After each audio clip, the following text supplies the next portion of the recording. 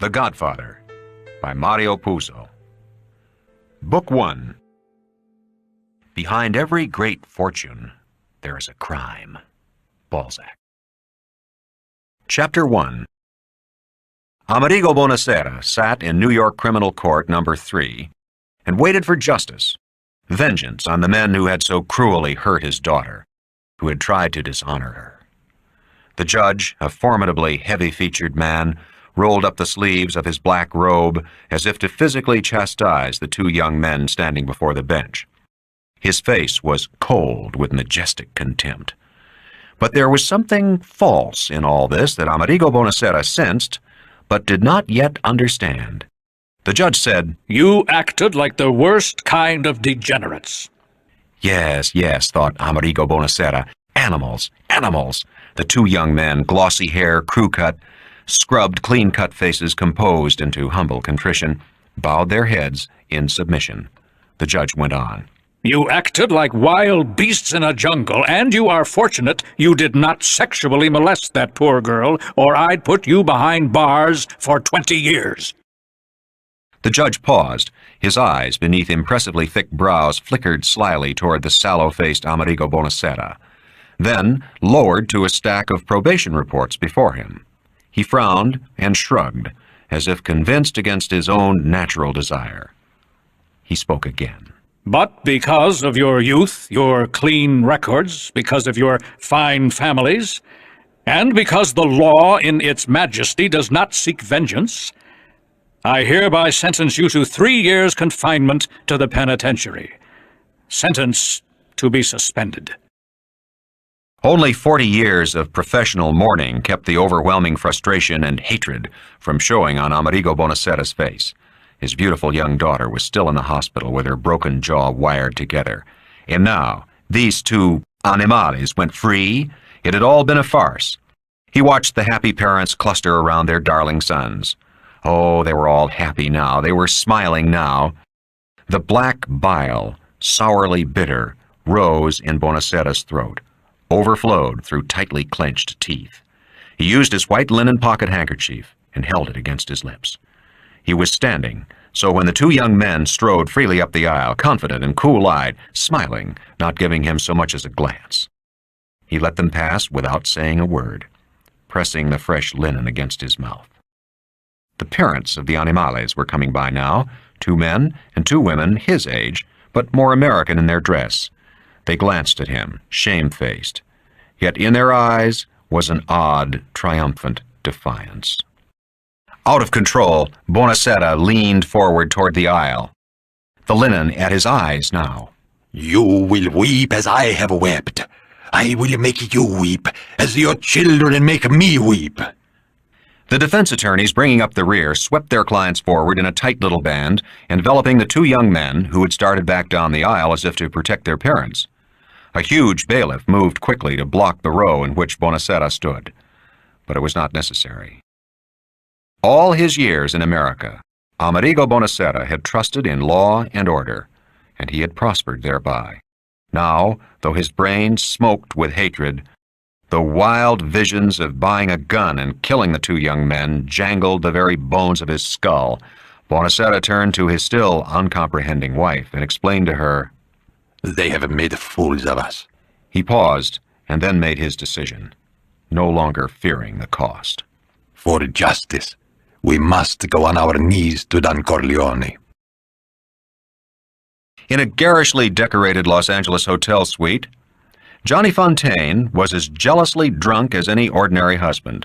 Sprawled on a red couch, he drank straight from the bottle of scotch in his hand, then washed the taste away by dunking his mouth in a crystal bucket of ice cubes and water. It was 4 in the morning, and he was spinning drunken fantasies of murdering his trampy wife when she got home, if she ever did come home.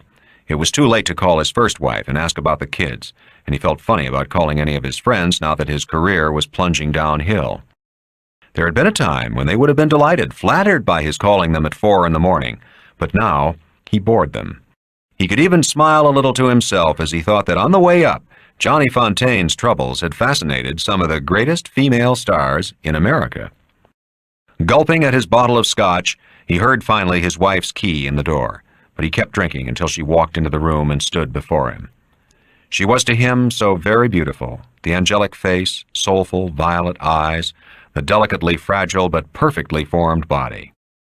On the screen, her beauty was magnified, spiritualized. 100 million men all over the world were in love with the face of Margot Ashton and paid to see it on the screen. Johnny Fontaine asked, "Where the hell were you?" Out fucking. She had misjudged his drunkenness. He sprang over the cocktail table and grabbed her by the throat.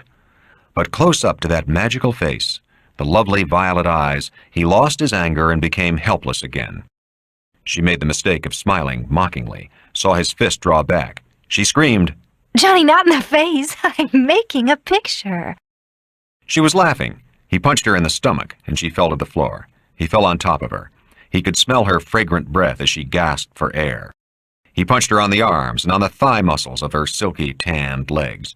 He beat her as he had beaten snotty, smaller kids long ago when he'd been a tough teenager in New York's Hell's Kitchen. A painful punishment that would leave no lasting disfigurement of loosened teeth or broken nose. But he was not hitting her hard enough. He couldn't, and she was giggling at him. Spread-eagled on the floor, her brocaded gown hitched up above her thighs, she taunted him between giggles. Come on, stick it in. Stick it in, Johnny. That's what you really want. Johnny Fontaine got up. He hated the woman on the floor, but her beauty was a magic shield. Margot rolled away and in a dancer's spring was on her feet facing him. She went into a childish, mocking dance and chanted, Johnny never hurt me. Johnny never hurt me. Then, almost sadly, with grave beauty, she said, You poor, silly bastard. Giving me cramps like a kid. Ah, Johnny, you always will be a dumb, romantic guinea. You even make love like a kid. You still think screwing is really like those dopey songs you used to sing. She shook her head. Poor Johnny. Goodbye, Johnny. She walked into the bedroom, and he heard her turn the key in the lock. Johnny sat on the floor with his face in his hands. The sick, humiliating despair overwhelmed him. And then the gutter toughness that had helped him survive the jungle of Hollywood made him pick up the phone and call for a car to take him to the airport. There was one person who could save him. He would go back to New York. He would go back to the one man with the power, the wisdom he needed, and the love he still trusted. His godfather, Corleone. The baker, Nazzarini, pudgy and crusty as his great Italian loaves, still dusty with flour, scowled at his wife, his nubile daughter, Catherine, and his baker's helper, Enzo.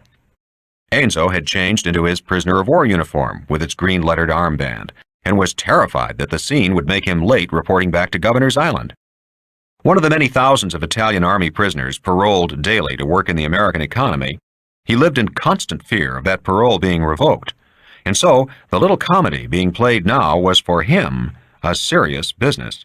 Nazzarini asked fiercely, Have you dishonored my family? Have you given my daughter a little package to remember you by? Now that the war is over, and you know America will kick your ass back to your village full of shit in Sicily? Enzo, a very short, strongly built boy, put his hand over his heart and said almost in tears, yet cleverly, Padrone, I swear by the Holy Virgin I have never taken advantage of your kindness. I love your daughter with all respect. I ask for her hand with all respect. I know I have no right, but if they send me back to Italy, I can never come back to America. I will never be able to marry Caterina. Nazzarini's wife, Filomena, spoke to the point. She said to her pudgy husband, Stop all this foolishness. You know what you must do. Keep Enzo here. Send him to hide with our cousins in Long Island. Catherine was weeping. She was already plump, homely, and sprouting a faint mustache. She would never get a husband as handsome as Enzo, never find another man who touched her body in secret places with such respectful love. She screamed at her father, I'll go and live in Italy. I'll run away if you don't keep Enzo here. Nazzarini glanced at her shrewdly. She was a hot number, this daughter of his. He had seen her brush her swelling buttocks against Enzo's front when the baker's helper squeezed behind her to fill the counter baskets with hot loaves from the oven. The young rascal's hot loaf would be in her oven, Nazzarini thought lewdly, if proper steps were not taken. Enzo must be kept in America and be made an American citizen. And there was only one man who could arrange such an affair: the Godfather, Don Corleone. All of these people and many others received engraved invitations to the wedding of Miss Constanza Corleone, to be celebrated on the last Saturday in August 1945. The father of the bride, Don Vito Corleone, never forgot his old friends and neighbors, though he himself now lived in a huge house on Long Island. The reception would be held in that house, and the festivities would go on all day. There was no doubt it would be a momentous occasion. The war with the Japanese had just ended, so there would not be any nagging fear for their sons fighting in the army to cloud these festivities. A wedding was just what people needed to show their joy. And so, on that Saturday morning, the friends of Don Corleone streamed out of New York City to do him honor. They bore cream-colored envelopes stuffed with cash as bridal gifts, no checks. Inside each envelope, a card established the identity of the giver and the measure of his respect for the Godfather. A respect truly earned. Don Vito Corleone was a man to whom everybody came for help, and never were they disappointed. He made no empty promises, nor the craven excuse that his hands were tied by more powerful forces in the world than himself. It was not necessary that he be your friend. It was not even important that you had no means with which to repay him. Only one thing was required: that you yourself, proclaim your friendship. And then, no matter how poor or powerless the supplicant, Don Corleone would take that man's troubles to his heart, and he would let nothing stand in the way to a solution of that man's woe. His reward? Friendship, the respectful title of Don, and sometimes the more affectionate salutation of Godfather. And perhaps, to show respect only, never for profit, some humble gift, a gallon of homemade wine or a basket of peppered tarallas, specially baked to grace his Christmas table. It was understood, it was mere good manners, to proclaim that you were in his debt and that he had the right to call upon you at any time to redeem your debt by some small service. Now, on this great day, his daughter's wedding day, Don Vito Corleone stood in the doorway of his Long Beach home to greet his guests, all of them known, all of them trusted. Many of them owed their good fortune in life to the Don, and on this intimate occasion felt free to call him Godfather to his face. Even the people performing festal services were his friends. The bartender was an old comrade, whose gift was all the wedding liquors and his own expert skills. The waiters were the friends of Don Corleone's sons. The food on the garden picnic tables had been cooked by the Don's wife and her friends, and the gaily festooned one-acre garden itself had been decorated by the young girl chums of the bride. Don Corleone received everyone, rich and poor, powerful and humble, with an equal show of love. He slighted no one. That was his character. And the guests so exclaimed at how well he looked in his tux that an inexperienced observer might easily have thought that Don himself was the lucky groom. Standing at the door with him were two of his three sons. The eldest, baptized Santino, but called Sonny by everyone except his father, was looked at askance by the older Italian men, with admiration by the younger. Sonny Corleone was tall for a first-generation American of Italian parentage, almost 6 feet, and his crop of bushy, curly hair made him look even taller. His face was that of a gross Cupid, the features even, but the bow-shaped lips thickly sensual, the dimpled, cleft chin in some curious way obscene. He was built as powerfully as a bull, and it was common knowledge that he was so generously endowed by nature that his martyred wife feared the marriage bed as unbelievers once feared the rack. It was whispered that when as a youth he had visited houses of ill fame, even the most hardened and fearless Putnam, after an awed inspection of his massive organ, demanded double price. Here at the wedding feast, some young matrons, wide-hipped, wide-mouthed, measured Sonny Corleone with coolly confident eyes. But on this particular day, they were wasting their time. Sonny Corleone, despite the presence of his wife and 3 small children, had plans for his sister's maid of honor, Lucy Mancini. This young girl, fully aware, sat at a garden table in her pink formal gown, a tiara of flowers in her glossy black hair. She had flirted with Sonny in the past week of rehearsals and squeezed his hand that morning at the altar. A maiden could do no more. She did not care that he would never be the great man his father had proved to be. Sonny Corleone had strength, he had courage, he was generous, and his heart was admitted to be as big as his organ. Yet he did not have his father's humility, but instead a quick, hot temper that led him into errors of judgment.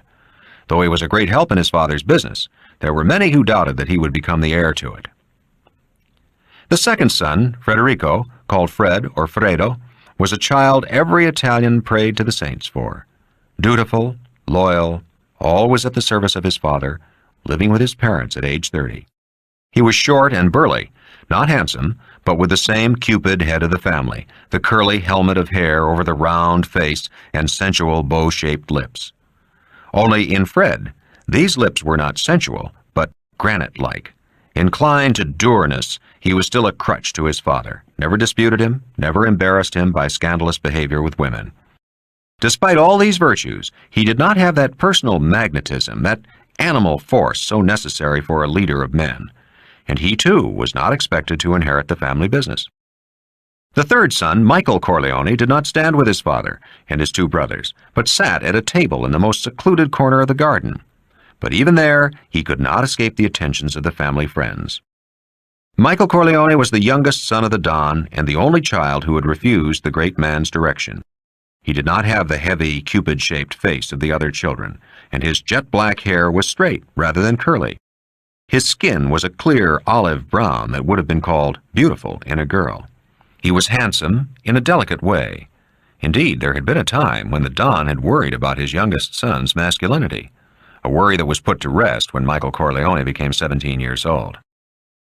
Now, this youngest son sat at a table in the extreme corner of the garden to proclaim his chosen alienation from father and family. Beside him sat the American girl everyone had heard about, but whom no one had seen until this day. He had, of course, shown the proper respect and introduced her to everyone at the wedding, including his family. They were not impressed with her. She was too thin. She was too fair. Her face was too sharply intelligent for a woman. Her manner too free for a maiden. Her name, too, was outlandish to their ears. She called herself Kay Adams. If she had told them that her family had settled in America 200 years ago and her name was a common one, they would have shrugged. Every guest noticed that the Don paid no particular attention to his third son. Michael had been his favorite before the war, and obviously the chosen heir to run the family business when the proper moment came. He had all the quiet force and intelligence of his great father, the born instinct to act in such a way that men had no recourse but to respect him. But when World War II broke out, Michael Corleone volunteered for the Marine Corps. He defied his father's express command when he did so. Don Corleone had no desire, no intention of letting his youngest son be killed in the service of a power foreign to himself. Doctors had been bribed, secret arrangements had been made, a great deal of money had been spent to take the proper precautions. But Michael was 21 years of age, and nothing could be done against his own willfulness. He enlisted and fought over the Pacific Ocean. He became a captain and won medals. In 1944, his picture was printed in Life magazine with a photo layout of his deeds. A friend had shown Don Corleone the magazine. His family did not dare, and the Don had grunted disdainfully and said, "He performs those miracles for strangers."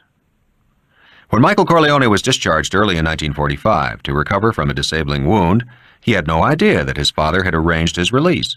He stayed home for a few weeks, then, without consulting anyone, entered Dartmouth College in Hanover, New Hampshire, and so he left his father's house, to return for the wedding of his sister and to show his own future wife to them, the washed-out rag of an American girl. Michael Corleone was amusing Kay Adams by telling her little stories about some of the more colorful wedding guests. He was, in turn, amused by her finding these people exotic, and, as always, charmed by her intense interest in anything new and foreign to her experience. Finally, her attention was caught by a small group of men gathered around a wooden barrel of homemade wine. The men were Amerigo Bonasera, Nazarene the baker, Anthony Capola, and Luca Brasi. With her usual alert intelligence, she remarked on the fact that these four men did not seem particularly happy. Michael smiled. No, they're not. They're waiting to see my father in private. They have favors to ask. And indeed, it was easy to see that all four men constantly followed the Don with their eyes. As Don Corleone stood greeting guests, a black Chevrolet sedan came to a stop on the far side of the paved mall. Two men in the front seat pulled notebooks from their jackets and, with no attempt at concealment, jotted down license numbers of the other cars parked around the mall. Sonny turned to his father. Those guys over there must be cops. Don Corleone shrugged. I don't know in the street. They can do what they please. Sonny's heavy, cupid face grew red with anger. Those lousy bastards, they don't respect anything. He left the steps of the house and walked across the mall to where the black sedan was parked. He thrust his face angrily close to the face of the driver, who did not flinch, but flapped open his wallet to show a green identification card. Sonny stepped back without saying a word. He spat so that the spittle hit the back door of the sedan and walked away. He was hoping the driver would get out of the sedan and come after him, on the mall, but nothing happened. When he reached the steps, he said to his father, Those guys are FBI men. They're taking down all the license numbers. Snotty bastards. Don Corleone knew who they were. His closest and most intimate friends had been advised to attend the wedding in automobiles not their own. And though he disapproved of his son's foolish display of anger, the tantrum served a purpose. It would convince the interlopers that their presence was unexpected and unprepared for. So Don Corleone himself was not angry. He had long ago learned that society imposes insults that must be borne, comforted by the knowledge that in this world there comes a time when the most humble of men, if he keeps his eyes open, can take his revenge on the most powerful. It was this knowledge that prevented the Don from losing the humility all his friends admired in him. But now in the garden behind the house, a four-piece band began to play. All the guests had arrived. Don Corleone put the intruders out of his mind and led his two sons to the wedding feast. There were now hundreds of guests in the huge garden, some dancing on the wooden platform bedecked with flowers, others sitting at long tables piled high with spicy food and gallon jugs of black homemade wine. The bride, Connie Corleone, sat in splendor at a special raised table with her groom, the maid of honor, bridesmaids, and ushers. It was a rustic setting in the old Italian style, not to the bride's taste, but Connie had consented to a guinea wedding to please her father because she had so displeasured him in her choice of a husband. The groom, Carlo Rizzi, was a half-breed, born of a Sicilian father and the North Italian mother from whom he had inherited his blonde hair and blue eyes. His parents lived in Nevada, and Carlo had left the state because of a little trouble with the law. In New York, he met Sonny Corleone, and so met the sister. Don Corleone, of course, sent trusted friends to Nevada, and they reported that Carlo's police trouble was a youthful indiscretion with a gun, not serious, that could easily be wiped off the books to leave the youth with a clean record. They also came back with detailed information on legal gambling in Nevada, which greatly interested the Don, and which he had been pondering ever since. It was part of the Don's greatness that he profited from everything. Connie Corleone was a not quite pretty girl, thin and nervous, and certain to become shrewish later in life. But today, transformed by her white bridal gown and eager virginity, she was so radiant as to be almost beautiful. Beneath the wooden table, her hand rested on the muscular thigh of her groom. Her cupid bow mouth pouted to give him an airy kiss. She thought him incredibly handsome. Carlo Rizzi had worked in the open desert air while very young, heavy laborer's work. Now he had tremendous forearms, and his shoulders bulged the jacket of his tux. He basked in the adoring eyes of his bride and filled her glass with wine. He was elaborately courteous to her, as if they were both actors in a play, but his eyes kept flickering toward the huge silk purse the bride wore on her right shoulder, and which was now stuffed full of money envelopes. How much did it hold? 10,000? 20,000? Carlo Rizzi smiled. It was only the beginning. He had, after all, married into a royal family. They would have to take care of him. In the crowd of guests, a dapper young man with the sleek head of a ferret was also studying the silk purse. From sheer habit, Paulie Gatto wondered just how he could go about hijacking that fat pocketbook. The idea amused him, but he knew it was idle, innocent dreaming, as small children dream of knocking out tanks with pop guns. He watched his boss, fat, middle-aged Peter Clemenza, whirling young girls around the wooden dance floor in a rustic and lusty tarantella. Clemenza, immensely tall, immensely huge, danced with such skill and abandon, his hard belly lecherously bumping the breasts of younger, tinier women, that all the guests were applauding him. Older women grabbed his arm to become his next partner. The younger men respectfully cleared off the floor and clapped their hands in time to the mandolin's wild strumming. When Clemenza finally collapsed in a chair, Poligato brought him a glass of icy black wine and wiped the perspiring Jove-like brow with his silk handkerchief. Clemenza was blowing like a whale as he gulped down the wine. But instead of thanking Paulie, he said curtly, Never mind being a dance judge. Do your job. Take a walk around the neighborhood and see everything is okay. Paulie slid away into the crowd. The band took a refreshment break. A young man named Nino Valenti picked up a discarded mandolin, put his left foot up on a chair, and began to sing a coarse Sicilian love song. Nino Valenti's face was handsome, though bloated by continual drinking, and he was already a little drunk. He rolled his eyes as his tongue caressed the obscene lyrics. The women shrieked with glee, and the men shouted the last word of each stanza with the singer.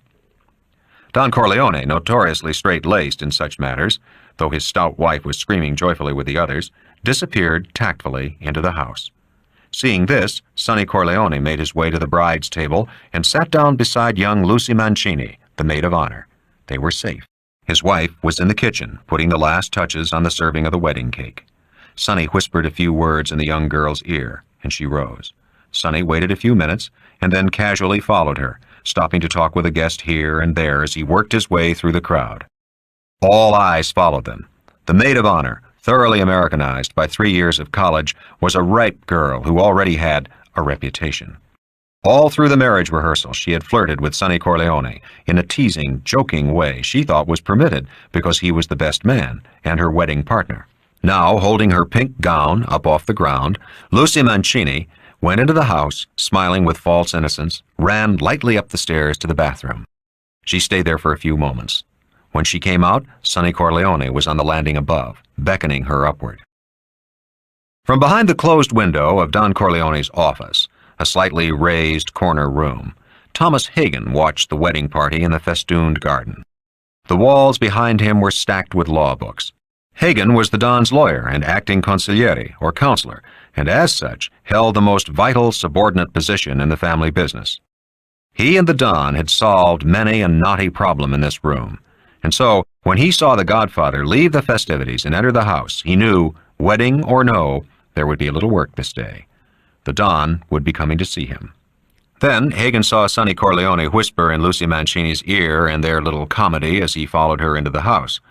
Hagen grimaced, debated whether to inform the Don, and decided against it.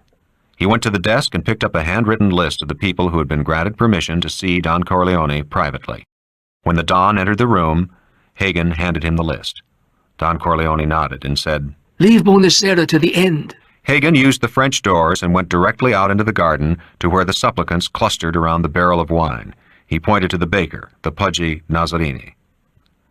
Don Corleone greeted the baker with an embrace. They had played together as children in Italy and had grown up in friendship. Every Easter, freshly baked clotted cheese and wheat germ pies, their crusts yolk gold, big around as truck wheels, arrived at Don Corleone's home. On Christmas, on family birthdays, rich, creamy pastries proclaimed the Nazzarini's respect. And all through the years, lean and fat, Nazzarini cheerfully paid his dues to the bakery union organized by the Don in his salad days, never asking for a favor in return, except for the chance to buy black market OPA sugar coupons during the war. Now, the time had come for the baker to claim his rights as a loyal friend, and Don Corleone looked forward with great pleasure to granting his request. He gave the baker a Di Nobili cigar and a glass of yellow strega, and put his hand on the man's shoulder to urge him on. That was the mark of the Don's humanity. He knew from bitter experience what courage it took to ask a favor from a fellow man.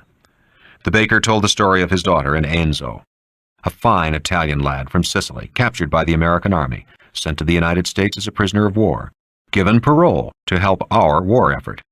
A pure and honorable love had sprung up between honest Enzo and his sheltered Catherine, but now that the war was ended, the poor lad would be repatriated to Italy, and Nazzarini's daughter would surely die of a broken heart.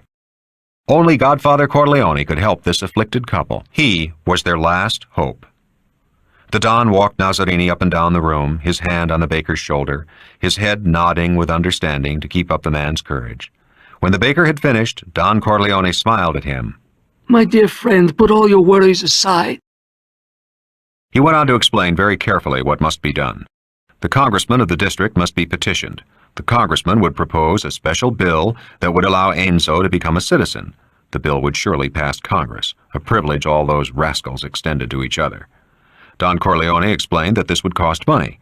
The going price was now $2,000. He, Don Corleone, would guarantee performance and accept payment. Did his friend agree? The baker nodded his head vigorously. He did not expect such a great favor for nothing. That was understood. A special act of Congress does not come cheap. Nazzarini was almost tearful in his thanks.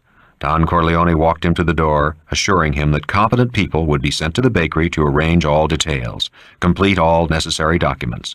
The baker embraced him before disappearing into the garden. Hagen smiled at the Don. That's a good investment for Nazzarini. A son-in-law and a cheap lifetime helper in his bakery, all for $2,000. He paused. Who do I give this job to? Don Corleone frowned in thought. Not to our paisan. Give it to the Jew in the next district. Have the home addresses changed. I think there might be many such cases now the war is over. We should have extra people in Washington that can handle the overflow and not raise the price. Hagen made a note on his pad. Not Congressman Luteco. Try Fisher. The next man Hagen brought in was a very simple case. His name was Anthony Coppola, and he was the son of a man Don Corleone had worked with in the railroad yards in his youth. Coppola needed $500 to open a pizzeria, for a deposit on fixtures and a special oven. For reasons not gone into, credit was not available. The Don reached into his pocket and took out a roll of bills. It was not quite enough. He grimaced and said to Tom Hagen, "Loan me $100. I'll pay you back Monday when I go to the bank." The supplicant protested that $400 would be ample, but Don Corleone patted his shoulder, saying apologetically, "This fancy wedding left me a little short of cash." He took the money Hagen extended to him and gave it to Anthony Coppola with his own roll of bills. Hagen watched with quiet admiration. The Don always taught that when a man was generous, he must show the generosity as personal. How flattering to Anthony Coppola that a man like the Don would borrow to loan him money. Not that Coppola did not know that the Don was a millionaire, but how many millionaires let themselves be put to even a small inconvenience by a poor friend? The Don raised his head inquiringly. He's not on the list, but Luca Brasi wants to see you. He understands it can't be public, but he wants to congratulate you in person. For the first time, the Don seemed displeased. The answer was devious. "Is it necessary?" Hagen shrugged. You understand him better than I do, but he was very grateful that you invited him to the wedding. He never expected that. I think he wants to show his gratitude. Don Corleone nodded and gestured that Luca Brasi should be brought to him. In the garden, Kay Adams was struck by the violent fury imprinted on the face of Luca Brasi. She asked about him. Michael had brought Kay to the wedding so that she would slowly and perhaps without too much of a shock absorb the truth about his father. But so far, she seemed to regard the Don as a slightly unethical businessman. Michael decided to tell her part of the truth indirectly. He explained that Luca Brasi was one of the most feared men in the Eastern underworld. His great talent, it was said, was that he could do a job of murder all by himself without confederates, which automatically made discovery and conviction by the law almost impossible. Michael grimaced. I don't know whether all that stuff is true. I do know he is a sort of friend to my father. For the first time, Kay began to understand. She asked a little incredulously, "You're not hinting that a man like that works for your father?" The hell with it, he thought. He said straight out, Nearly 15 years ago, some people wanted to take over my father's oil importing business. They tried to kill him, nearly did. Luca Brasi went after them. The story is that he killed 6 men in 2 weeks, and that ended the famous olive oil war. He smiled as if it were a joke. Kay shuddered. You mean your father was shot by gangsters? 15 years ago. Everything's been peaceful since then. He was afraid he had gone too far. You're trying to scare me. You just don't want me to marry you. She smiled at him and poked his ribs with her elbow. Very clever. Michael smiled back at her. I want you to think about it.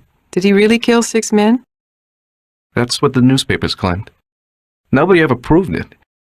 But there's another story about him that nobody ever tells. It's supposed to be so terrible that even my father won't talk about it. Tom Hagen knows the story, and he won't tell me. Once I kidded him. I said, "When will I be old enough to hear that story about Luca?" And Tom said, "When you're 100. Michael sipped his glass of wine. That must be some story. That must be some Luca. Luca Brasi was indeed a man to frighten the devil in hell himself. Short, squat, massive-skulled, his presence sent out alarm bells of danger. His face was stamped into a mask of fury. The eyes were brown, but with none of the warmth of that color, more a deadly tan. The mouth was not so much cruel as lifeless, thin, rubbery, and the color of veal. Brasi's reputation for violence was awesome, and his devotion to Don Corleone legendary. He was in himself one of the great blocks that supported the Don's power structure. His kind was a rarity. Luca Brasi did not fear the police, he did not fear society, he did not fear God, he did not fear hell, he did not fear or love his fellow man. But he had elected, he had chosen to fear and love Don Corleone. Ushered into the presence of the Don, the terrible Brasi held himself stiff with respect. He stuttered over the flowery congratulations he offered, and his formal hope that the first grandchild would be masculine. He then handed the Don an envelope stuffed with cash as a gift for the bridal couple. So that was what he wanted to do. Hagen noticed the change in Don Corleone. The Don received Brasi as a king greets a subject, who had done him an enormous service, never familiar, but with regal respect. With every gesture, with every word, Don Corleone made it clear to Luca Brasi that he was valued. Not for one moment did he show surprise at the wedding gift being presented to him personally. He understood. The money in the envelope was sure to be more than anyone else had given. Brasi had spent many hours deciding on the sum, comparing it to what the other guests might offer. He wanted to be the most generous, to show that he had the most respect, and that was why he had given his envelope to the Don personally, a gaucherie the Don overlooked in his own flowery sentence of thanks. Hagen saw Luca Brasi's face lose its mask of fury, swell with pride and pleasure. Brasi kissed the Don's hand before he went out the door that Hagen held open. Hagen prudently gave Brasi a friendly smile, which the squat man acknowledged with a polite stretching of rubbery, veal-colored lips. When the door closed, Don Corleone gave a small sigh of relief. Brasi was the only man in the world who could make him nervous. The man was like a natural force, not truly subject to control. He had to be handled as gingerly as dynamite. The Don shrugged. Even dynamite could be exploded harmlessly if the need arose. He looked questioningly at Hagen. Is Bonacera the only one left? Hagen nodded. Don Corleone frowned in thought, then said, Before you bring him in, tell Santino to come here. He should learn some things. Out in the garden, Hagen searched anxiously for Sonny Corleone. He told the waiting Bonacera to be patient and went over to Michael Corleone and his girlfriend. Did you see Sonny around? Michael shook his head. Damn, Hagen thought, if Sonny was screwing the maid of honor all this time, there was going to be a mess of trouble. His wife, the young girl's family, it could be a disaster. Anxiously, he hurried to the entrance through which he had seen Sonny disappear almost a half hour ago. Seeing Hagen go into the house, Kay Adams asked Michael Corleone, Who is he? You introduced him as your brother, but his name is different, and he certainly doesn't look Italian. Tom lived with us since he was 12 years old. His parents died, and he was roaming around the streets with his bad eye infection. Sonny brought him home one night, and he just stayed. He didn't have any place to go. He lived with us until he got married. Kay Adams was thrilled. That's really romantic. Your father must be a warm-hearted person. To adopt somebody just like that when he had so many children of his own. Michael didn't bother to point out that immigrant Italians considered 4 children a small family. Tom wasn't adopted. He just lived with us. Oh. Kay said, then asked curiously. Why didn't you adopt him? Michael laughed. Because my father said it would be disrespectful for Tom to change his name. Disrespectful to his own parents. They saw Hagen shoo Sonny through the French door into the Don's office and then crook a finger at Amerigo Bonacera. Why do they bother your father with business on a day like this? Michael laughed again. Because they know that by tradition, no Sicilian can refuse a request on his daughter's wedding day. And no Sicilian ever lets a chance like that go by. Lucy Mancini lifted her pink gown off the floor and ran up the steps. Sonny Corleone's heavy, cupid face, really obscene with whiny lust, frightened her, but she had teased him for the past week to just this end. In her 2 college love affairs, she'd felt nothing, and neither of them lasted more than a week. Quarreling, her second lover had mumbled something about her being too big down there. Lucy had understood, and for the rest of the school term had refused to go out on any dates. During the summer, preparing for the wedding of her best friend, Connie Corleone, Lucy heard the whispered stories about Sonny. One Sunday afternoon in the Corleone kitchen, Sonny's wife Sandra gossiped freely. Sandra was a coarse, good-natured woman who had been born in Italy, but brought to America as a small child. She was strongly built with great breasts, and had already borne 3 children in 5 years of marriage. Sandra and the other women teased Connie about the terrors of the nuptial bed. "My God," Sandra had giggled, "when I saw that pole of Sonny's for the first time and realized he was going to stick it into me, I yelled bloody murder. After the first year, my insides felt as mushy as macaroni boiled for an hour. When I heard he was doing the job on other girls, I went to church and lit a candle." They'd all laughed, but Lucy had felt her flesh twitching between her legs. Now, as she ran up the steps toward Sonny, a tremendous flash of desire went through her body. On the landing, Sonny grabbed her hand and pulled her down the hall into an empty bedroom. Her legs went weak as the door closed behind them. She felt Sonny's mouth on hers, his lips tasting of burnt tobacco, bitter. She opened her mouth. At that moment, she felt his hand come up beneath her bridesmaid's gown, heard the rustle of material giving way, felt his large, warm hand between her legs, ripping aside the satin panties to caress her vulva. She put her arms around his neck and hung there as he opened his trousers. Then he placed both hands beneath her bare buttocks and lifted her. She gave a little hop in the air so that both her legs were wrapped around his upper thighs. His tongue was in her mouth, and she sucked on it. He gave a savage thrust that banged her head against the door. She felt something burning pass between her thighs. She let her right hand drop from his neck and reached down to guide him. Her hand closed around an enormous, blood-gorged pole of muscle.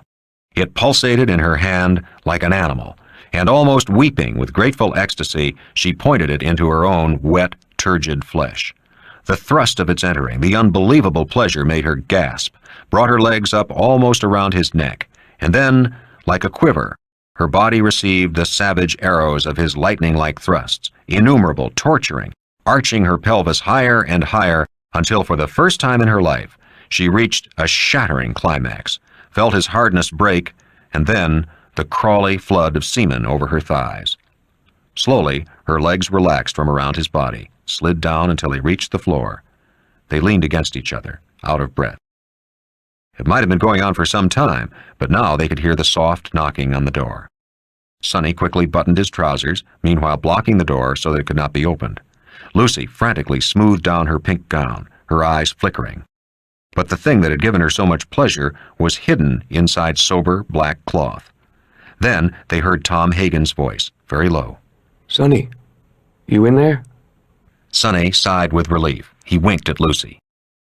Yeah, Tom, what is it?" Hagen's voice, still low, said, "The Don wants you in his office. Now." They could hear his footsteps as he walked away. Sonny waited for a few moments, gave Lucy a hard kiss on the lips, and then slipped out the door after Hagen. Lucy combed her hair. She checked her dress and pulled around her garter straps. Her body felt bruised, her lips pulpy and tender. She went out the door, and though she felt the sticky wetness between her thighs, she did not go to the bathroom to wash, but ran straight on down the steps and into the garden. She took her seat at the bridal table next to Connie, who exclaimed petulantly, "Lucy, where were you? You look drunk.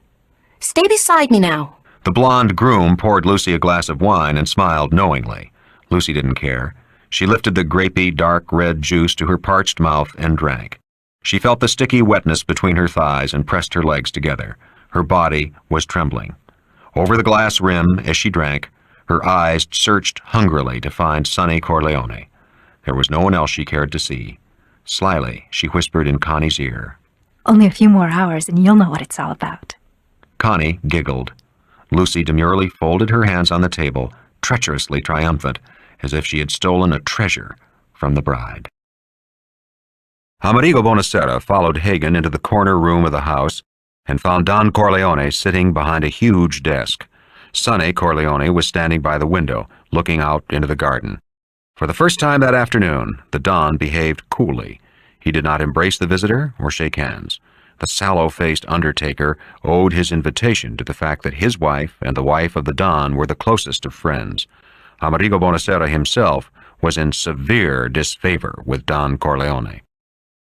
Bonacera began his request obliquely and cleverly. "You must excuse my daughter. your wife's goddaughter, for not doing your family the respect of coming today. She is in the hospital still. He glanced at Sonny Corleone and Tom Hagen to indicate that he did not wish to speak before them. But the Don was merciless. We all know of your daughter's misfortune. If I can help her in any way, you have only to speak. My wife is her godmother, after all. I have never forgotten that honor. This was a rebuke. The undertaker never called Don Corleone Godfather, as custom dictated. Buonasera, ashen-faced, asked directly now, May I speak to you alone? Don Corleone shook his head. I trust these two men with my life. They are my two right arms. I cannot insult them by sending them away. The undertaker closed his eyes for a moment, and then began to speak. His voice was quiet, the voice he used to console the bereaved. I raised my daughter in the American fashion.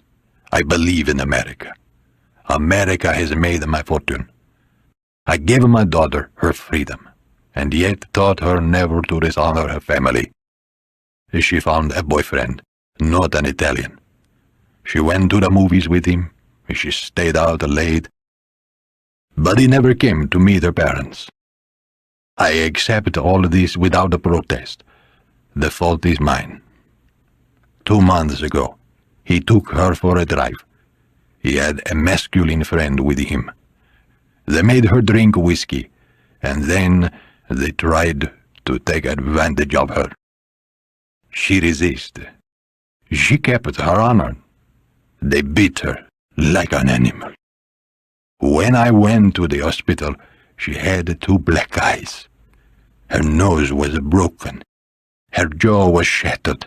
They had to wire it together. She wept through her pain. Father, Father, why did they do it? Why did they do this to me? And I wept. Buonasera could not speak further. He was weeping now, though his voice had not betrayed his emotion. Don Corleone, as if against his will, made a gesture of sympathy, and Buonasera went on, his voice human with suffering. Why did I weep? She was the light of my life, an affectionate daughter, a beautiful girl. She trusted people, and now she will never trust them again. She will never be beautiful again. He was trembling, his sallow face flushed, an ugly, dark red. I went to the police, like a good American. The 2 boys were arrested. They were brought to trial. The evidence was overwhelming, and they pleaded guilty. The judge sentenced them to 3 years in prison and suspended the sentence. They went free that very day. I stood in the courtroom like a fool, and those bastards smiled at me. And then I said to my wife, we must go to Don Corleone for justice. The Don had bowed his head to show respect for the man's grief. But when he spoke, the words were cold with offended dignity. Why did you go to the police? Why didn't you come to me at the beginning of this affair? What do you want of me? Tell me what you wish.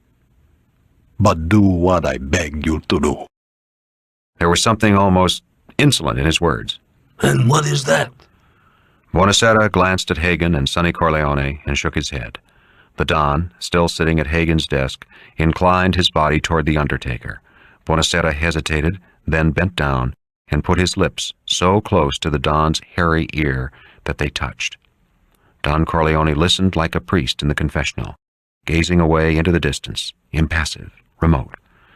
They stood so for a long moment, until Buonasera finished whispering and straightened to his full height. The Don looked up gravely at Buonasera. Buonasera, his face flushed, returned the stare unflinchingly. Finally, the Don spoke. That I cannot do. You are being carried away. I will pay you anything you ask. On hearing this, Hagen flinched, a nervous flick of his head. Sonny Corleone folded his arms, smiled sardonically as he turned from the window to watch the scene in the room for the first time. Don Corleone rose from behind the desk. His face was still impassive, but his voice rang like cold death. We have known each other many years, you and I. But until this day, you never came to me for counsel or help.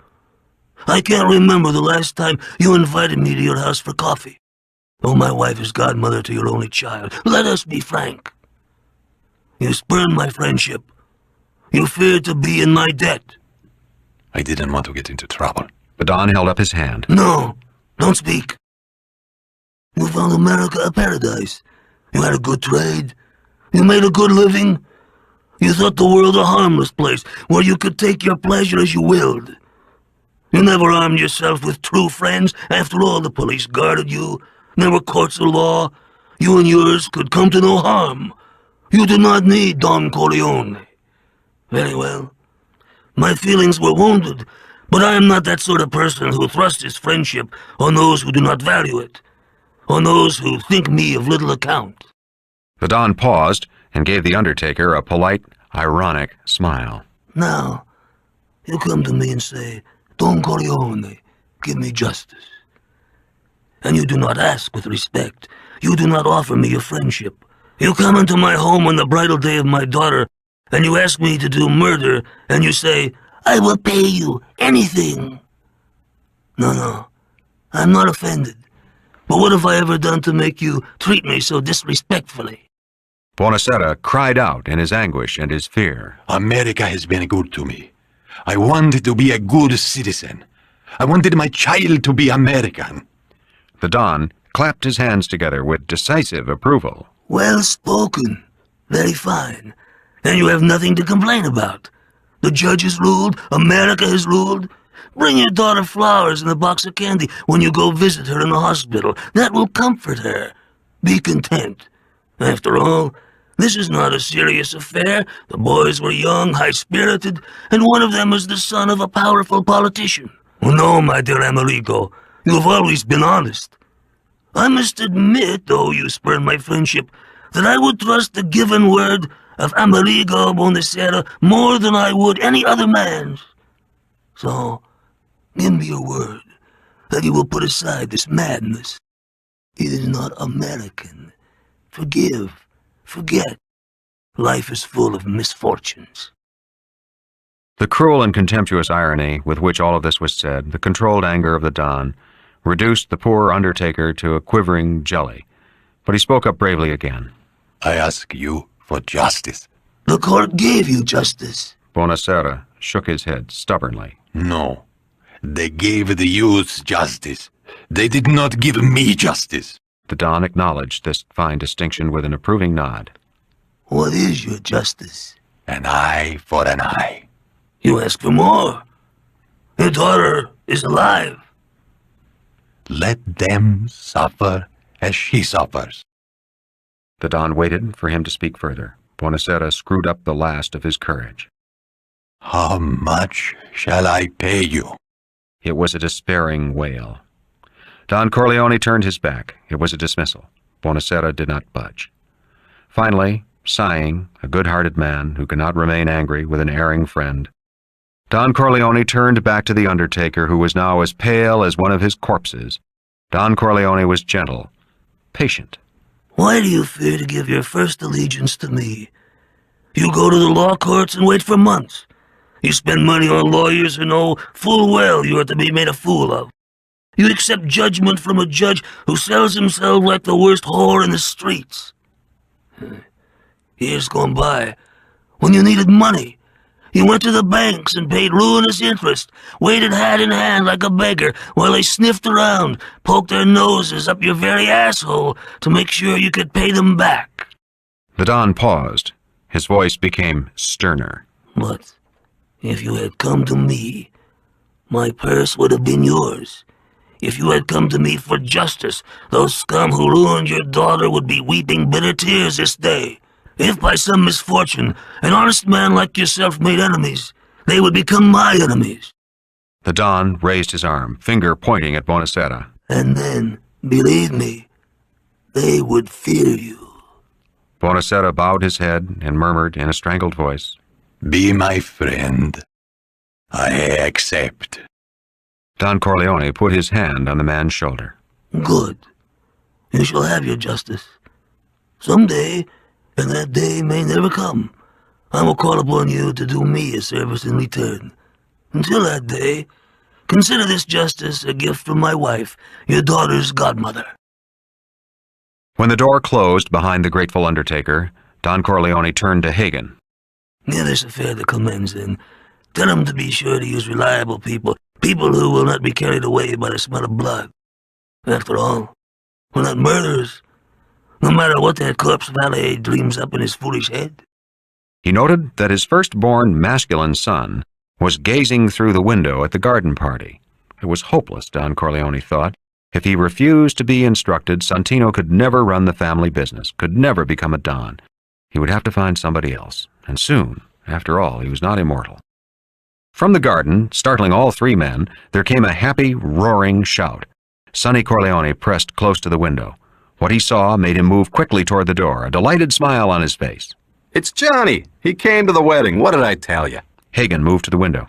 He said to Don Corleone, It's really your godson. Shall I bring him here? "No, let the people enjoy him. Let him come to me when he's ready."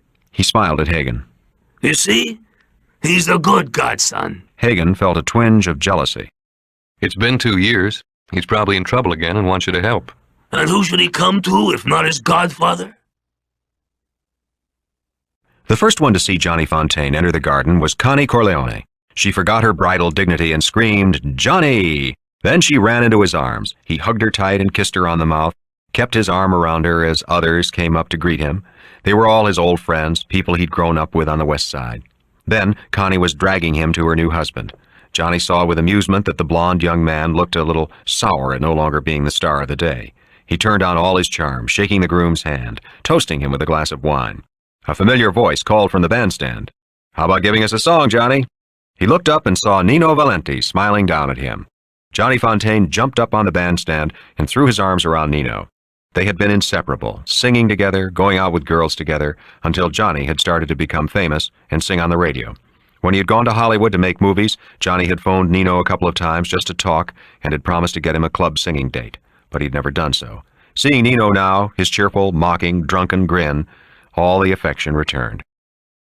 Nino began strumming on the mandolin. Johnny Fontaine put his hand on Nino's shoulder. "This is for the bride," he said, and stamping his foot, chanted the words to an obscene Sicilian love song. As he sang, Nino made suggestive motions with his body.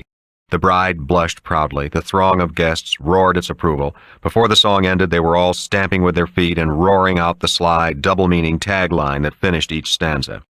At the end, they would not stop applauding until Johnny cleared his throat to sing another song. They were all proud of him. He was of them, and he had become a famous singer, a movie star who slept with the most desired women in the world. And yet he had shown proper respect for his godfather by traveling 3,000 miles to attend this wedding.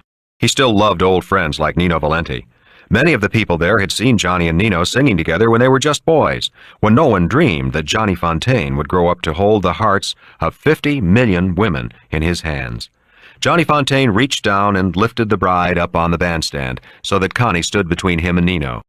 Both men crouched down, facing each other, Nino plucking the mandolin for a few harsh chords. It was an old routine of theirs, a mock battle and wooing, using their voices like swords, each shouting a chorus in turn. With the most delicate courtesy, Johnny let Nino's voice overwhelm his own.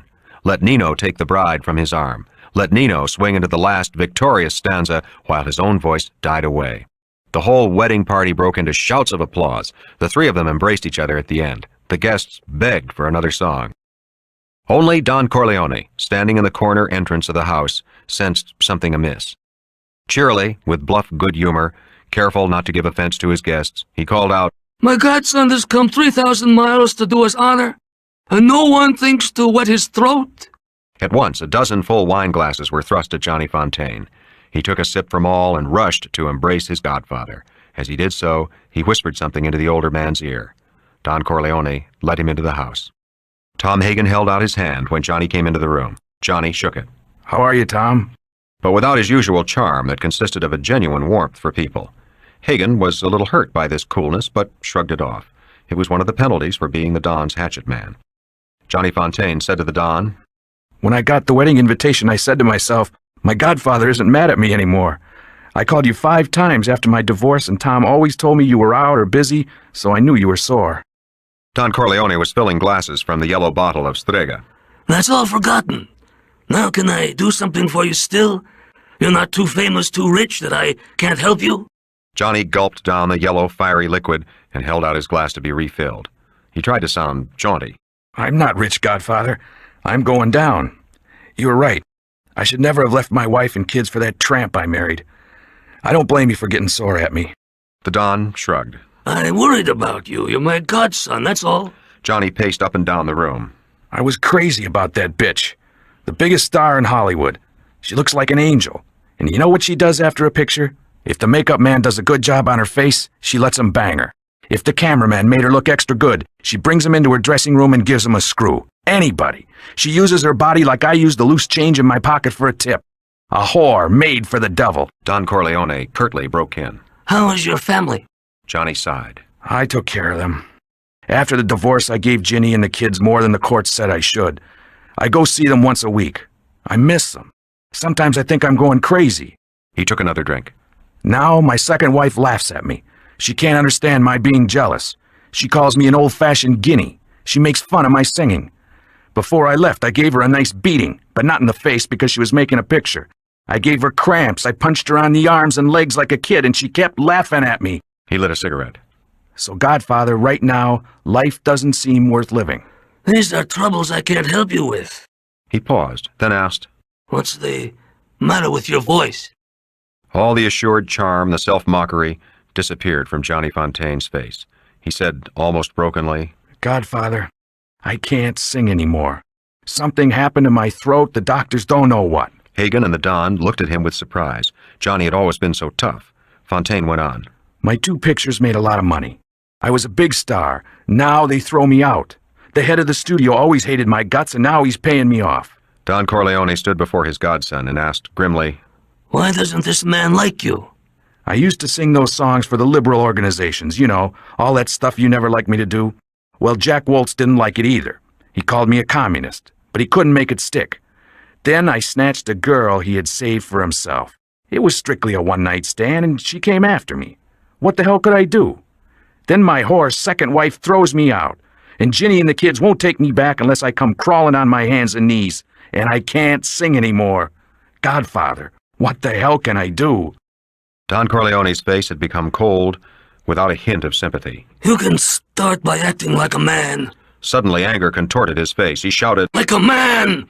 He reached over the desk and grabbed Johnny Fontaine by the hair of his head in a gesture that was savagely affectionate. By Christ in heaven, is it possible that you spent so much time in my presence and turned out no better than this? A Hollywood Finocchio who weeps and begs for pity, who cries out like a woman, Oh, what shall I do? Oh, what shall I do? The mimicry of the Don was so extraordinary, so unexpected, that Hagen and Johnny were startled into laughter. Don Corleone was pleased. For a moment he reflected on how much he loved this godson. How would his own 3 sons have reacted to such a tongue-lashing? Santino would have sulked and behaved badly for weeks afterward. Fredo would have been cowed. Michael would have given him a cold smile and gone out of the house, not to be seen for months. But Johnny, what a fine chap he was, smiling now, gathering strength, knowing already the true purpose of his godfather. Don Corleone went on. You took the woman of your boss, a man more powerful than yourself, then you complain he won't help you. What nonsense! You left your family, your children without a father, to marry a whore and you weep because they don't welcome you back with open arms. The whore, you don't hit her in the face because she's making a picture, and you're amazed because she laughs at you. You lived like a fool, and you have come to a fool's end. Don Corleone paused to ask in a patient voice, Are you willing to take my advice this time? Johnny Fontaine shrugged. I can't marry Ginny again, not the way she wants. I have to gamble. I have to drink. I have to go out with the boys. Beautiful broads run after me, and I never could resist them. Then I used to feel like a heel when I went back to Ginny. Christ, I can't go through all that crap again. It was rare that Don Corleone showed exasperation. I didn't tell you to get married again. Do what you want. It's good you wish to be a father to your children. A man who is not a father to his children can never be a real man. But then, you must make their mother accept you. Who says you can't see them every day? Who says you can't live in the same house? Who says you can't live your life exactly as you want to live it? Johnny Fontaine laughed. Godfather, not all women are like the old Italian wives. Ginny won't stand for it. Now the Don was mocking. Because you acted like a Finocchio. You gave her more than the court said. You didn't hit the other in the face because she was making a picture. You let women dictate your actions, and they are not competent in this world. Though certainly they will be saints in heaven, while we men burn in hell. And then, I've watched you all these years. The Don's voice became earnest. You've been a fine godson. You've given me all the respect. But what of your other old friends? One year, you run around with this person, the next year with another person. That Italian boy who was so funny in the movies, he had some bad luck. You never saw him again because you were more famous. And how about your old comrade that you went to school with? Who was your partner singing? Nino. He drinks too much out of disappointment, but he never complains. He works hard driving the gravel truck and sings weekends for a few dollars. He never says anything against you. You couldn't help him a bit, why not? He sings well. Johnny Fontaine said with patient weariness. Godfather, he just hasn't got enough talent. He's okay, but he's not big time. Don Corleone lidded his eyes almost closed and then said, And you, godson? You just don't have talent enough? Shall I get you a job on the gravel truck with Nino? When Johnny didn't answer, the Don went on. Friendship is everything. Friendship is more than talent. It is more than government. It is almost equal to family. Never forget that. If you had built up a wall of friendships, you wouldn't have to ask me to help. Now tell me, why can't you sing? You sang well in the garden, as well as Nino. Hagen and Johnny smiled at this delicate thrust. It was Johnny's turn to be patronizingly patient. My voice is weak. I sing 1 or 2 songs, and then I can't sing again for hours or days. I can't make it through the rehearsals or the retakes. My voice is weak. It's got some sort of sickness. So you have woman trouble. Your voice is sick. Now tell me the trouble you're having with this Hollywood pezzo davanti who won't let you work. The Don was getting down to business.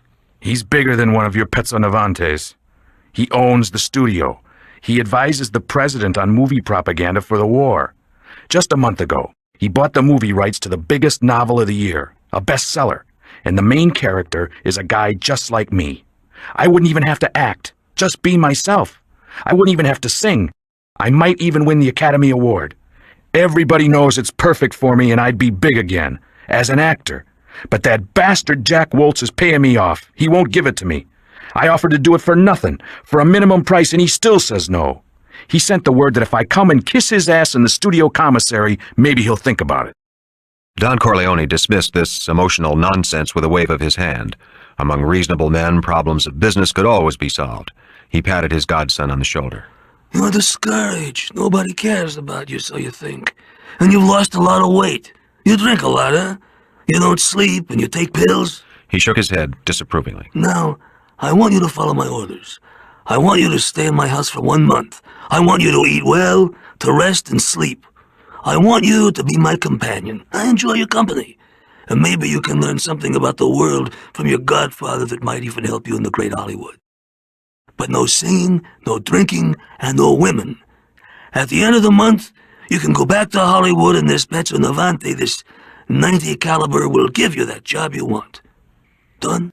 Johnny Fontaine could not altogether believe that the Don had such power, but his godfather had never said such and such a thing could be done without having it done.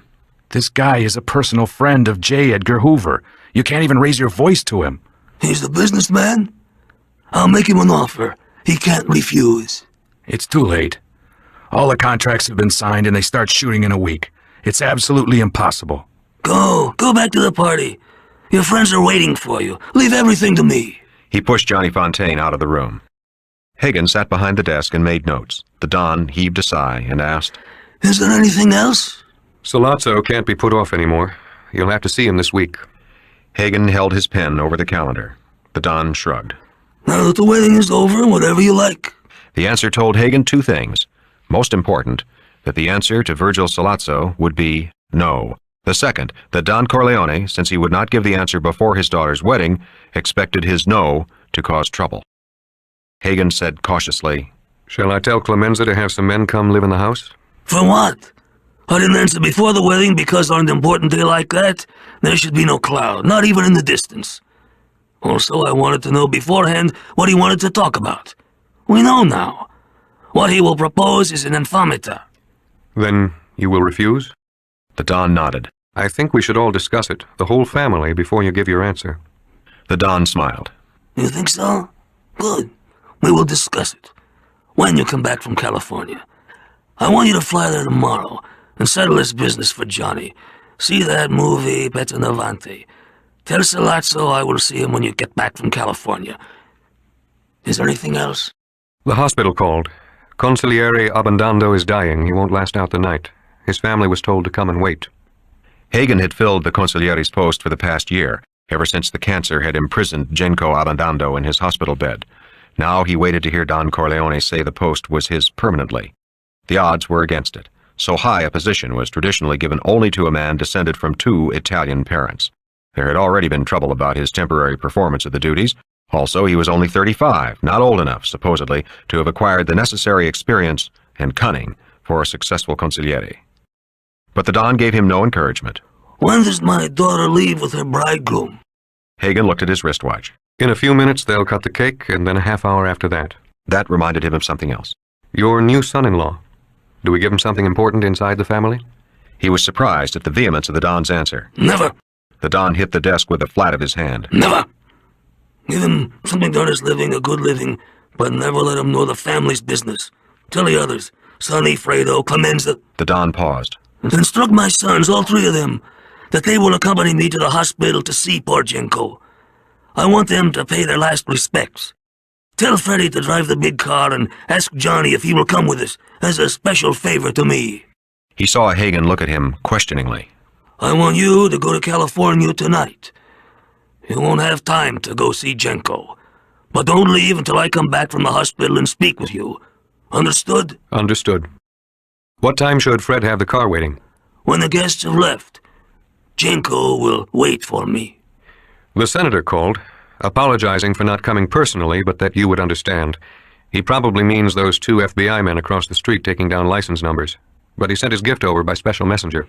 The Don nodded. He did not think it necessary to mention that he himself had warned the senator not to come. Did he send a nice present? Hagen made a face of impressed approval that was very strangely Italian on his German-Irish features. Antique silver, very valuable. The kids can sell it for $1,000 at least. The senator spent a lot of time getting exactly the right thing. For those kind of people, that's more important than how much it costs. Don Corleone did not hide his pleasure that so great a man as the senator had shown him such respect. The senator, like Luca Brasi, was one of the great stones in the Don's power structure, and he too, with this gift, had resworn his loyalty. When Johnny Fontaine appeared in the garden, Kay Adams recognized him immediately. She was truly surprised. You never told me your family knew Johnny Fontaine. Now I'm sure I'll marry you. Do you want to meet him? Not now. She sighed. I was in love with him for 3 years. I used to come down to New York whenever he sang at the Capitol and scream my head off. He was so wonderful. We'll meet him later. When Johnny finished singing and vanished into the house with Don Corleone, Kay said archly to Michael, Don't tell me a big movie star like Johnny Fontaine has to ask your father for a favor. He's my father's godson. And if it wasn't for my father, he might not be a big movie star today. Kay Adams laughed with delight. That sounds like another great story. Michael shook his head. I can't tell that one. Trust me. Kay said archly to Michael, Don't tell me a big movie star like Johnny Fontaine has to ask your father for a favor. He's my father's godson. And if it wasn't for my father, he might not be a big movie star today. Kay Adams laughed with delight. That sounds like another great story. Michael shook his head. I can't tell that one. Trust me. He told her. He told her without being funny. He told it without pride. He told it without any sort of explanation except that 8 years before his father had been more impetuous, and because the matter concerned his godson, the Don considered it an affair of personal honor. The story was quickly told. 8 years ago, Johnny Fontaine had made an extraordinary success singing with a popular dance band. He had become a top radio attraction. Unfortunately, the band leader, a well-known show business personality named Les Halley, had signed Johnny to a 5-year personal services contract. It was a common show business practice. Les Halley could now loan Johnny out and pocket most of the money.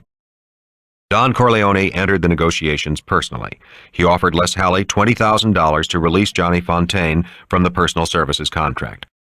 Halley offered to take only 50% of Johnny's earnings. Don Corleone was amused. He dropped his offer from $20,000 to $10,000. The bandleader, obviously not a man of the world outside his beloved show business, completely missed the significance of this lower offer. He refused. The next day, Don Corleone went to see the band leader personally. He brought with him his two best friends, Genco Abbandando, who was his consigliere, and Luca Brasi.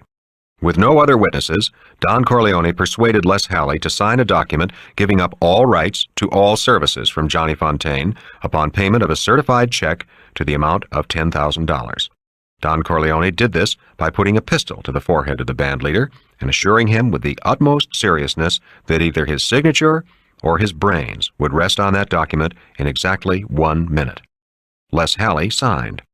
Don Corleone pocketed his pistol and handed over the certified check. The rest was history. Johnny Fontaine went on to become the greatest singing sensation in the country. He made Hollywood musicals that earned a fortune for his studio. His records made millions of dollars. Then he divorced his childhood sweetheart wife and left his 2 children to marry the most glamorous blonde star in motion pictures. He soon learned that she was a whore. He drank, he gambled, he chased other women, he lost his singing voice. His records stopped selling. The studio did not renew his contract, and so now he had come back to his godfather. Kay said thoughtfully, Are you sure you're not jealous of your father? Everything you've told me about him shows him doing something for other people. He must be good-hearted. She smiled wryly. Of course, his methods are not exactly constitutional. Michael sighed. I guess that's the way it sounds. But let me tell you this. You know those Arctic explorers who leave caches of food scattered on the route to the North Pole, just in case they may need them someday? That's my father's favors. Someday he'll be at each one of those people's houses, and they had better come across. It was nearly twilight before the wedding cake was shown, exclaimed over, and eaten, specially baked by Nazzarini. It was cleverly decorated with shells of cream so dizzyingly delicious that the bride greedily plucked them from the corpse of the cake before she whizzed away on her honeymoon with her blonde groom. The Don politely sped his guest's departure, noting meanwhile that the black sedan with its FBI men was no longer visible. Finally, the only car left in the driveway was the long black Cadillac with Freddie at the wheel. The Don got into the front seat, moving with quick coordination for his age and bulk. Sonny, Michael, and Johnny Fontaine got into the back seat. Don Corleone said to his son Michael, Your girlfriend, she'll get back to the city by herself, all right? Michael nodded. Tom said he'd take care of it. Don Corleone nodded with satisfaction at Hagen's efficiency. Because of the gas rationing still in effect, there was little traffic on the Belt Parkway to Manhattan. In less than an hour, the Cadillac rolled into the street of French Hospital. During the ride, Don Corleone asked his youngest son if he was doing well in school. Michael nodded. Then, Sonny, in the back seat, asked his father. Johnny says you're getting them squared away with that Hollywood business. Do you want me to go out there and help? Don Corleone was curt. Tom is going tonight. He won't need any help. It's a simple affair. Sonny Corleone laughed. Johnny thinks he can't fix it. That's why I thought you might want me to go out there. Don Corleone turned his head. He asked Johnny Fontaine, Why do you doubt me? Hasn't your godfather always done what he said he would do? Have I ever been taken for a fool? Johnny apologized nervously. Godfather, the man who runs it is a real 90 caliber Pezzo Novante. You can't budge him, not even with money. He has big connections, and he hates me. I just don't know how you can swing it. The Don spoke with affectionate amusement. I say to you, you shall have it. He nudged Michael with his elbow. We won't disappoint my godson now, Michael. Michael, who never doubted his father for a moment, shook his head. As they walked toward the hospital entrance, Don Corleone put his hand on Michael's arm so that the others forged ahead. When you get through with college, come and talk to me. I have some plans you will like. Michael didn't say anything. Don Corleone grunted in exasperation. I know how you are. I won't ask you to do anything you don't approve of. This is something special. Go your own way now. You're a man after all, but come to me as a son should when you have finished with your schooling. The family of Genco Abbandando, wife and 3 daughters dressed in black, clustered like a flock of plump crows on the white tile floor of the hospital corridor. When they saw Don Corleone come out of the elevator, they seemed to flutter up off the white tiles in an instinctive surge toward him for protection. The mother was regally stout and black, the daughters fat and plain. Mrs. Abbandando pecked at Don Corleone's cheek, sobbing, wailing. Oh, what a saint you are to come here on your daughter's wedding day. Don Corleone brushed these thanks aside. Don't I owe respect to such a friend? A friend who has been my right arm for 20 years? He had understood immediately that the soon-to-be widow did not comprehend that her husband would die this night. Genco Abandando had been in this hospital for nearly a year, dying of his cancer, and the wife had come to consider his fatal illness almost an ordinary part of life. Tonight was just another crisis. She babbled on. Go in and see my poor husband. He asks for you. Poor man. He wanted to come to the wedding to show his respect, but the doctor would not permit it. Then he said you would come to see him on this great day, but I did not believe it possible.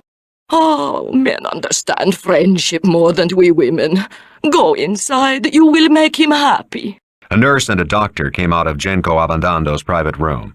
The doctor was a young man, serious-faced, and with the air of one born to command. That is to say, the air of one who has been immensely rich all his life. One of the daughters asked timidly, Dr. Kennedy, can we go see him now? Dr. Kennedy looked over the large group with exasperation. Didn't these people realize that the man inside was dying and dying in torturous pain? It would be much better if everyone let him die in peace. I think just the immediate family, he said in his exquisitely polite voice. He was surprised when the wife and daughters turned to the short, heavy man, dressed in an awkwardly fitted tuxedo, as if to hear his decision. The heavy man spoke. There was just the slightest trace of an Italian accent in his voice. My dear doctor, is it true he is dying? Yes. Then there is nothing more for you to do. We will take up the burden. We will comfort him. We will close his eyes. We will bury him and weep at his funeral, and afterwards we will watch over his wife and daughters. At hearing things put so bluntly, forcing her to understand, Mrs. Abandando began to weep. Dr. Kennedy shrugged.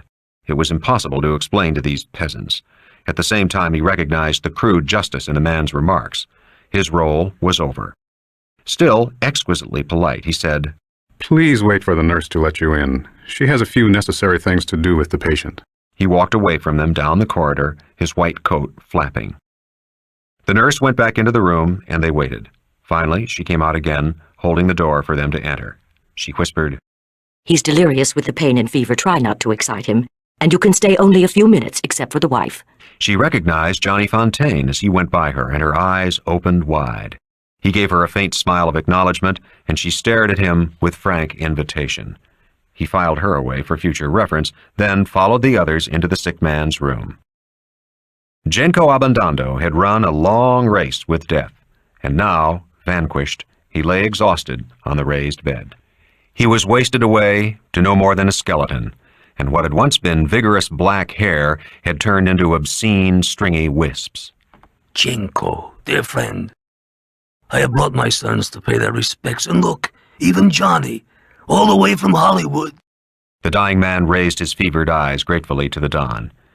He let the young men clasp his bony hand in their fleshy ones. His wife and daughters ranged themselves along his bed, kissing his cheek, taking his other hand in turn. The Don pressed his old friend's hand. He said comfortingly, Hurry up and get better, and we'll take a trip back to Italy together to our old village. We'll play bocce in front of the wine shop, like our fathers before us. The dying man shook his head. He motioned the young men and his family away from the bedside. With the other bony claw, he hung fast to the Don. He tried to speak. The Don put his head down and then sat on the bedside chair. Genco Abandando was babbling about their childhood. Then his coal-black eyes became sly. He whispered. The Don bent closer. The others in the room were astonished to see tears running down Don Corleone's face as he shook his head. The quavering voice grew louder, filling the room. With a tortured, superhuman effort, Abandando lifted his head off his pillow, eyes unseeing, and pointed a skeletal forefinger at the Don. Godfather! Godfather! Save me from death, I beg of you. My flesh is burning off my bones, and I can feel the worms eating away my brain. Godfather, cure me. You have the power. Dry the tears of my poor wife. In Corleone, we played together as children. And now, will you let me die when I fear hell for my sins? The Don was silent. It is your daughter's wedding day. You cannot refuse me. The Don spoke quietly, gravely, to pierce through the blasphemous delirium. Old friend, I have no such powers. If I did, I would be more merciful than God, believe me. But don't fear death, and don't fear hell. I will have a mass said for your soul every night and every morning. Your wife and your children will pray for you. How can God punish you with so many pleas for mercy? The skeleton face took on a cunning expression that was obscene. It's been arranged, then. When the Don answered, his voice was cold, without comfort. You blaspheme. Resign yourself. Abbandando fell back on the pillow. His eyes lost their wild gleam of hope. The nurse came back into the room and started shooing them out in a very matter-of-fact way. The Don got up, but Abbandando put out his hand. Godfather, stay here with me and help me meet death. Perhaps if he sees you near me, he will be frightened and leave me in peace. Or perhaps you can say a word, pull a few strings. The dying man winked as if he were mocking the Don, now not really serious. Your brothers in blood, after all. Then, as if fearing the Don would be offended, he clutched at his hand. Stay with me. Let me hold your hand. We'll outwit that bastard as we outwitted others. Godfather, don't betray me. The Don motioned the other people out of the room. They left. He took the withered claw of Genco Abbandando in his own two broad hands. Softly, reassuringly, he comforted his friend as they waited for death together. As if the Don could truly snatch the life of Genco Abbandando back from that most foul and criminal traitor to man. The wedding day of Connie Corleone ended well for her. Carlo Rizzi performed his duties as a bridegroom with skill and vigor, spurred on by the contents of the bride's gift purse, which totaled up to over $20,000. The bride, however, gave up her virginity with a great deal more willingness than she gave up her purse. For the latter, he had to blacken one of her eyes. Lucy Mancini waited in her house for a call from Sonny Corleone, sure that he would ask her for a date. Finally, she called his house, and when she heard a woman's voice answer the phone, she hung up. She had no way of knowing that nearly everyone at the wedding had remarked the absence of her and Sonny for that fatal half hour, and the gossip was already spreading that Santino Corleone had found another victim, that he had done the job on his own sister's maid of honor. Amerigo Bonacera had a terrible nightmare. In his dreams, he saw Don Corleone in peaked cap, overalls, and heavy gloves, unloading bullet-riddled corpses in front of his funeral parlor and shouting, Remember, Amerigo, not a word to anyone, and bury them quickly. He groaned so loud and long in his sleep that his wife shook him awake. Oh, what a man you are to have a nightmare only after a wedding. Kay Adams was escorted to her New York City hotel by Paulie Gatto and Clemenza. The car was large, luxurious, and driven by Gatto. Clemenza sat in the back seat, and Kay was given the front seat next to the driver. She found both men wildly exotic. Their speech was movie Brooklynese, and they treated her with exaggerated courtliness. During the ride, she chatted casually with both men and was surprised when they spoke of Michael with unmistakable affection and respect. He had led her to believe that he was an alien in his father's world. Now, Clemenza was assuring her in his wheezing, guttural voice that the old man thought Mike was the best of his sons, the one who would surely inherit the family business. What business is that? Kay asked in the most natural way. Paulie Gatto gave her a quick glance as he turned the wheel. Behind her, Clemenza said in a surprised voice, Didn't Mike tell you? Mr. Corleone is the biggest importer of Italian olive oil in the States. Now that the war's over, the business could get real rich. He'll need a smart boy like Mike. At the hotel, Clemenza insisted on coming to the desk with her. When she protested, he said simply, The boss said to make sure you got home okay. I gotta do it. After she received her room key, he walked her to the elevator and waited until she got in. She waved to him, smiling, and was surprised at his genuine smile of pleasure in return. It was just as well she did not see him go back to the hotel clerk and ask what name she registered under. The hotel clerk looked at Clemenza coldly. Clemenza rolled the little green spitball he was holding in his hand across to the clerk, who picked it up and immediately said, Mr. and Mrs. Michael Corleone. Back in the car, Paulie Gatto said, Nice dame. Clemenza grunted. Mike is doing a job on her. Unless he thought they were really married. Pick me up early in the morning. Hagen got some deal for us that gotta be done right away. It was late Sunday night before Tom Hagen could kiss his wife goodbye and drive out to the airport. With his special #1 priority, a grateful gift from a Pentagon staff general officer, he had no trouble getting on a plane to Los Angeles. It had been a busy but satisfying day for Tom Hagen. Genco Abandando had died at 3 in the morning, and when Don Corleone returned from the hospital, he had informed Hagen that he was now, officially, the new consigliere to the family. This meant that Hagen was sure to become a very rich man, to say nothing of power. The Don had broken a long-standing tradition. The consigliere was always a full-blooded Sicilian, and the fact that Hagen had been brought up as a member of the Don's family made no difference to that tradition. It was a question of blood. Only a Sicilian born to the ways of omertà, the law of silence, could be trusted in the key post of consigliere. Between the head of the family, Don Corleone, who dictated policy, and the operating level of men who actually carried out the orders of the Don, there were 3 layers, or buffers. In that way, nothing could be traced to the top, unless the consigliere turned traitor. That Sunday morning, Don Corleone gave explicit instructions on what should be done to the 2 young men who had beaten the daughter of Amerigo Bonasera. But he had given those orders in private to Tom Hagen. Later in the day, Hagen had, also in private, without witnesses, instructed Clemenza. In turn, Clemenza had told Poligato to execute the commission. Poligato would now muster the necessary manpower and execute the orders. Poligato and his men would not know why this particular task was being carried out, or who had ordered it originally. Each link of the chain would have to turn traitor for the Don to be involved, and though it had never yet happened, there was always the possibility. The cure for that possibility also was known. Only one link in the chain had to disappear. The consigliere was also what his name implied. He was the counselor to the Don, his right-hand man, his auxiliary brain. He was also his closest companion and his closest friend. On important trips, he would drive the Don's car. At conferences, he would go out and get the Don refreshments, coffee and sandwiches, fresh cigars. He would know everything the Don knew, or nearly everything, all the cells of power. He was the one man in the world who could bring the Don crashing down to destruction. But no consigliere had ever betrayed a Don, not in the memory of any of the powerful Sicilian families who had established themselves in America.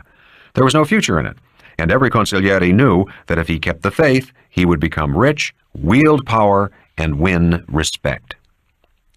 If misfortune came, his wife and children would be sheltered and cared for as if he were alive or free. If he kept the faith. In some matters, the consigliere had to act for his Don in a more open way, and yet not involve his principal. Hagen was flying to California on just such a matter. He realized that his career as consigliere would be seriously affected by the success or failure of this mission. By family business standards, whether Johnny Fontaine got his coveted part in the war movie or did not was a minor matter. Far more important was the meeting Hagen had set up with Virgil Sollozzo the following Friday. But Hagen knew that to the Don, both were of equal importance, which settled the matter for any good consigliere. The piston plane shook Tom Hagen's already nervous insides, and he ordered a martini from the hostess to quiet them. Both the Don and Johnny had briefed him on the character of the movie producer, Jack Woltz. From everything that Johnny said, Hagen knew he would never be able to persuade Woltz, but he also had no doubt whatsoever that the Don would keep his promise to Johnny. His own role was that of negotiator and contact. Lying back in his seat, Hagen went over all the information given to him that day. Jack Woltz was one of the 3 most important movie producers in Hollywood, owner of his own studio with dozens of stars under contract. He was on the President of the United States Advisory Council for War Information, Cinematic Division, which meant simply that he helped make propaganda movies. He had had dinner at the White House. He had entertained J. Edgar Hoover in his Hollywood home. But none of this was as impressive as it sounded. They were all official relationships. Woltz didn't have any personal political power, mainly because he was an extreme reactionary, partly because he was a megalomaniac who loved to wield power wildly without regard to the fact that by so doing, legions of enemies sprang up out of the ground. Hagen sighed. There would be no way to handle Jack Woltz. He opened his briefcase and tried to get some paperwork done, but he was too tired. He ordered another martini and reflected on his life. He had no regrets. Indeed, he felt that he had been extremely lucky. Whatever the reason, the course he had chosen 10 years ago had proved to be right for him. He was successful, he was as happy as any grown man could reasonably expect, and he found life interesting. Tom Hagen was 35 years old, a tall, crew-cut man, very slender, very ordinary-looking. He was a lawyer, but did not do the actual detailed legal work for the Corleone family business, though he had practiced law for 3 years after passing the bar exam. At the age of 11, he had been a playmate of 11-year-old Sonny Corleone. Hagen's mother had gone blind and then died during his 11th year. Hagen's father, a heavy drinker, had become a hopeless drunkard. A hard-working carpenter, he had never done a dishonest thing in his life, but his drinking destroyed his family and finally killed him. Tom Hagen was left an orphan who wandered the streets and slept in hallways. His younger sister had been put in a foster home. But in the 1920s, the social agencies did not follow up cases of 12-year-old boys who were so ungrateful as to run from their charity. Hagen, too, had an eye infection. Neighbors whispered that he had caught or inherited it from his mother, and so therefore it could be caught from him. He was shunned. Sonny Corleone, a warm-hearted and imperious 11-year-old, had brought his friend home and demanded that he be taken in. Tom Hagen was given a hot dish of spaghetti with oily, rich tomato sauce, the taste of which he had never forgotten, and then given a metal folding bed to sleep on.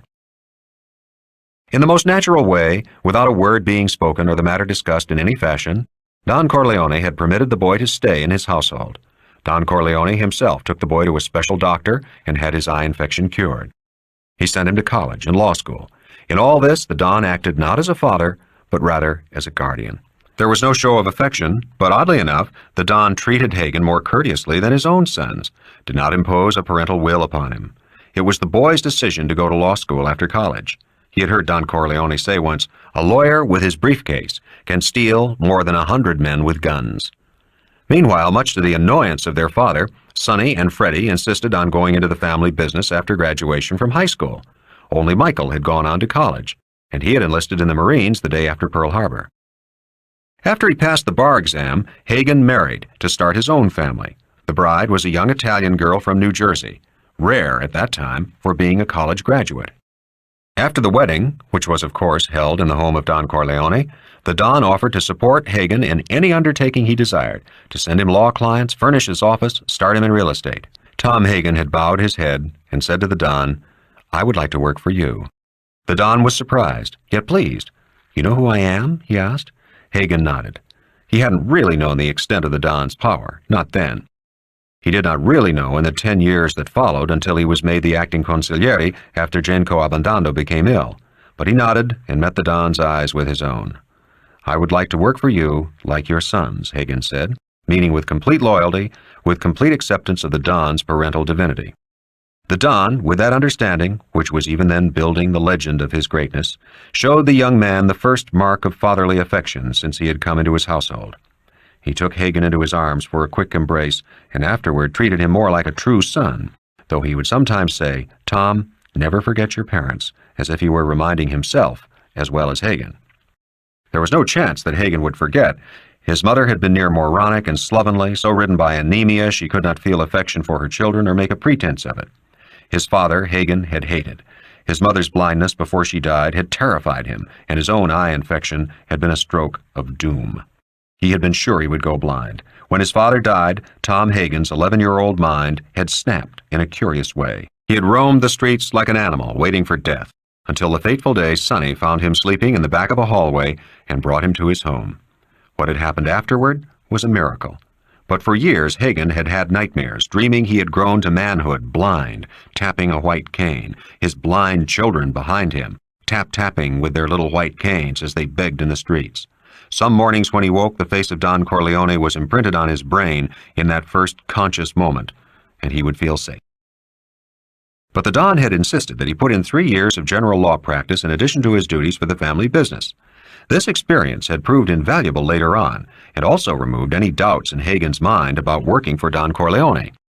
He had then spent 2 years of training in the offices of a top firm of criminal lawyers in which the Don had some influence. It was apparent to everyone that he had a flair for this branch of the law. He did well, and when he went into the full-time service of the family business, Don Corleone had not been able to reproach him once in the 6 years that followed. When he had been made the acting consigliere, the other powerful Sicilian families referred contemptuously to the Corleone family as the Irish gang. This had amused Hagen. It had also taught him that he could never hope to succeed the Don as the head of the family business. But he was content. That had never been his goal. Such an ambition would have been a disrespect to his benefactor and his benefactor's blood family. It was still dark when the plane landed in Los Angeles. Hagen checked into his hotel, showered and shaved, and watched dawn come over the city. He ordered breakfast and newspapers to be sent up to his room and relaxed until it was time for his 10 a.m. appointment with Jack Waltz. The appointment had been surprisingly easy to make. The day before, Hagen had called the most powerful man in movie labor unions, a man named Billy Goff. Acting on instructions from Don Corleone, Hagen had told Goff to arrange an appointment on the next day for Hagen to call on Jack Waltz, that he should hint to Waltz that if Hagen was not made happy by the results of the interview, there could be a labor strike at the movie studio.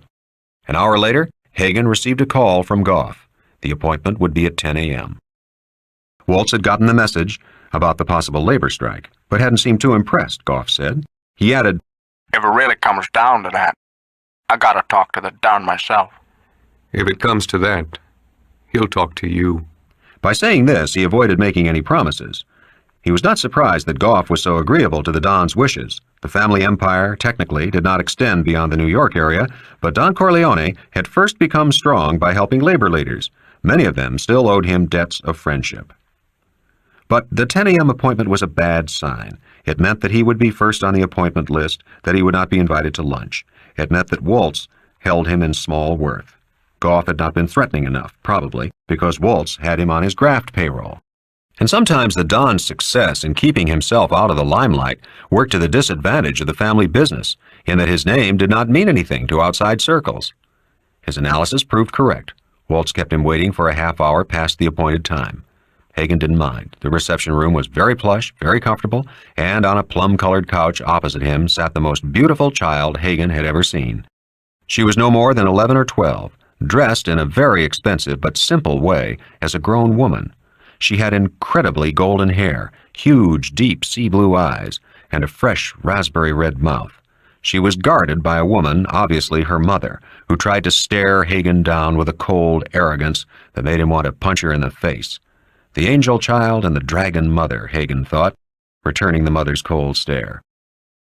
Finally, an exquisitely dressed but stout middle-aged woman came to lead him through a string of offices to the office apartment of the movie producer. Hagen was impressed by the beauty of the offices and the people working in them. He smiled. They were all shrewdies, trying to get their foot in the movie door by taking office jobs, and most of them would work in these offices for the rest of their lives, or until they accepted defeat and returned to their hometowns. Jack Waltz was a tall, powerfully built man with a heavy paunch almost concealed by his perfectly tailored suit. Hagen knew his history. At 10 years of age, Waltz had hustled empty beer kegs and pushcarts on the East Side. At 20, he helped his father sweat garment workers. At 30, he had left New York and moved west, invested in the Nickelodeon, and pioneered motion pictures. At 48, he had been the most powerful movie magnate in Hollywood, still rough-spoken, rapaciously amorous, a raging wolf ravaging helpless flocks of young starlets. At 50, he transformed himself. He took speech lessons, learned how to dress from an English valet, and how to behave socially from an English butler. When his first wife died, he married a world-famous and beautiful actress who didn't like acting. Now, at the age of 60, he collected old master paintings, was a member of the President's Advisory Committee, and had set up a multi-million-dollar foundation in his name to promote art in motion pictures. His daughter had married an English lord, his son an Italian princess. His latest passion, as reported dutifully by every movie columnist in America, was his own racing stables, on which he had spent $10 million in the past year. He had made headlines by purchasing the famed English racing horse Khartoum for the incredible price of $600,000, and then announcing that the undefeated racer would be retired and put to stud exclusively for the Waltz stables. He received Hagen courteously, his beautifully, evenly tanned, meticulously barbered face contorted with a grimace meant to be a smile. Despite all the money spent, despite the ministrations of the most knowledgeable technicians, his age showed. The flesh of his face looked as if it had been seamed together. But there was an enormous vitality in his movements, and he had what Don Corleone had, the air of a man who commanded absolutely the world in which he lived. Hagen came directly to the point, that he was an emissary from a friend of Johnny Fontaine, that this friend was a very powerful man who would pledge his gratitude and undying friendship to Mr. Waltz if Mr. Waltz would grant a small favor. The small favor would be the casting of Johnny Fontaine in the new war movie the studio planned to start next week. The seamed face was impassive, polite. Waltz asked, "What favors can your friend do me?" There was just a trace of condescension in his voice. Hagen ignored the condescension. "You've got some labor trouble coming up. My friend can absolutely guarantee to make that trouble disappear. You have a top male star who makes a lot of money for your studio, but he just graduated from marijuana to heroin. My friend will guarantee that your male star won't be able to get any more heroin. And if some other little things come up over the years, a phone call to me can solve your problems." Jack Waltz listened to this as if he were hearing the boasting of a child.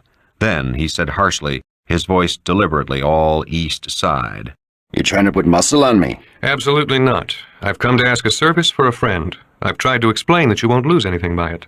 Almost as if he willed it, Waltz made his face a mask of anger.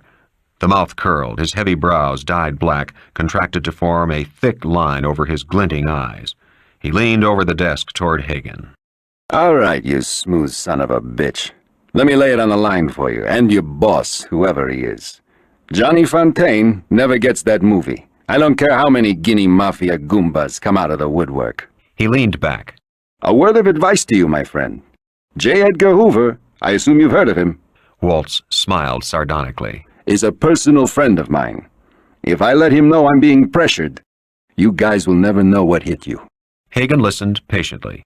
He had expected better from a man of Waltz's stature.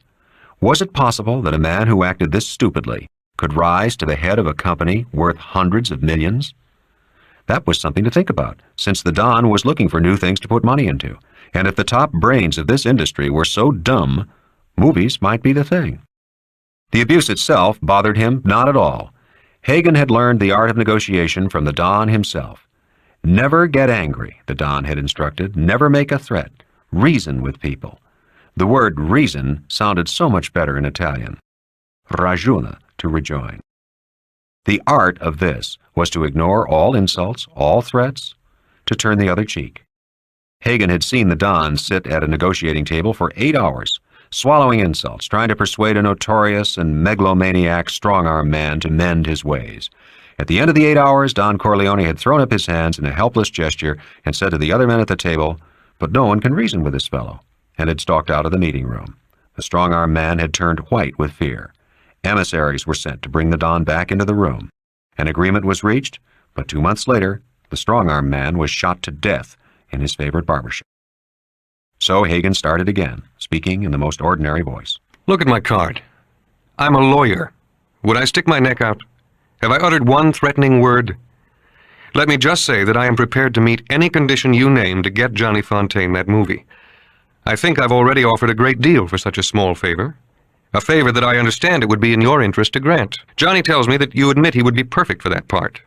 And let me say that this favor would never be asked if that were not so. In fact, if you're worried about your investment, my client would finance the picture. But please, let me make myself absolutely clear. We understand your no is no. Nobody can force you or is trying to. We know about your friendship with Mr. Hoover, I may add, and my boss respects you for it. He respects that relationship very much." Waltz had been doodling with a huge red-feathered pen. At the mention of money, his interest was aroused, and he stopped doodling. "This picture is budgeted at $5 million. Hagen whistled softly to show that he was impressed. Then he said very casually, "My boss has a lot of friends who back his judgment." For the first time, Waltz seemed to take the whole thing seriously. He studied Hagen's card. "I never heard of you. I know most of the big lawyers in New York. But just who the hell are you?" "I have one of those dignified corporate practices. I just handle this one account." He rose. "I won't take up any more of your time." He held out his hand. Waltz shook it. Hagen took a few steps toward the door and turned to face Waltz again.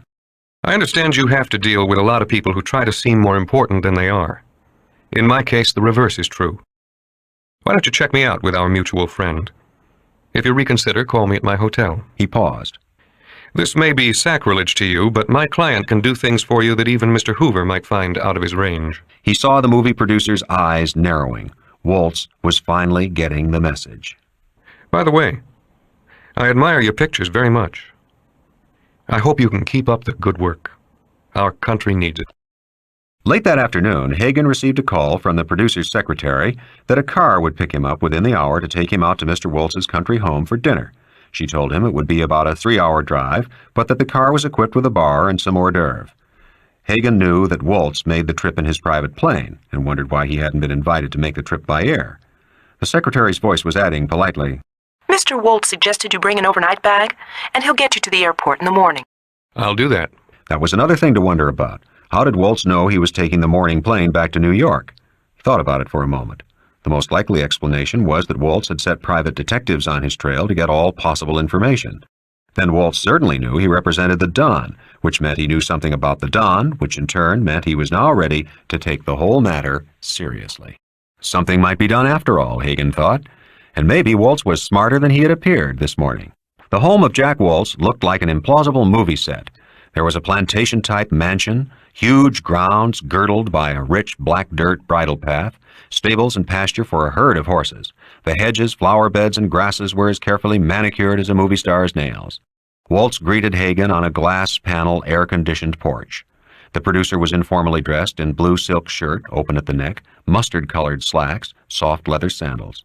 Framed in all this color and rich fabric, his seamed, tough face was startling. He handed Hagen an outsized martini glass and took one for himself from the prepared tray. He seemed more friendly than he had been earlier in the day. He put his arm over Hagen's shoulder. We have a little time before dinner. Let's go look at my horses. As they walked toward the stables, he said, I checked you out, Tom. You should have told me your boss is Corleone. I thought you were just some third-rate hustler Johnny was running in to bluff me. And I don't bluff. Not that I want to make enemies. I never believed in that. But let's just enjoy ourselves now. We can talk business after dinner. Surprisingly, Waltz proved to be a truly considerate host. He explained his new methods, innovations that he hoped would make his stable the most successful in America. The stables were all fireproofed, sanitized to the highest degree, and guarded by a special security detail of private detectives. Finally, Waltz led him to a stall which had a huge bronze plaque attached to its outside wall. On the plaque was the name Khartoum. The horse inside the stall was, even to Hagen's inexperienced eyes, a beautiful animal. Khartoum's skin was jet black, except for a diamond-shaped white patch on his huge forehead. The great brown eyes glinted like golden apples. The black skin over the taut body was silk. Waltz said with childish pride, The greatest racehorse in the world. I bought him in England last year for 600 grand. I bet even the Russian Tsars never paid that much for a single horse. But I'm not going to race him. I'm going to put him to stud. I'm going to build the greatest racing stable this country has ever known. He stroked the horse's mane. Khartoum, Khartoum. There was real love in his voice, and the animal responded. Waltz said to Hagen, I'm a good horseman, you know. And the first time I ever rode, I was 50 years old. He laughed. Maybe one of my grandmothers in Russia got raped by a Cossack, and I got his blood. He tickled Khartoum's belly. Look at that cock on him. I should have such a cock. They went back to the mansion to have dinner. It was served by 3 waiters under the command of a butler. The table linen and ware were all gold thread and silver. But Hagen found the food mediocre. Waltz obviously lived alone, and just as obviously was not a man who cared about food. Hagen waited until they had both lit up huge Havana cigars before he asked Waltz, Does Johnny get it or not? I can't. I can't put Johnny into that picture even if I wanted to. The contracts are all signed for all the performers, and the cameras roll next week. There's no way I can swing it. Mr. Waltz, the big advantage of dealing with a man at the top is that such an excuse is not valid. You can do anything you want to do. He puffed on his cigar. Don't you believe my client can keep his promises? I believe that I'm going to have labor trouble. Goff called me up on that son of a bitch. And the way he talked to me, you'd never guess I pay him 100 grand a year under the table. And I believe you can get that fag He-Man star of mine off heroin. But I don't care about that. And I can finance my own pictures. Because I hate that bastard Fontaine. Tell your boss this is one favor I can't give. But that he should try me again on anything else. Anything at all.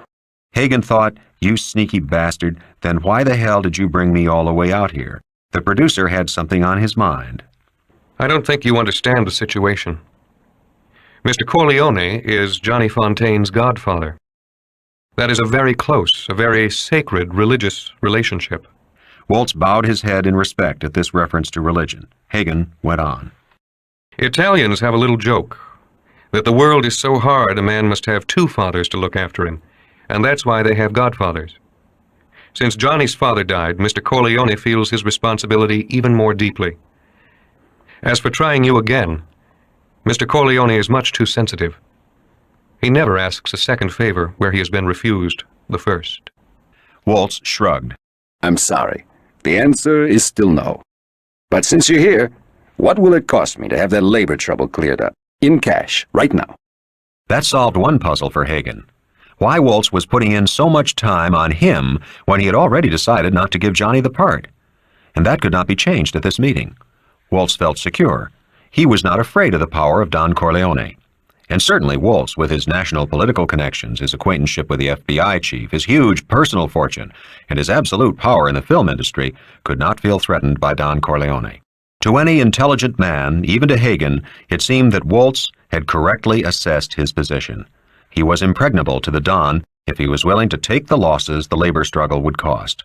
There was only one thing wrong with the whole equation. Don Corleone had promised his godson he would get the part, and Don Corleone had never, to Hagen's knowledge, broken his word in such matters. You are deliberately misunderstanding me. You are trying to make me an accomplice to extortion. Mr. Corleone promises only to speak in your favor on this labor trouble as a matter of friendship, in return for your speaking in behalf of his client. A friendly exchange of influence, nothing more. But I can see you don't take me seriously. Personally, I think that is a mistake. Waltz, as if he had been waiting for such a moment, let himself get angry. I understood perfectly. That's the Mafia style, isn't it? All olive oil and sweet talk, when what you're really doing is making threats. So let me lay it on the line. Johnny Fontaine will never get that part, and he's perfect for it. It would make him a great star, but he never will be. Because I hate that pinko punk, and I'm going to run him out of the movies. And I'll tell you why. He ruined one of my most valuable protégés. For 5 years, I had this girl under training, singing, dancing, acting lessons. I spent hundreds of thousands of dollars. I was going to make her a star. I'll be even more frank, just to show you that I'm not a hard-hearted man, that it wasn't all dollars and cents. That girl was beautiful, and she was the greatest piece of ass I've ever had. And I've had them all over the world. She could suck you out like a water pump. Then Johnny comes along with that olive oil voice and guinea charm, and she runs off. She threw it all away just to make me ridiculous. A man in my position, Mr. Hagen, can't afford to look ridiculous. I have to pay Johnny off. For the first time, Waltz succeeded in astounding Hagen. He found it inconceivable that a grown man of substance would let such trivialities affect his judgment in an affair of business, and one of such importance. In Hagen's world, the Corleone's world, the physical beauty, the sexual power of women carried not the slightest weight in worldly matters. It was a private affair, except, of course, in matters of marriage and family disgrace. Hagen decided to make one last try. You're absolutely right, Mr. Waltz. But are your grievances that major? I don't think you've understood how important this very small favor is to my client. Mr. Corleone held the infant Johnny in his arms when he was baptized. When Johnny's father died, Mr. Corleone assumed the duties of parenthood. Indeed, he is called Godfather by many, many people who wish to show their respect and gratitude for the help he has given them. Mr. Corleone never lets his friends down. Waltz stood up abruptly. I've listened to about enough. Thugs don't give me orders. I give them orders. If I pick up this phone, you'll spend the night in jail. And if that Mafia Goomba tries any rough stuff, he'll find out I'm not a band leader. Yeah, I heard that story too. Listen, your Mr. Corleone will never know what hit him, even if I have to use my influence at the White House. The stupid, stupid son of a bitch. How the hell did he get to be a pezzo novante, Hagen wondered.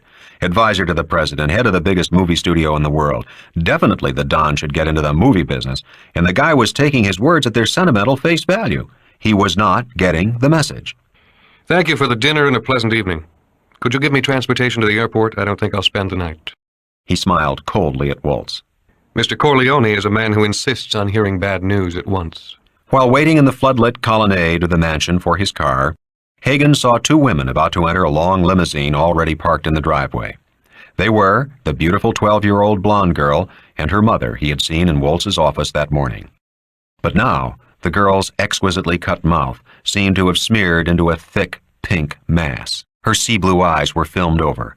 and when she walked down the steps toward the open car, her long legs tottered like a crippled foal's. Her mother supported the child, helping her into the car, hissing commands into her ear. The mother's head turned for a quick, furtive look at Hagen, and he saw in her eyes a burning, hawk-like triumph. Then she, too, disappeared into the limousine. So that was why he hadn't got the plane ride from Los Angeles, Hagen thought. The girl and her mother had made the trip with the movie producer. That had given Waltz enough time to relax before dinner and do the job on the little kid. And Johnny wanted to live in this world? Good luck to him, and good luck to Waltz. Paulie Gatto hated quickie jobs, especially when they involved violence. He liked to plan things ahead. And something like tonight, even though it was punk stuff, could turn into serious business if somebody made a mistake. Now, sipping his beer, he glanced around, checking how the two young punks were making out with the two little tramps at the bar. Paulie Gatto knew everything there was to know about those two punks. Their names were Jerry Wagner and Kevin Moonen. They were both about 20 years old, good-looking, brown-haired, tall, well-built. Both were due to go back to college out of town in 2 weeks. Both had fathers with political influence, and this, with their college student classification, had so far kept them out of the draft. They were both also under suspended sentences for assaulting the daughter of Amerigo Bonacera. The lousy bastards, Paulie Gatto thought, draft-dodging, violating their probation by drinking in a bar after midnight, chasing floozies, young punks. Paulie Gatto had been deferred from the draft himself because his doctor had furnished the draft board with documents showing that this patient, male, white, age 26, unmarried, had received electrical shock treatments for a mental condition. All false, of course, but Paulie Gatto felt that he had earned his draft exemption. It had been arranged by Clemenza after Gatto had made his bones in the family business. It was Clemenza who had told him that this job must be rushed through before the boys went to college.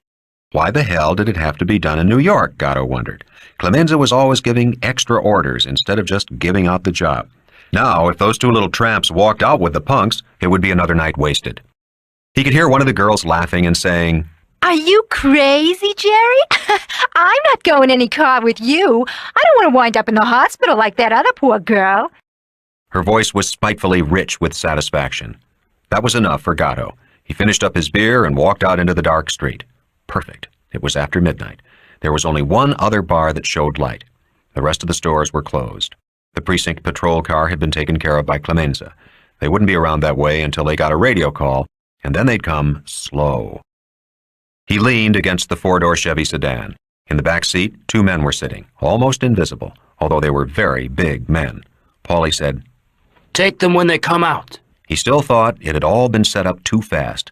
Clemenza had given him copies of the police mugshots of the two punks, the dope on where the punks went drinking every night to pick up bar girls. Paulie had recruited two of the strong arms in the family and fingered the punks for them. He'd also given them their instructions. No blows on the top or the back of the head. There was to be no accidental fatality. Other than that, they could go as far as they liked. He had given them only one warning. "If those punks get out of the hospital in less than a month, you guys go back to driving trucks." The two big men were getting out of the car. They were both ex-boxers who had never made it past the small clubs and had been fixed up by Sonny Corleone with a little loan shark action so that they could make a decent living. They were, naturally, anxious to show their gratitude. When Jerry Wagner and Kevin Moonen came out of the bar, they were perfect setups. The bar girls' taunts had left their adolescent vanity prickly. Paulie Gatto, leaning against the fender of his car, called out to them with a teasing laugh, "Hey, Casanova, those broads really brushed you off." The two young men turned on him with delight. Paulie Gatto looked like a perfect outlet for their humiliation. Ferret-faced, short, slightly built, and a wise guy in the bargain. They pounced on him eagerly and immediately found their arms pinned by two men grabbing them from behind. At the same moment, Paulie Gatto had slipped onto his right hand a specially made set of brass knuckles studded with 1/16-inch iron spikes. His timing was good. He worked out in the gym 3 times a week. He smashed the punk named Wagner right on the nose. The man holding Wagner lifted him up off the ground, and Paulie swung his arm, uppercutting into the perfectly positioned groin. Wagner went limp, and the big man dropped him. This had taken no more than 6 seconds. Now, both of them turned their attention to Kevin Moonen, who was trying to shout. The man holding him from behind did so easily with one huge muscled arm. The other hand he put around Moonen's throat to cut off any sound. Paulie Gatto jumped into the car and started the motor. The two big men were beating Moonin to jelly. They did so with frightening deliberation, as if they had all the time in the world. They did not throw punches in flurries, but in timed, slow-motion sequences that carried the full weight of their massive bodies. Each blow landed with a splat of flesh splitting open. Gatto got a glimpse of Moonin's face. It was unrecognizable. The two men left Moonin lying on the sidewalk and turned their attention to Wagner. Wagner was trying to get to his feet, and he started to scream for help. Someone came out of the bar, and the two men had to work faster now. They clubbed Wagner to his knees. One of the men took his arm and twisted it, then kicked him in the spine. There was a cracking sound, and Wagner's screams of agony brought windows open all along the street.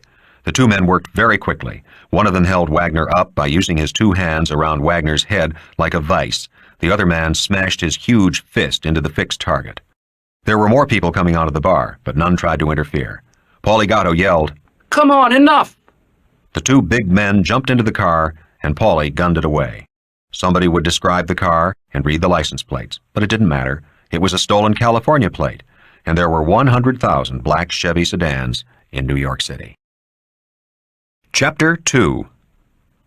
Tom Hagen went to his law office in the city on Thursday morning. He planned to catch up on his paperwork so as to have everything cleared away for the meeting with Virgil Sollozzo on Friday. A meeting of such importance that he had asked the Don for a full evening of talk to prepare for the proposition they knew Sollozzo would offer the family business. Hagen wanted to have all little details cleared away so that he could go to that preparatory meeting with an unencumbered mind. The Don had not seemed surprised when Hagen returned from California late Tuesday evening and told him the results of the negotiations with Waltz. He had made Hagen go over every detail and grimaced with distaste when Hagen told about the beautiful little girl and her mother. He had murmured infamita, his strongest disapproval. He had asked Hagen one final question. Does this man have real balls? Hagen considered exactly what the Don meant by this question. Over the years, he had learned that the Don's values were so different from those of most people that his words also could have a different meaning. Did Waltz have character? Did he have a strong will? He most certainly did, but that was not what the Don was asking. Did the movie producer have the courage not to be bluffed? Did he have the willingness to suffer heavy financial loss delay on his movies would mean? The scandal of his big star exposed as a user of heroin. Again, the answer was yes. But again, this was not what the Don meant. Finally, Hagen translated the question properly in his mind. Did Jack Waltz have the balls to risk everything, to run the chance of losing all on a matter of principle, on a matter of honor, for revenge? Hagen smiled. He did it rarely, but now he could not resist jesting with the Don.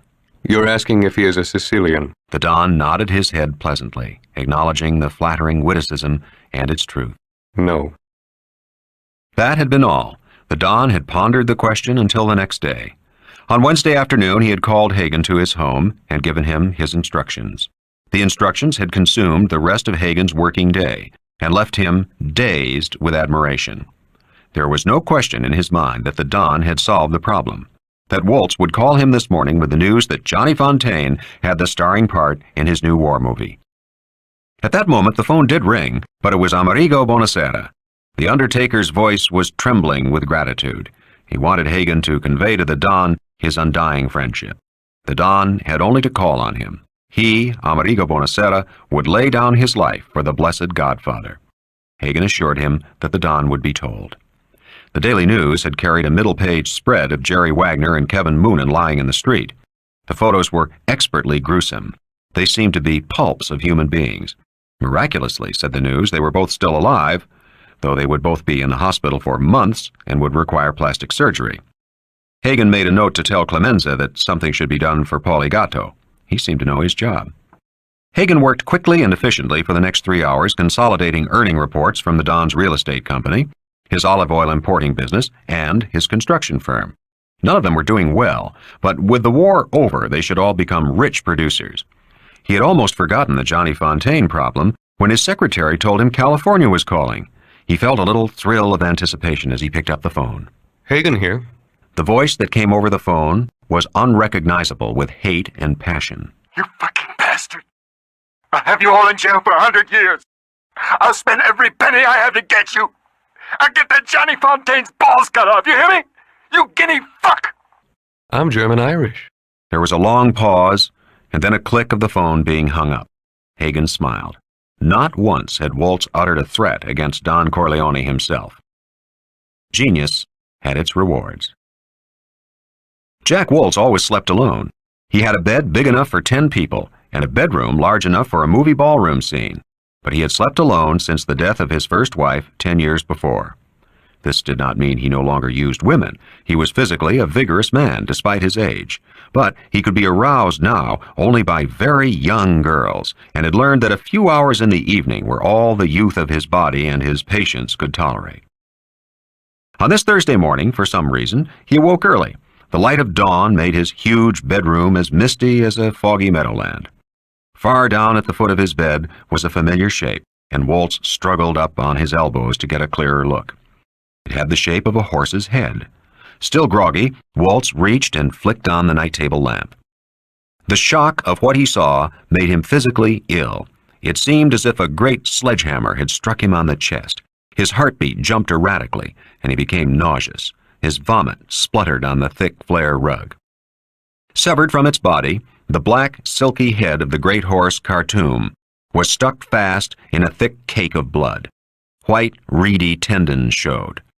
Froth covered the muzzle, and those apple-sized eyes that had glinted like gold were mottled the color of rotting fruit with dead, hemorrhaged blood. Waltz was struck by a purely animal terror, and out of that terror he screamed for his servants, and out of that terror he called Hagen to make his uncontrolled threats.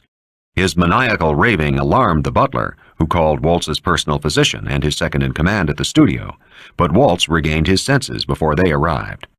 He had been profoundly shocked. What kind of man could destroy an animal worth $600,000? Without a word of warning, without any negotiation to have the act, its order, countermanded. The ruthlessness, the sheer disregard for any values, implied a man who considered himself completely his own law, even his own God, and a man who backed up this kind of will with the power and cunning that held his own stable security force of no account. For by this time, Waltz had learned that the horse's body had obviously been heavily drugged before someone leisurely hacked the huge triangular head off with an axe. The men on night duty claimed that they had heard nothing. To Waltz, this seemed impossible. They could be made to talk. They had been bought off, and they could be made to tell who had done the buying. Waltz was not a stupid man. He was merely a supremely egotistical one. He had mistaken the power he wielded in his world to be more potent than the power of Don Corleone. He had merely needed some proof that this was not true. He understood this message, that despite all his wealth, despite all his contacts with the President of the United States, despite all his claims of friendship with the director of the FBI, an obscure importer of Italian olive oil would have him killed, would actually have him killed, because he wouldn't give Johnny Fontaine a movie part he wanted. It was incredible. People didn't have any right to act that way. There couldn't be any kind of world if people acted that way. It was insane. It meant you couldn't do what you wanted with your own money, with the companies you owned, the power you had to give orders. It was 10 times worse than communism. It had to be smashed. It must never be allowed. Waltz let the doctor give him a very mild sedation. It helped him calm down again and to think sensibly. What really shocked him was the casualness with which this man Corleone had ordered the destruction of a world-famous horse worth $600,000. $600,000! And that was just for openers. Waltz shuddered. He thought of this life he had built up. He was rich. He could have the most beautiful women in the world by crooking his finger and promising a contract. He was received by kings and queens. He lived a life as perfect as money and power could make it. It was crazy to risk all this because of a whim. Maybe he could get to Corleone. What was the legal penalty for killing a racehorse? He laughed wildly, and his doctor and servants watched him with nervous anxiety. Another thought occurred to him. He would be the laughingstock of California merely because someone had contemptuously defied his power in such arrogant fashion. That decided him. That and the thought that maybe they wouldn't kill him, that they had something much more clever and painful in reserve. Waltz gave the necessary orders. His personal confidential staff swung into action. The servants and the doctor were sworn to secrecy on pain of incurring the studio and Waltz's undying enmity. Word was given to the press that the racehorse Khartoum had died of an illness contracted during his shipment from England. Orders were given to bury the remains in a secret place on the estate. 6 hours later, Johnny Fontaine received a phone call from the executive producer of the film telling him to report for work the following Monday. That evening, Hagen went to the Don's house to prepare him for the important meeting the next day with Virgil Sollozzo. The Don had summoned his eldest son to attend, and Sonny Corleone, his heavy, cupid-shaped face drawn with fatigue, was sipping at a glass of water. He must still be humping that maid of honor, Hagen thought, another worry. Don Corleone settled into an armchair, puffing his Di Nobili cigar. Hagen kept a box of them in his room. He had tried to get the Don to switch to Havanas, but the Don claimed they hurt his throat. The Don asked, "Do we know everything necessary for us to know?" Hagen opened the folder that held his notes. The notes were in no way incriminating, merely cryptic reminders to make sure he touched on every important detail. Sollozzo is coming to us for help. He will ask the family to put up at least $1 million and to promise some sort of immunity from the law. For that, we get a piece of the action. Nobody knows how much. Sollozzo is vouched for by the Tattaglia family, and they may have a piece of the action. The action is narcotics. Sollozzo has the contacts in Turkey, where they grow the poppy. From there, he ships to Sicily. No trouble. In Sicily, he has the plant to process into heroin. He has safety valve operations to bring it down to morphine and bring it up to heroin if necessary. But it would seem that the processing plant in Sicily is protected in every way. The only hitch is bringing it into this country and then distribution. Also initial capital. $1 million cash doesn't grow on trees. Hagen saw Don Corleone grimace. The old man hated unnecessary flourishes in business matters. He went on hastily. They call Sollozzo the Turk. 2 reasons. He spent a lot of time in Turkey and is supposed to have a Turkish wife and kids. Second, he's supposed to be very quick with the knife, or was when he was young. Only in matters of business, though, and with some sort of reasonable complaint. A very competent man, and his own boss. He has a record. He's done 2 terms in prison, one in Italy, one in the United States. And he's known to the authorities as a narcotics man. This could be a plus for us. It means that he'll never get immunity to testify, since he's considered the top, and of course because of his record. Also, he has an American wife and 3 children, and he's a good family man. He'll stand still for any rap as long as he knows that they will be well taken care of for living money. The Don puffed on his cigar. Santino, what do you think? Hagen knew what Sonny would say. Sonny was chafing at being under the Don's thumb. He wanted a big operation of his own. Something like this would be perfect. Sonny took a long slug of scotch. There's a lot of money in that white powder, but it could be dangerous. Some people could wind up in jail for 20 years. I'd say that if we kept out of the operations end, just stuck to protection and financing, it might be a good idea. Hagen looked at Sonny approvingly. He had played his cards well. He had stuck to the obvious, much the best course for him. The Don puffed on his cigar. And you, Tom, what do you think? Hagen composed himself to be absolutely honest. He had already come to the conclusion that the Don would refuse Sollozzo's proposition. But, what was worse, Hagen was convinced that for one of the few times in his experience, the Don had not thought things through. He was not looking far enough ahead.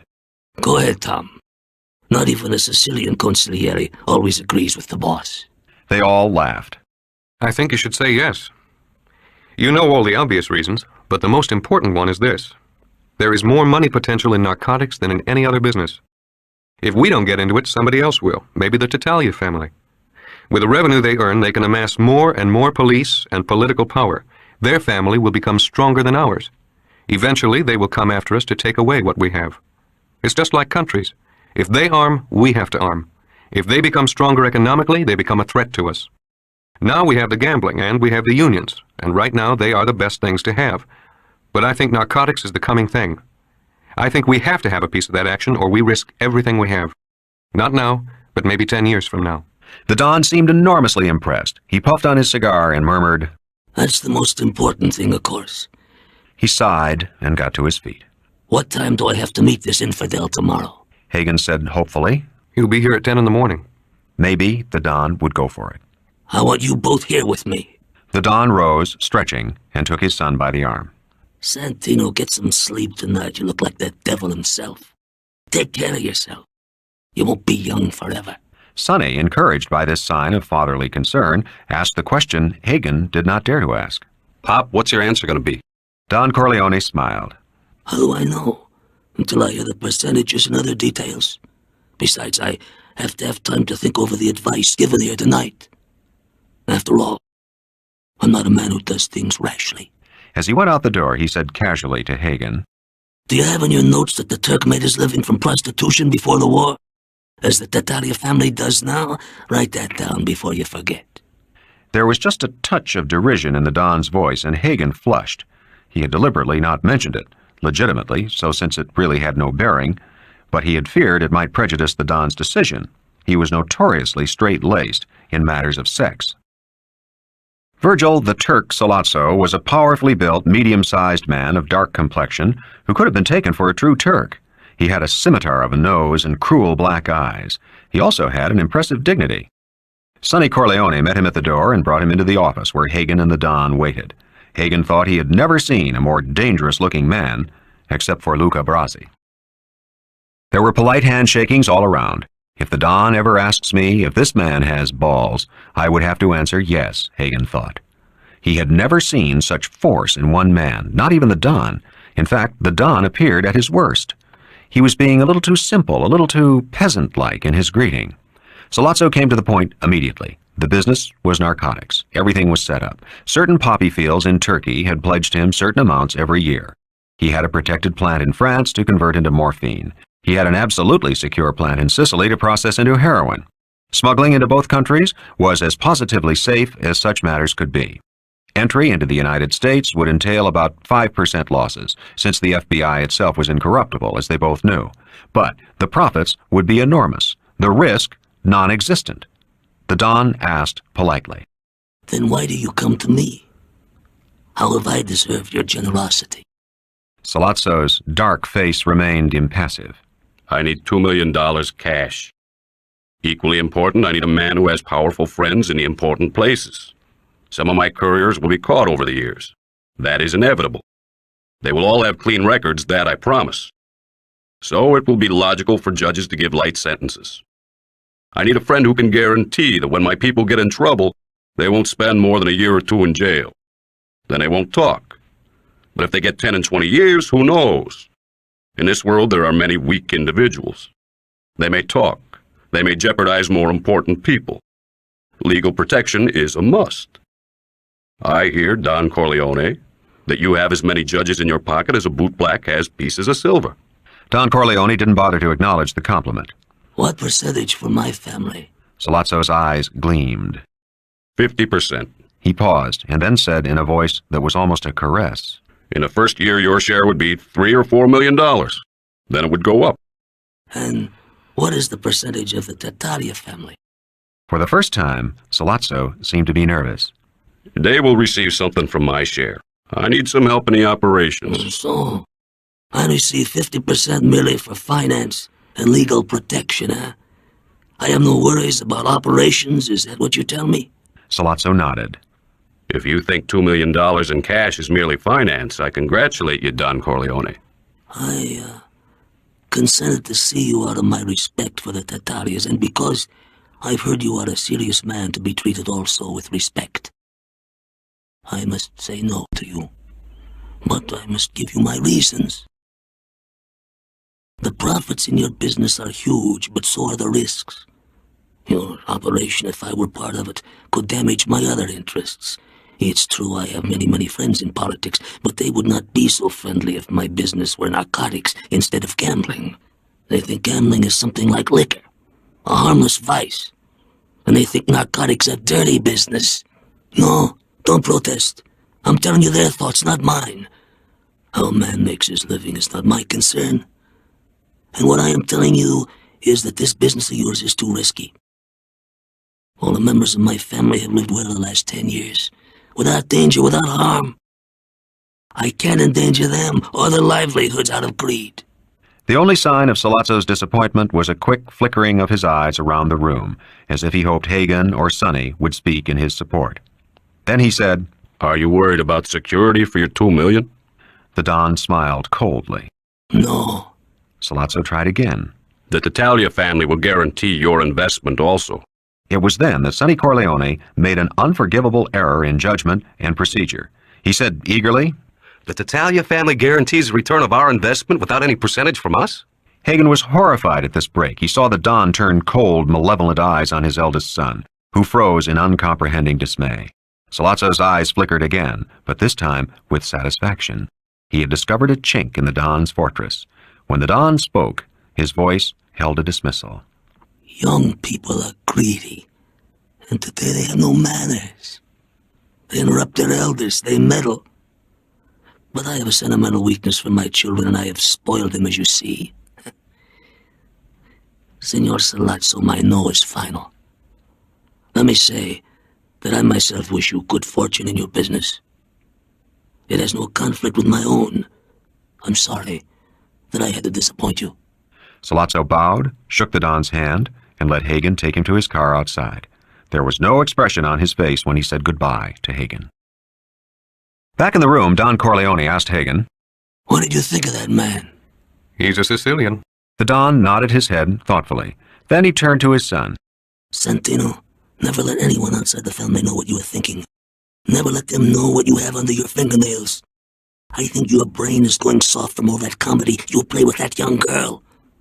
Stop it and pay attention to business. Now get out of my sight." Hagen saw the surprise on Sonny's face, then anger at his father's reproach. Did he really think the Don would be ignorant of his conquest? Hagen wondered. And did he really not know what a dangerous mistake he had made this morning? If that were true, Hagen would never wish to be the consigliere to the Don of Santino Corleone. Don Corleone waited until Sonny had left the room.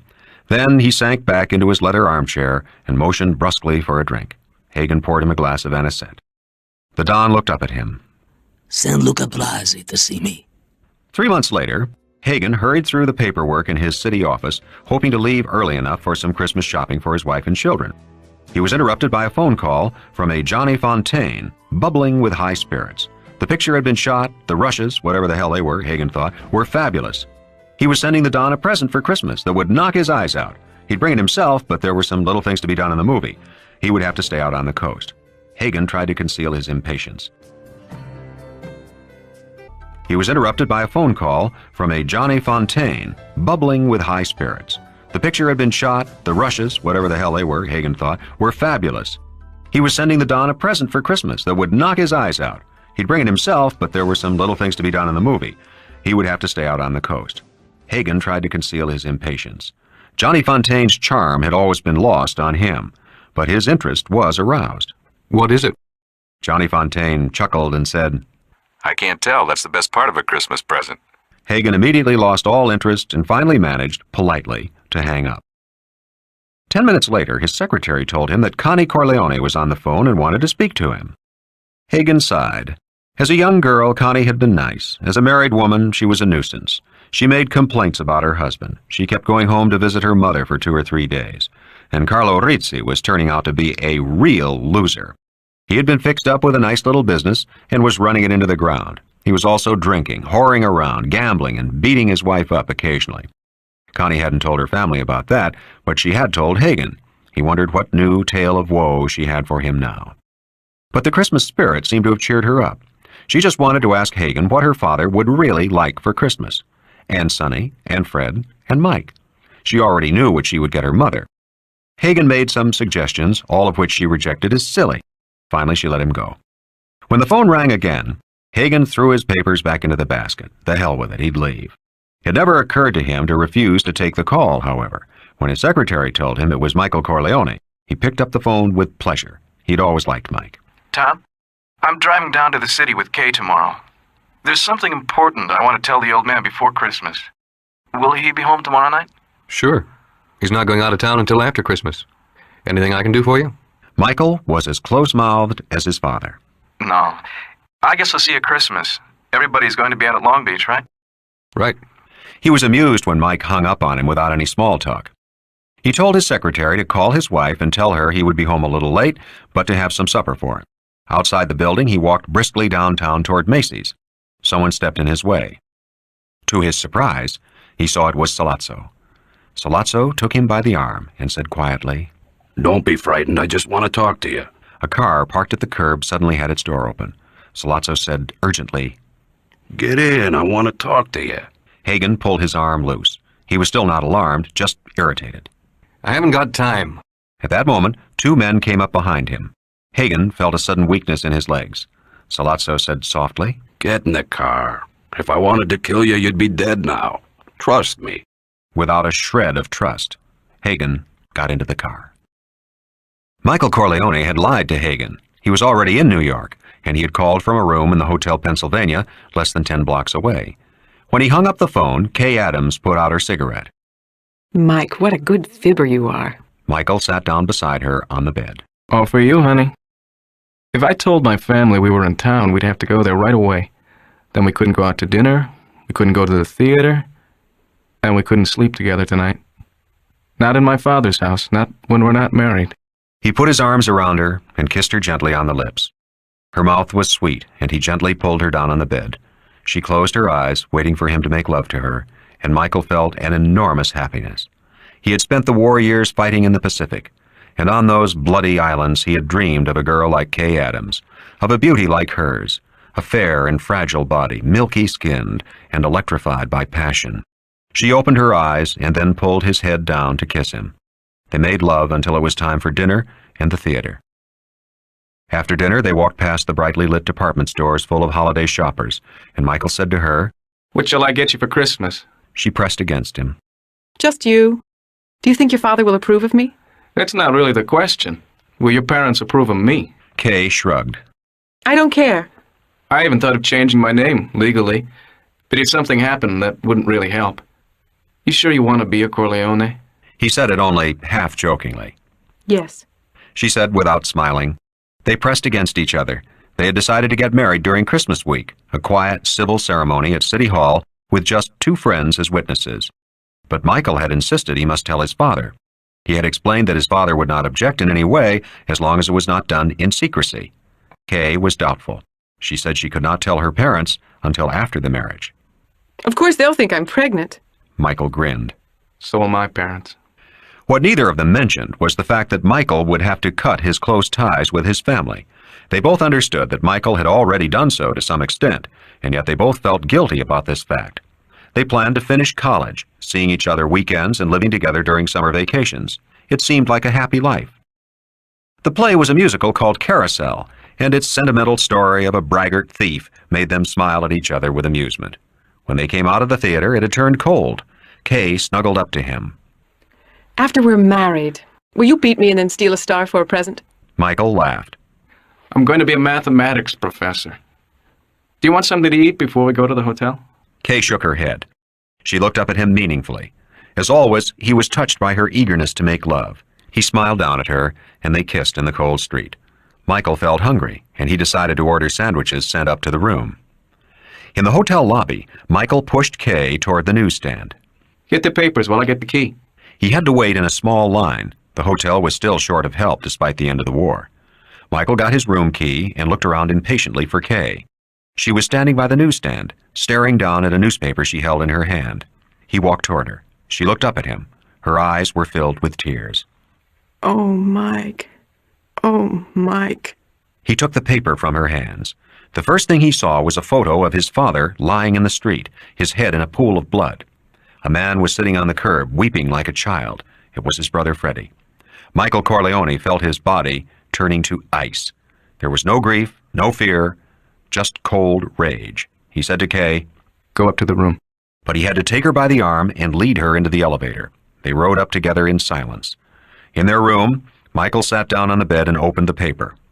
The headline said, Vito Corleone shot, alleged racket chief critically wounded, operated on under heavy police guard, bloody mob war feared. Michael felt the weakness in his legs. He's not dead. The bastards didn't kill him. He read the story again. His father had been shot at 5 in the afternoon. That meant that while he had been making love to Kay, having dinner, enjoying the theater, his father was near death. Michael felt sick with guilt. Shall we go down to the hospital now? Michael shook his head. Let me call the house first. The people who did this are crazy.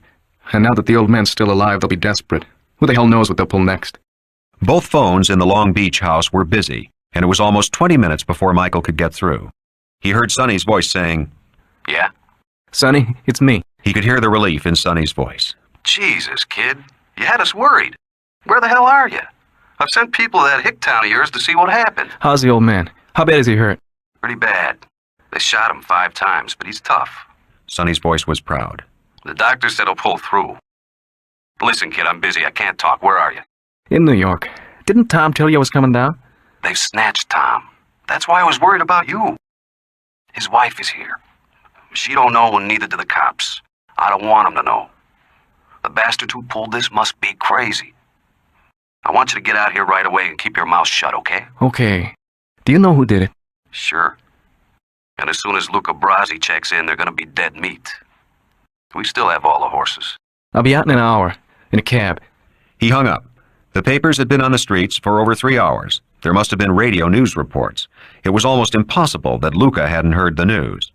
Thoughtfully, Michael pondered the question. Where was Luca Brasi?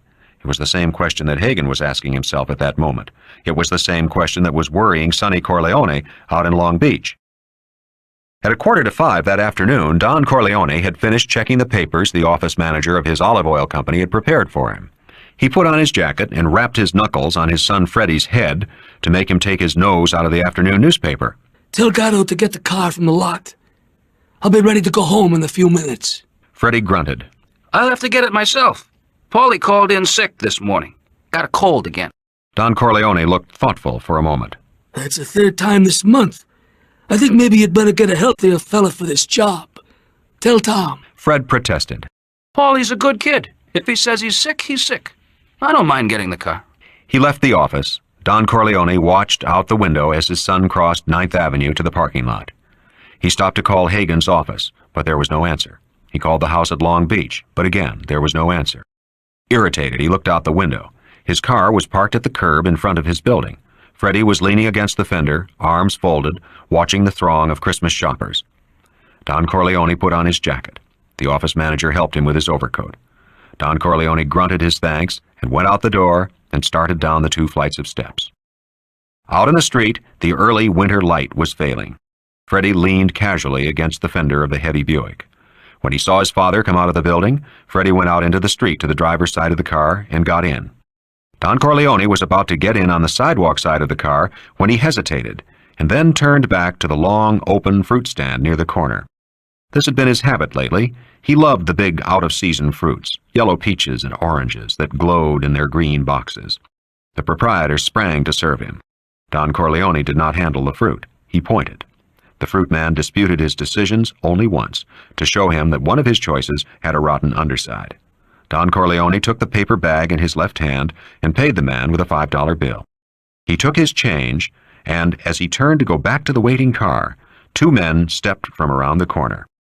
Don Corleone knew immediately what was to happen. The 2 men wore black overcoats and black hats pulled low to prevent identification by witnesses. They had not expected Don Corleone's alert reaction. He dropped the bag of fruit and darted toward the parked car with startling quickness for a man of his bulk. At the same time, he shouted, Fredo! Fredo! It was only then that the 2 men drew their guns and fired. The first bullet caught Don Corleone in the back. He felt the hammer shock of its impact, but made his body move toward the car. The next 2 bullets hit him in the buttocks and sent him sprawling in the middle of the street. Meanwhile, the 2 gunmen, careful not to slip on the rolling fruit, started to follow in order to finish him off. At that moment, perhaps no more than 5 seconds after the Don's call to his son, Federico Corleone appeared out of his car, looming over it. The gunman fired 2 more hasty shots at the Don lying in the gutter. One hit him in the fleshy part of his arm, and the second hit him in the calf of his right leg. Though these wounds were the least serious, they bled profusely, forming small pools of blood beside his body. But by this time, Don Corleone had lost consciousness. Freddie had heard his father shout, calling him by his childhood name, and then he had heard the first 2 loud reports. By the time he got out of the car, he was in shock. He had not even drawn his gun. The 2 assassins could easily have shot him down, but they too panicked. They must have known the son was armed, and besides, too much time had passed. They disappeared around the corner, leaving Freddie alone in the street with his father's bleeding body. Many of the people thronging the avenue had flung themselves into doorways or on the ground. Others had huddled together in small groups. Freddie still had not drawn his weapon. He seemed stunned. He stared down at his father's body lying face down on the tarred street. lying now in what seemed to him a blackish lake of blood. Freddy went into physical shock. People eddied out again, and someone, seeing him start to sag, led him to the curbstone and made him sit down on it. A crowd gathered around Don Corleone's body, a circle that shattered when the first police car sirened a path through them. Directly behind the police was the Daily News radio car, and even before it stopped, a photographer jumped out to snap pictures of the bleeding Don Corleone. A few moments later, an ambulance arrived. The photographer turned his attention to Freddy Corleone, who was now weeping openly, and this was a curiously comical sight because of his tough, Cupid-featured face, heavy nose, and thick mouth smeared with snot. Detectives were spreading through the crowd, and more police cars were coming up. One detective knelt beside Freddy, questioning him, but Freddy was too deep in shock to answer. The detective reached inside Freddy's coat and lifted his wallet. He looked at the identification inside and whistled to his partner. In just a few seconds, Freddy had been cut off from the crowd by a flock of plainclothesmen. The first detective found Freddy's gun in its shoulder holster and took it. Then they lifted Freddy off his feet and shoved him into an unmarked car.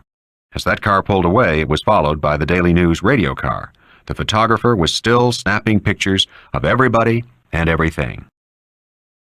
In the half hour after the shooting of his father, Sonny Corleone received 5 phone calls in rapid succession. The first was from Detective John Phillips, who was on the family payroll and had been in the lead car of plainclothesmen at the scene of the shooting. First thing he said to Sonny over the phone was, "Do you recognize my voice?" "Yeah." He was fresh from a nap, called to the phone by his wife.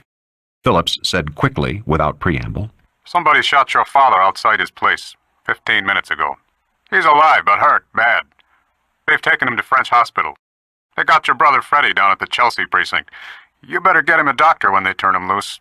I'm going down to the hospital now to help question your old man if he can talk. I'll keep you posted." Across the table, Sonny's wife, Sandra, noticed that her husband's face had gone red with flushing blood. His eyes were glazed over. She whispered, "What's the matter?"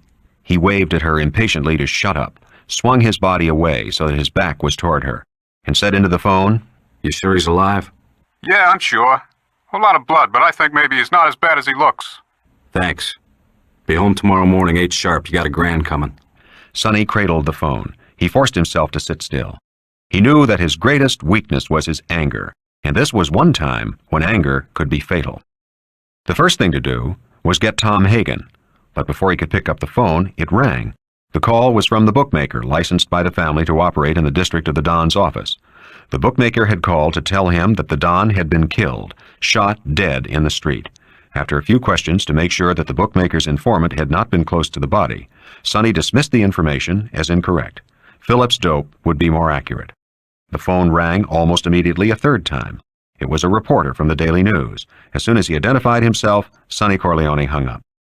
He dialed Hagen's house and asked Hagen's wife, "Did Tom come home yet?" She said no, that he was not due for another 20 minutes, but she expected him home for supper. "Have him call me." He tried to think things out. He tried to imagine how his father would react in a like situation. He had known immediately that this was an attack by Sollozzo, but Sollozzo would never have dared to eliminate so high-ranking a leader as the Don unless he was backed by other powerful people. The phone, ringing for the 4th time, interrupted his thoughts. The voice on the other end was very soft, very gentle. "Santino Corleone? "Yeah." We have Tom Hagen. In about 3 hours, he'll be released with our proposition. Don't do anything rash until you've heard what he has to say. It could only cause a lot of trouble. What's done is done. Everybody has to be sensible now. Don't lose that famous temper of yours." The voice was slightly mocking. Sonny couldn't be sure, but it sounded like Sollozzo. He made his voice sound muted, depressed. "I'll wait." He heard the receiver on the other end click. He looked at his heavy, gold-banded wristwatch and noted the exact time of the call and jotted it down on the tablecloth. He sat at the kitchen table, frowning. His wife asked, "Sonny, what is it?" "They shot the old man." He saw the shock on her face. "Don't worry, he's not dead, and nothing else is going to happen." He did not tell her about Hagen. And then the phone rang for the 5th time. It was Clemenza. The fat man's voice came wheezing over the phone in grunt-like gasps. "You hear about your father?" "Yeah, but he's not dead." There was a long pause over the phone, and then Clemenza's voice came packed with emotion. Thank God, thank God. You sure? I got word he was dead in the street. He's alive. He was listening intently to every intonation in Clemenza's voice. The emotion had seemed genuine, but it was part of the fat man's profession to be a good actor. You will have to carry the ball, Sonny. What do you want me to do? Get over to my father's house. Bring Paulie Gatto. That's all. Don't you want me to send some people to the hospital in your place? No, I just want you and Paulie Gatto.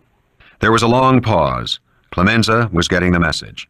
To make it a little more natural, Sonny asked, Where the hell was Paulie anyway? What the hell was he doing? There was no longer any wheezing on the other end of the line. Clemenza's voice was guarded. Paulie was sick. He had a cold, so he stayed home. He's been a little sick all winter. Sonny was instantly alert. How many times did he stay home the last couple of months? Maybe 3 or 4 times. I always asked Freddie if he wanted another guy, but he said no. There's been no cause. The last 10 years, things been smooth, you know. Yeah. I'll see you at my father's house. Be sure you bring Paulie. Pick him up on your way over. I don't care how sick he is. You got that? He slammed down the phone without waiting for an answer. His wife was weeping silently. He stared at her for a moment, then said in a harsh voice, Any of our people call, tell them to get me in my father's house on his special phone. Anybody else call, you don't know nothing. If Tom's wife calls, tell her that Tom won't be home for a while. He's on business. He pondered for a moment. A couple of our people will come to stay here. He saw her look of fright. You don't have to be scared. I just want them here. Do whatever they tell you to do. If you want to talk to me, give me on Pop's special phone, but don't call me unless it's really important. And don't worry. He went out of the house. Darkness had fallen, and the December wind whipped through them all. Sonny had no fear about stepping out into the night. All 8 houses were owned by Don Corleone. At the mouth of the mall, the 2 houses on either side were rented by family retainers with their own families and star boarders, single men who lived in the basement apartments. Of the remaining 6 houses that formed the rest of the half-circle, 1 was inhabited by Tom Hagen and his family, his own, and the smallest and least ostentatious, by the Don himself. The other 3 houses were given rent-free to retired friends of the Don, with the understanding that they would be vacated whenever he requested. The harmless-looking mall was an impregnable fortress. All 8 houses were equipped with floodlights, which bathed the grounds around them and made the mall impossible to lurk in. Sonny went across the street to his father's house and let himself inside with his own key. Ma, where are you? His mother came out of the kitchen. Behind her rose the smell of frying peppers. Before she could say anything, Sonny took her by the arm and made her sit down. I just got a call. Now don't get worried. Pop's in the hospital. He's hurt. Get dressed and get ready to get down there. I'll have a car and a driver for you in a little while, okay? His mother looked at him steadily for a moment and then asked in Italian, Have they shot him? Sonny nodded. His mother bowed her head for a moment. Then she went back into the kitchen. Sonny followed her. He watched her turn off the gas under the pan full of peppers and then go out and up to the bedroom. He took peppers from the pan and bread from the basket on the table and made a sloppy sandwich with hot olive oil dripping from his fingers. He went into the huge corner room that was his father's office and took the special phone from a locked cabinet box. The phone had been especially installed and was listed under a phony name and a phony address. The first person he called was Luca Brasi. There was no answer. Then he called the safety valve caporegime in Brooklyn, a man of unquestioned loyalty to the Don. This man's name was Tessio. Sonny told him what had happened and what he wanted. Tessio was to recruit 50 absolutely reliable men. He was to send guards to the hospital. He was to send men out to Long Beach to work there. Tessio asked, Did they get Clemenza, too? I don't want to use Clemenza's people right now. Tessio understood immediately. There was a pause, and then he said, Excuse me, Sonny. I say this as your father would say it. Don't move too fast. I can't believe Clemenza would betray us. Thanks. I don't think so, but I have to be careful, right? Right. Another thing. My kid brother Mike goes to college in Hanover, New Hampshire. Get some people we know in Boston to go up and get him and bring him down here to the house until this blows over. I'll call him up so he'll expect them. Again, I'm just playing the percentages just to make sure. Okay. I'll be over your father's house as soon as I get things rolling. Okay? You know my boys, right? Yeah. He hung up. He went over to a small wall safe and unlocked it. From it, he took an indexed book bound in blue leather. He opened it to the T's until he found the entry he was looking for. It read, Ray Farrell, $5,000, Christmas Eve. This was followed by a telephone number. Sonny dialed the number and said, Farrell? The man on the other end answered, Yes? This is Santino Corleone. I want you to do me a favor, and I want you to do it right away. I want you to check 2 phone numbers and give me all the calls they got and all the calls they made for the last 3 months. He gave Farrell the number of Paulie Gatto's home and Clemenza's home.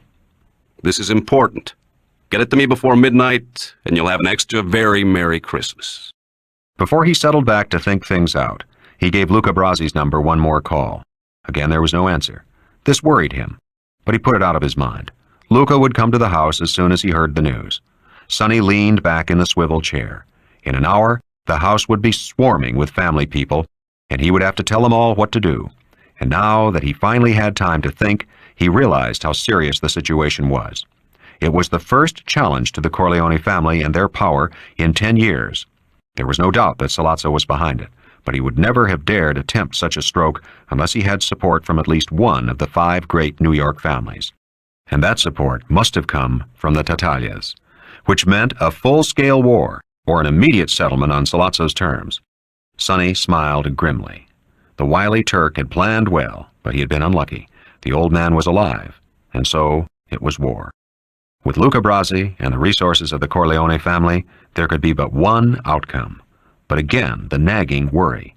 Where was Luca Brasi? Chapter 3. Counting the driver, there were 4 men in the car with Hagen. They put him in the back seat, in the middle of the 2 men who had come up behind him in the street. Sollozzo sat up front. The man on Hagen's right reached over across his body and tilted Hagen's hat over his eyes so that he could not see. Don't even move your pinky. It was a short ride, not more than 20 minutes, and when they got out of the car, Hagen could not recognize the neighborhood because darkness had fallen. They led him into a basement apartment and made him sit on a straight-backed kitchen chair.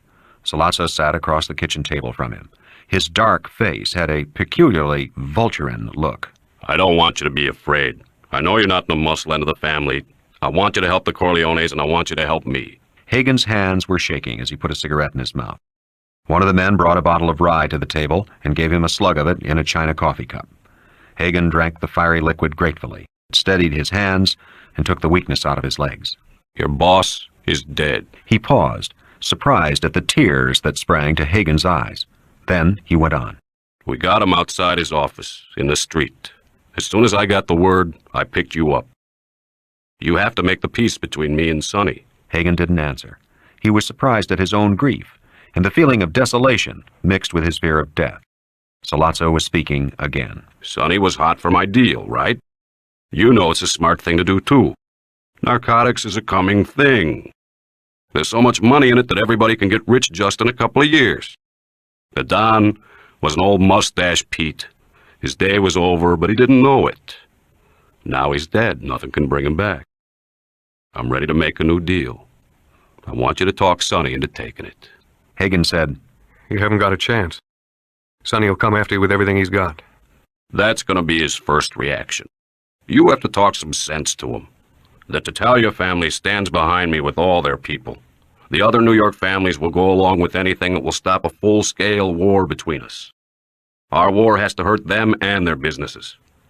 If Sonny goes along with the deal, the other families in the country will consider it none of their affair, even a Don's oldest friends.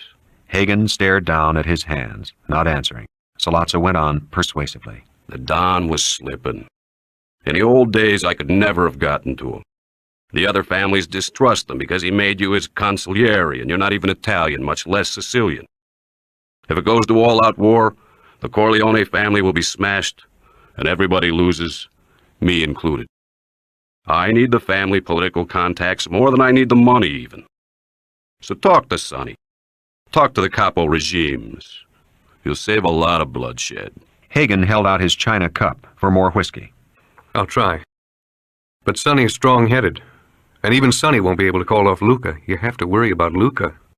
I'll have to worry about Luca if I go for your deal. I'll take care of Luca. You take care of Sonny and the other 2 kids.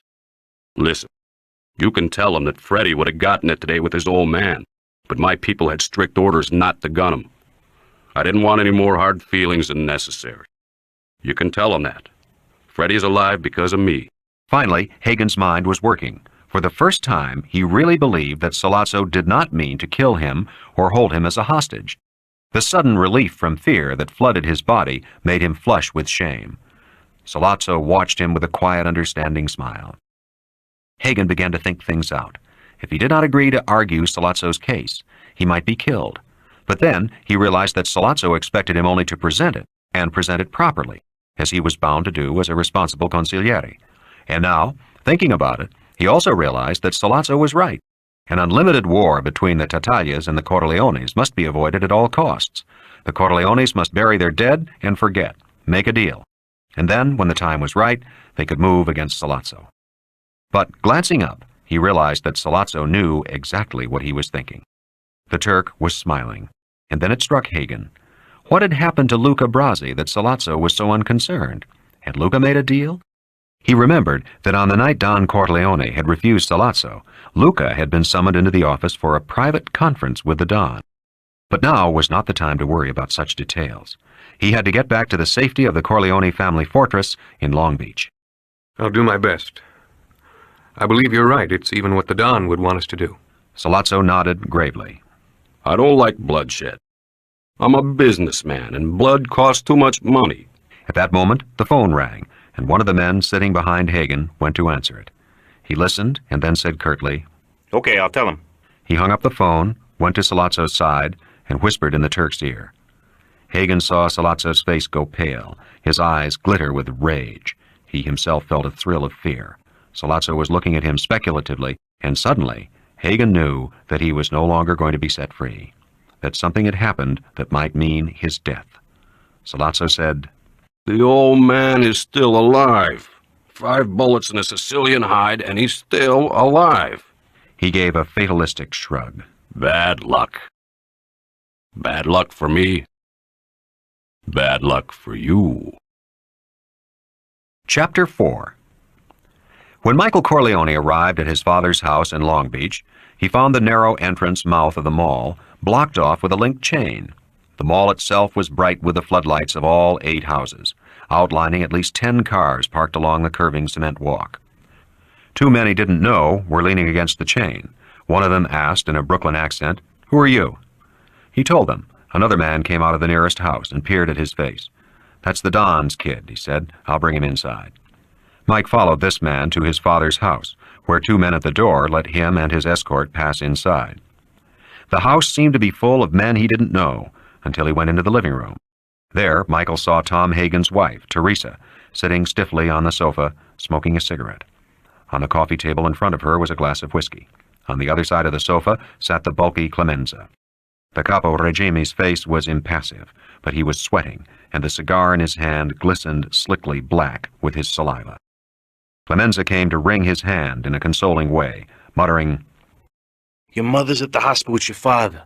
He's gonna be all right." Paulie Gatto stood up to shake hands. Michael looked at him curiously. He knew Paulie was his father's bodyguard, but did not know that Paulie had stayed home sick that day. But he sensed tension in the thin, dark face.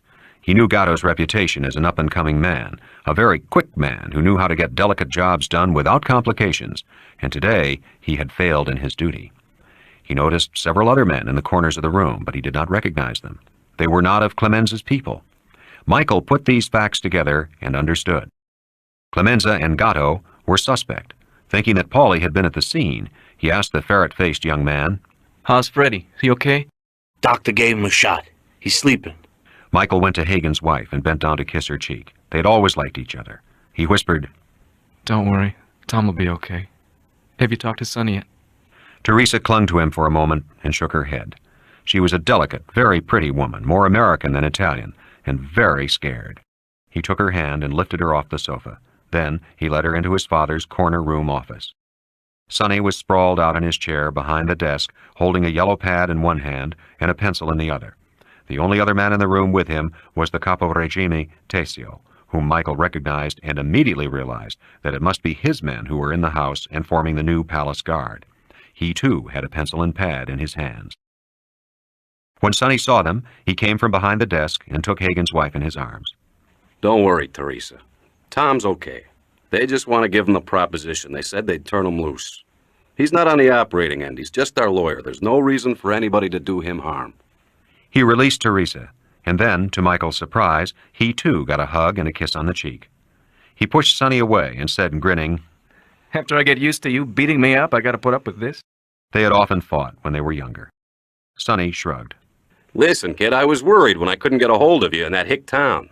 Not that I gave a crap if they knocked you off, but I didn't like the idea of bringing the news to the old lady. I had to tell her about Pop. How'd she take it? Good. She's been through it before. Me too. You were too young to know about it, and then things got pretty smooth while you were growing up. He paused and then said, She's down at the hospital with the old man. He's gonna pull through. How about us going down? Sonny shook his head and said dryly, I can't leave this house until it's all over. The phone rang. Sonny picked it up and listened intently. While he was listening, Michael sauntered over to the desk and glanced down at the yellow pad Sonny had been writing on. There was a list of 7 names. The first 3 were Sollozzo, Philip Tattaglia, and John Tattaglia.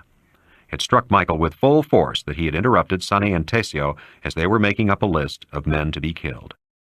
When Sonny hung up the phone, he said to Teresa Hagen and Michael, Can you two wait outside? I got some business with Tessio we have to finish. Was that call about Tom? She said it almost truculently, but she was weeping with fright.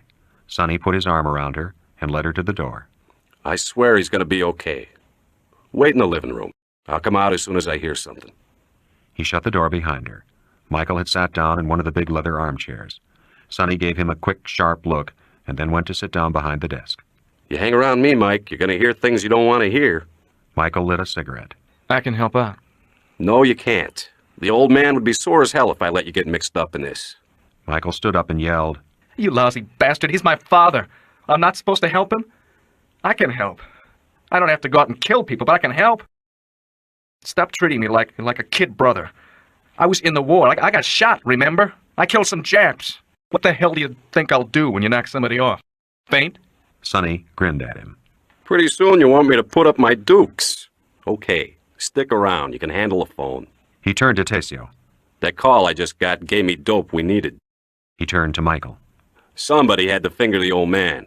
It could have been Clemenza, it could have been Gatto, who was very conveniently sick today. I know the answer now. Let's see how smart you are, Mike. You're the college boy. Who sold out to Sollozzo? Michael sat down again and relaxed back into the leather armchair. He thought everything over very carefully. Clemenza was a caporegime in the Corleone family structure.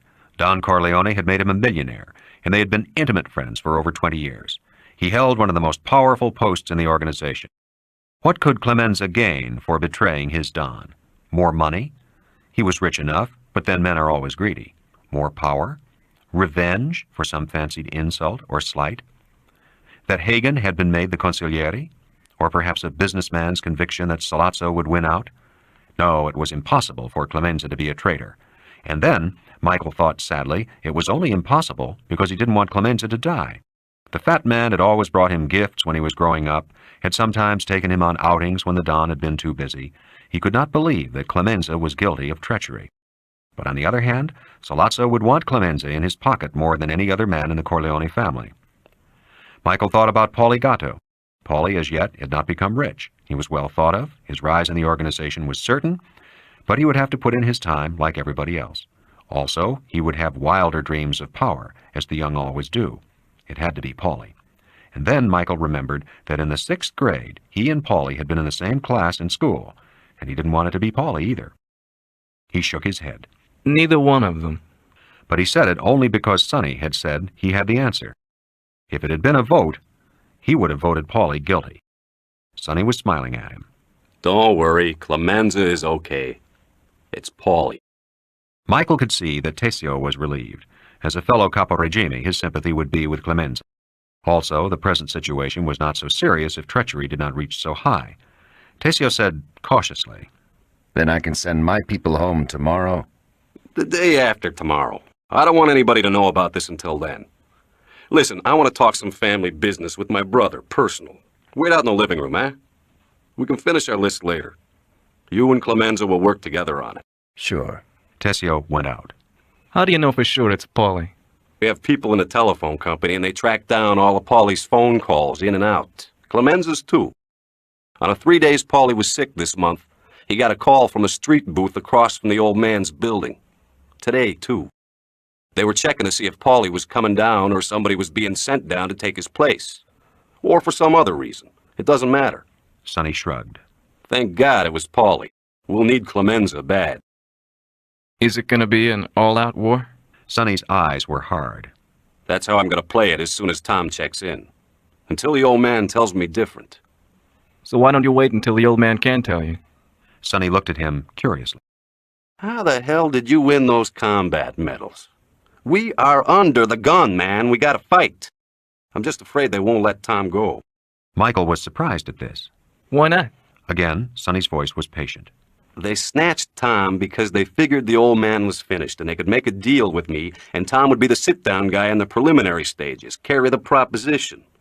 Now with the old man alive, they know I can't make a deal, so Tom's no good to them. They can turn him loose or dump him, depending how Sollozzo feels. If they dump him, it would be just to show us they really mean business, trying to bulldoze us. What made Sollozzo think he could get a deal with you? Sonny flushed, and he didn't answer for a moment. Then he said, We had a meeting a few months ago. Sollozzo came to us with a proposition on drugs. The old man turned him down, but during the meeting I shot off my mouth a little. I showed I wanted a deal, which is absolutely the wrong thing to do. If there's one thing the old man hammered into me, it's never to do a thing like that, to let other people know there's a split of opinion in the family. So Sollozzo figures he gets rid of the old man, I have to go in with him on the drugs. With the old man gone, the family power is cut at least in half. I would be fighting for my life anyway to keep all the businesses the old man got together. Drugs are the common thing we should get into. And his knocking off the old man is purely business, nothing personal. As a matter of business, I would go in with him. Of course, he would never let me get too close. He'd make sure I'd never get a clean shot at him, just in case. But he also knows that once I accepted the deal, the other families would never let me start a war a couple of years later just for revenge.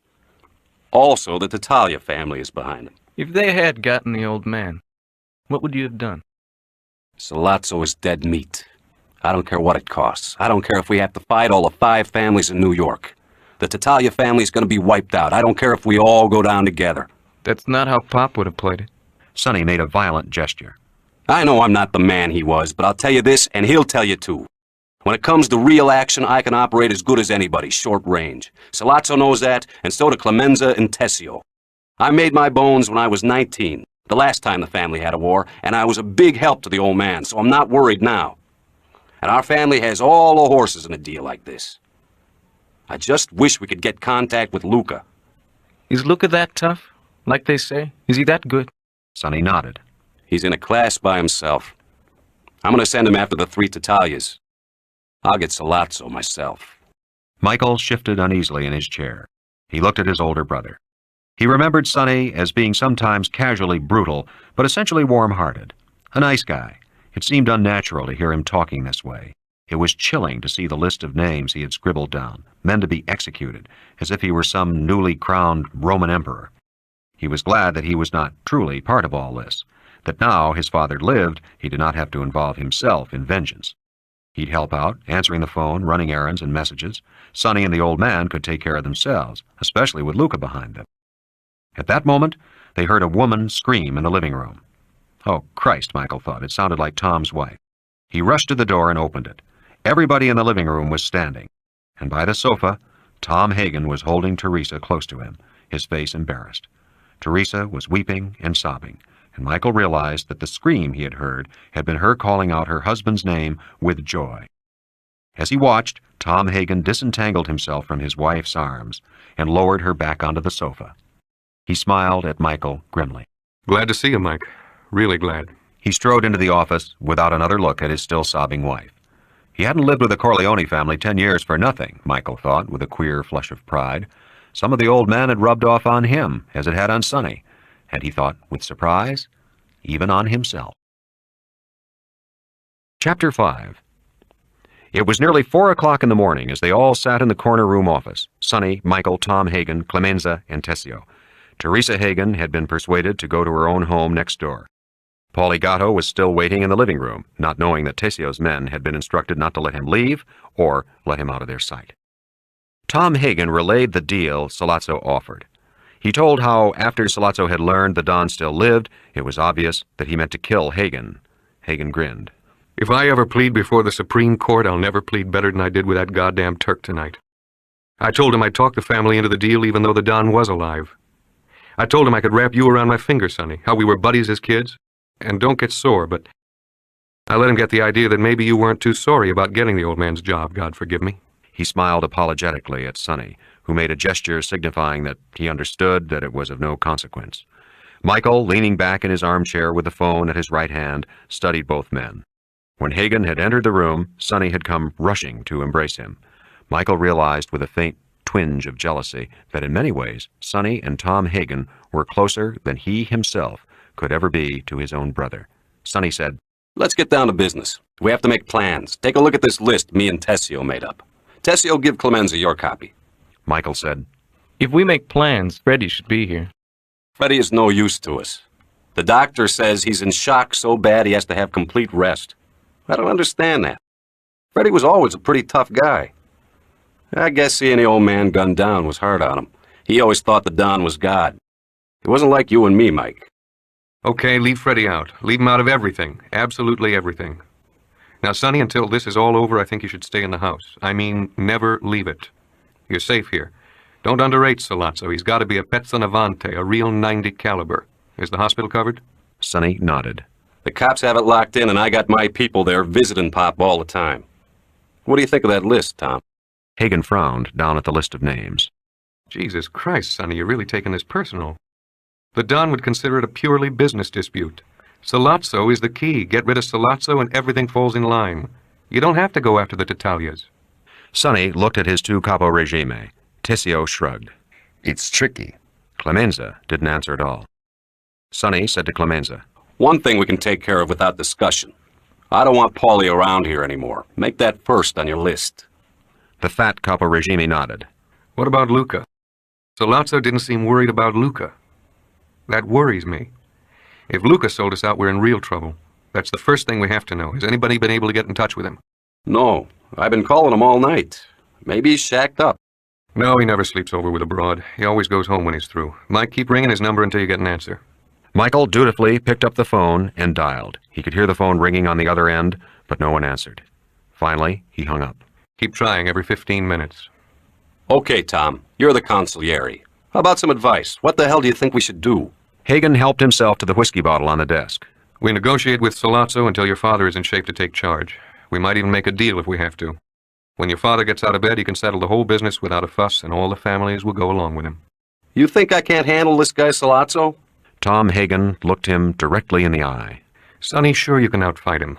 The Corleone family has the power. You have Clemenza and Tessio here, and they can muster 1,000 men if it comes to an all-out war. But at the end, there will be a shambles over the whole East Coast, and all the other families will blame the Corleones. We'll make a lot of enemies. And that's something your father never believed in. Michael, watching Sonny, thought he took this well. But Sonny said to Hagen, "What if the old man dies? What do you advise then, consigliere?" I know you won't do it, but I would advise you to make a real deal with Sollozzo on the drugs. Without your father's political contacts and personal influence, the Corleone family loses half its strength. Without your father, the other New York families might wind up supporting the Titaglias and Sollozzo just to make sure there isn't a long, destructive war. If your father dies, make the deal. Then wait and see. Sonny was white-faced with anger. "That's easy for you to say. It's not your father they killed." I was as good a son to him as you or Mike, maybe better. I'm giving you a professional opinion. Personally, I want to kill all those bastards. The emotion in his voice shamed Sonny. "Ah, Christ, Tom, I didn't mean it that way." But he had, really. Blood was blood, and nothing else was its equal. Sonny brooded for a moment as the others waited in embarrassed silence. Then he sighed. "Okay, we'll sit tight until the old man can give us the lead. But Tom, I want you to stay inside the mall too. Don't take any chances. Mike, you be careful, though I don't think even Sollozzo would bring personal family into the war. Everybody would be against them then. But be careful. Tessio, you hold your people in reserve, but have them nosing around the city. Clemenza, after you settle the Paulie Gatto thing, you move your men into the house and the mall to replace Tessio's people. Tessio, you keep your men at the hospital, though. Tom, start negotiation over the phone or by messenger with Sollozzo and the Titaglias the first thing in the morning. Mike, tomorrow you take a couple of Clemenza's people and go to Luca's house and wait for him to show up, or find out where the hell he is. The crazy bastard might be going after Sollozzo right now if he's heard the news. I can't believe he'd ever go against his Don, no matter what the Turk offered him. Hagen said reluctantly, Maybe Mike shouldn't get mixed up in this so directly. Right. Forget that, Mike. Anyway, I need you on the phone here in the house. That's more important. Michael didn't say anything. He felt awkward, almost ashamed, and he noticed Clemenza and Tessio with faces so carefully impassive that he was sure that they were hiding their contempt. He picked up the phone and dialed Luca Brasi's number and kept the receiver to his ear as it rang and rang. Chapter 6. Peter Clemenza slept badly that night. In the morning, he got up early and made his own breakfast of a glass of grappa, a thick slice of Genoa salami with a chunk of fresh Italian bread that was still delivered to his door as in the old days. Then he drank a great plain china mug filled with hot coffee that had been lashed with anisette. But as he padded about the house in his old bathrobe and red felt slippers, he pondered on the day's work that lay ahead of him. Last night, Sonny Corleone had made it very clear that Paulie Gatto was to be taken care of immediately. It had to be today. Clemenza was troubled. Not because Gatto had been his protege and had turned traitor. This did not reflect on the caporegime's judgment. After all, Paulie's background had been perfect. He came from a Sicilian family. He had grown up in the same neighborhood as the Corleone children, had indeed even gone to school with one of the sons. He had been brought up through each level in the proper manner. He had been tested and not found wanting.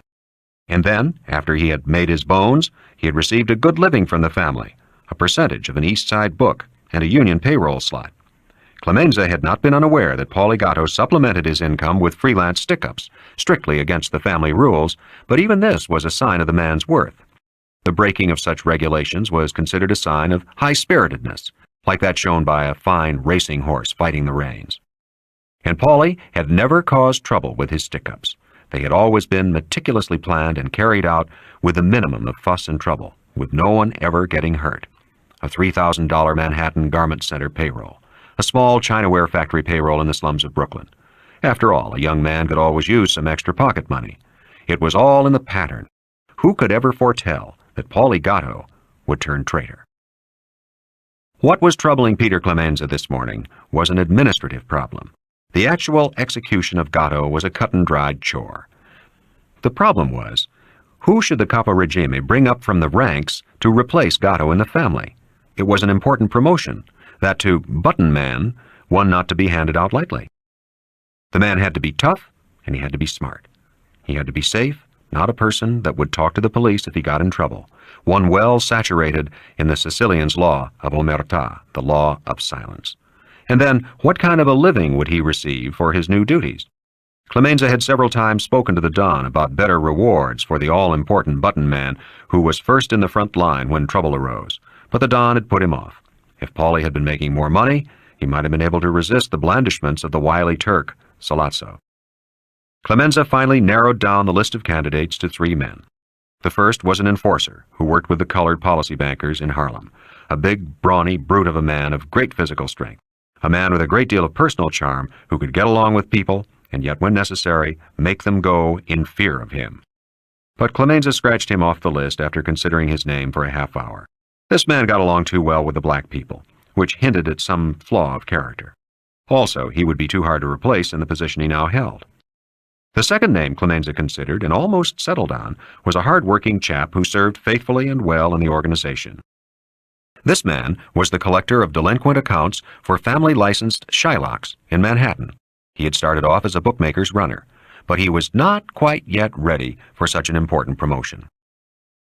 Finally, he settled on Rocco Lampone. Lampone had served a short but impressive apprenticeship in the family. During the war, he had been wounded in Africa and had been discharged in 1943. Because of the shortage of young men, Clemenza had taken him on, even though Lampone was partially incapacitated by his injuries and walked with a pronounced limp. Clemenza had used him as a black market contact in the garment center and with government employees controlling OPA food stamps. From that, Lampone had graduated to troubleshooter for the whole operation. What Clemenza liked about him was his good judgment. He knew that there was no percentage in being tough about something that would only cost a heavy fine or 6 months in jail, small prices to pay for the enormous profits earned. He had the good sense to know that it was not an area for heavy threats, but light ones. He kept the whole operation in a minor key, which was exactly what was needed. Clemenza felt the relief of a conscientious administrator who has solved a knotty personnel problem. Yes, it would be Rocco Lampone who would assist, for Clemenza planned to handle this job himself, not only to help a new, inexperienced man make his bones, but to settle a personal score with Paulie Gatto. Paulie had been his protege. He had advanced Paulie over the heads of more deserving and more loyal people. He had helped Paulie make his bones and furthered his career in every way. Paulie had not only betrayed the family, he had betrayed his padrone, Peter Clemenza. This lack of respect had to be repaid. Everything else was arranged. Paulie Gatto had been instructed to pick him up at 3 in the afternoon and to pick him up with his own car, nothing hot. Now, Clemenza took up the telephone and dialed Rocco Lampone's number. He did not identify himself. He simply said, "Come to my house. I have an errand for you." He was pleased to note that, despite the early hour, Lampone's voice was not surprised or dazed with sleep, and he simply said, "Okay." "Good man." Clemenza added, "No rush. Have your breakfast and lunch first before you come see me, but not later than 2 in the afternoon." There was another laconic okay on the other end, and Clemenza hung up the phone. He had already alerted his people about replacing caporegime Tessio's people in the Corleone Mall, so that was done. He had capable subordinates and never interfered in a mechanical operation of that kind. He decided to wash his Cadillac. He loved the car. It gave him such a quiet, peaceful ride, and its upholstery was so rich that he sometimes sat in it for an hour when the weather was good because it was more pleasant than sitting in the house. And it always helped him think when he was grooming the car. He remembered his father in Italy doing the same thing with donkeys. Clemenza worked inside the heated garage. He hated cold. He ran over his plans. You had to be careful with Paulie. The man was like a rat. He could smell danger. And now, of course, despite being so tough, he must be shitting in his pants because the old man was still alive. He'd be as skittish as a donkey with ants up his ass. But Clemenza was accustomed to these circumstances, usual in his work. First, he had to have a good excuse for Rocco to accompany them. Second, he had to have a plausible mission for the three of them to go on. Of course, strictly speaking, this was not necessary. Paulie Gatto could be killed without any of these frills. He was locked in. He could not run away. But Clemenza felt strongly that it was important to keep good working habits and never give away a fraction of a percentage point. You never could tell what might happen, and these matters were, after all, questions of life and death.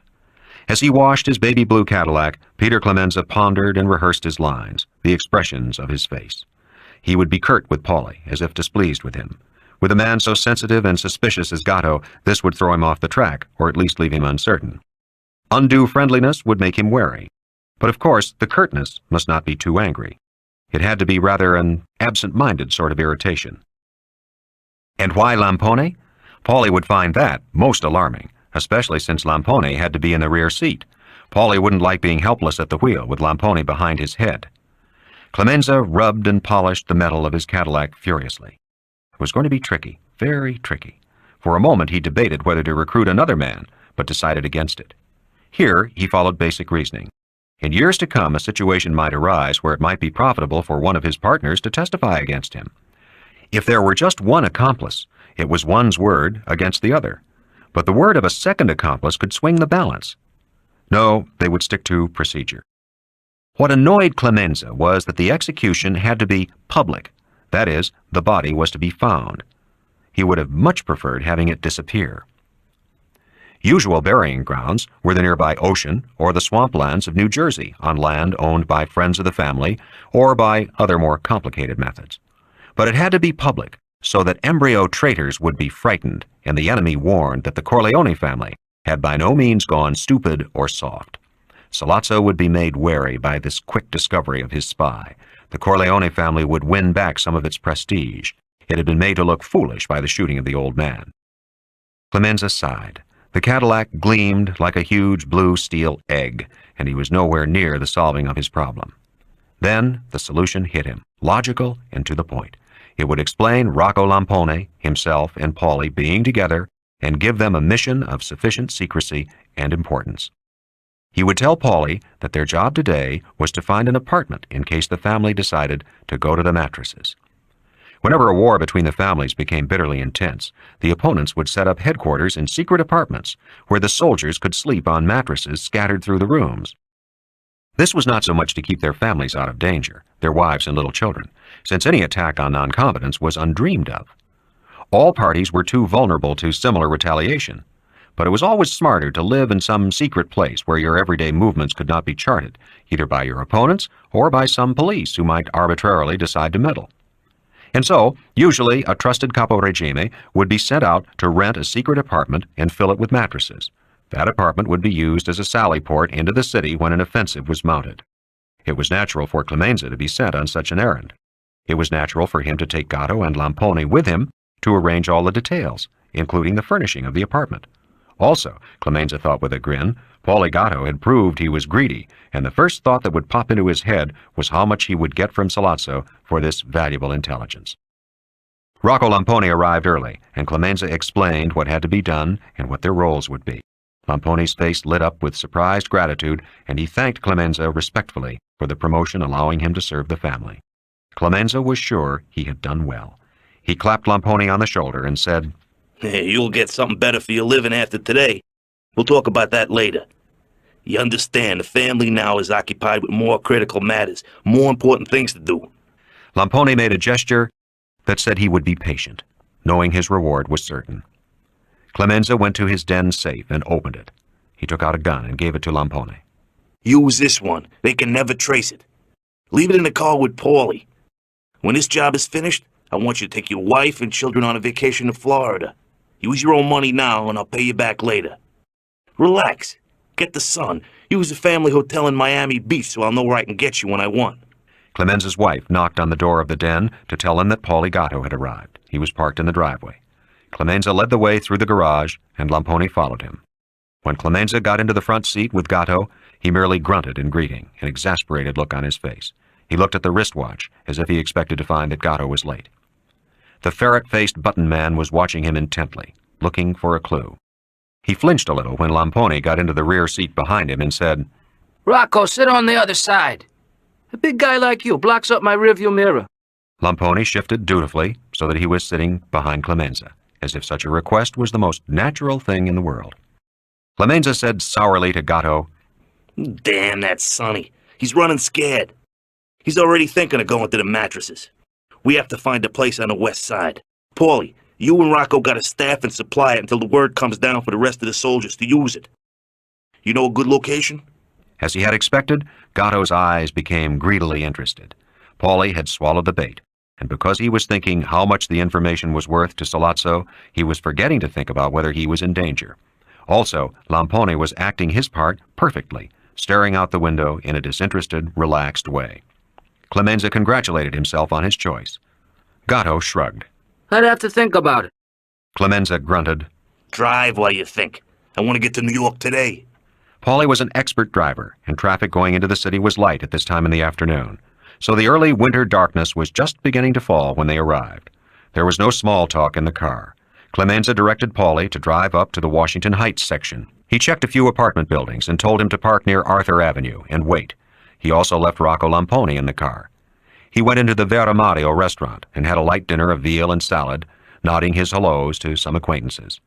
After an hour had gone by, he walked the several blocks to where the car was parked and entered it. Gatto and Lampone were still waiting. "Shit, they want us back in Long Beach. They got some other job for us now. Sonny says we can let this one go until later.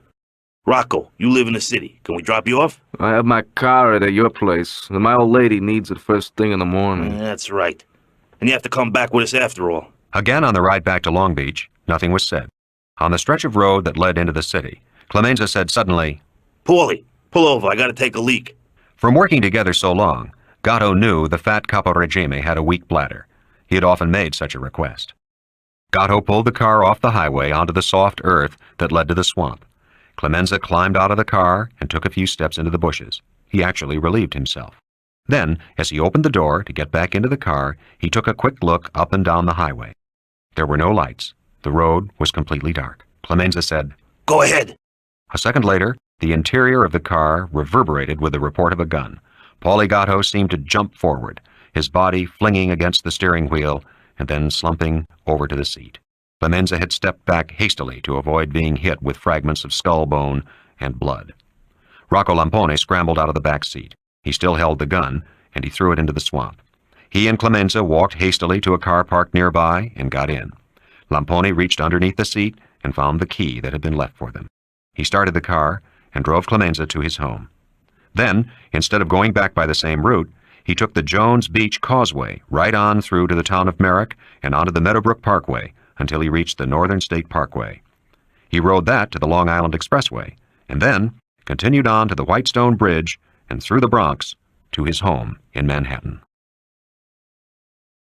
Chapter 7. On the night before the shooting of Don Corleone, his strongest and most loyal and most feared retainer prepared to meet with the enemy.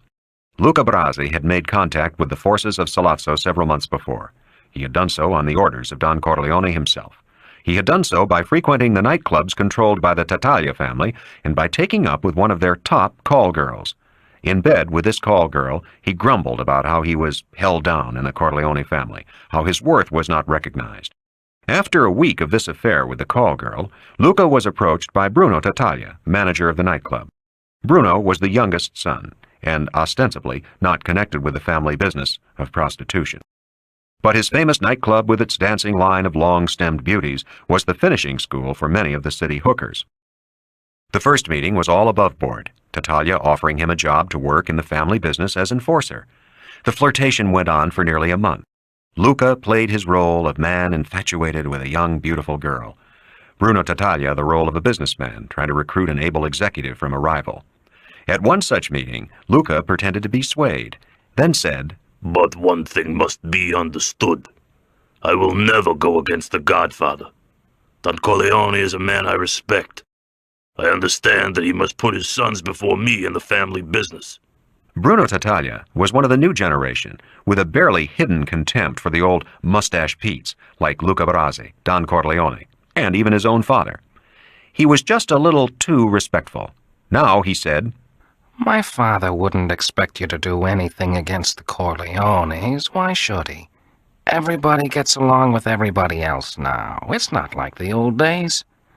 It's just that if you're looking for a new job, I can pass along the word to my father. There's always need for a man like you in our business. It's a hard business, and it needs hard men to keep it running smooth. Let me know if you ever make up your mind." Luca shrugged. "It's not so bad where I'm at." And so they left it.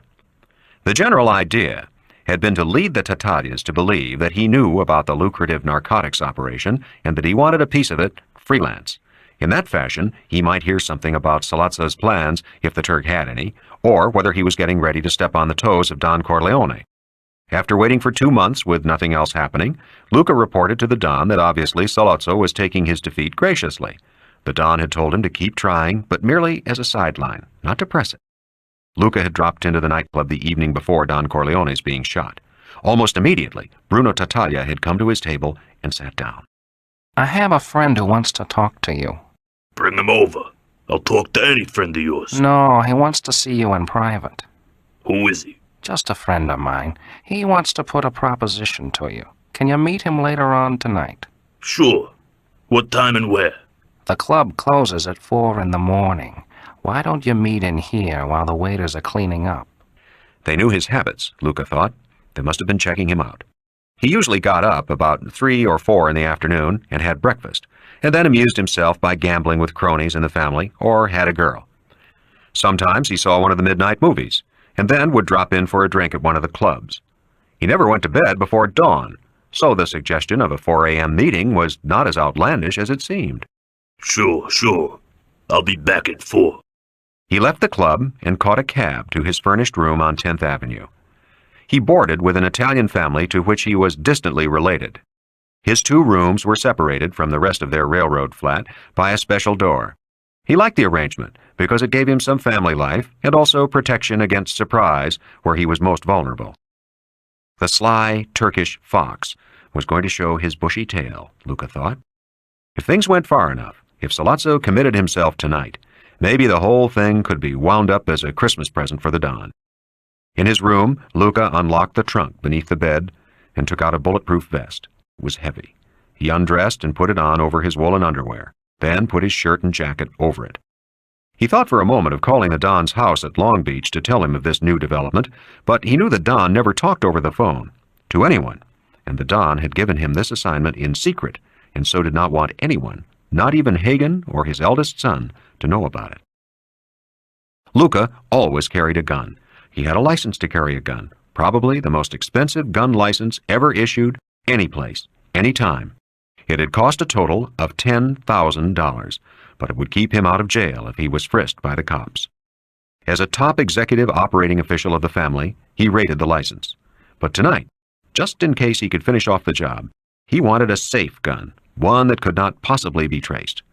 But then, thinking the matter over, he decided that he would just listen to the proposition tonight and report back to the Godfather, Don Corleone. He made his way back to the club, but he did not drink any more. Instead, he wandered out to 48th Street, where he had a leisurely late supper at Patsy's, his favorite Italian restaurant. When it was time for his appointment, he drifted uptown to the club entrance. The doorman was no longer there when he went in. The hat-check girl was gone. Only Bruno Tattaglia waited to greet him and lead him to the deserted bar at the side of the room. Before him he could see the desert of small tables with the polished yellow wood dance floor gleaming like a small diamond in the middle of them. In the shadows was the empty bandstand. Out of it grew the skeleton metal stalk of a microphone. Luca sat at the bar, and Bruno Tattaglia went behind it. Luca refused the drink offered to him and lit a cigarette. It was possible that this would turn out to be something else, not the Turk. But then he saw Sollozzo emerge out of the shadows at the far end of the room. Sollozzo shook his hand and sat at the bar next to him. Tattaglia put a glass in front of the Turk, who nodded his thanks. Sollozzo asked, "Do you know who I am?" Luca nodded. He smiled grimly. The rats were being flushed out of their holes. It would be his pleasure to take care of this renegade Sicilian. "Do you know what I am going to ask of you?" Luca shook his head. "There's big business to be made. I mean millions for everybody at the top level. On a first shipment, I can guarantee you $50,000. I'm talking about drugs. It's a common thing." Why come to me? You want me to talk to my Don? Sollozzo grimaced. "I've already talked to the Don. He wants no part of it. All right, I can do without him. But I need somebody strong to protect the operation physically. I understand you're not happy with your family. You might make a switch." Luca shrugged. "If the offer's good enough." Sollozzo had been watching him intently and seemed to have come to a decision. "Think about my offer for a few days and then we'll talk again." He put out his hand, but Luca pretended not to see it and busied himself putting a cigarette in his mouth. Behind the bar, Bruno Tattaglia made a lighter appear magically and held it to Luca's cigarette. And then he did a strange thing. He dropped the lighter on the bar and grabbed Luca's right hand, holding it tight. Luca reacted instantly, his body slipping off the bar stool and trying to twist away. But Sollozzo had grabbed his other hand at the wrist. Still, Luca was too strong for both of them and would have broken free, except that a man stepped out of the shadows behind him and threw a thin silken cord around his neck. The cord pulled tight, choking off Luca's breath. His face became purple, the strength in his arms drained away. Tattaglia and Sollozzo held his hands easily now, and they stood there curiously childlike as the man behind Luca pulled the cord around Luca's neck tighter and tighter. Suddenly, the floor was wet and slippery.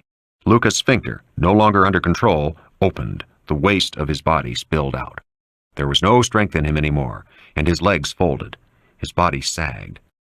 Sollozzo and Tattaglia let his hands go, and only the strangler stayed with the victim, sinking to his knees to follow Luca's falling body, drawing the cord so tight that it cut into the flesh of the neck and disappeared. Luca's eyes were bulging out of his head as if in the utmost surprise, and this surprise was the only humanity remaining to him. He was dead. Sollozzo said, "I don't want him found. It's important that he not be found right now." He turned on his heel and left, disappearing back into the shadows.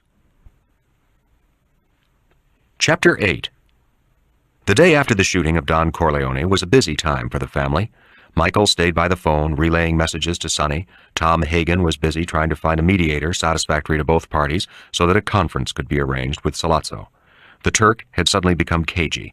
Perhaps he knew that the family button men of Clemenza and Tessio were ranging far and wide over the city in an attempt to pick up his trail. But Sollozzo was sticking close to his hideout, as were all top members of the Tattaglia family. This was expected by Sonny, an elementary precaution he knew the enemy was bound to take. Clemenza was tied up with Paulie Gatto.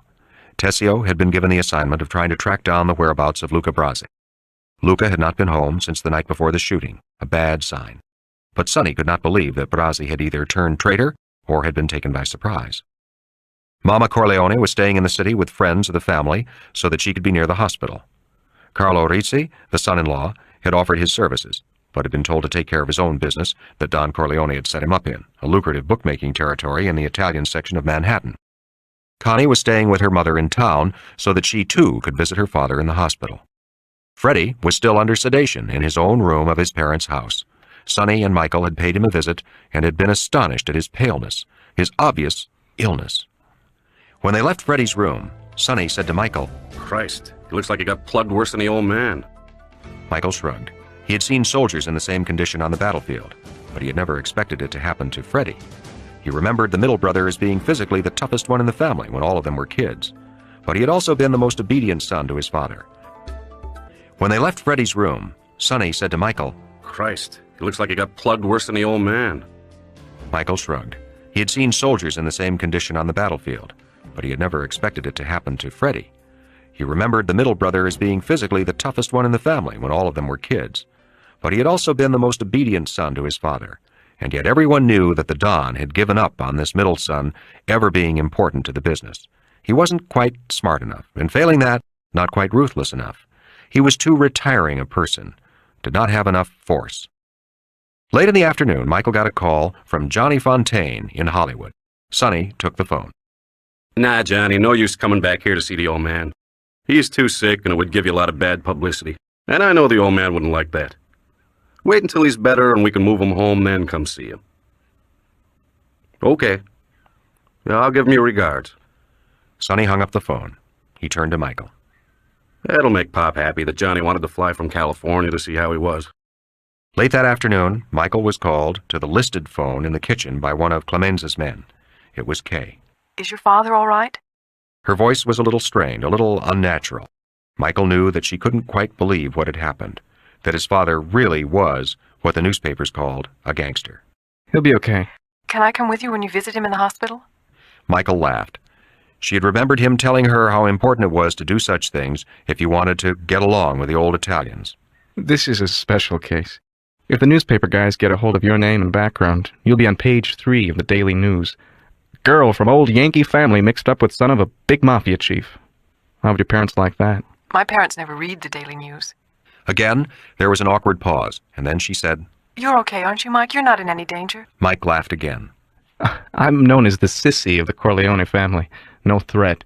So they don't have to bother coming after me. Now, it's all over, Kay. There won't be any more trouble. It was all sort of an accident anyway. I'll explain when I see you. When will that be? Michael pondered. How about late tonight? We'll have a drink and supper in your hotel, and then I'll go to the hospital and see my old man. I'm getting tired of hanging around here answering phones. Okay? But don't tell anybody. I don't want newspaper photographers snapping pictures of us together. No kidding, Kay. It's damned embarrassing. Especially for your parents. All right. I'll be waiting. Can I do any Christmas shopping for you, or anything else? No. Just be ready. She gave a little excited laugh. I'll be ready. Aren't I always? Yes, you are. That's why you're my best girl. I love you. Can you say it? Michael looked at the 4 hoods sitting in the kitchen. No. Tonight, okay? Okay. He hung up. Clemenza had finally come back from his day's work and was bustling around the kitchen, cooking up a huge pot of tomato sauce. Michael nodded to him and went to the corner office, where he found Hagen and Sonny waiting for him impatiently. "Is Clemenza out there?" Michael grinned. "He's cooking up spaghetti for the troops, just like the army." "Tell him to cut out that crap and come on in here. I have more important things for him to do. Get Tessio in here with him." In a few minutes, they were all gathered in the office. Sonny said curtly to Clemenza, "You take care of him?" Clemenza nodded. "You won't see him anymore." With a slight electric shock, Michael realized they were talking about Paulie Gatto, and the little Paulie was dead, murdered by that jolly wedding dancer, Clemenza. Sonny asked Hagen, "You have any luck with Sollozzo?" Hagen shook his head. He seems to have cooled off on the negotiation idea. Anyway, he doesn't seem to be too anxious. Or maybe he's just being very careful so that our button men won't nail him. Anyway, I haven't been able to set up a top-notch go-between he'll trust. But he must know he has to negotiate now. He missed his chance when he let the old man get away from him. He's a smart guy. The smartest our family ever came up against. Maybe he figured we're just stalling until the old man gets better or we can get a line on him. Hagen shrugged. Sure, he figures that. But he still has to negotiate. He has no choice. I'll get it set up tomorrow, that's certain. One of Clemenza's men knocked on the office door and then came in. He said to Clemenza, It just came over the radio. The cops found Paulie Gatto, dead in his car. Clemenza nodded and said to the man, Don't worry about it. The button man gave his caporegime an astonished look, which was followed by a look of comprehension before he went back to the kitchen. The conference went on as if there'd been no interruption. Sonny asked Hagen, Any change in Don's condition? Hagen shook his head. He's okay, but he won't be able to talk for another couple of days. He's all knocked out, still recovering from the operation. Your mother spends most of the day with him, Connie too. There's cops all over the hospital, and Tessio's men hang around too, just in case. In a couple of days he'll be all right, and then we can see what he wants us to do. Meanwhile, we have to keep Sollozzo from doing anything rash. That's why I want to start you talking deals with him. Sonny grunted. Until he does, I've got Clemenza and Tessio looking for him. Maybe we'll get lucky and solve the whole business. You won't get lucky. Sollozzo is too smart. Hagen paused. He knows once he comes to the table, he'll have to go our way mostly. That's why he's stalling. I'm guessing he's trying to line up support from the other New York families so that we won't go after him when the old man gives us the word. Sonny frowned. Why the hell should they do that? To avert a big war which hurts everybody and brings the papers and government into the act. Also, Sollozzo will give him a piece of the action. And you know how much dough there is in drugs. The Corleone family doesn't need it. We have the gambling, which is the best business to have. But the other families are hungry. Sollozzo's a proven man. They know he can make the operation go on a big scale. Alive, he's money in their pockets. Dead, he's trouble. Sonny's face was as Michael had never seen it. The heavy, cupid mouth and bronzed skin seemed gray. I don't give a fuck what they want. They better not mess in this fight. Clemenza and Tessio shifted uneasily in their chairs, infantry leaders who hear their general rave about storming an impregnable hill, no matter what the cost. Hagen said a little impatiently, Come on, Sonny, your father wouldn't like you thinking that way. You know what he always says. That's a waste. Sure, we're not going to let anybody stop us if the old man says we go after Sollozzo. But this is not a personal thing. This is business. If we go after the Turk and the families interfere, we'll negotiate the issue. If the families see that we're determined to have Sollozzo, they'll let us. The Don will make concessions in other areas to square things. But don't go blood crazy on a thing like this. It's business. Even the shooting of your father was business, not personal. You should know that by now. Sonny's eyes were still hard. Okay, I understand all that. Just so long as you understand that nobody stands in our way when we want Sollozzo. Sonny turned to Tessio. Any leads on Luca? Tessio shook his head. None at all.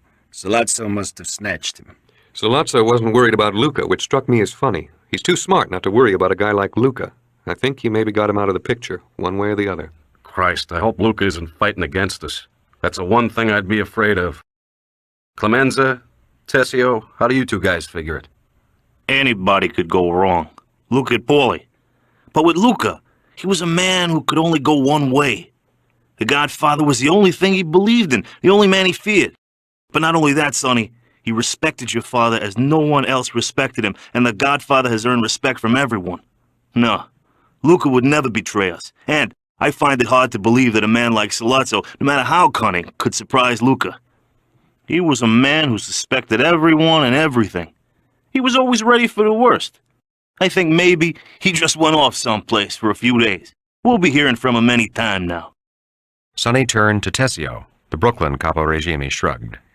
Any man can turn traitor. Luca was very touchy. Maybe the Don offended him some way. That could be. I think, though, that Sollozzo gave him a little surprise. That fits in with what the consigliere says.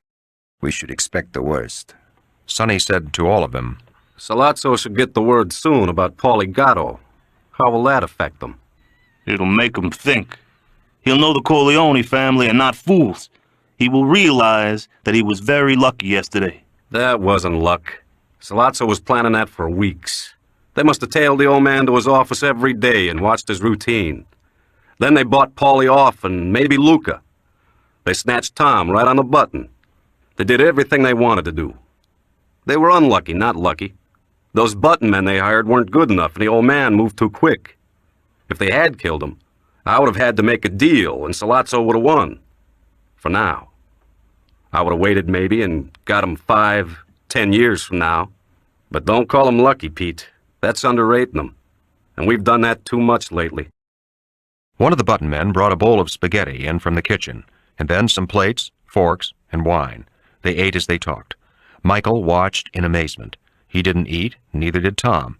But Sonny, Clemenza, and Tessio dug in, mopping up sauce with crusts of bread. It was almost comical. They continued their discussion. Tessio didn't think that the loss of Polygato would upset Sollozzo. In fact, he thought that the Turk might have anticipated it, indeed, might have welcomed it. A useless mouth off the payroll, and he would not be frightened by it. After all, would they be in such a situation? Michael spoke up diffidently. I know I'm an amateur in this, but from everything you guys have said about Sollozzo, plus the fact that all of a sudden he's out of touch with Tom, I guess he has an ace up his sleeve. He might be ready to pull off something real tricky that would put him back on top. If we could figure out what that would be, we'd be in the driver's seat. Yeah, I thought of that, and the only thing I can figure is Luca. The word is already out that he's to be brought here before he's allowed any of his old rights in the family. The only other thing I can think of is that Sollozzo has made his deal with the families in New York, and we'll get the word tomorrow that they will be against us in a war. That we'll have to give the Turk his deal. Right, Tom? Hagen nodded. That's what it looks like to me. And we can't move against that kind of opposition without your father. He's the only one who can stand against the families. He has the political connections they always need, and he can use them for the trading. If he wants to badly enough. Clemenza said, a little arrogantly for a man whose top button man had recently betrayed him, Sollozzo will never get near this house, boss. You don't have to worry about that. Sonny looked at him thoughtfully for a moment. Then he said to Tessio, How about the hospital? Your men got it covered? For the first time during the conference, Tessio seemed to be absolutely sure of his ground. Outside and inside. Right around the clock. The cops have it covered pretty good, too. Detectives at the bedroom door waiting to question the old man. That's a laugh. The Don is still getting that stuff in the tubes, no food, so we don't have to worry about the kitchen, which would be something to worry about with those Turks. They believe in poison. They can't get at the Don. Not in any way. Sonny tilted back in his chair. It wouldn't be me. They have to do business with me. They need the family machine. He grinned at Michael. I wonder if it's you. Maybe Sollozzo figures to snatch you and hold you for a hostage to make a deal. Michael thought ruefully, there goes my date with Kay. Sonny wouldn't let him out of the house. But Hagen said impatiently, No, he could have snatched Mike any time if he wanted insurance. But everybody knows that Mike is not in the family business. He's a civilian, and if Sollozzo snatches him, then he loses all the other New York families. Even the Tutalias would have to help hunt him down. No, it's simple enough. Tomorrow we'll get a representative from all the families who will tell us we have to do business with the Turk. That's what he's waiting for. That's his ace in the hole. Michael heaved a sigh of relief. Good. I have to go into town tonight. Why? Michael grinned. I figured I'll drop into the hospital, visit the old man, see Mom and Connie, and I got some other things to do. Like the Don, Michael never told his real business, and now he didn't want to tell Sonny he was seeing Kay Adams. There was no reason not to tell him. It was just habit. There was a loud murmur of voices in the kitchen. Clemenza went out to see what was happening. When he came back, he was holding Luca Brasi's bulletproof vest in his hands. Wrapped in the vest was a huge, dead fish. Turk has heard about his spy Polygato. And now we know about Luca Brasi. Sonny lit a cigar and took a shot of whiskey. Michael, bewildered, said, What the hell does that fish mean? It was Hagen, the Irisher, the consigliere, who answered him. The fish means that Luca Brasi is sleeping on the bottom of the ocean. It's an old Sicilian message. Chapter 9. When Michael Corleone went into the city that night, it was with a depressed spirit. He felt that he was being enmeshed in the family business against his will, and he resented Sonny using him even to answer the phone. He felt uncomfortable being on the inside of the family councils, as if he could be absolutely trusted with such secrets as murder. And now going to see Kay, he felt guilty about her also. He had never been completely honest with her about his family. He had told her about them, but always with little jokes and colorful anecdotes that made them seem more like adventurers in a Technicolor movie than what they really were. And now his father had been shot down in the street, and his eldest brother was making plans for murder. That was putting it plainly and simply, but that was never how he would tell it to Kay. He had already said his father being shot was more like an accident, and that all the trouble was over. Hell, it looked like it was just beginning. Sonny and Tom were off-center on this guy Sollozzo. They were still underrating him, even though Sonny was smart enough to see the danger. Michael tried to think what the Turk might have up his sleeve. He was obviously a bold man, a clever man, a man of extraordinary force. You had to figure him to come up with a real surprise.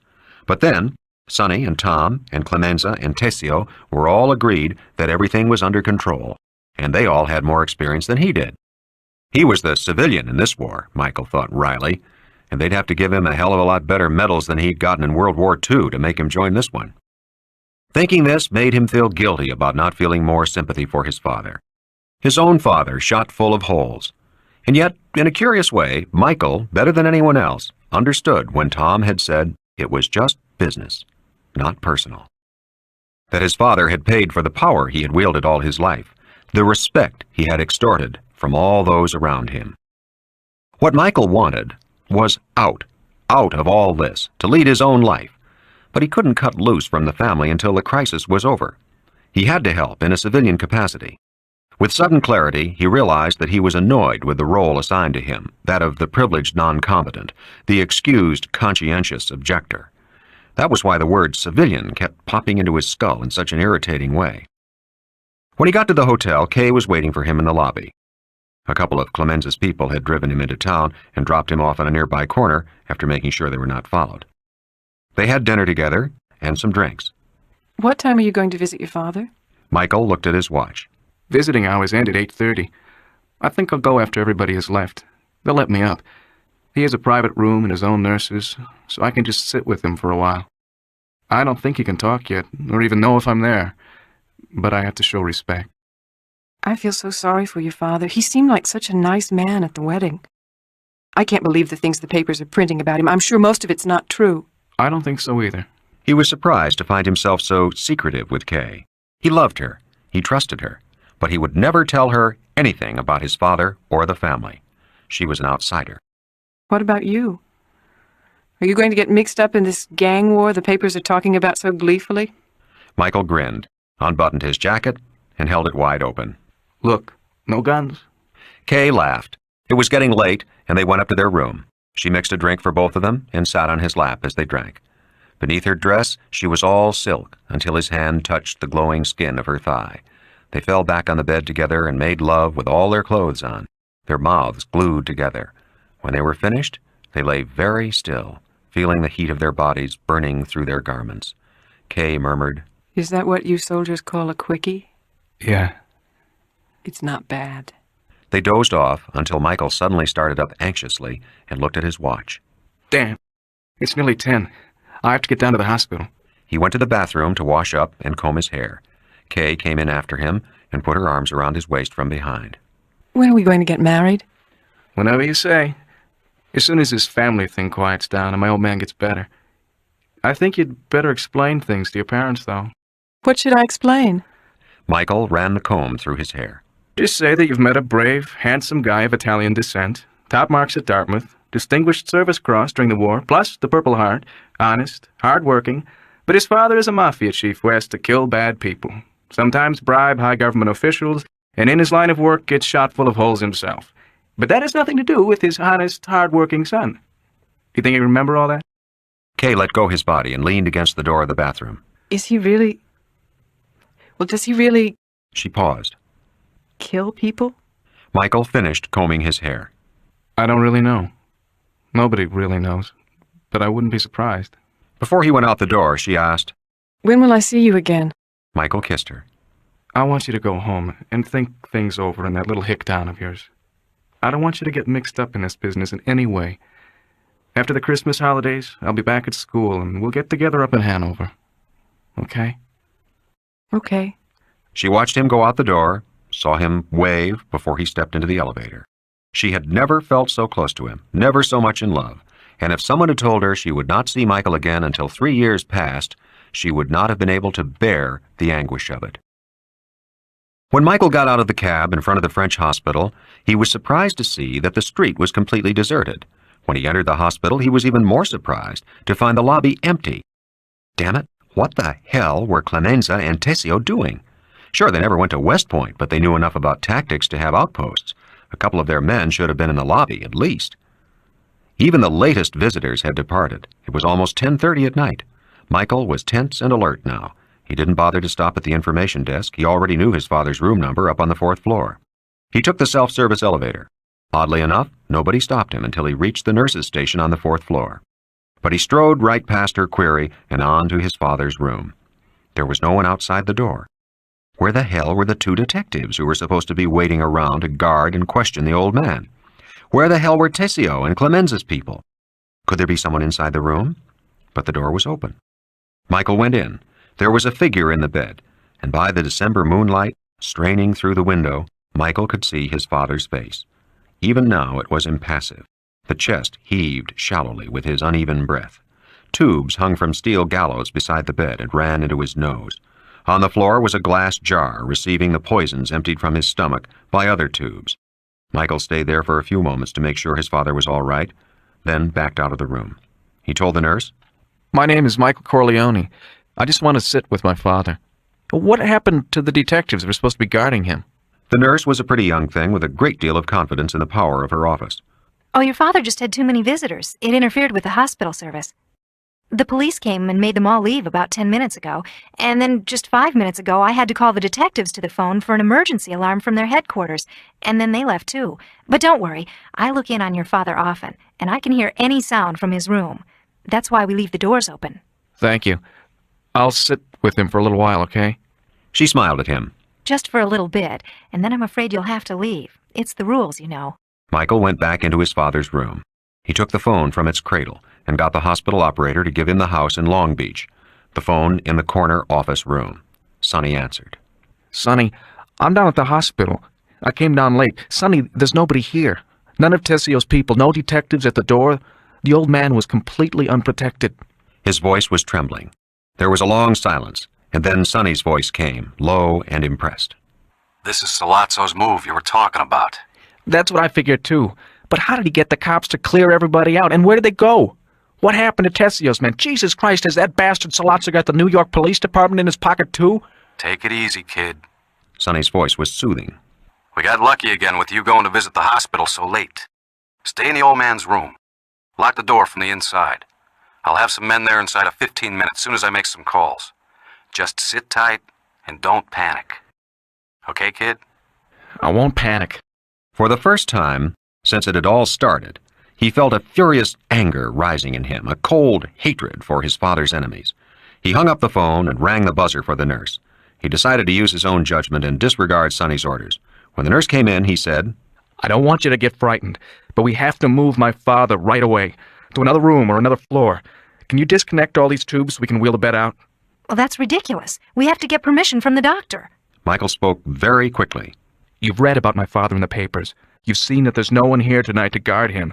Now, I've just gotten word some men will come into the hospital to kill him. Please believe me and help me." He could be extraordinarily persuasive when he wanted to be. We don't have to disconnect the tubes. We can wheel the stand with the bed. "Do you have an empty room?" At the end of the hall. It was done in a matter of moments, very quickly and very efficiently. "Stay here with him until help comes. If you're outside at your station, you might get hurt." At that moment, he heard his father's voice from the bed, hoarse but full of strength. "Michael? Is it you? What happened? What is it?" Michael leaned over the bed. He took his father's hand in his. "It's Mike. Don't be afraid. Now listen, don't make any noise at all, especially if somebody calls out your name. Some people want to kill you, understand? But I'm here, so don't be afraid."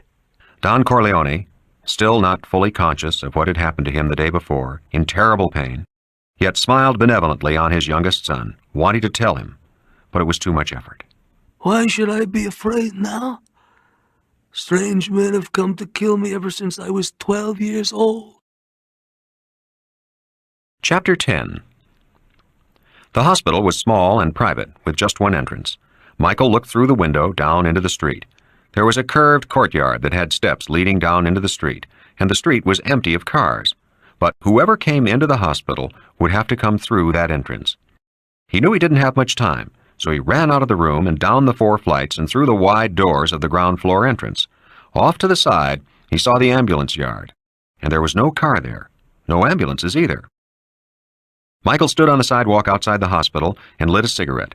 He unbuttoned his coat and stood in the light of a lamppost so that his features could be seen. A young man was walking swiftly down from 9th Avenue, a package under his arm. The young man wore a combat jacket and had a heavy shock of black hair. His face was familiar when he came under the lamplight, but Michael could not place it. But the young man stopped in front of him and put out his hand, saying in a heavy Italian accent, Don Michael, do you remember me? Enzo, the baker's helper to Nazarene at the Penitera, his son-in-law. Your father saved my life by getting the government to let me stay in America. Michael shook his hand. He remembered him now. I've come to pay my respects to your father. Will they let me into the hospital so late? Michael smiled and shook his head. No, but thanks anyway. I'll tell the Don you came. A car came roaring down the street, and Michael was instantly alert. Leave here quickly. There may be trouble. You don't want to get involved with the police. He saw the look of fear on the young Italian's face. Trouble with the police might mean being deported or refusal of citizenship. But the young man stood fast. He whispered in Italian, If there's trouble, I'll stay to help. I owe it to the Godfather. Michael was touched. He was about to tell the young man to go away again, but then he thought, why not let him stay? 2 men in front of the hospital might scare off any of Sollozzo's crew sent to do a job. 1 man almost certainly would not. He gave Enzo a cigarette and lit it for him. They both stood under the lamppost in the cold December night. The yellow panes of the hospital, bisected by the greens of Christmas decorations, twinkled down on them. They had almost finished their cigarettes when a long, low, black car turned into 30th Street from 9th Avenue and cruised toward them, very close to the curb. It almost stopped. Michael peered to see their faces inside, his body flinching involuntarily. The car seemed about to stop, then speeded forward. Somebody had recognized him. Michael gave Enzo another cigarette and noticed that the baker's hands were shaking. To his surprise, his own hands were steady. They stayed in the street, smoking, for what was no more than 10 minutes, when suddenly the night air was split by a police siren. A patrol car made a screaming turn from 9th Avenue and pulled up in front of the hospital. 2 more squad cars followed right behind it. Suddenly, the hospital entranceway was flooded with uniformed police and detectives. Michael heaved a sigh of relief. Good old Sonny must have gotten through right away. He moved forward to meet them. 2 huge burly policemen grabbed his arms. Another frisked him. A massive police captain, gold braid on his cap, came up the steps, his men parting respectfully to leave a path. He was a vigorous man for his girth, and despite the white hair that peeked out of his cap, his face was beefy red. He came up to Michael. I thought I got all you guinea hoods locked up. Who the hell are you and what are you doing here? One of the cops standing beside Michael said, He's clean, Captain. Michael didn't answer. He was studying this police captain, coldly searching his face, the metallic blue eyes. A detective in plain clothes said, That's Michael Corleone, the Don's son. What happened to the detectives who were supposed to be guarding my father? Who pulled him off that detail? The police captain was choleric with rage. You fucking hood! Who the hell are you to tell me my business? I pulled him off. I don't give a shit how many Dago gangsters kill each other. If it was up to me, I wouldn't lift a finger to keep your old man from getting knocked off. Now get the hell out of here. Get out of this street, you punk, and stay out of this hospital when it's not visiting hours. Michael was still studying him intently. He was not angry at what this police captain was saying. His mind was racing furiously. Was it possible that Sollozzo had been in that first car and had seen him standing in front of the hospital? Was it possible that Sollozzo had then called this captain and said, How come the Corleone's men are still around the hospital when I paid you to lock them up? Was it possible that all had been carefully planned, as Sonny had said? Everything fitted in. Still cool, he said to the captain, I'm not leaving this hospital until you put guards around my father's room. The captain didn't bother answering. He said to the detective standing behind him, Phil, lock this punk up. The kid is clean, Captain. He's a war hero. He's never been mixed up in the rackets. The papers could make us stink. The captain started to turn on the detective, his face red with fury. God damn it, I said lock him up! Michael, still thinking clearly, not angry, said with deliberate malice, How much is the Turk paying you to set my father up, Captain? The police captain turned to him. He said to the 2 burly patrolmen, Hold him. Michael felt his arms pinned to his sides. He saw the captain's massive fist arching toward his face. He tried to weave away, but the fist caught him high on the cheekbone. A grenade exploded in his skull, his mouth filled with blood and small, hard bones that he realized were his teeth. He could feel the side of his head puff up as if it were filling with air. His legs were weightless, and he would have fallen if the two policemen had not held him up. But he was still conscious. The plainclothes detective had stepped in front of him to keep the captain from hitting him again. Jesus Christ, Captain, you really hurt him. I didn't touch him. He attacked me and he fell. You understand that? He resisted arrest. Through a red haze, Michael could see more cars pulling up to the curb. Men were getting out. One of them he recognized as Clemenza's lawyer, who was now speaking to the police captain, suavely and surely. The Corleone family has hired a firm of private detectives to guard Mr. Corleone. These men with me are licensed to carry firearms, Captain. If you arrest them, you'll have to appear before a judge in the morning and tell him why. The lawyer glanced at Michael. Do you want to prefer charges against whoever did this to you? Michael had trouble talking.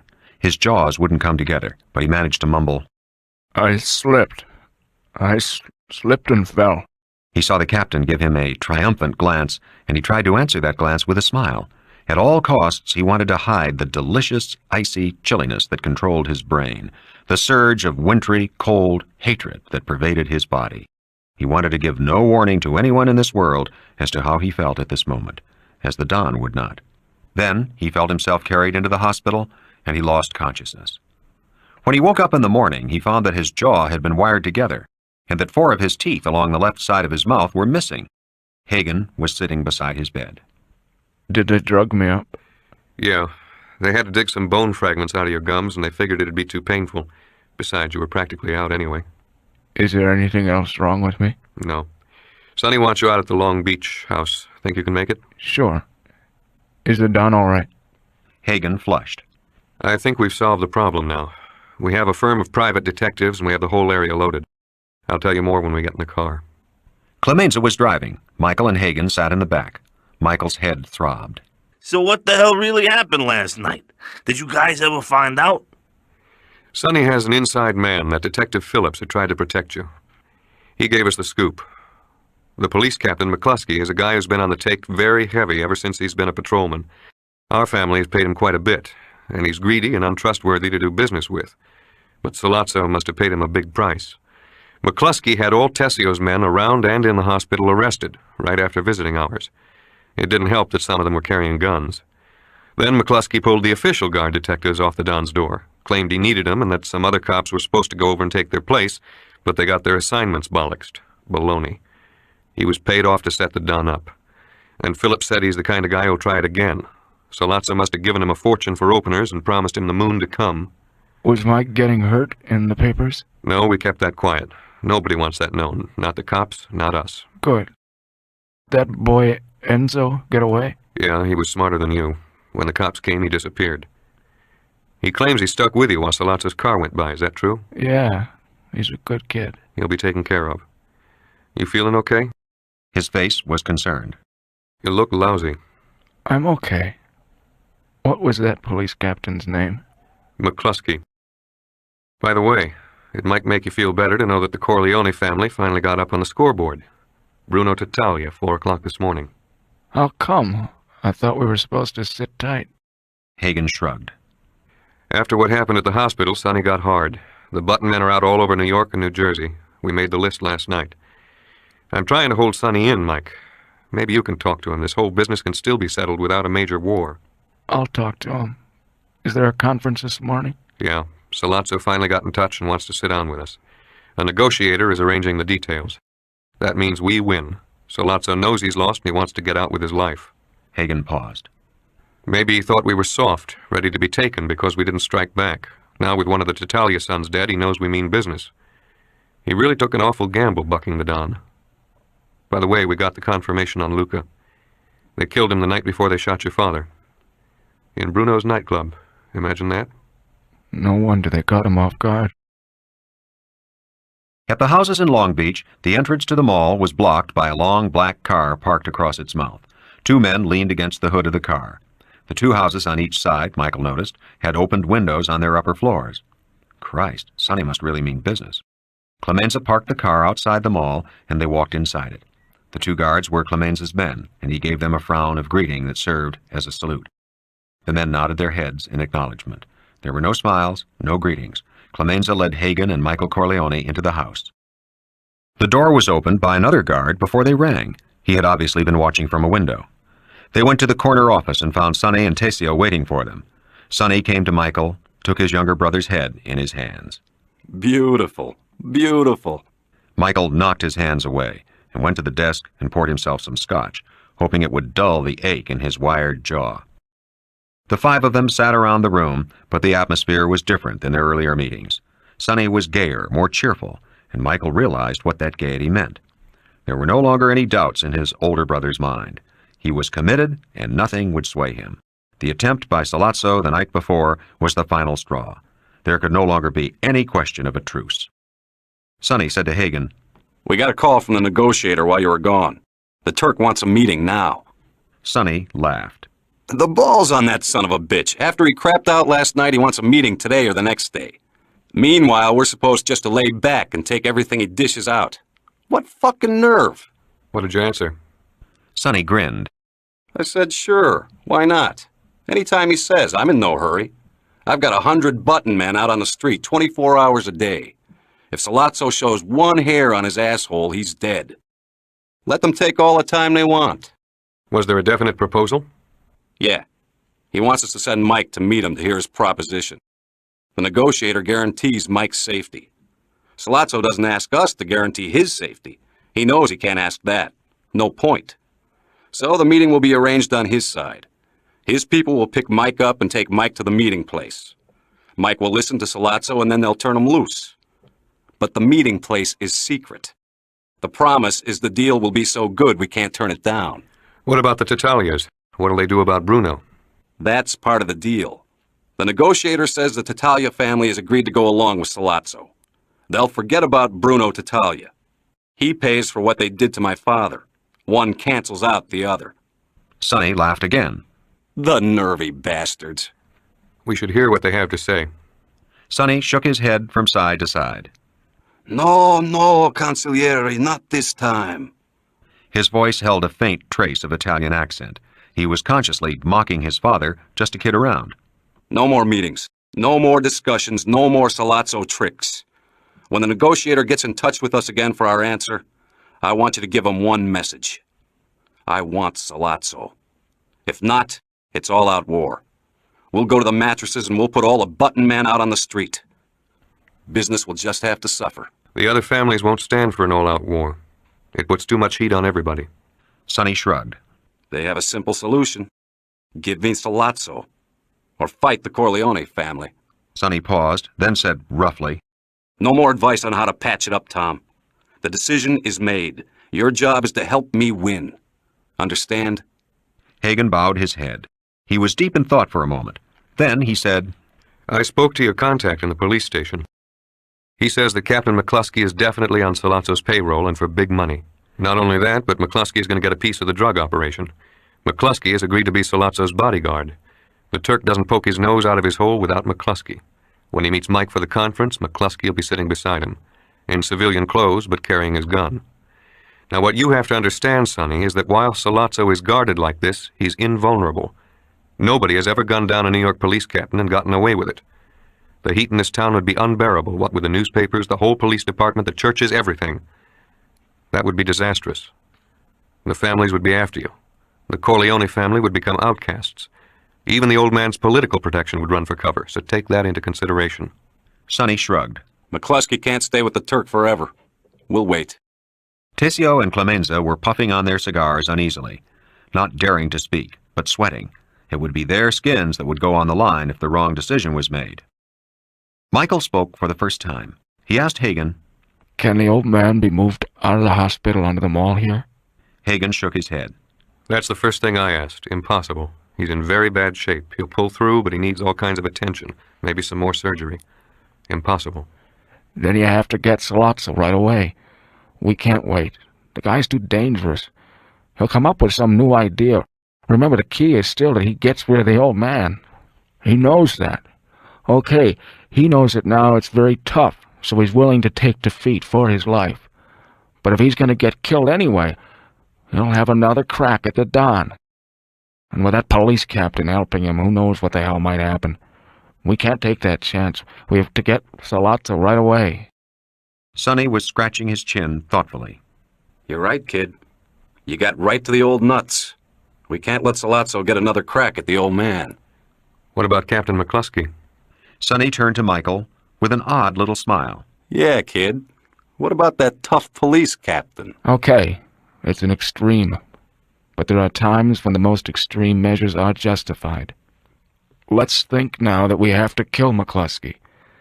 The way to do it would be to have him heavily implicated so that it's not an honest police captain doing his duty, but a crooked police official mixed up in the rackets who got what was coming to him, like any crook. We have newspaper people on our payroll. We can give that story to them with enough proof so that they can back it up.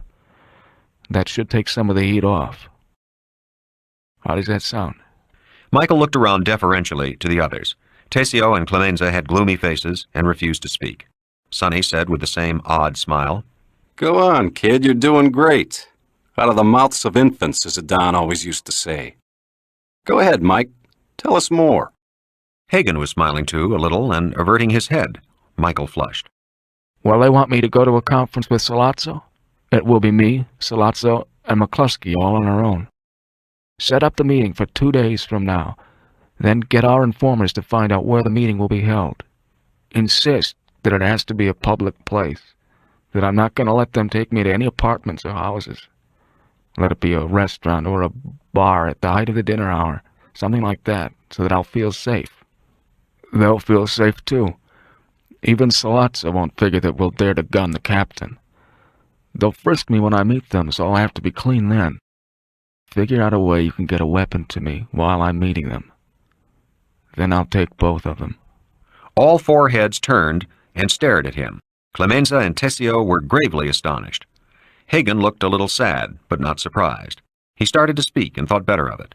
But Sonny, his heavy Cupid's face twitching with mirth, suddenly broke out in loud roars of laughter. It was deep belly laughter, not faking. He was really breaking up. He pointed a finger at Michael, trying to speak through gasps of mirth. You, the high-class college kid, you never wanted to get mixed up in a family business. Now you want to kill a police captain and a Turk just because you got your face smashed by McCluskey. You're taking it personal. It's just business and you're taking it personal. You want to kill these two guys just because you got slapped in the face? It was all a lot of crap. All these years, it was just a lot of crap. Clemenza and Tessio, completely misunderstanding, thinking that Sonny was laughing at his young brother's bravado for making such an offer, were also smiling broadly and a little patronizingly at Michael. Only Hagen warily kept his face impassive. Michael looked around at all of them, then stared at Sonny, who still couldn't stop laughing. You'll take both of them? Hey, kid, they won't give you medals. They put you in the electric chair, you know that? This is no hero business, kid. You don't shoot people from a mile away. You shoot when you see the whites of their eyes like we got taught in school, remember? You gotta stand right next to them and blow their heads off, and their brains get all over your nice Ivy League suit. How about that, kid? You want to do that just because some dumb cop slapped you around? He was still laughing. Michael stood up. You better stop laughing. The change in him was so extraordinary that the smiles vanished from the faces of Clemenza and Tessio. Michael was not tall or heavily built, but his presence seemed to radiate danger. In that moment, he was a reincarnation of Don Corleone himself. His eyes had gone a pale tan, and his face was bleached of color. He seemed at any moment about to fling himself on his older and stronger brother. There was no doubt that if he had had a weapon in his hands, Sonny would have been in danger.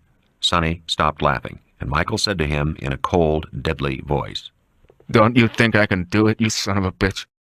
Sonny had got over his laughing fit. I know you can do it. I wasn't laughing at what you said. I was just laughing at how funny things turn out. I always said you were the toughest one in the family, tougher than a Don himself.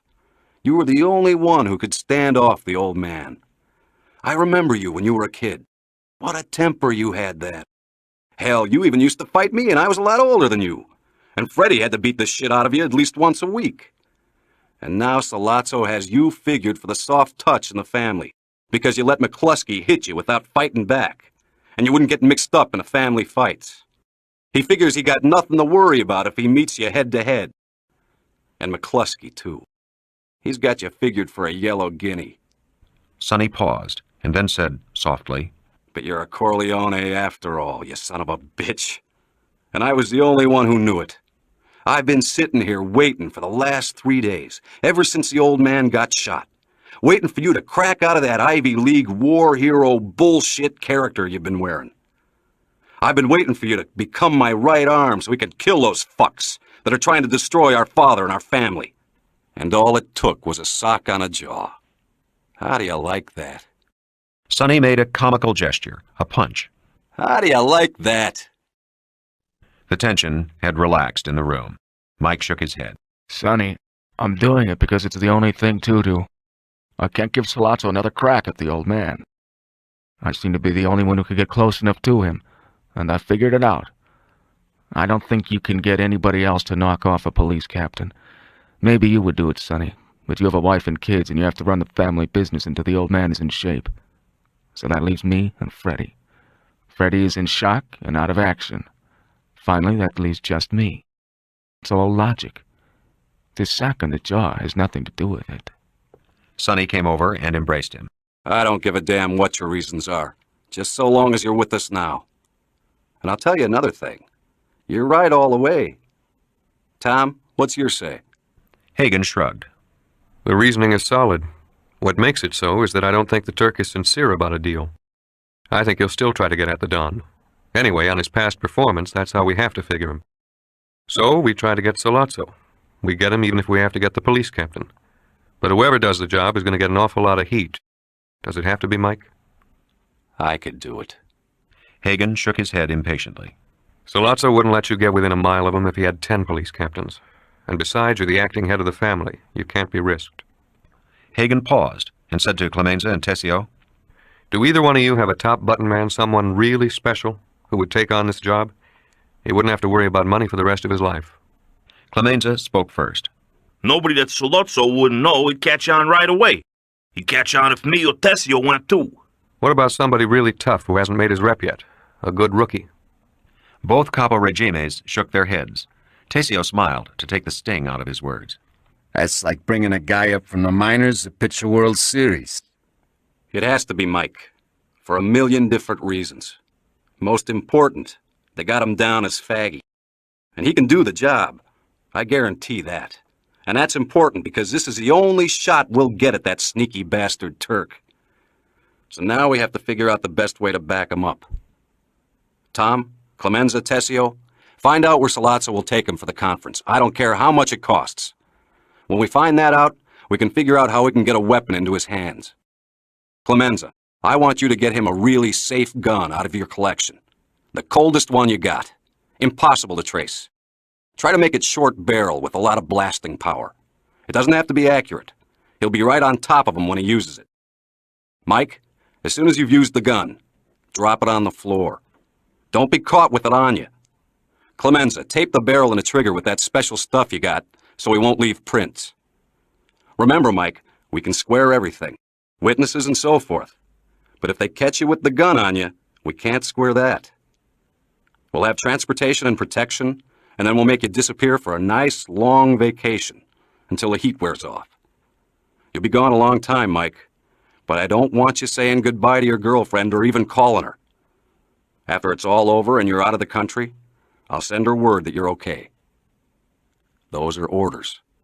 Now stick with Clemenza and get used to handling the gun he picks out for you. Maybe even practice a little. We'll take care of everything else. Everything. Okay, kid? Again, Michael Corleone felt that delicious, refreshing chilliness all over his body. You didn't have to give me that crap about not talking to my girlfriend about something like this. What the hell did you think I was going to do? Call her up to say goodbye? Okay, but you're still a rookie, so I spell things out. Forget it. With a grin, Michael said, What the hell do you mean, a rookie?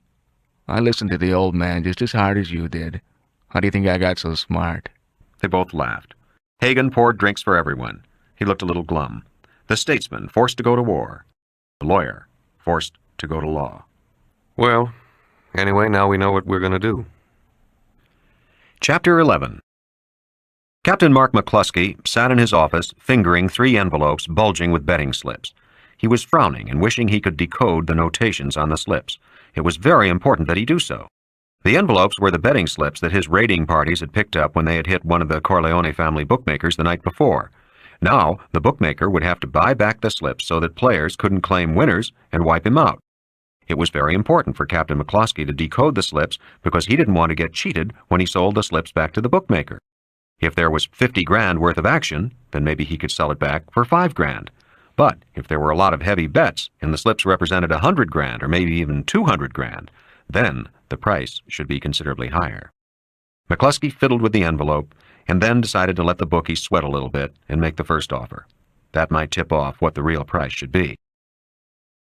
McCluskey looked at the station house clock on the wall of his office.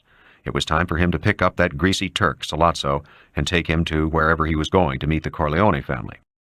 McCluskey went over to his wall locker and started to change into his civilian clothes. When he was finished, he called his wife and told her he would not be home for supper that night, that he would be out on the job. He never confided in his wife on anything. She thought they lived the way they did on his policeman's salary. McCluskey grunted with amusement. His mother had thought the same thing, but he had learned early. His father had shown him the ropes. His father had been a police sergeant, and every week father and son had walked through the precinct, and McCluskey Sr. had introduced his 6-year-old son to the storekeepers, saying, "And this is my little boy." The storekeepers would shake his hand and compliment him extravagantly and ring open their cash registers to give the little boy a gift of $5 or $10. At the end of the day, little Mark McCluskey would have all the pockets of his suit stuffed with paper money, would feel so proud that his father's friends liked him well enough to give him a present every month they saw him.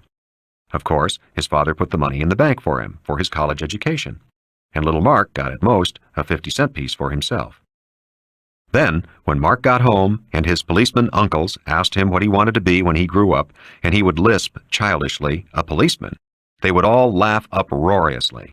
And of course, later on, though his father wanted him to go to college first, he went right from high school to studying for the police force. He had been a good cop, a brave cop. The tough young punks terrorizing street corners fled when he approached, and finally vanished from his beat altogether. He was a very tough cop, and a very fair one.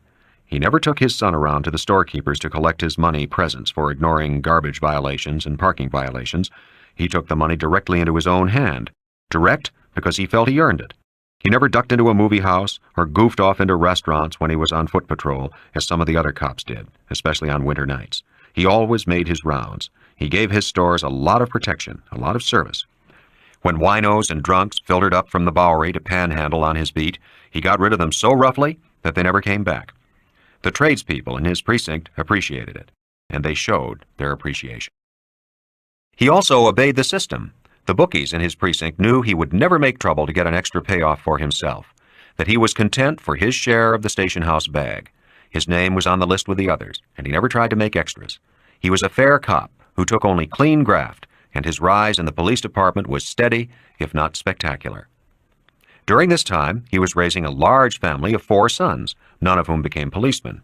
They all went to Fordham University, and since by that time Mark McCluskey was rising from sergeant to lieutenant and finally to captain, they lacked for nothing. It was at this time that McCluskey got the reputation for being a hard bargainer. The bookmakers in his district paid more protection money than the bookmakers in any other part of the city. But maybe that was because of the expense of putting 4 boys through college. McCluskey himself felt there was nothing wrong with clean graft. Why the hell should his kids go to CCNY or a cheap southern college just because the police department didn't pay its people enough money to live on and take care of their families properly with? He protected all these people with his life, and his record showed his citations for gun duels with stick-up men on his beat, strong-arm protection guys, would-be pimps. He had hammered them into the ground. He had kept his little corner of the city safe for ordinary people, and he sure as hell was entitled to more than his lousy 1 C-note a week. But he wasn't indignant about his low pay. He understood that everybody had to take care of themselves. Bruno Tattaglia was an old friend of his. Bruno had gone to Fordham with one of his sons, and then Bruno had opened his nightclub, and whenever the McCluskey family spent an infrequent night on the town, they could enjoy the cabaret with liquor and dinner on the house. On New Year's Eve, they received engraved invitations to be guests of the management, and always received one of the best tables. Bruno always made sure they were introduced to the celebrities who performed in his club, some of them famous singers and Hollywood stars. Of course, sometimes he asked a little favor, like getting an employee with a record cleared for a cabaret work license, usually a pretty girl with a police dossier as a hustler or roller. McCluskey would be glad to oblige. McCluskey made it a policy never to show that he understood what other people were up to. When Sollozzo had approached him with a proposition to leave old man Corleone uncovered in the hospital, McCluskey didn't ask why. He asked price. When Sollozzo said 10 grand, McCluskey knew why. He didn't hesitate. Corleone was one of the biggest mafia men in the country, with more political connections than Capone had ever had. Whoever knocked him off would be doing the country a big favor. McCluskey took the money in advance and did the job. When he received a call from Sollozzo that there were still 2 of Corleone's men in front of the hospital, he had flown into a rage. He had locked up all of Tessio's men. He had pulled the detective guards off the door of Corleone's hospital room. And now, being a man of principle, he would have to give back the 10 grand, money he had already earmarked to ensure the education of his grandchildren. It was in that rage that he had gone to the hospital and struck Michael Corleone. But it had all worked out for the best. He had met with Sollozzo in the Tattaglia nightclub, and they had made an even better deal. Again, McCluskey didn't ask questions, since he knew all the answers. He just made sure of his price. It never occurred to him that he himself could be in any danger. That anyone would consider, even for a moment, killing a New York City police captain was too fantastic. The toughest hood in the Mafia had to stand still if the lowliest patrolman decided to slap him around. There was absolutely no percentage in killing cops, because then, all of a sudden, a lot of hoods were killed resisting arrest or escaping the scene of a crime, and who the hell was going to do anything about that? McCluskey sighed and got ready to leave the station house. Problems, always problems. His wife's sister in Ireland had just died after many years of fighting cancer, and that cancer had cost him a pretty penny. Now the funeral would cost him more. His own uncles and aunts in the old country needed a little help now and then to keep their potato farms, and he sent the money to do the trick. He didn't begrudge it, and when he and his wife visited the old country, they were treated like a king and queen. Maybe they would go again this summer, now that the war was over, and with all this extra money coming in. McCluskey told his patrolman clerk where he would be if he was needed. He did not feel it necessary to take any precautions. He could always claim Sollozzo was an informer he was meeting. Outside the station house, he walked a few blocks and then caught a cab to the house where he would meet with Sollozzo. It was Tom Hagen who had to make all the arrangements for Michael's leaving the country. His false passport, his seaman's card, his berth on an Italian freighter that would dock in a Sicilian port. Emissaries were sent that very day by plane to Sicily to prepare a hiding place with the Mafia chief in the hill country. Sonny arranged for a car and an absolutely trustworthy driver to be waiting for Michael when he stepped out of the restaurant where the meeting would be held with Sollozzo. The driver would be Tessio himself, who had volunteered for the job. It would be a beat-up-looking car, but with a fine motor. It would have phony license plates, and the car itself would be untraceable. It had been saved for a special job requiring the best. Michael spent the day with Clemenza, practicing with a small gun that would be gotten to him. It was a .22 filled with soft-nosed bullets that made pinpricks going in and left insulting, gaping holes when they exited from the human body. He found that it was accurate up to 5 of his steps away from a target. After that, the bullets might go anywhere. The trigger was tight, but Clemenza worked on this with some tools so that it pulled easier. They decided to leave it noisy. They didn't want an innocent bystander misunderstanding the situation and interfering out of ignorant courage. The report of the gun would keep them away from Michael. Clemenza kept instructing him during the training session. Drop the gun as soon as you finish using it. Just let your hand drop to your side and the gun slip out. Nobody will notice. Everybody will think you're still armed. They'll be staring at your face. Walk out of the place very quickly, but don't run. Don't look anybody directly in the eye, but don't look away from them either. Remember, they'll be scared of you. Believe me, they'll be scared of you. Nobody will interfere. As soon as you're outside, Tessio will be in the car waiting for you. Get in and leave the rest to him. Don't be worried about accidents. You'd be surprised how well his affairs go. Now, put this hat on and let's see how you look. He clapped a gray fedora on Michael's head. Michael, who never wore a hat, grimaced. Clemenza reassured him. It helps against identification, just in case. Mostly, it gives witnesses an excuse to change their identification when we make them see the light. Remember, Mike, don't worry about prints. The button trigger are fixed with special tape. Don't touch any other part of the gun. Remember that. Has Sonny found out where Sollozzo was taking me? Clemenza shrugged. Not yet. Sollozzo's being very careful. But don't worry about him harming you. The negotiator stays in our hands until you come back safe. If anything happens to you, the negotiator pays. Why the hell should he stick his neck out? He gets a big fee, a small fortune. Also, he is an important man in the families. He knows Sollozzo can't let anything happen to him. Your life is not worth the negotiator's life to Sollozzo. Very simple. You'll be safe, all right. We're the ones who catch hell afterwards. How bad will it be? Very bad. It means an all-out war with the Tattaglia family against the Corleone family. Most of the others will line up with the Tattaglias. The sanitation department will be sweeping up a lot of dead bodies this winter. He shrugged. These things have to happen once every 10 years or so. Gets rid of the bad blood. And then, if we let them push us around on the little things, they'll want to take over everything. You gotta stop them at the beginning, like they should have stopped Hitler at Munich. They should never let him get away with that. They were just asking for big trouble when they let him get away with that. Michael had heard his father say the same thing before, only in 1939, before the war actually started. If the families had been running the State Department, there would never have been World War II, he thought with a grin. They drove back to the mall and to the Don's house, where Sonny still made his headquarters. Michael wondered how long Sonny could stay cooped up in the safe territory of the mall. Eventually, he would have to venture out. They found Sonny taking a nap on the couch. On the coffee table was the remains of his late lunch, scraps of steak and breadcrumbs, and a half-empty bottle of whiskey. His father's usually neat office was taking on the look of a badly kept, furnished room. Michael shook his brother awake and said, "Why don't you stop living like a bum and get this place cleaned up?" Sonny yawned. What the hell are you, inspecting the barracks? Mike, we haven't got the word yet where they plan to take you, those bastards Sollozzo and McCluskey. If we don't find that out, how the hell are we going to get that gun to you? Can I carry it on me? Maybe they won't frisk me. And even if they do, maybe they'll miss it if we're smart enough. And even if they find it, so what? They'll just take it off me and no harm done. Sonny shook his head. Nah, we have to make this a sure hit on that bastard Sollozzo. Remember, get him first if you possibly can. McCluskey is slower and dumber.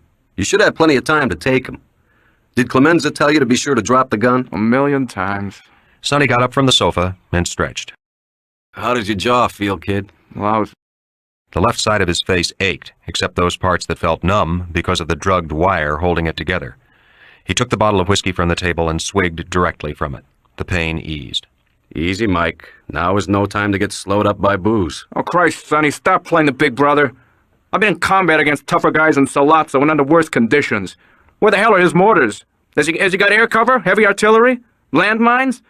He's just a wise son of a bitch with a big-wheeled cop sidekick. Once anybody makes up their mind to kill him, there's no other problem. That's the hard part, making up your mind. They'll never know what hit him. Tom Hagen came into the room. He greeted them with a nod and went directly to the falsely listed telephone. He called a few times and then shook his head at Sonny. Not a whisper. Sollozzo is keeping it to himself as long as he can. The phone rang. Sonny answered it, and he held up a hand as if to signal for quiet, though no one had spoken. He jotted some notes down on a pad, and then said, "Okay, he'll be there," and hung up the phone. Sonny was laughing. That son of a bitch Sollozzo. He really is something. Here's the deal. At 8 tonight, he and Captain McCluskey pick up Mike in front of Jack Dempsey's bar on Broadway. They go someplace to talk. And get this. Mike and Sollozzo talk in Italian, so that the Irish cop don't know what the hell they are talking about. He even tells me, don't worry. He knows McCluskey doesn't know one word in Italian unless it's soldi.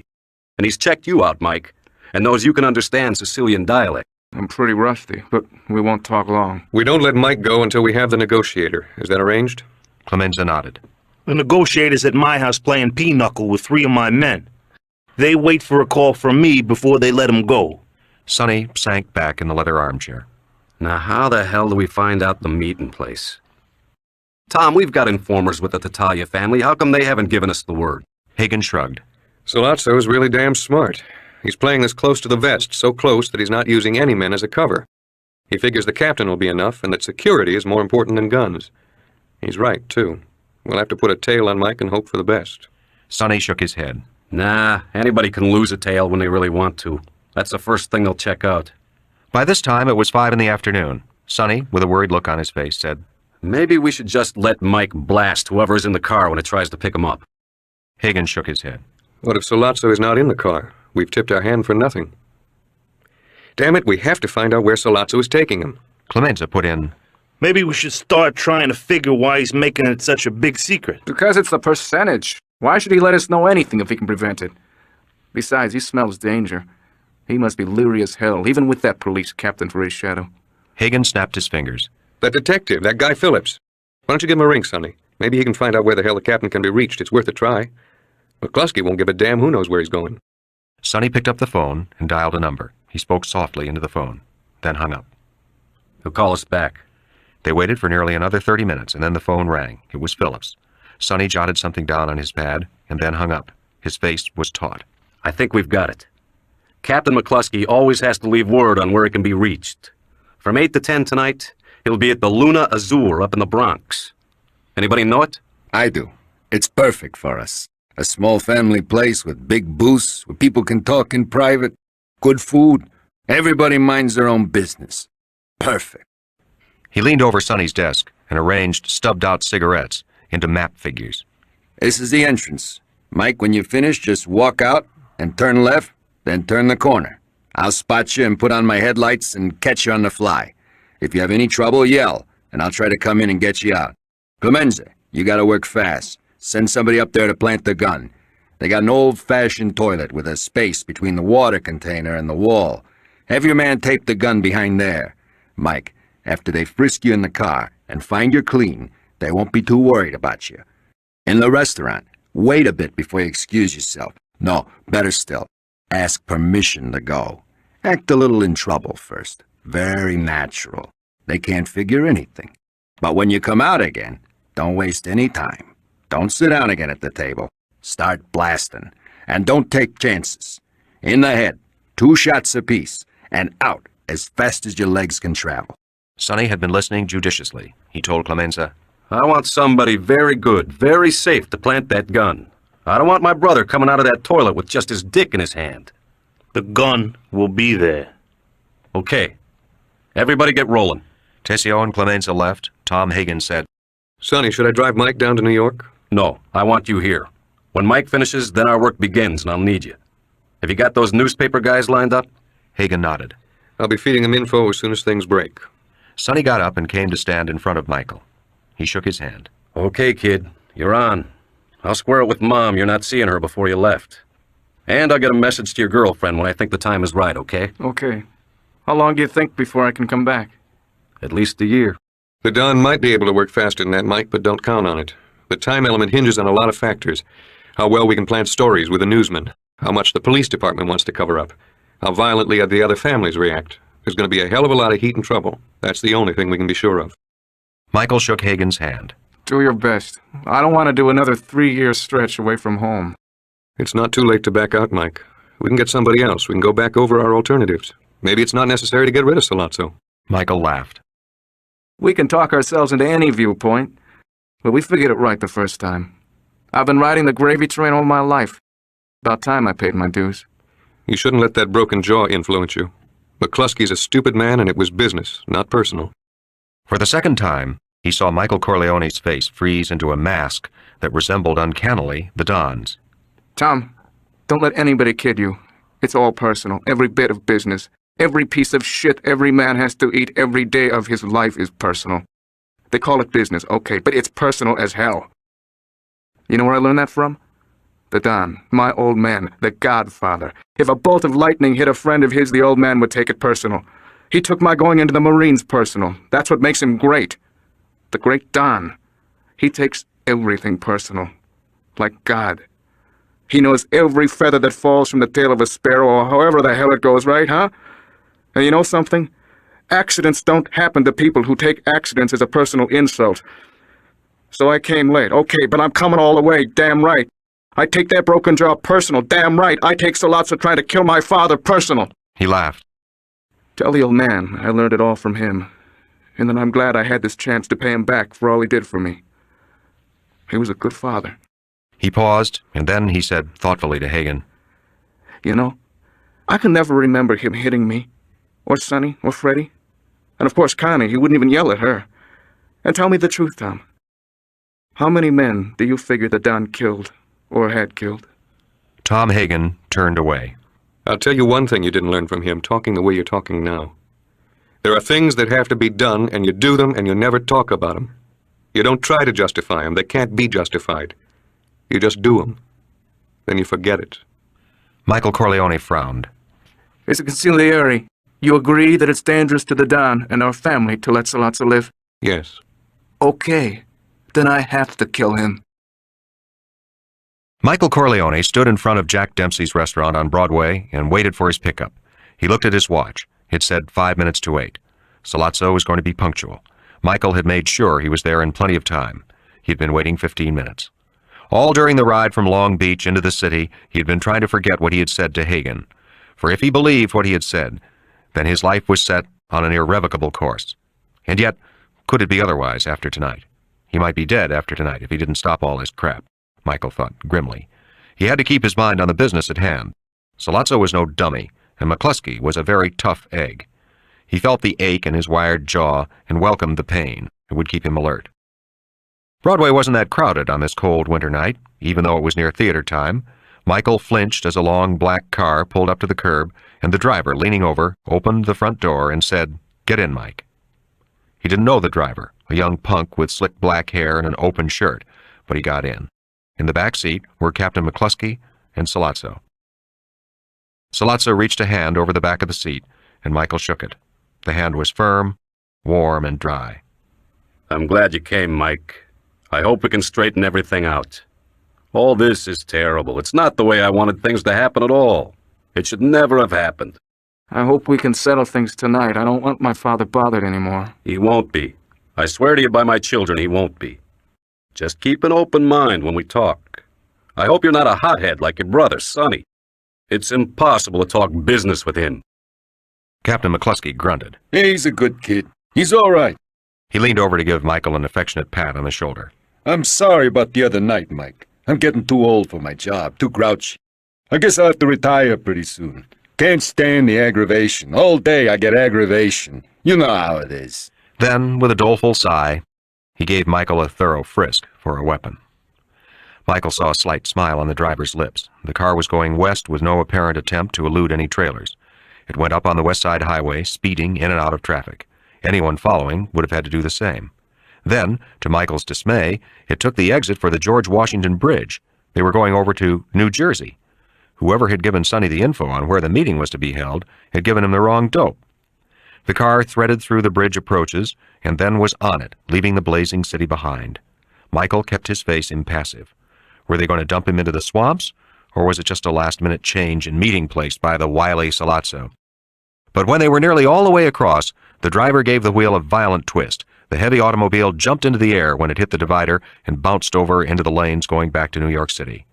Both McCluskey and Sollozzo were looking back to see if anyone had tried doing the same thing. The driver was really hitting it back to New York, and then they were off the bridge and going toward the East Bronx.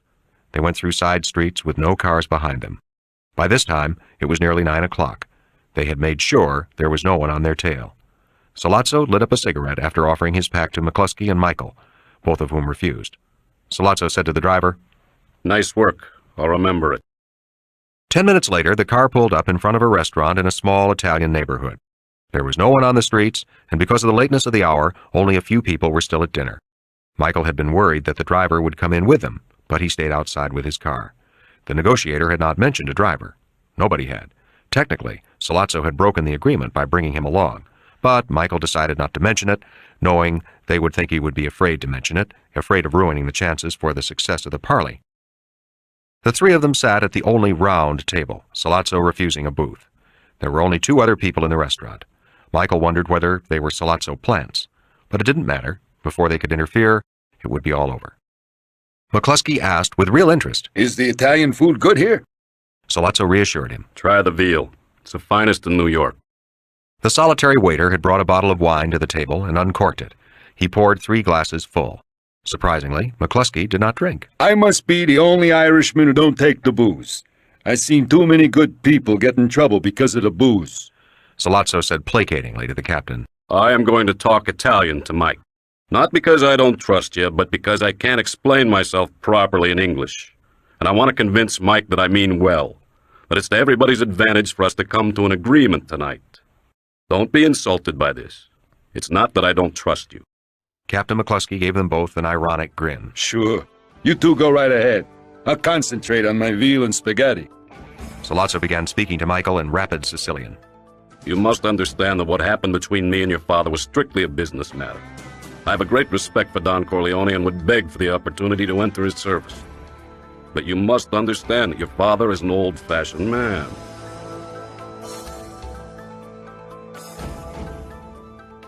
This is the end of disc number 4. Please insert disc number 5.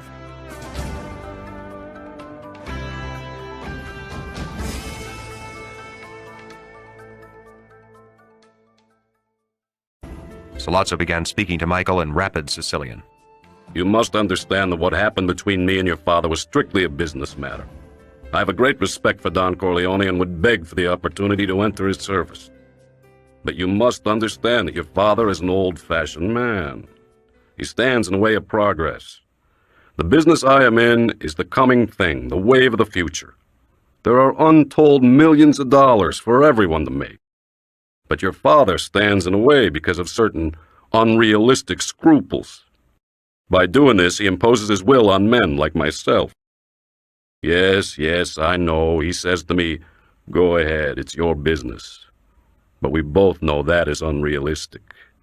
We must tread on each other's corns. What he is really telling me is that I cannot operate my business. I am a man who respects himself and cannot let another man impose his will on me. So what had to happen, did happen. Let me say that I had the support, the silent support of all the New York families. And the Tattaglia family became my partners. If this quarrel continues, then the Corleone family will stand alone against everyone. Perhaps if your father were well, it could be done. But the eldest son is not the man the Godfather is, no disrespect intended. And the Irish consigliere Hagen is not the man Genco Abondando was, God rest his soul. So I propose a peace, a truce. Let us cease all hostilities until your father is well again and can take part in these bargainings. The Tattaglia family agrees upon my persuasions and my indemnities to forego justice for their son Bruno. We will have peace.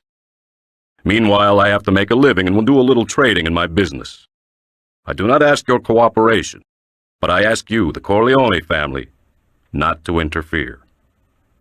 These are my proposals. I assume you have the authority to agree, to make a deal.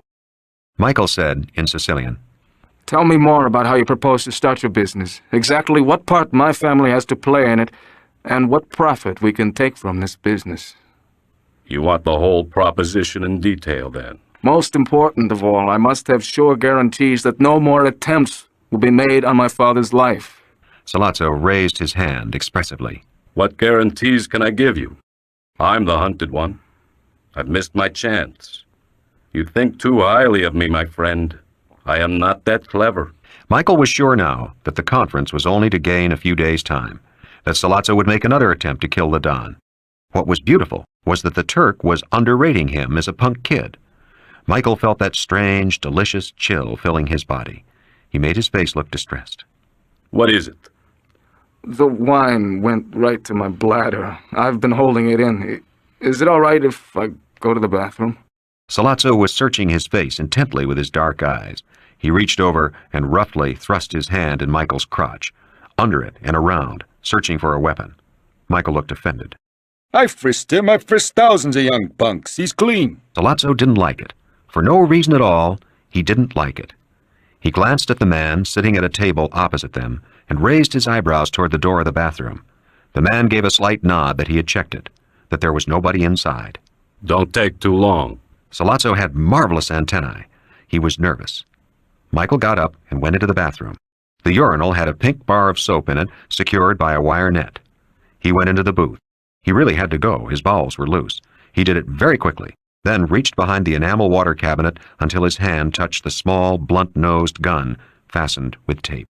He ripped the gun loose, remembering that Clemenza had said not to worry about leaving prints on the tape. He shoved the gun into his waistband and buttoned his jacket over it. He washed his hands and wet his hair. He wiped his prints off the faucet with his handkerchief. Then he left the toilet. Sollozzo was sitting directly facing the door of the toilet, his dark eyes blazing with alertness. Michael gave a smile. With a sigh of relief, he said, Now I can talk. Captain McCluskey was eating the plate of veal and spaghetti that had arrived.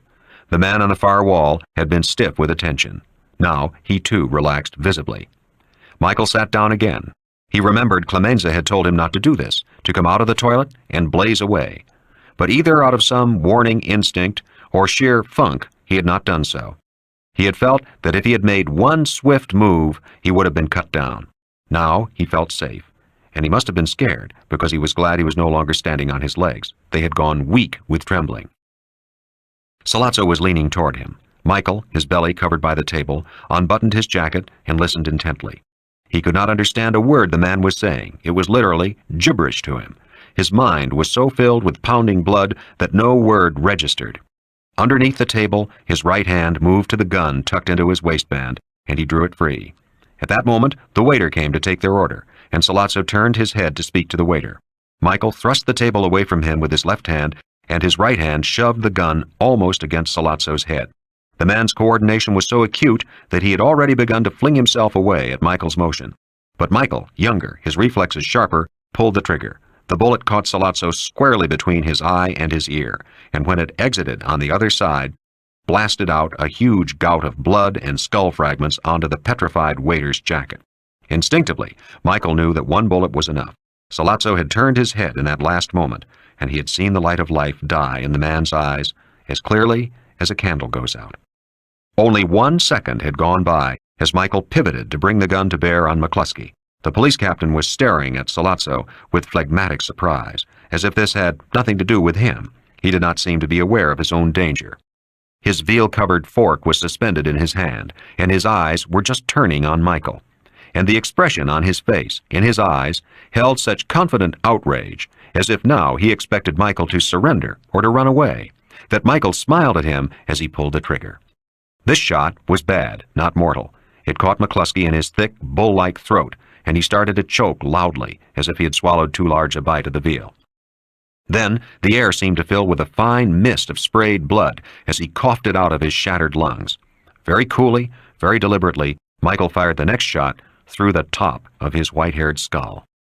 The air seemed to be full of pink mist. Michael swung toward the man sitting against the wall. This man had not made a move. He seemed paralyzed. Now he carefully showed his hands on top of the table and looked away. The waiter was staggering back toward the kitchen, an expression of horror on his face, staring at Michael in disbelief. Sollozzo was still in his chair, the side of his body propped up by the table. McCluskey, his heavy body pulling downward, had fallen off his chair onto the floor. Michael let the gun slip out of his hand so that it bounced off his body and made no noise. He saw that neither the man against the wall nor the waiter had noticed him dropping the gun. He strode the few steps toward the door and opened it. Sollozzo's car was parked at the curb still, but there was no sign of the driver. Michael turned left and around the corner. Headlights flashed on, and a battered sedan pulled up to him, the door swinging open. He jumped in, and the car roared away. He saw that it was Tessio at the wheel, his trim features hard as marble. Did you do the job on Sollozzo? For that moment, Michael was struck by the idiom Tessio had used. It was always used in a sexual sense. To do the job on a woman meant seducing her. It was curious that Tessio used it now. Both of them. Sure? I saw their brains. There was a change of clothes for Michael in the car. 20 minutes later, he was on an Italian freighter slated for Sicily. 2 hours later, the freighter put out to sea, and from his cabin, Michael could see the lights of New York City burning like the fires of hell. He felt an enormous sense of relief. He was out of it now. The feeling was familiar, and he remembered being taken off the beach of an island his Marine Division had invaded. The battle had been still going on, but he had received a slight wound and was being ferried back to a hospital ship. He had felt the same overpowering relief then that he felt now. All hell would break loose, but he wouldn't be there. On the day after the murder of Sollozzo and Captain McCluskey, the police captains and lieutenants in every station house in New York City sent out the word. There would be no more gambling, no more prostitution, no more deals of any kind until the murderer of Captain McCluskey was caught. Massive raids began all over the city. All unlawful business activities came to a standstill. Later that day, an emissary from the families asked the Corleone family if they were prepared to give up the murderer. They were told that the affair did not concern them. That night, a bomb exploded in the Corleone family mall in Long Beach, thrown from a car that pulled up to the chain, then roared away. That night also, 2 button men of the Corleone family were killed as they peacefully ate their dinner in a small Italian restaurant in Greenwich Village. The 5 Families' War of 1946 had begun. Book 2, Chapter 12. Johnny Fontaine waved a casual dismissal to the manservant. See you in the morning, Billy. The colored butler bowed his way out of the huge dining room, living room with its view of the Pacific Ocean. It was a friendly goodbye sort of bow, not a servant's bow, and given only because Johnny Fontaine had company for dinner. Johnny's company was a girl named Sharon Moore, a New York City Greenwich Village girl in Hollywood to try for a small part in a movie being produced by an old flame who had made the big time. She had visited the set while Johnny was acting in the Waltz movie. Johnny had found her young and fresh and charming and witty, and had asked her to come to his place for dinner this evening. His invitations to dinner were already famous and had the force of royalty, and of course, she said yes. Sharon Moore obviously expected him to come on very strong because of his reputation. But Johnny hated the Hollywood piece of meat approach. He never slept with any girl unless there was something about her he really liked, except, of course, sometimes when he was very drunk and found himself in bed with a girl he didn't even remember meeting or seeing before. And now that he was 35 years old, divorced once, estranged from his second wife, with maybe 1,000 pubic scalps dangling from his belt, he simply wasn't that eager. But there was something about Sharon Moore that aroused affection in him, and so he had invited her to dinner. He never ate much, but he knew young, pretty girls ambitiously starved themselves for pretty clothes and were usually big eaters on a date, so there was plenty of food on the table. There was also plenty of liquor, champagne in a bucket, scotch, rye, brandy, and liqueurs on the sideboard. Johnny served the drinks and the plates of food already prepared. When they had finished eating, he led her into the huge living room with its glass wall that looked out onto the Pacific. He put a stack of Ella Fitzgerald records on the hi-fi and settled on the couch with Sharon. He made a little small talk with her, found out about what she had been like as a kid, whether she had been a tomboy or boy crazy, whether she had been homely or pretty, lonely or gay. He always found these details touching. It always evoked the tenderness he needed to make love. They nestled together on the sofa, very friendly, very comfortable. He kissed her on the lips, a cool, friendly kiss. And when she kept it that way, he left it that way. Outside the huge picture window, he could see the dark blue sheet of the Pacific lying flat beneath the moonlight. Sharon asked, "How come you're not playing any of your records?" Johnny smiled at her. He was amused by her teasing him. I'm not that Hollywood. Play some for me. Or sing for me. You know, like the movies. I'll bubble up and melt all over you just like those girls do on the screen. Johnny laughed outright. When he had been younger, he had done just such things, and the result had always been stagey. The girls trying to look sexy and melting, making their eyes swim with desire for an imagined fantasy camera. He would never dream of singing to a girl now. For one thing, he hadn't sung for months. He didn't trust his voice. For another thing, amateurs didn't realize how much professionals depended on technical help to sound as good as they did. He could have played his records, but he felt the same shyness about hearing his youthful, passionate voice as an aging, balding man running to fat feels about showing pictures of himself as a youth in the full bloom of manhood. My voice is out of shape, and honestly, I'm sick of hearing myself sing. They both sipped their drinks. I hear you're great in this picture. Is it true you did it for nothing? Just a token payment. He got up to give her a refill on her brandy glass, gave her a gold monogrammed cigarette, and flashed his lighter out to hold the light for her. She puffed on the cigarette and sipped her drink, and he sat down beside her again. His glass had considerably more brandy in it than hers. He needed it to warm himself, to cheer himself, to charge himself up. His situation was the reverse of the lover's usual one. He had to get himself drunk instead of the girl. The girl was usually too willing, where he was not. The last 2 years had been hell on his ego, and he used this simple way to restore it, sleeping with a young, fresh girl for one night, taking her to dinner a few times, giving her an expensive present, and then brushing her off in the nicest way possible so that her feelings wouldn't be hurt. And then they could always say they had had a thing with the great Johnny Fontaine. It wasn't true love, but you couldn't knock it if the girl was beautiful and genuinely nice. He hated the hard, bitchy ones, the ones who screwed for him and then rushed off to tell their friends that they'd screwed the great Johnny Fontaine, always adding that they'd had better. What amazed him more than anything else in his career were the complacent husbands who almost told him to his face that they forgave their wives since it was allowed for even the most virtuous matron to be unfaithful with a great singing and movie star like Johnny Fontaine. That really floored him. He loved Ella Fitzgerald on records. He loved that kind of clean singing, that kind of clean phrasing. It was the only thing in life he really understood, and he knew he understood it better than anyone else on earth. Now, lying back on the couch, the brandy warming his throat, he felt a desire to sing. Not music, but to phrase with the records. Yet it was something impossible to do in front of a stranger. He put his free hand in Sharon's lap, sipping his drink from his other hand. Without any slyness, but with the sensualness of a child seeking warmth. His hand in her lap pulled up the silk of her dress to show milky white thigh above the sheer netted gold of her stockings. And, as always, despite all the women, all the years, all the familiarity, Johnny felt the fluid, sticky warmness flooding through his body at that sight.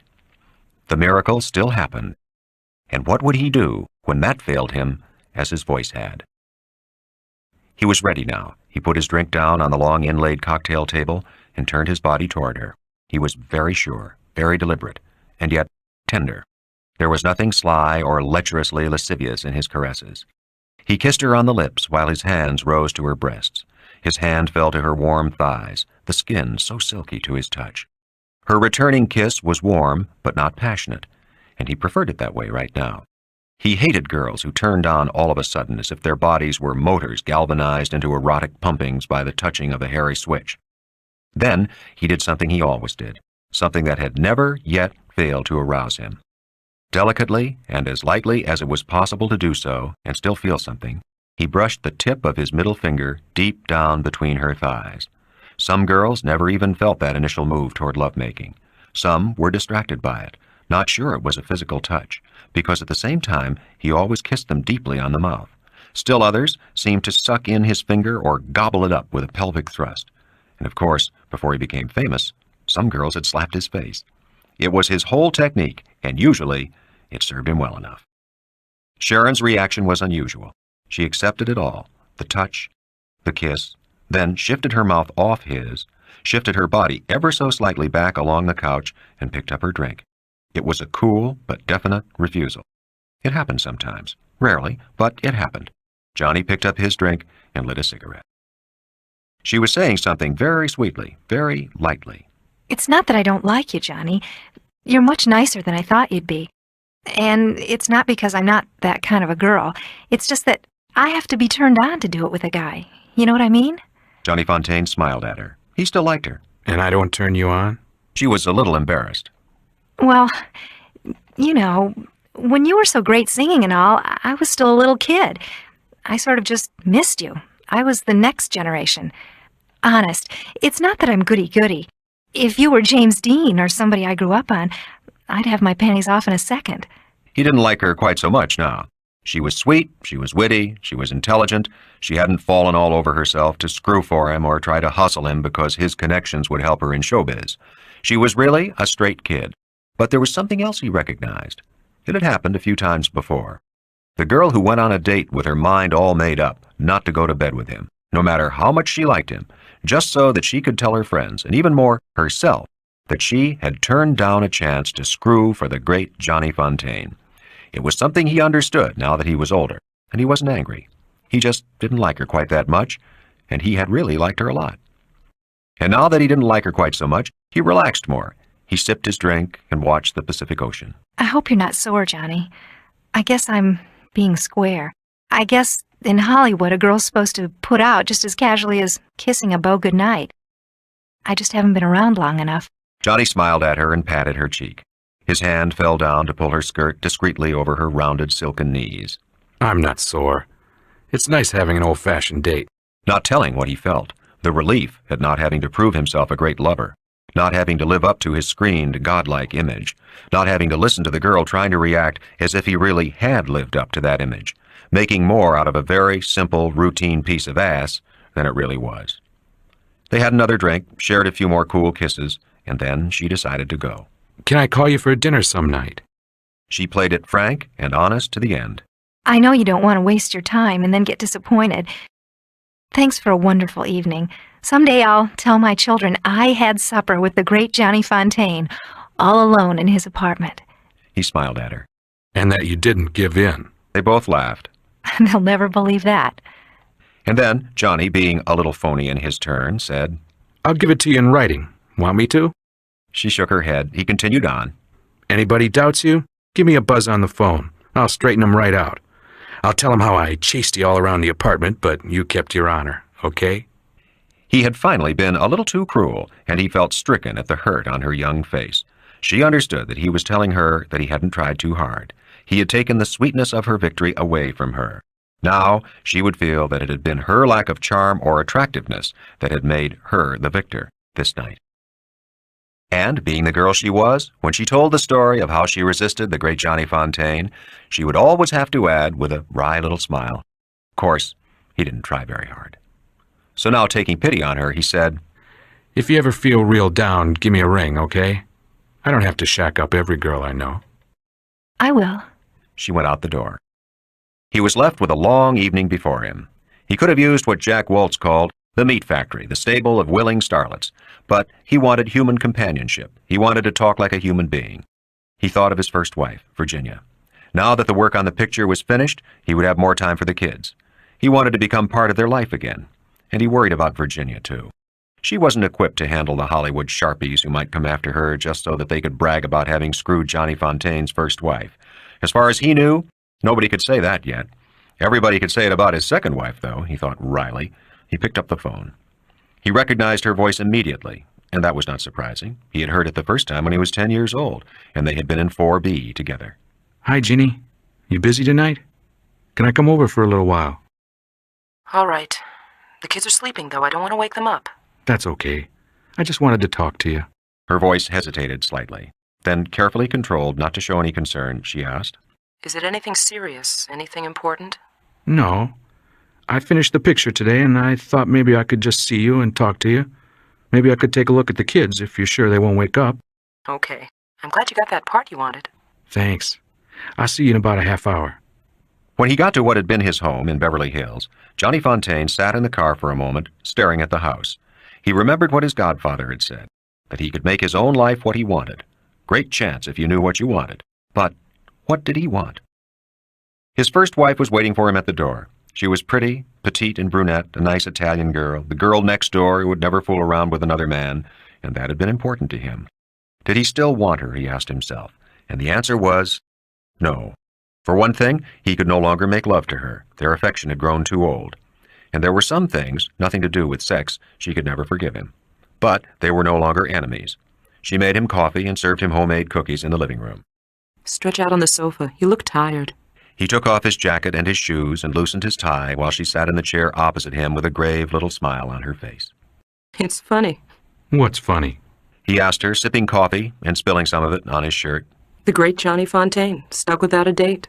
"The great Johnny Fontaine is lucky if he can even get it up anymore." It was unusual for him to be so direct.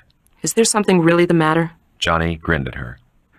"I had a date with a girl in my apartment, and she brushed me off. And you know, I was relieved." To his surprise, he saw a look of anger pass over Ginny's face. "Don't worry about those little tramps. She must have thought that was the way to get you interested in her." And Johnny realized with amusement that Ginny was actually angry with the girl who had turned him down. "Ah, what the hell. I'm tired of that stuff. I have to grow up sometime. Now that I can't sing anymore, I guess I'll have a tough time with dames. I never got in on my looks, you know." "You were always better looking than you photographed." Johnny shook his head. "I'm getting fat and I'm getting bald. Hell, if this picture doesn't make me big again, I better learn how to bake pizzas. Or maybe we'll put you in the movies. You look great." She looked 35. A good 35, but 35. And out here in Hollywood, that might as well be 100.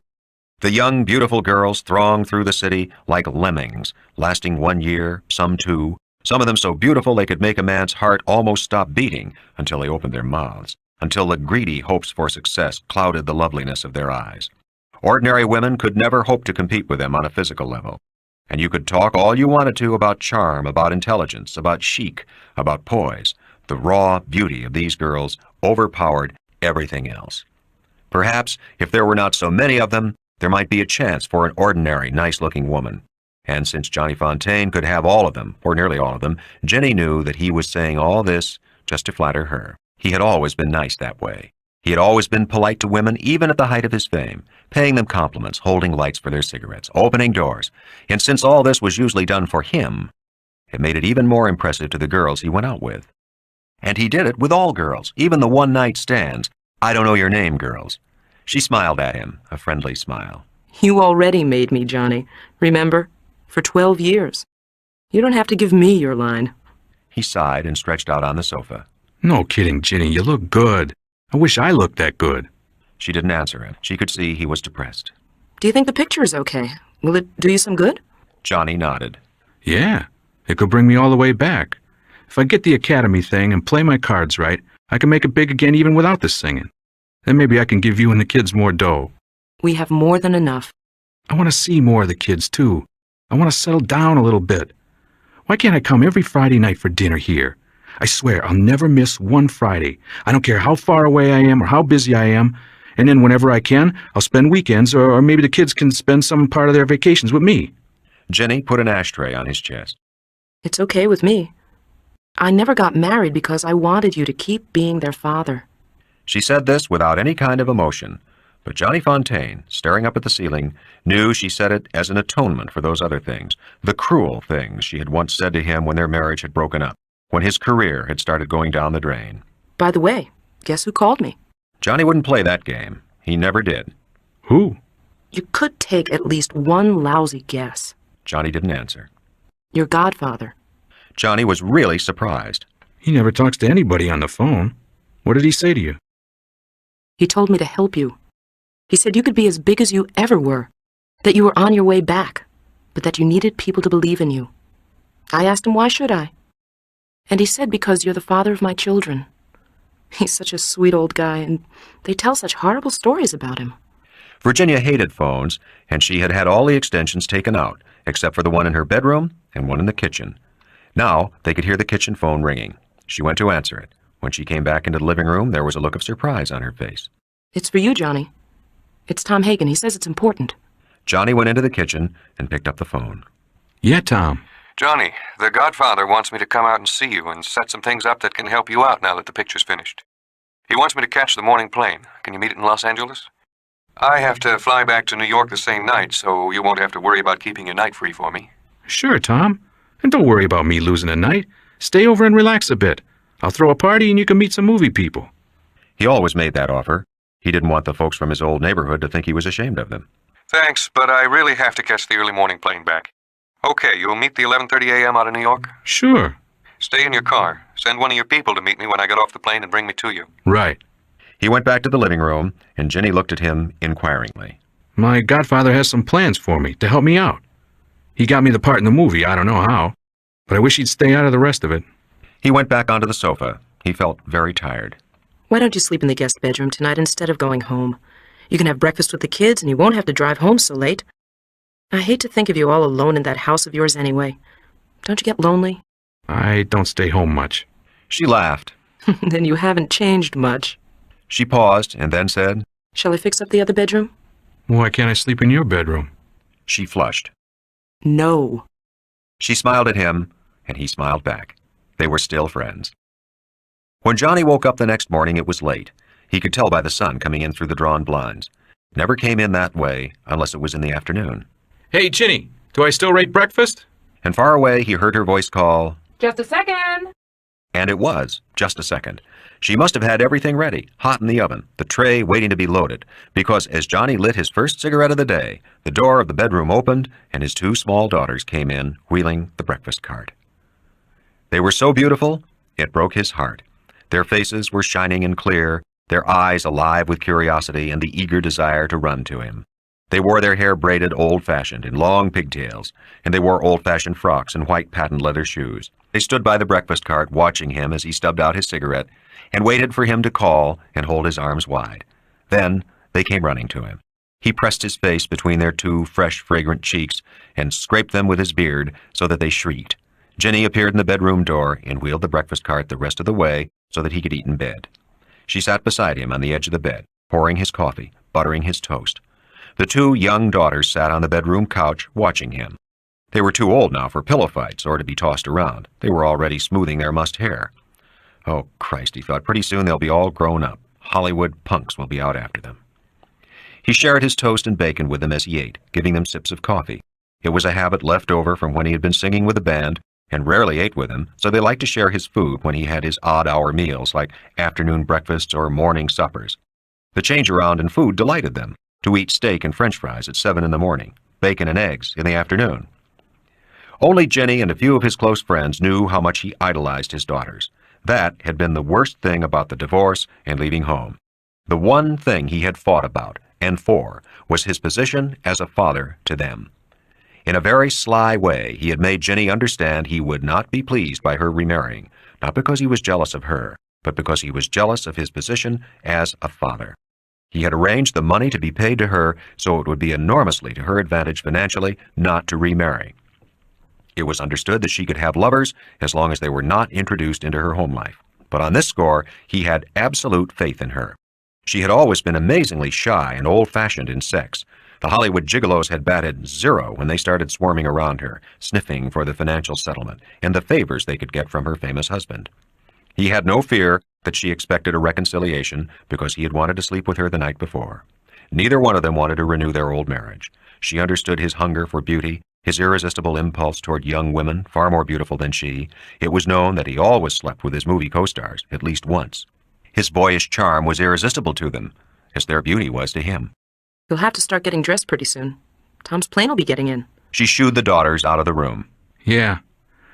By the way, Ginny, you know I'm getting divorced? I'm going to be a free man again.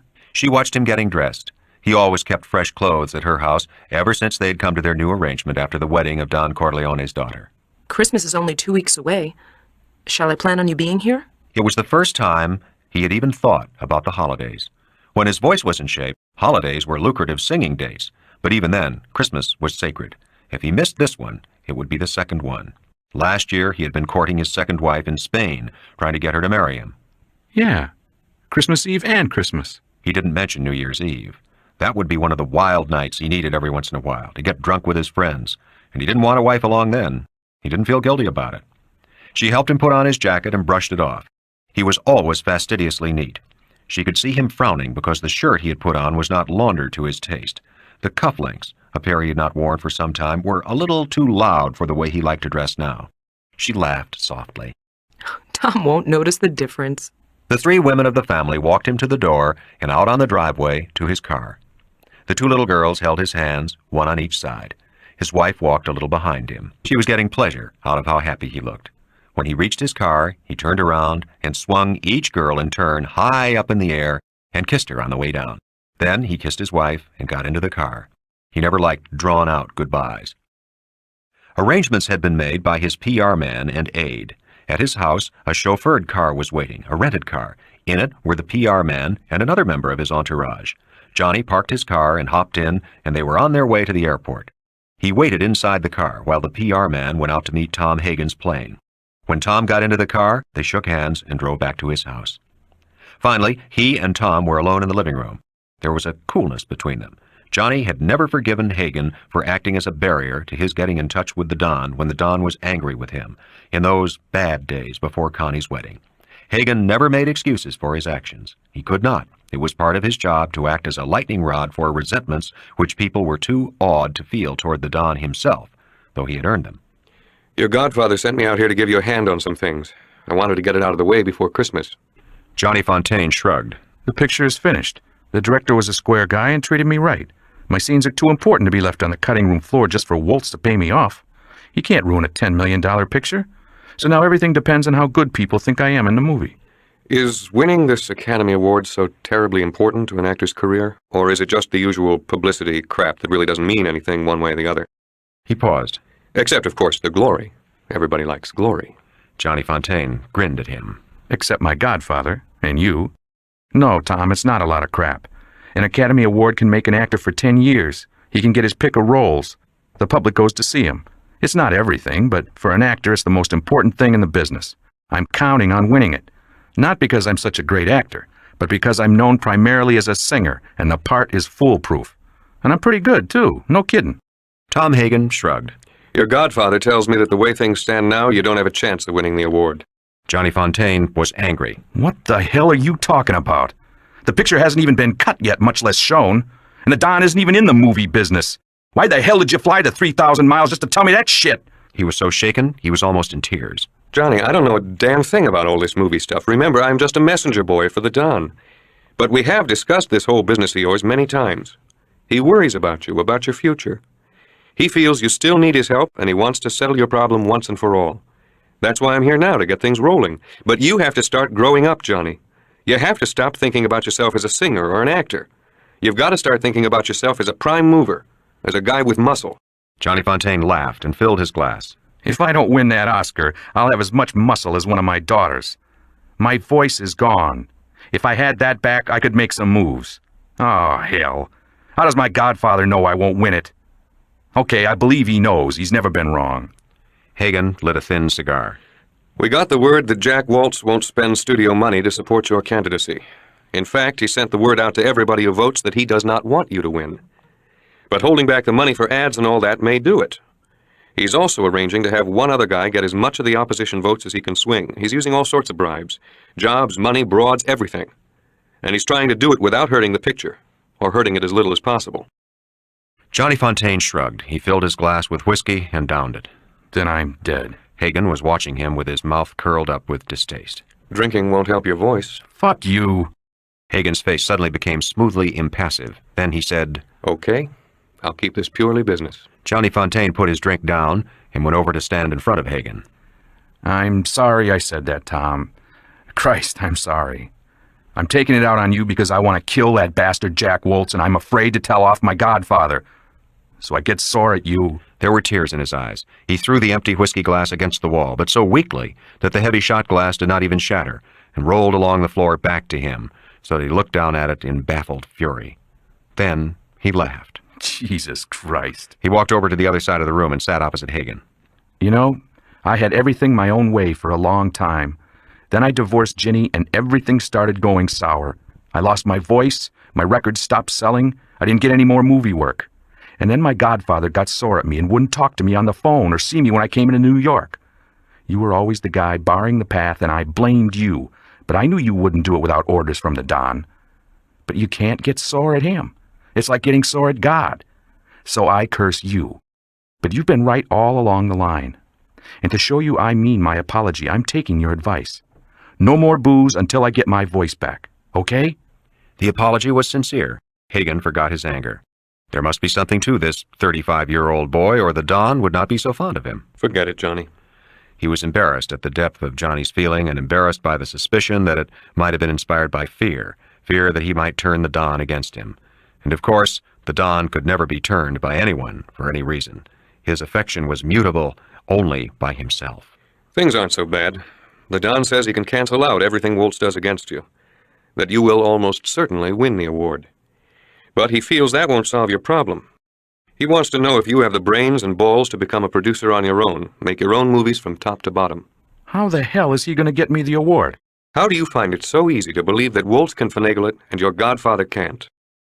Now, since it's necessary to get your faith for the other part of our deal, I must tell you this, just keep it to yourself.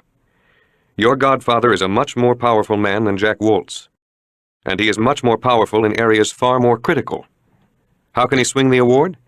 He controls the people who control all the labor unions in the industry, all the people or nearly all the people who vote. Of course you have to be good, you have to be in contention on your own merits. And your godfather has more brains than Jack Waltz. He doesn't go up to these people and put a gun to their heads and say, vote for Johnny Fontane or you are out of a job. He doesn't strong-arm where strong-arm doesn't work or leaves too many hard feelings. He'll make those people vote for you because they want to. But they won't want to unless he takes an interest. Now just take my word for it that he can get you the award. And that if he doesn't do it, you won't get it. Okay, I believe you. And I have the balls and brains to be a producer, but I don't have the money. No bank would finance me. It takes millions to support a movie. When you get the award, start making plans to produce 3 of your own movies. Hire the best people in the business, the best technicians, the best stars, whoever you need. Plan on 3 to 5 movies. You're crazy. That many movies could mean $20 million. When you need the money, get in touch with me. I'll give you the name of the bank out here in California to ask for financing. Don't worry, they finance movies all the time. Just ask them for the money in the ordinary way with the proper justifications like a regular business deal. They will approve. But first you have to see me and tell me the figures and the plans, okay? Johnny was silent for a long time. Is there anything else? Hagen smiled. You mean, do you have to do any favors in return for a loan of $20 million? Sure you will. He waited for Johnny to say something. Nothing you wouldn't do anyway if the Don asked you to do it for him. The Don has to ask me himself if it's something serious, you know what I mean? I won't take your word or Sonny's for it. Hagen was surprised by this good sense. Fontaine had some brains after all. He had sense to know that the Don was too fond of him and too smart to ask him to do something foolishly dangerous, whereas Sonny might. Let me reassure you on one thing. Your godfather has given me and Sonny strict instructions not to involve you in any way in anything that might get you bad publicity through our fault. And he will never do that himself. I guarantee you that any favor he asks of you, you will offer to do before he requests it, okay? Johnny smiled. Okay. Also, he has faith in you. He thinks you have brains, and so he figures the bank will make money on the investment, which means he will make money on it. So it's really a business deal. Never forget that. Don't go screwing around with the money. You may be his favorite godson, but $20 million is a lot of dough. He has to stick his neck out to make sure you get it. Tell him not to worry. If a guy like Jack Woltz can be a big movie genius, anybody can. That's what your godfather figures. Can you have me driven back to the airport? I've said all I have to say. When you do start signing contracts for everything, hire your own lawyers. I won't be in on it. But I'd like to see everything before you sign, if that's okay with you. Also, you'll never have any labor troubles. That'll cut costs on your pictures to some extent, so when the accountants lump some of that in, disregard those figures. Do I have to get your okay on anything else? Scripts, stars, any of that? Hagen shook his head. No, it may happen that the Don would object to something, but he'll object to you direct if he does. But I can't imagine what that would be. Movies don't affect him at all in any way, so he has no interest. And he doesn't believe in meddling. That I can tell you from experience. Good. I'll drive you to the airport myself. And thank the Godfather for me. I'd call him up and thank him, but he never comes to the phone. Why is that, by the way? Hagen shrugged. He hardly ever talks on the phone. He doesn't want his voice recorded, even saying something perfectly innocent. He's afraid that they can splice the words together so that it sounds as if he says something else. I think that's what it is. Anyway, his only worry is that someday he'll be framed by the authorities, so he doesn't want to give him an edge. They got into Johnny's car and drove to the airport. Hagen was thinking that Johnny was a better guy than he figured. He'd already learned something, just his driving him personally to the airport proved that. The personal courtesy, something that Don himself always believed in. And the apology. That had been sincere. He had known Johnny a long time, and he knew the apology would never be made out of fear. Johnny had always had guts. That's why he had always been in trouble, with his movie bosses and with his women. He was also one of the few people who was not afraid of the Don. Fontaine and Michael were maybe the only two men Hagen knew of whom this could be said. So the apology was sincere. He would accept it as such. He and Johnny would have to see a lot of each other in the next few years, and Johnny would have to pass the next test, which would prove how smart he was. He would have to do something for the Don that the Don would never ask him to do or insist that he do as part of the agreement. Hagen wondered if Johnny Fontaine was smart enough to figure out that part of the bargain. After Johnny dropped Hagen off at the airport, Hagen insisted that Johnny not hang around for his plane with him.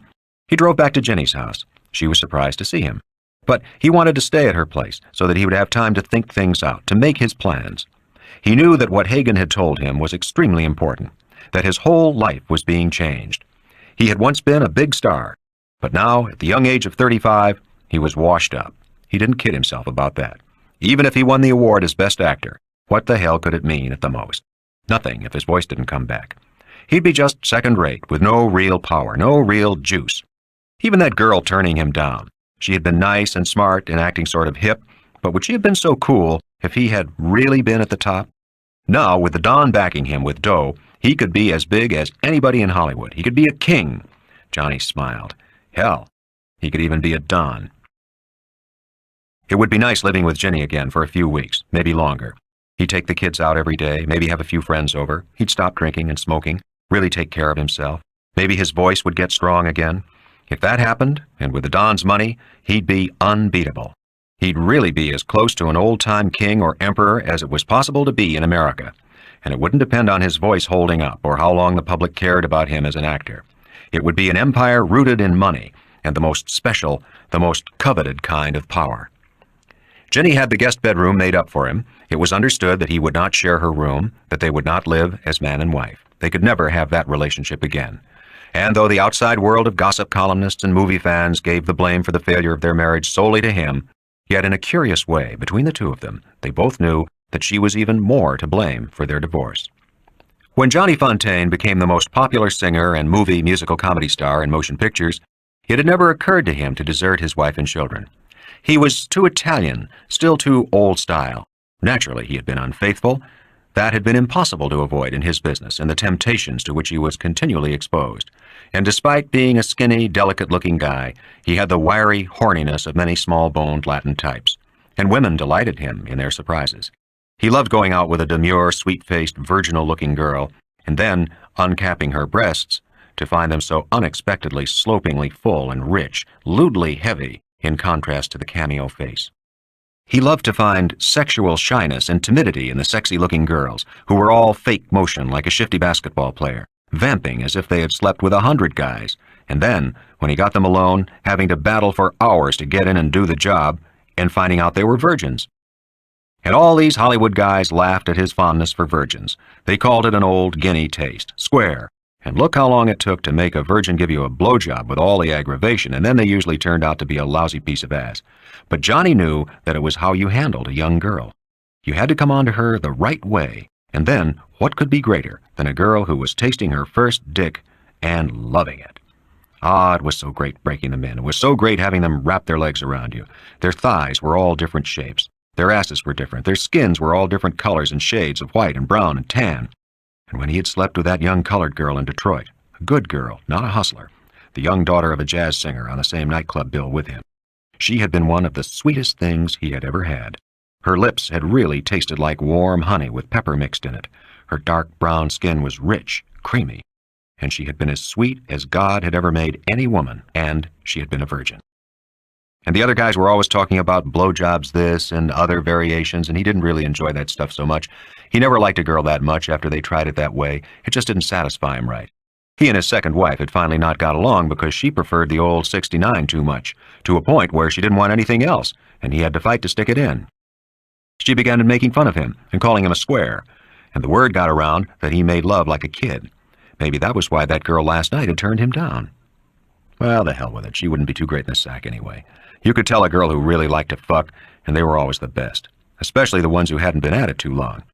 What he really hated were the ones who had started screwing at 12 and were all fucked out by the time they were 20 and just going through the motions, and some of them were the prettiest of all and could fake you out.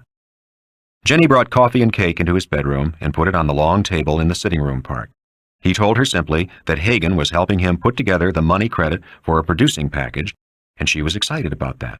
He would be important again. But she had no idea of how powerful Don Corleone really was, so she didn't understand the significance of Hagen coming from New York. He told her Hagen was also helping with legal details. When they had finished the coffee, he told her he was going to work that night and make phone calls and plans for the future. He told her, "Half of all this will be in the kids' names." She gave him a grateful smile and kissed him goodnight before she left his room. There was a glass dish full of his favorite monogrammed cigarettes, a humidor with pencil-thin black Cuban cigars on his writing desk. Johnny tilted back and started making calls. His brain was really whirring along. He called the author of the book, the best-selling novel, on which his new film was based. The author was a guy his own age who had come up the hard way and was now a celebrity in the literary world. He had come out to Hollywood expecting to be treated like a wheel, and, like most authors, had been treated like shit. Johnny had seen the humiliation of the author one night at the Brown Derby. The writer had been fixed up with a well-known bosomy starlet for a date on the town and a sure shack-up later. But while they were at dinner, the starlet had deserted the famous author because a ratty-looking movie comic had waggled his finger at her. That had given the writer the right slant on just who was who in the Hollywood pecking order. It didn't matter that his book had made him world famous. A starlet would prefer the crummiest, the rattiest, the phoniest movie wheel. Now, Johnny called the author at his New York home to thank him for the great part he had written in his book for him. He flattered the shit out of the guy. Then, casually, he asked him how he was doing on his next novel and what it was all about. He lit a cigar while the author told him about a especially interesting chapter and then finally said, "Gee, I'd like to read it when you're finished. How about sending me a copy? Maybe I can get you a good deal for it, better than you got with Waltz." The eagerness in the author's voice told him that he had guessed right. Waltz had chiseled the guy, given him peanuts for the book. Johnny mentioned that he might be in New York right after the holidays, and would the author want to come and have dinner with some of his friends? "I know a few good-looking broads." The author laughed and said, okay. Next, Johnny called up the director and cameraman on the film he had just finished to thank them for having helped him in the film. He told them confidentially that he knew Waltz had been against him and he doubly appreciated their help, and that if there was ever anything he could do for them, they should just call. Then he made the hardest call of all, the one to Jack Waltz. He thanked him for the part in the picture and told him how happy he would be to work for him anytime. He did this merely to throw Waltz off the track. He had always been very square, very straight. In a few days, Waltz would find out about his maneuvering and be astounded by the treachery of this call, which was exactly what Johnny Fontane wanted him to feel. After that, he sat at the desk and puffed at his cigar. There was whiskey on a side table, but he had made some sort of promise to himself and Hagen that he wouldn't drink. He shouldn't even be smoking. It was foolish. Whatever was wrong with his voice probably wouldn't be helped by knocking off drinking and smoking. Not too much, but what the hell, it might help, and he wanted all the percentages with him, now that he had a fighting chance. Now, with the house quiet, his divorced wife sleeping, his beloved daughter sleeping, he could think back to that terrible time in his life when he had deserted them. Deserted them for a whore tramp of a bitch who was his second wife. But even now he smiled at the thought of her. She was such a lovely broad in so many ways. And besides, the only thing that saved his life was the day that he had made up his mind never to hate a woman, or, more specifically, the day he had decided he could not afford to hate his first wife and his daughters, his girlfriends, his second wife, and the girlfriends after that, right up to Sharon Moore brushing him off, so that she could brag about refusing to screw for the great Johnny Fontane. He had traveled with the band singing, and then he had become a radio star, and a star of the movie stage shows, and then he had finally made it in the movies. And in all that time he had lived the way he wanted to, screwed the women he wanted to, but he had never let it affect his personal life. Then he had fallen for his soon-to-be second wife, Margot Ashton. He had gone absolutely crazy for her. His career had gone to hell, his voice had gone to hell, his family life had gone to hell. And there had come the day when he was left without anything. The thing was, he had always been generous and fair. He had given his first wife everything he owned when he divorced her. He had made sure his two daughters would get a piece of everything he made, every record, every movie, every club date. And when he had been rich and famous, he had refused his first wife nothing. He had helped out all her brothers and sisters, her father and mother, the girlfriends she had gone to school with, and their families. He had never been a stuck-up celebrity. He had sung at the weddings of his wife's two younger sisters, something he hated to do. He had never refused her anything except the complete surrender of his own personality. And then, when he had touched bottom, when he could no longer get movie work, when he could no longer sing, when his second wife had betrayed him, he had gone to spend a few days with Ginny and his daughters. He had more or less flung himself on her mercy one night because he felt so lousy. That day, he had heard one of his recordings, and he had sounded so terrible that he accused the sound technicians of sabotaging the record. Until finally, he had become convinced that that was what his voice really sounded like. He had smashed the master record and refused to sing anymore. He was so ashamed that he had not sung a note except with Nino at Connie Corleone's wedding. He had never forgotten the look on Ginny's face when she found out about all his misfortunes. It had passed over her face only for a second, but that was enough for him never to forget it. It was a look of savage and joyful satisfaction. It was a look that could only make him believe that she had contemptuously hated him all these years. She quickly recovered and offered him cool but polite sympathy. He had pretended to accept it. During the next few days, he had gone to see 3 of the girls he had liked the most over the years, girls he had remained friends with and sometimes still slept with in a comradely way, girls he had done everything in his power to help, girls to whom he had given the equivalent of hundreds of thousands of dollars in gifts or job opportunities. On their faces, he had caught that same fleeting look of savage satisfaction. It was during that time that he knew he had to make a decision. He could become like a great many other men in Hollywood, successful producers, writers, directors, actors, who preyed on beautiful women with lustful hatred. He could use power and monetary favors grudgingly, always alert for treason, always believing that women would betray and desert him, adversaries to be bested. Or he could refuse to hate women and continue to believe in them. He knew he could not afford not to love them, that something of his spirit would die if he did not continue to love women no matter how treacherous and unfaithful they were. It didn't matter that the women he loved most in the world were secretly glad to see him crushed, humiliated by a wayward fortune. It did not matter that in the most awful way, not sexually, they had been unfaithful to him. He had no choice. He had to accept them. And so he made love to all of them, gave them presents, hid the hurt their enjoyment of his misfortunes gave him. He forgave them, knowing he was being paid back for having lived in the utmost freedom from women and in the fullest flush of their flavor. But now, he never felt guilty about being untrue to them. He never felt guilty about how he treated Jenny, insisting on remaining the sole father of his children. yet never even considering remarrying her, and letting her know that, too. That was one thing he had salvaged out of his fall from the top. He had grown a thick skin about the hurts he gave women. He was tired and ready for bed, but one note of memory stuck with him, singing with Nino Valente, and suddenly he knew what would please Don Corleone more than anything else. He picked up the phone and told the operator to get him New York.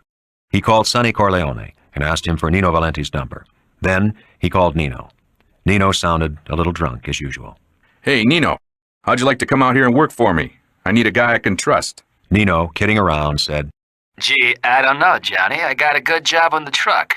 Buffing housewives along my route, picking up a clear 150 every week. What you got to offer? I can start you at 500 and get you blind dates with movie stars. How's that?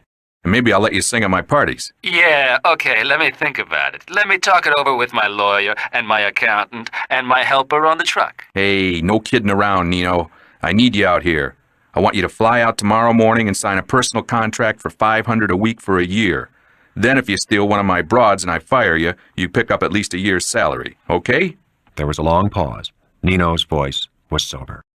Hey, Johnny, you kidding? I'm serious, kid. Go to my agent's office in New York. They'll have your plane ticket and some cash.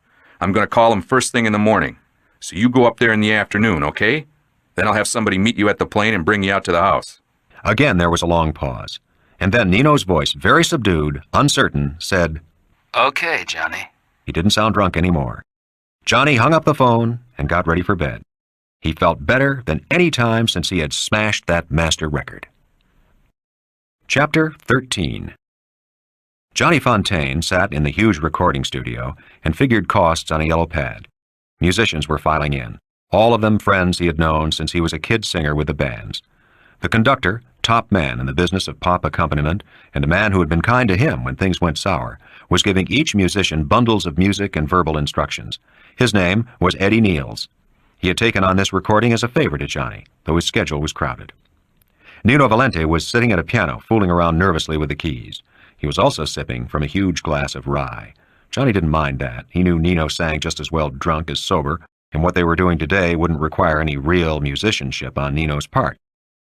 Eddie Niels had made special arrangements of some old Italian and Sicilian songs, and a special job on the duet song that Nino and Johnny had sung at Connie Corleone's wedding. Johnny was making the record primarily because he knew that the Don loved such songs, and it would be a perfect Christmas gift for him. He also had a hunch that the record would sell in the high numbers, not 1 million, of course. And he had figured out that helping Nino was how the Don wanted his payoff. Nino was, after all, another one of the Don's godchildren. Johnny put his clipboard and yellow pad on the folding chair beside him and got up to stand beside the piano. Hey, paisan! Nino glanced up and tried to smile. He looked a little sick. Johnny leaned over and rubbed his shoulder blades. Relax, kid. Do a good job today and I'll fix you up with the best and most famous piece of ass in Hollywood. Nino took a gulp of whiskey. Who's that, Lassie? Johnny laughed. No, Deanna Dunn. I guarantee the goods. Nino was impressed, but couldn't help saying with pseudo-hopefulness, You can't get Lassie? The orchestra swung into the opening song of the medley. Johnny Fontaine listened intently. Eddie Niels would play all the songs through in their special arrangements. Then would come the first take for the record. As Johnny listened, he made mental notes on exactly how he would handle each phrase, how he would come into each song. He knew his voice wouldn't last long, but Nino would be doing most of the singing. Johnny would be singing under him, except, of course, in the dual song. He would have to save himself for that. He pulled Nino to his feet, and they both stood by their microphones. Nino flubbed the opening. Flubbed it again. His face was beginning to get red with embarrassment. Johnny kidded him. Hey, you stalling for overtime? I don't feel natural without my mandolin. Johnny thought about that for a moment. Hold that glass of booze in your hand. It seemed to do the trick. Nino kept drinking from the glass as he sang, but he was doing fine. Johnny sang easily, not straining, his voice merely dancing around Nino's main melody. There was no emotional satisfaction in this kind of singing, but he was amazed at his own technical skill. 10 years of vocalizing had taught him something. When they came to the dual song that ended the record, Johnny let his voice go, and when they finished, his vocal cords ached. The musicians had been carried away by the last song, a rare thing for these calloused veterans. They hammered down their instruments and stamped their feet in approval, as applause. The drummer gave them a ruffle of drums. With stops and conferences, they worked nearly 4 hours before they quit. Eddie Niels came over to Johnny. You sounded pretty good, kid. Maybe you're ready to do a record. I have a new song that's perfect for you. Johnny shook his head. Come on, Eddie, don't kid me. Besides, in a couple of hours I'll be too hoarse to even talk. Do you think we'll have to fix up much of the stuff we did today? Nino will have to come into the studio tomorrow. He made some mistakes, but he's much better than I thought he would be. As for your stuff, I'll have the sound engineers fix anything I don't like, okay? Okay. When can I hear the pressing? Tomorrow night. Your place? Yeah. Thanks, Eddie. See you tomorrow. He took Nino by the arm and walked out of the studio. They went to his house instead of Ginny's. By this time it was late afternoon. Nino was still more than half drunk. Johnny told him to get under the shower and then take a snooze. They had to be at a big party at 11 that night. When Nino woke up, Johnny briefed him. This party is a movie star Lonely Hearts Club. These broads tonight are dames you've seen in the movies as glamour queens millions of guys would give their right arms to screw. And the only reason they'll be at the party tonight is to find somebody to shack them up. Do you know why? Because they are hungry for it. They are just a little old. And just like every dame, they want it with a little bit of class. What's the matter with your voice? Every time after I sing a little bit that happens. I won't be able to sing for a month now, but I'll get over the hoarseness in a couple of days. Tough, huh? Listen, Nino, don't get too drunk tonight. You have to show these Hollywood broads that my paisan buddy ain't weak in the poop. You gotta come across. Remember, some of these dames are very powerful in movies. They can get you work. It doesn't hurt to be charming after you knock off a piece. Nino was already pouring himself a drink. I'm always charming. He drained the glass. Grinning, he asked, No kidding. Can you really get me close to Deanna Dunn? Don't be so anxious. It's not going to be like you think. The Hollywood movie star Lonely Hearts Club, so-called by the young juvenile leads whose attendance was mandatory, met every Friday night at the palatial studio-owned home of Roy McElroy, press agent, or rather public relations counsel, for the Waltz International Film Corporation. Actually, it was McElroy's open house party. The idea had come from the practical brain of Jack Waltz himself. Some of his money-making movie stars were getting older now. Without the help of special lights and genius makeup men, they looked their age. They were having problems. They had also become, to some extent, desensitized physically and mentally. They could no longer fall in love. They could no longer assume the role of hunted women. They had been made too imperious by money, by fame, by their former beauty. Waltz gave his parties so that it would be easier for them to pick up lovers, one-night stands, who, if they had the stuff, could graduate into full-time bed partners and so work their way upward. Since the action sometimes degenerated into brawls or sexual excess that led to trouble with the police, Waltz decided to hold the parties in the house of the public relations counselor, who would be right there to fix things up, pay off newsmen and police officers, and keep everything quiet. For certain virile young male actors on the studio payroll, who had not yet achieved stardom or featured roles, attendance at the Friday night parties was a not always pleasant duty. This was explained by the fact that a new film yet to be released by the studio would be shown at the party. In fact, that was the excuse for the party itself. People would say, "Let's go over and see what the new picture so-and-so made is like." And so it was put in a professional context. Young female starlets were forbidden to attend the Friday night parties, or rather, discouraged. Most of them took the hint. Screenings of the new movies took place at midnight, and Johnny and Nino arrived at 11. Roy McElroy proved to be, at first sight, an enormously likable man, well-groomed, beautifully dressed. He greeted Johnny Fontaine with a surprised cry of delight. "What the hell are you doing here?" he said with genuine astonishment. Johnny shook his hand. "I'm showing my country cousin the sights. Meet Nino." McElroy shook hands with Nino and gazed at him appraisingly. "They'll eat him up alive." He led them to the rear patio. The rear patio was really a series of huge rooms whose glass doors had been opened to a garden and pool. There were almost 100 people milling around, all with drinks in their hands. The patio lighting was artfully arranged to flatter feminine faces and skin. These were women Nino had seen on the darkened movie screens when he had been a teenager. They had played their part in his erotic dreams of adolescence. But seeing them now in the flesh was like seeing them in some horrible makeup. Nothing could hide the tiredness of their spirit and their flesh. Time had eroded their godhead. They posed and moved as charmingly as he remembered, but they were like wax fruit. They could not lubricate his glands. Nino took 2 drinks, wandered to a table where he could stand next to a nest of bottles. Johnny moved with him. They drank together until behind them came the magic voice of Deanna Dunn. Nino, like millions of other men, had that voice imprinted on his brain forever. Deanna Dunn had won 2 Academy Awards, had been in the biggest movie grosser made in Hollywood. On the screen, she had a feline feminine charm that made her irresistible to all men. But the words she was saying had never been heard on the silver screen. Johnny, you bastard! I had to go to my psychiatrist again because you gave me a one-night stand. How come you never came back for seconds? Johnny kissed her on her proffered cheek. You wore me out for a month. I want you to meet my cousin Nino, a nice, strong Italian boy. Maybe he can keep up with you. Deanna Dunn turned to give Nino a cool look. Does he like to watch previews? Johnny laughed. I don't think he's ever had the chance. Why don't you break him in? Nino had to take a big drink when he was alone with Deanna Dunn. He was trying to be nonchalant, but it was hard. Deanna Dunn had the upturned nose, the clean-cut classical features of the Anglo-Saxon beauty. And he knew her so well. He had seen her alone in a bedroom, heartbroken, weeping over her dead flyer husband, who had left her with fatherless children. He had seen her angry, hurt, humiliated, yet with a shining dignity when a caddish Clark Gable had taken advantage of her, then left her for a sex pot. Deanna Dunn never played sex pots in the movies. He had seen her flushed with requited love, writhing in the embrace of the man she adored, and he had seen her die beautifully, at least a half-dozen times. He had seen her and heard her and dreamed about her, and yet he was not prepared for the first thing she said to him alone. Johnny is one of the few men with balls in this town. The rest are all fags and sick morons who couldn't get it up with a broad if you pumped a truckload of Spanish fly into their scrotums. She took Nino by the hand and led him into a corner of the room, out of traffic and out of competition. Then, still coolly charming, she asked him about himself. He saw through her. He saw that she was playing the role of the rich society girl who was being kind to the stable boy or the chauffeur, but who in the movie would either discourage his amatory interest if the part were played by Spencer Tracy, or throw up everything in her mad desire for him if the part were played by Clark Gable. But it didn't matter. He found himself telling her about how he and Johnny had grown up together in New York, about how he and Johnny had sung together on little club dates. He found her marvelously sympathetic and interested. Once she asked casually, Do you know how Johnny made that bastard Jack Waltz give him the part? Nino froze and shook his head. She didn't pursue it.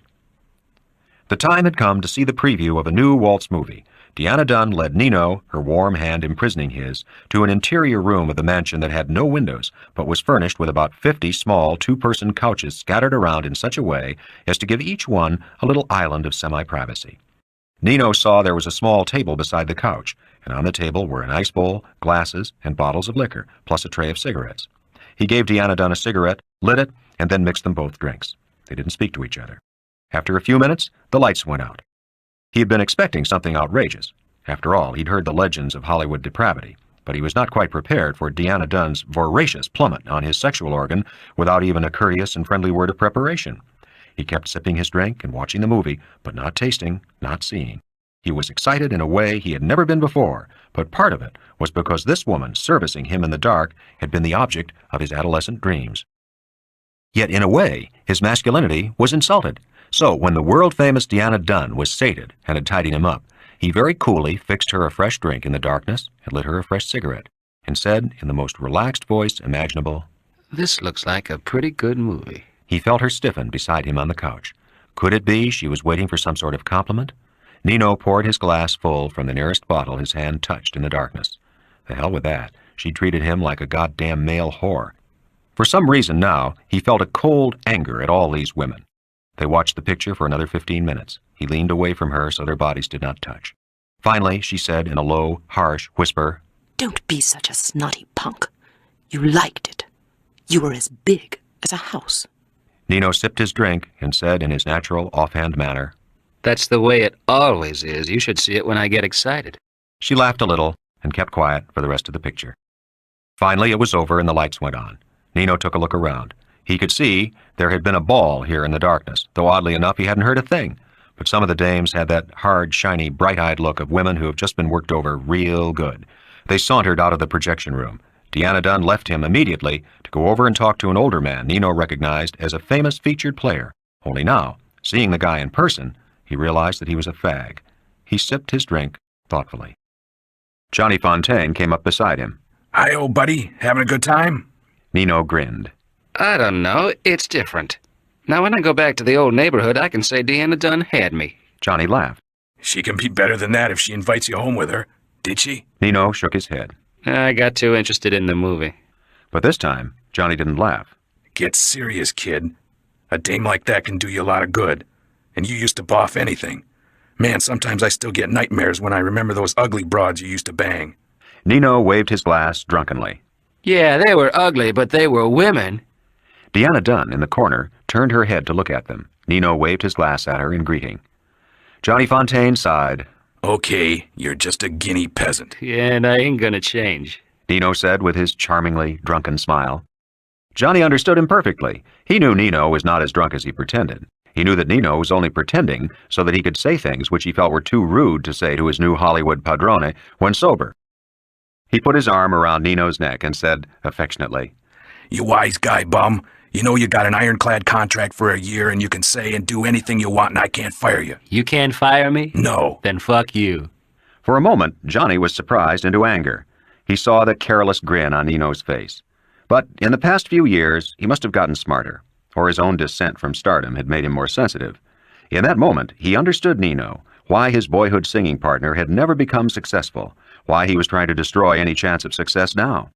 That Nino was reacting away from all the prices of success, that in some way he felt insulted by everything that was being done for him. Johnny took Nino by the arm and led him out of the house. Nino could barely walk now. Johnny was talking to him soothingly. Okay, kid. You just sing for me. I want to make dough on you. I won't try to run your life.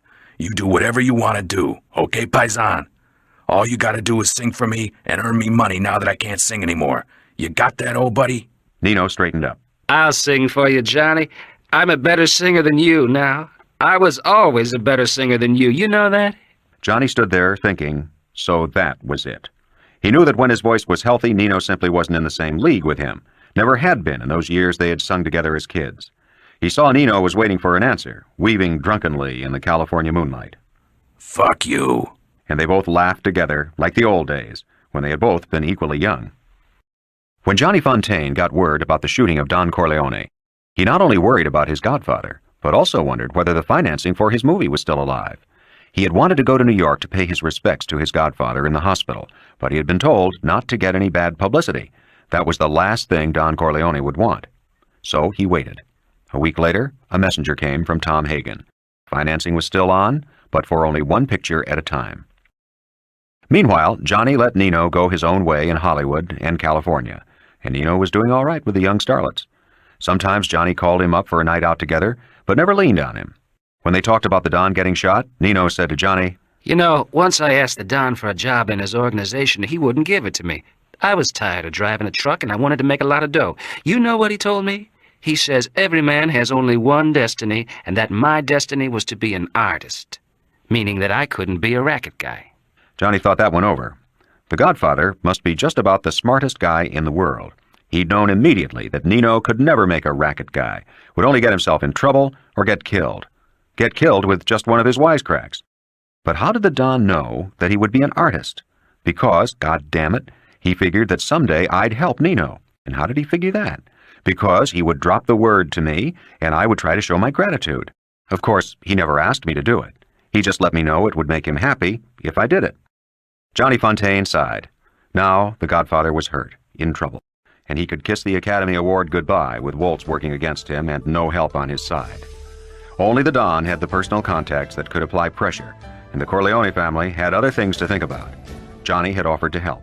Hagen had given him a curt no. Johnny was busy getting his own picture going. The author of the book he had starred in had finished his new novel and came west on Johnny's invitation to talk it over without agents or studios getting into the act. Johnny was busy getting his own picture going. The author of the book he had starred in had finished his new novel and came west on Johnny's invitation to talk it over without agents or studios getting into the act. The second book was perfect for what Johnny wanted. He wouldn't have to sing, it had a good gutsy story with plenty of dames and sex, and it had a part that Johnny instantly recognized as tailor-made for Nino. The character talked like Nino, acted like him, even looked like him. It was uncanny. All Nino would have to do would be to get up on the screen and be himself. Johnny worked fast.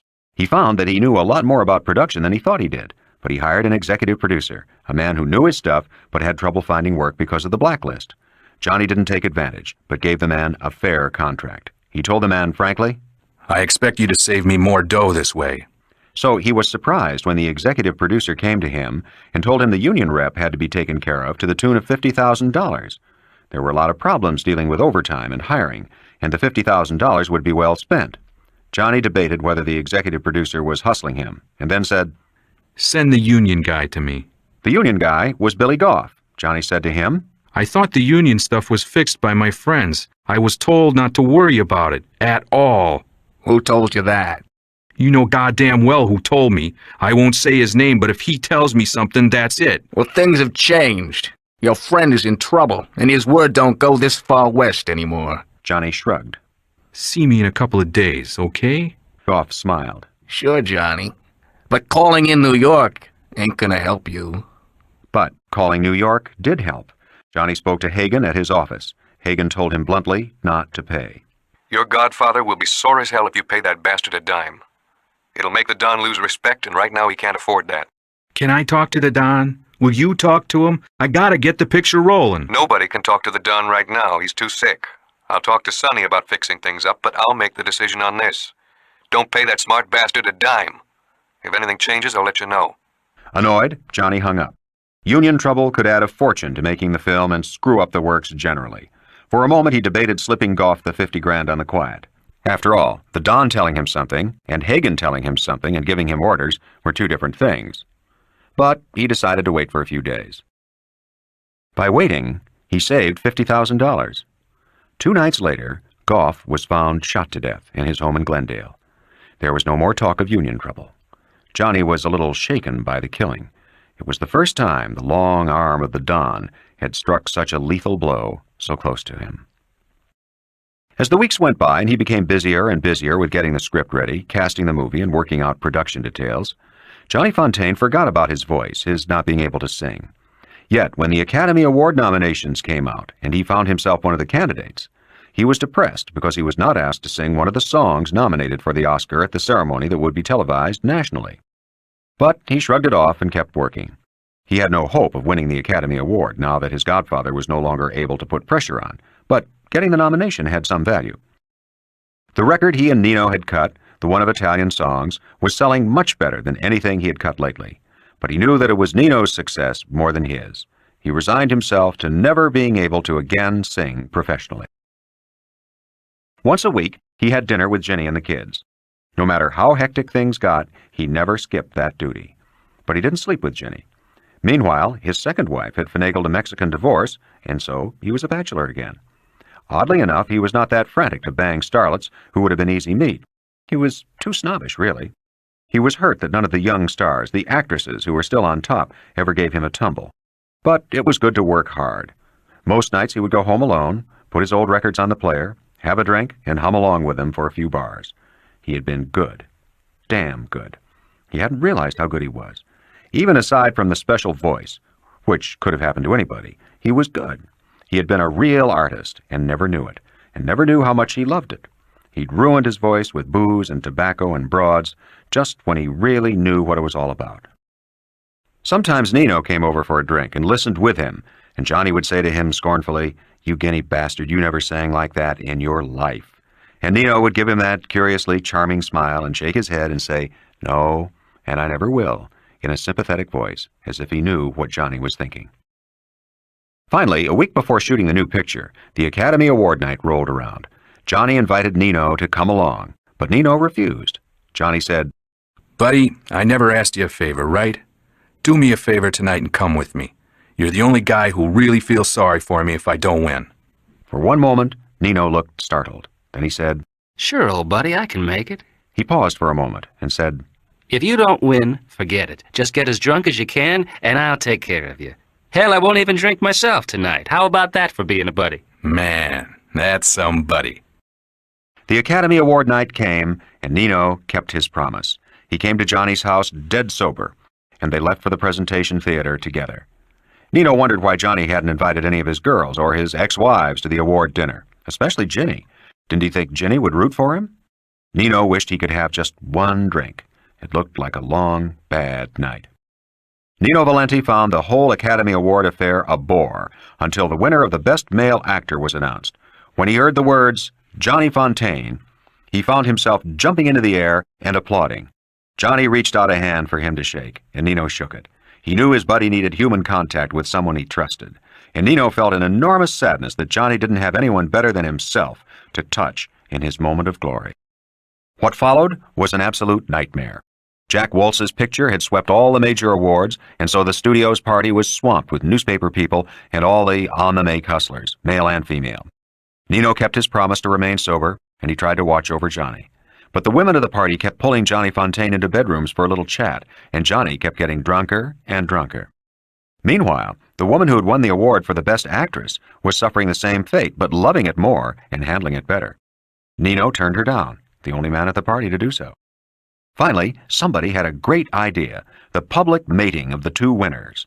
Everybody else at the party to be spectators in the stands.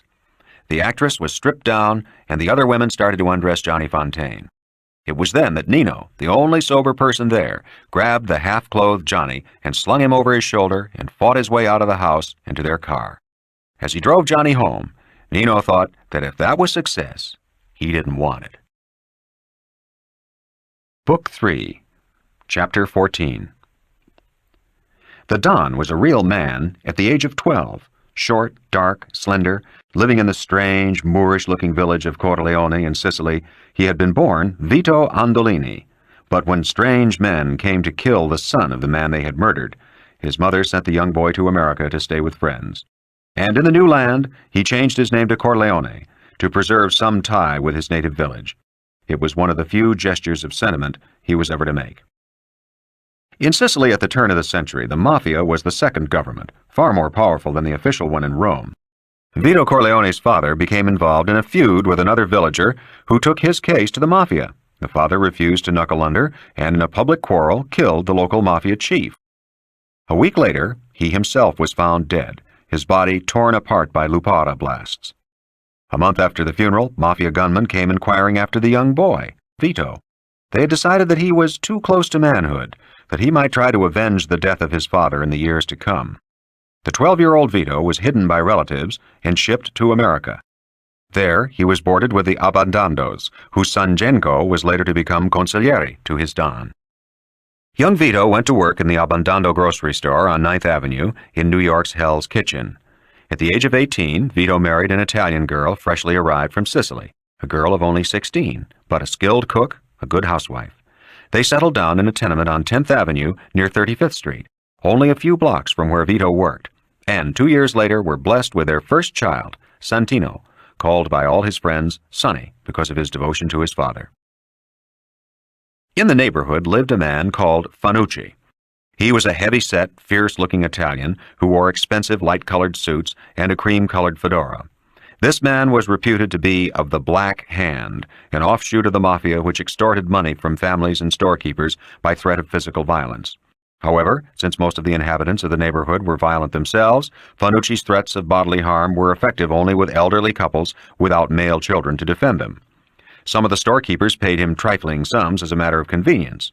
However, Fanucci was also a scavenger on fellow criminals, people who illegally sold Italian lottery or ran gambling games in their homes. The Abbondando grocery gave him a small tribute, this despite the protests of young Genco, who told his father he would settle the Fanucci hash. His father forbade him. Vito Corleone observed all this without feeling in any way involved. One day, Fanucci was set upon by 3 young men who cut his throat from ear to ear, not deeply enough to kill him, but enough to frighten him and make him bleed a great deal. Vito saw Fanucci fleeing from his punishers, the circular slash flowing red. What he never forgot was Fanucci holding the cream-colored fedora under his chin to catch the dripping blood as he ran, as if he did not want his suit soiled or did not want to leave a shameful trail of carmine. But this attack proved a blessing in disguise for Fanucci. The 3 young men were not murderers, merely tough young boys determined to teach him a lesson and stop him from scavenging.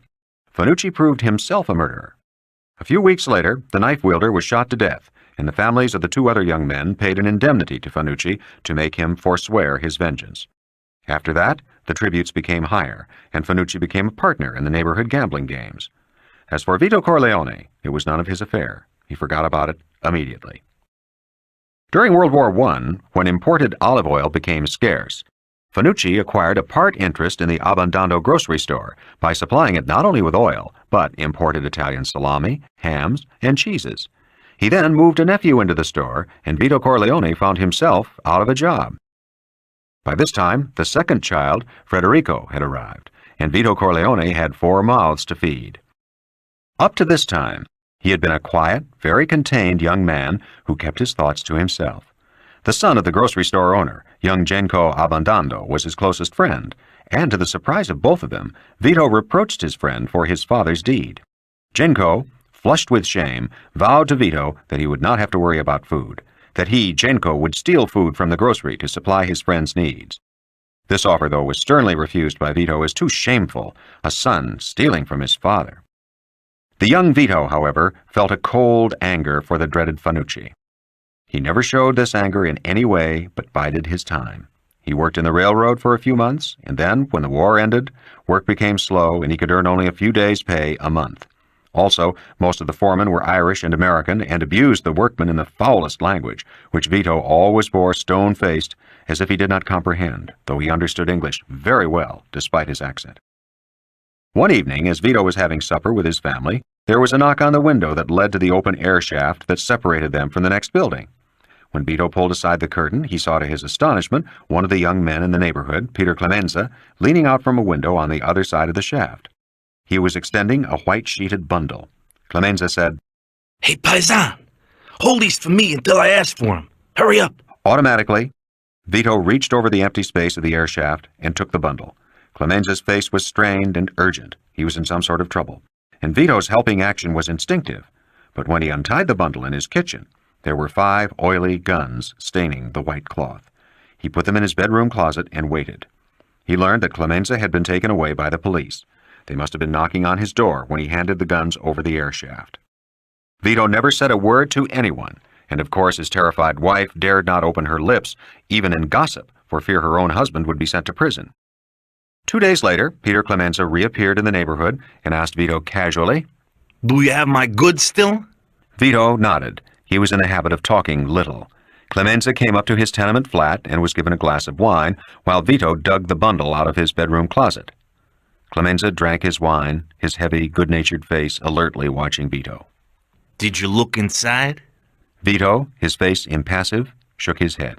I'm not interested in things that don't concern me. They drank wine together the rest of the evening. They found each other congenial. Clemenza was a storyteller. Vito Corleone was a listener to storytellers. They became casual friends. A few days later, Clemenza asked the wife of Vito Corleone if she would like a fine rug for her living room floor. He took Vito with him to help carry the rug. Clemenza led Vito to an apartment house with 2 marble pillars and a white marble stoop. He used a key to open the door, and they were inside a plush apartment. Clemenza grunted, "Go on the other side of the room and help me roll it up." The rug was a rich red wool. Vito Corleone was astonished by Clemenza's generosity. Together they rolled the rug into a pile, and Clemenza took one end while Vito took the other. They lifted it and started carrying it toward the door. At that moment, the apartment bell rang. Clemenza immediately dropped the rug and strode to the window. He pulled the drape aside slightly, and what he saw made him draw a gun from inside his jacket. It was only at that moment the astonished Vito Corleone realized that they were stealing the rug from some stranger's apartment. The apartment bell rang again. Vito went up alongside Clemenza so that he too could see what was happening. At the door was a uniformed policeman. As they watched, the policeman gave the doorbell a final push, then shrugged and walked away down the marble steps and down the street. Clemenza grunted in a satisfied way. "Come on, let's go." He picked up his end of the rug, and Vito picked up the other end.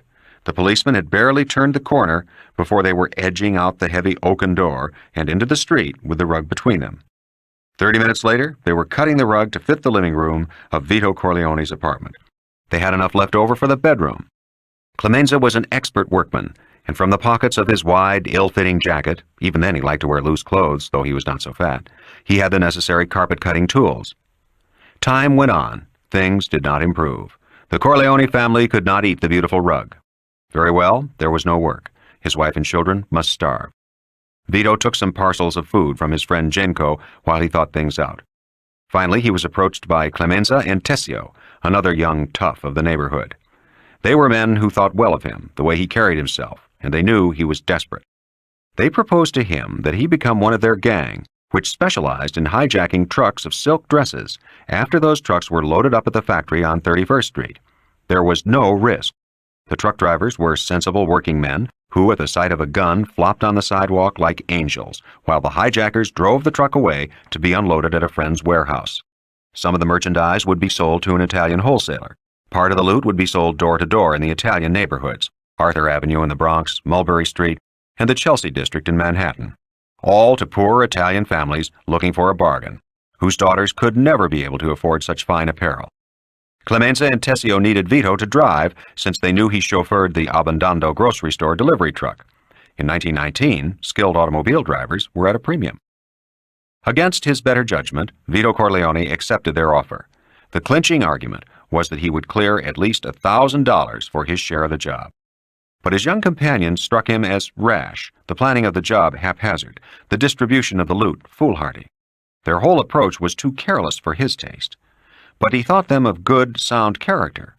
Peter Clemenza, already burly, inspired a certain trust, and the lean, saturnine Tessio inspired confidence. The job itself went off without a hitch. Vito Corleone felt no fear, much to his astonishment, when his two comrades flashed guns and made the driver get out of the silk truck. He was also impressed with the coolness of Clemenza and Tessio.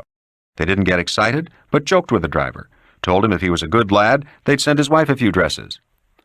Because Vito thought it stupid to peddle dresses himself, and so gave his whole share of stock to the fence, he made only $700, but this was a considerable sum of money in 1919. The next day, on the street, Vito Corleone was stopped by the cream-suited, white-fedoraed Fanucci. Fanucci was a brutal-looking man, and he had done nothing to disguise the circular scar that stretched in a white semicircle from ear to ear, looping under his chin. He had heavy, black brows and coarse features, which, when he smiled, were in some odd way amiable. He spoke with a very thick Sicilian accent. He said to Vito, "Ah, young fellow. People tell me you're rich, you and your two friends. But don't you think you've treated me a little shabbily?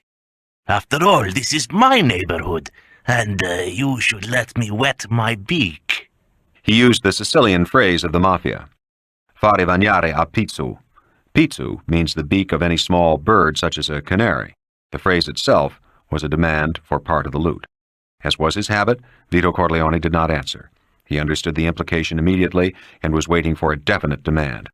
Fanucci smiled at him, showing gold teeth and stretching his noose-like scar tight around his face. He mopped his face with a handkerchief and unbuttoned his jacket for a moment as if to cool himself, but really to show the gun he carried stuck in the waistband of his comfortably wide trousers. Then he sighed and said, "Give me $500 and I'll forget the insult. After all, young people don't know the courtesies due a man like myself." Vito Corleone smiled at him, and even as a young man, still unblooded, there was something so chilling in his smile that Fanucci hesitated a moment before going on.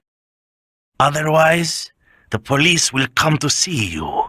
Your wife and children will be shamed and destitute. Of course, if my information as to your gains is incorrect, I'll dip my beak just a little. But no less than $300, and don't try to deceive me." For the first time, Vito Corleone spoke. His voice was reasonable, showed no anger. It was courteous, as befitted a young man speaking to an older man of Fanucci's eminence. He said softly, "My two friends have my share of the money. I'll have to speak to them." Fanucci was reassured. "You can tell your two friends that I expect them to let me wet my beak in the same manner. Don't be afraid to tell them. Clemenza and I know each other well. He understands these things. Let yourself be guided by him. He has more experience in these matters." Vito Corleone shrugged. He tried to look a little embarrassed. "Of course. You understand this is all new to me. Thank you for speaking to me as a godfather." Fanucci was impressed. "You're a good fellow." He took Vito's hand and clasped it in both of his hairy ones. "You have respect. A fine thing in the young. Next time speak to me first, eh? Perhaps I can help you in your plans." In later years, Vito Corleone understood that what had made him act in such a perfect, tactical way with Fanucci was the death of his own hot-tempered father, who had been killed by the Mafia in Sicily. But at that time, all he felt was an icy rage that this man planned to rob him of the money he had risked his life and freedom to earn. He had not been afraid. Indeed, he thought at that moment that Fanucci was a crazy fool. From what he had seen of Clemenza, that burly Sicilian would sooner give up his life than a penny of his loot. After all, Clemenza had been ready to kill a policeman merely to steal a rug, and the slender Tessio had the deadly air of a viper. But later that night, in Clemenza's tenement apartment across the air shaft, Vito Corleone received another lesson in the education he had just begun. Clemenza cursed, Tessio scowled, but then both men started talking about whether Fanucci would be satisfied with $200. Tessio thought he might. Clemenza was positive. Nah, that scar-faced bastard must have found out what we made from the wholesaler who bought the dresses. Fanucci won't take a dime less than $300. We'll have to pay. Vito was astonished, but was careful not to show his astonishment. Why do we have to pay him? What can he do to the three of us? We're stronger than him, we have guns. Why do we have to hand over the money we earn? Fanucci has friends, real brutes. He has connections with the police. He'd like us to tell him our plans because he could set us up for the cops and earn their gratitude. And they would owe him a favor. That's how he operates. And he has a license from Maranzala himself to work this neighborhood. Maranzala was a gangster often in the newspapers, reputed to be the leader of a criminal ring specializing in extortion, gambling, and armed robbery. Clemenza served wine that he had made himself. His wife, after putting a plate of salami, olives, and a loaf of Italian bread on the table, went down to sit with her women cronies in front of the building, carrying her chair with her. She was a young Italian girl, only a few years in the country, and did not yet understand English. Vito Corleone sat with his two friends and drank wine. He had never used his intelligence before as he was using it now. He was surprised at how clearly he could think. He recalled everything he knew about Fanucci. He remembered the day the man had had his throat cut and had run down the street holding his fedora under his chin to catch the dripping blood. He remembered the murder of the man who had wielded the knife, and the other two having their sentences removed by paying an indemnity. And suddenly, he was sure that Fanucci had no great connections, could not possibly have. Not a man who informed to the police, not a man who allowed his vengeance to be bought off. A real mafioso chief would have had the other two men killed also. No, Fanucci had got lucky and killed one man, but had known he could not kill the other two after they were alerted, and so he had allowed himself to be paid. It was the personal, brutal force of the man that allowed him to levy tribute on the shopkeepers, the gambling games that ran in the tenement apartments. But Vito Corleone knew of at least one gambling game that had never paid Fanucci tributes, and nothing had ever happened to the man running it. And so it was Fanucci alone, or Fanucci with some gunmen hired for special jobs on a strictly cash basis, which left Vito Corleone with another decision, the course his own life must take. From this experience came his oft-repeated belief that every man has but one destiny. On that night, he could have paid Fanucci the tribute and have become again a grocery clerk with perhaps his own grocery store in the years to come. But destiny had decided that he was to become a Don and had brought Fanucci to him to set him on his destined path. When they finished the bottle of wine, Vito said cautiously to Clemenza and Tessio, "If you like, why not give me $200 each to pay Fanucci? I guarantee he will accept that amount from me. Then leave everything in my hands. I'll settle this problem to your satisfaction." At once, Clemenza's eyes gleamed with suspicion. Vito said to him coldly, "I never lie to people I have accepted as my friends. Speak to Fanucci yourself tomorrow. Let him ask you for the money, but don't pay him, and don't in any way quarrel with him. Tell him you have to get the money and will give it to me to give to him. Let him understand that you are willing to pay what he asks. Don't bargain. I'll quarrel over the price with him. There's no point making him angry with us if he's as dangerous a man as you say he is." They left it at that. The next day, Clemenza spoke with Fanucci to make sure that Vito was not making up the story. Then, Clemenza came to Vito's apartment and gave him the $200. He peered at Vito Corleone and said, "Fanucci told me nothing below $300. How will you make him take less?" "Surely that's no concern of yours. Just remember that I have done you a service." Tessio came later. Tessio was more reserved than Clemenza, sharper, more clever, but with less force. He sensed something amiss, something not quite right. He was a little worried. He said to Vito Corleone, "Watch yourself with that bastard of a black hand. He's tricky as a priest. You want me to be here when you hand him the money? As a witness?" Vito Corleone shook his head. He didn't even bother to answer. He merely said to Tessio, "Tell Fanucci I'll pay him the money here, in my house, at 9 o'clock tonight. I'll have to give him a glass of wine and talk. Reason with him to take the lesser sum." Tessio shook his head. "You won't have much luck. Fanucci never retreats." "I'll reason with him." It was to become a famous phrase in the years to come. It was to become the warning rattle before a deadly strike. When he became a Don and asked opponents to sit down and reason with him, they understood it was the last chance to resolve an affair without bloodshed and murder. Vito Corleone told his wife to take the two children, Sonny and Fredo, down into the street after supper and on no account to let them come up to the house until he gave her permission. She was to sit on guard at the tenement door. He had some private business with Fanucci that could not be interrupted. He saw the look of fear on her face and was angry. "Do you think you've married a fool?" She didn't answer.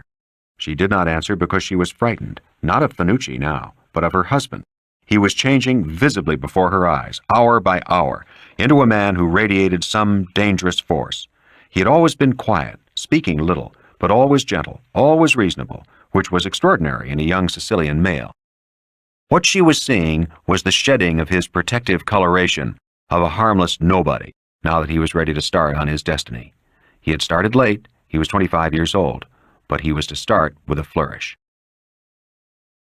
Vito Corleone had decided to murder Fanucci. By doing so, he would have an extra $700 in his bankroll. The $300 he himself would have to pay the Black Hand terrorist, and the $200 from Tessio, and the $200 from Clemenza.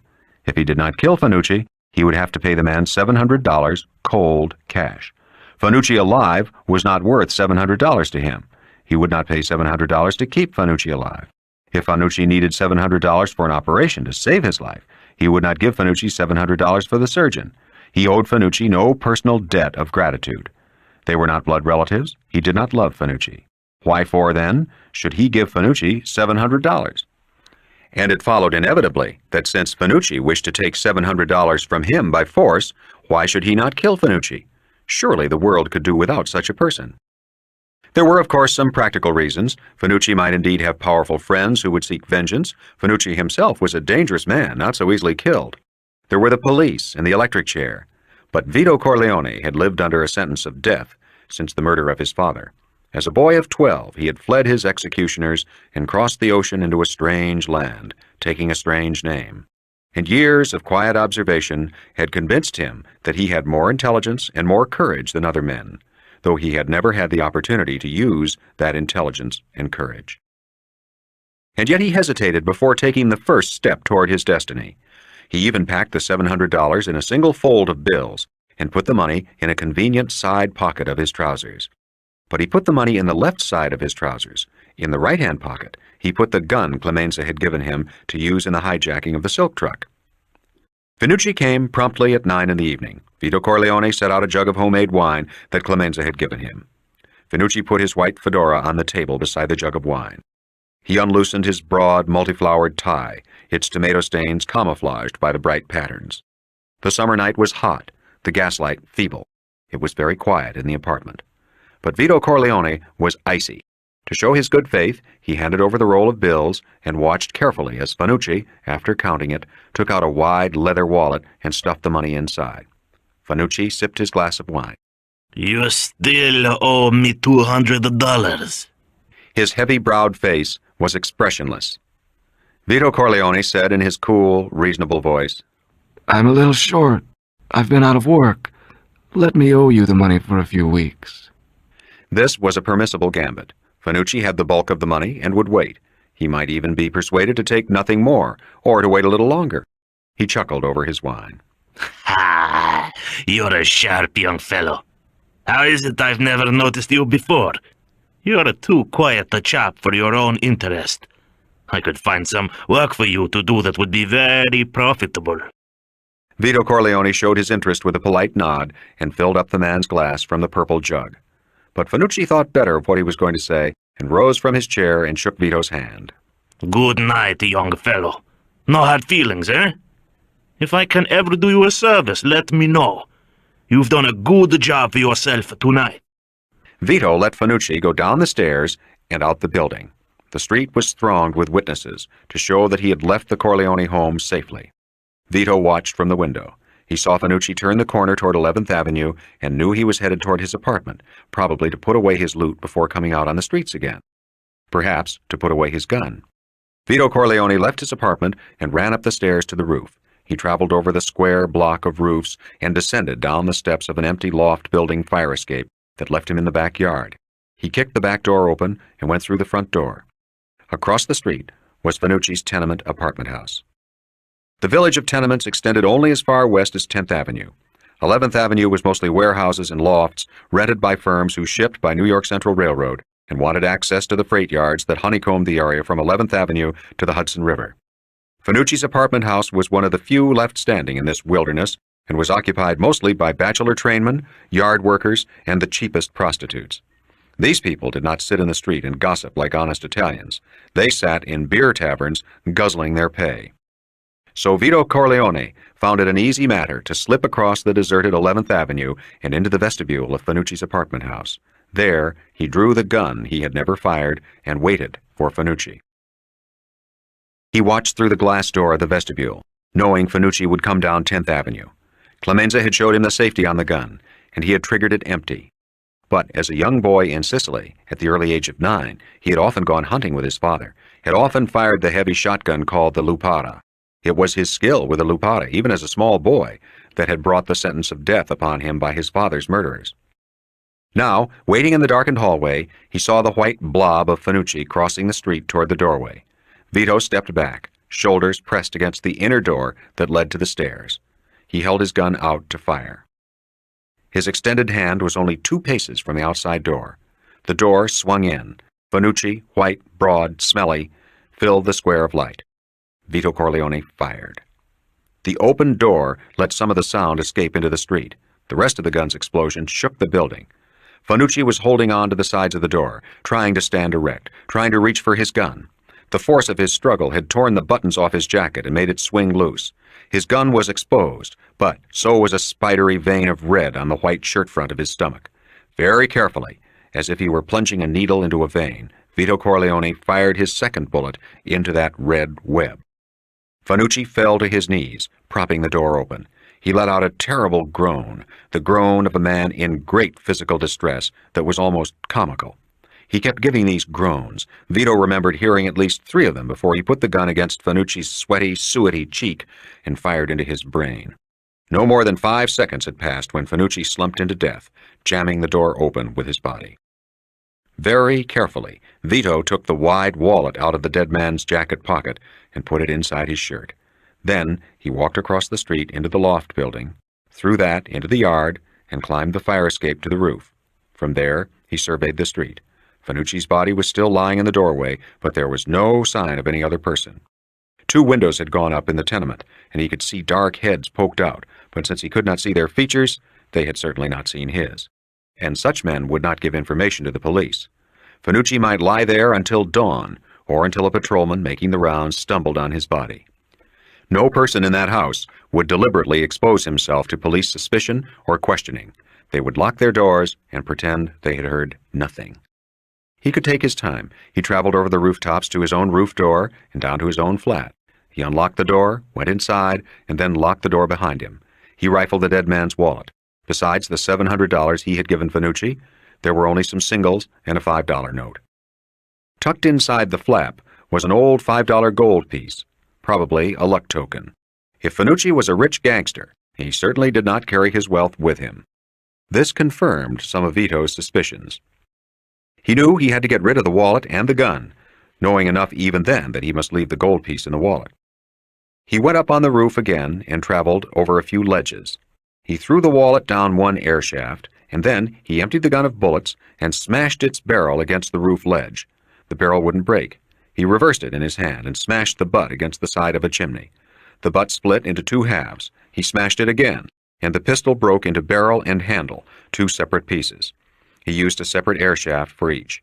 They made no sound when they struck the earth 5 stories below, but sank into the soft hill of garbage that had accumulated there. In the morning, more garbage would be thrown out of the windows, and with luck, would cover everything. Vito returned to his apartment. He was trembling a little, but was absolutely under control. He changed his clothes, and, fearful that some blood might have splattered on them, he threw them into a metal tub his wife used for washing. He took lye and heavy brown laundry soap to soak the clothes and scrubbed them with the metal washboard beneath the sink. Then he scoured tub and sink with lye and soap. He found a bundle of newly washed clothes in the corner of the bedroom and mingled his own clothes with these. Then he put on a fresh shirt and trousers and went down to join his wife and children and neighbors in front of the tenement. All these precautions proved to be unnecessary. The police, after discovering the dead body at dawn, never questioned Vito Corleone. Indeed, he was astonished that they never learned about Fanucci's visit to his home on the night he was shot to death. He had counted on that for an alibi, Fanucci leaving the tenement alive. He only learned later that the police had been delighted with the murder of Fanucci and not too anxious to pursue his killers. They had assumed it was another gang execution and had questioned hoodlums with records in the rackets and a history of strong-arm. Since Vito had never been in trouble, he never came into the picture. But if he had outwitted the police, his partners were another matter. Peter Clemenza and Tessio avoided him for the next week, for the next 2 weeks. Then they came to call on him one evening. They came with obvious respect. Vito Corleone greeted them with impassive courtesy and served them wine. Clemenza spoke first. Nobody's collecting from the store owners on 9th Avenue. Nobody's collecting from the card games and the gambling in the neighborhood. Vito Corleone gazed at both men steadily, but did not reply. Tessio spoke. We could take over Fanucci's customers. They would pay us. Vito Corleone shrugged. Why come to me? I have no interest in such things. Clemenza laughed. Even in his youth, before growing his enormous belly, he had a fat man's laugh. He said now to Vito Corleone, How about that gun I gave you for the truck job? Since you won't need it anymore, you can give it back to me. Very slowly and deliberately, Vito Corleone took a wad of bills out of his side pocket and peeled off 5 tens. Here, I'll pay you. I threw the gun away after the truck job. He smiled at the 2 men. At that time, Vito Corleone did not know the effect of this smile. It was chilling because it attempted no menace. He smiled as if it was some private joke only he himself could appreciate. But since he smiled in that fashion only in affairs that were lethal, and since the joke was not really private, and since his eyes did not smile, and since his outward character was usually so reasonable and quiet, the sudden unmasking of his true self was frightening. Clemenza shook his head. I don't want the money. Vito pocketed the bills. He waited. They all understood each other. They knew he had killed Fanucci, and though they never spoke about it to anyone, the whole neighborhood within a few weeks also knew. Vito Corleone was treated as a man of respect by everyone, but he made no attempt to take over the Fanucci rackets and tributes. What followed then was inevitable. One night, Vito's wife brought a neighbor, a widow, to the flat. The woman was Italian and of unimpeachable character. She worked hard to keep a home for her fatherless children. Her 16-year-old son brought home his pay envelope sealed to hand over to her in the old country style. Her 17-year-old daughter, a dressmaker, did the same. The whole family sewed buttons on cards at night at slave labor piece rates. The woman's name was Signora Colombo. Vito Corleone's wife said, The signora has a favor to ask of you. She's having some trouble. Vito Corleone expected to be asked for money, which he was ready to give. But it seemed that Mrs. Colombo owned a dog which her youngest son adored. The landlord had received complaints on the dog barking at night and had told Mrs. Colombo to get rid of it. She had pretended to do so. The landlord had found out that she had deceived him and had ordered her to vacate her apartment. She had promised this time to truly get rid of the dog, and she had done so. But the landlord was so angry that he would not revoke his order. She had to get out, or the police would be summoned to put her out. And her poor little boy had cried so when they had given the dog away to relatives who lived in Long Island. All for nothing. They would lose their home. Vito Corleone asked her gently, Why do you ask me to help you? Mrs. Colombo nodded toward his wife. She told me to ask you. He was surprised. His wife had never questioned him about the clothes he had washed the night he had murdered Fanucci, had never asked him where all the money came from when he was not working. Even now, her face was impassive. Vito said to Mrs. Colombo, I can give you some money to help you move. Is that what you want? The woman shook her head. She was in tears. All my friends are here. All the girls I grew up with in Italy. How can I move to another neighborhood with strangers? I want you to speak to the landlord to let me stay. Vito nodded. It's done then. You won't have to move. I'll speak to him tomorrow morning. His wife gave him a smile, which he did not acknowledge, but he felt pleased. Mrs. Colombo looked a little uncertain. You're sure he'll say yes? The landlord? Signor Roberto? Of course he will. He's a good-hearted fellow. Once I explain how things are with you, he'll take pity on your misfortunes. Now, don't let it trouble you any more. Don't get so upset. Guard your health for the sake of your children. The landlord, Mr. Roberto, came to the neighborhood every day to check on the row of 5 tenements that he owned. He was a padrone, a man who sold Italian laborers just off the boat to the big corporations. With his profits, he had bought the tenements one by one. An educated man from the north of Italy, he felt only contempt for these illiterate southerners from Sicily and Naples who swarmed like vermin through his buildings, who threw garbage down the air shafts, who let cockroaches and rats eat away his walls without lifting a hand to preserve his property. He was not a bad man, he was a good husband and father, but constant worry about his investments, about the money he earned, about the inevitable expenses that came with being a man of property, had worn his nerves to a frazzle, so that he was in a constant state of irritation. When Vito Corleone stopped him on the street to ask for a word, Mr. Roberto was brusque, not rude, since any one of these southerners might stick a knife into you if rubbed the wrong way, though this young man looked like a quiet fellow. Vito Corleone said, Signor Roberto, the friend of my wife, a poor widow with no man to protect her, tells me that for some reason she has been ordered to move from her apartment in your building. She is in despair. She has no money. She has no friends except those that live here. I told her that I would speak to you, that you are a reasonable man who acted out of some misunderstanding. She has gotten rid of the animal that caused all the trouble, so why shouldn't she stay? As one Italian to another, I ask you the favor. Signor Roberto studied the young man in front of him. He saw a man of medium stature, but strongly built, a peasant, but not a bandit, though he so laughingly dared to call himself an Italian. Roberto shrugged. I have already rented the apartment to another family for higher rent. I cannot disappoint them for the sake of your friend. Vito Corleone nodded in agreeable understanding. How much more a month? $5. This was a lie. The railway flat, 4 dark rooms, rented for $12 a month to the widow, and he had not been able to get more than that from the new tenant.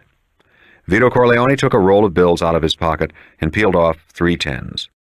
Here is the 6 months' increase in advance. You needn't speak to her about it. She's a proud woman. See me again in another 6 months. But of course you let her keep her dog. Like hell. And who the hell are you to give me orders? Watch your manners. You'll be out on your Sicilian ass in the street there. Vito Corleone raised his hands in surprise. I'm asking you a favor, only that. One never knows when one might need a friend, isn't that true? Here, take this money as a sign of my goodwill and make your own decision. I wouldn't dare to quarrel with it. He thrust the money into Mr. Roberto's hand. Do me this little favor. Just take the money and think things over. Tomorrow morning, if you want to give me the money back, by all means do so. If you want the woman out of your house, how can I stop you? It's your property after all. If you don't want the dog in there, I can understand. I dislike animals myself. He patted Mr. Roberto on the shoulder. Do me this service, eh? I won't forget it. Ask your friends in the neighborhood about me. They'll tell you I'm a man who believes in showing his gratitude. But of course, Mr. Roberto had already begun to understand. That evening, he made inquiries about Vito Corleone. He did not wait until the next morning. He knocked on the Corleone door that very night, apologizing for the lateness of the hour, and accepted a glass of wine from Signora Corleone. He assured Vito Corleone that it had all been a dreadful misunderstanding, that of course Signora Colombo could remain in the flat, of course she could keep her dog. Who were those miserable tenants to complain about noise from a poor animal when they paid such a low rent?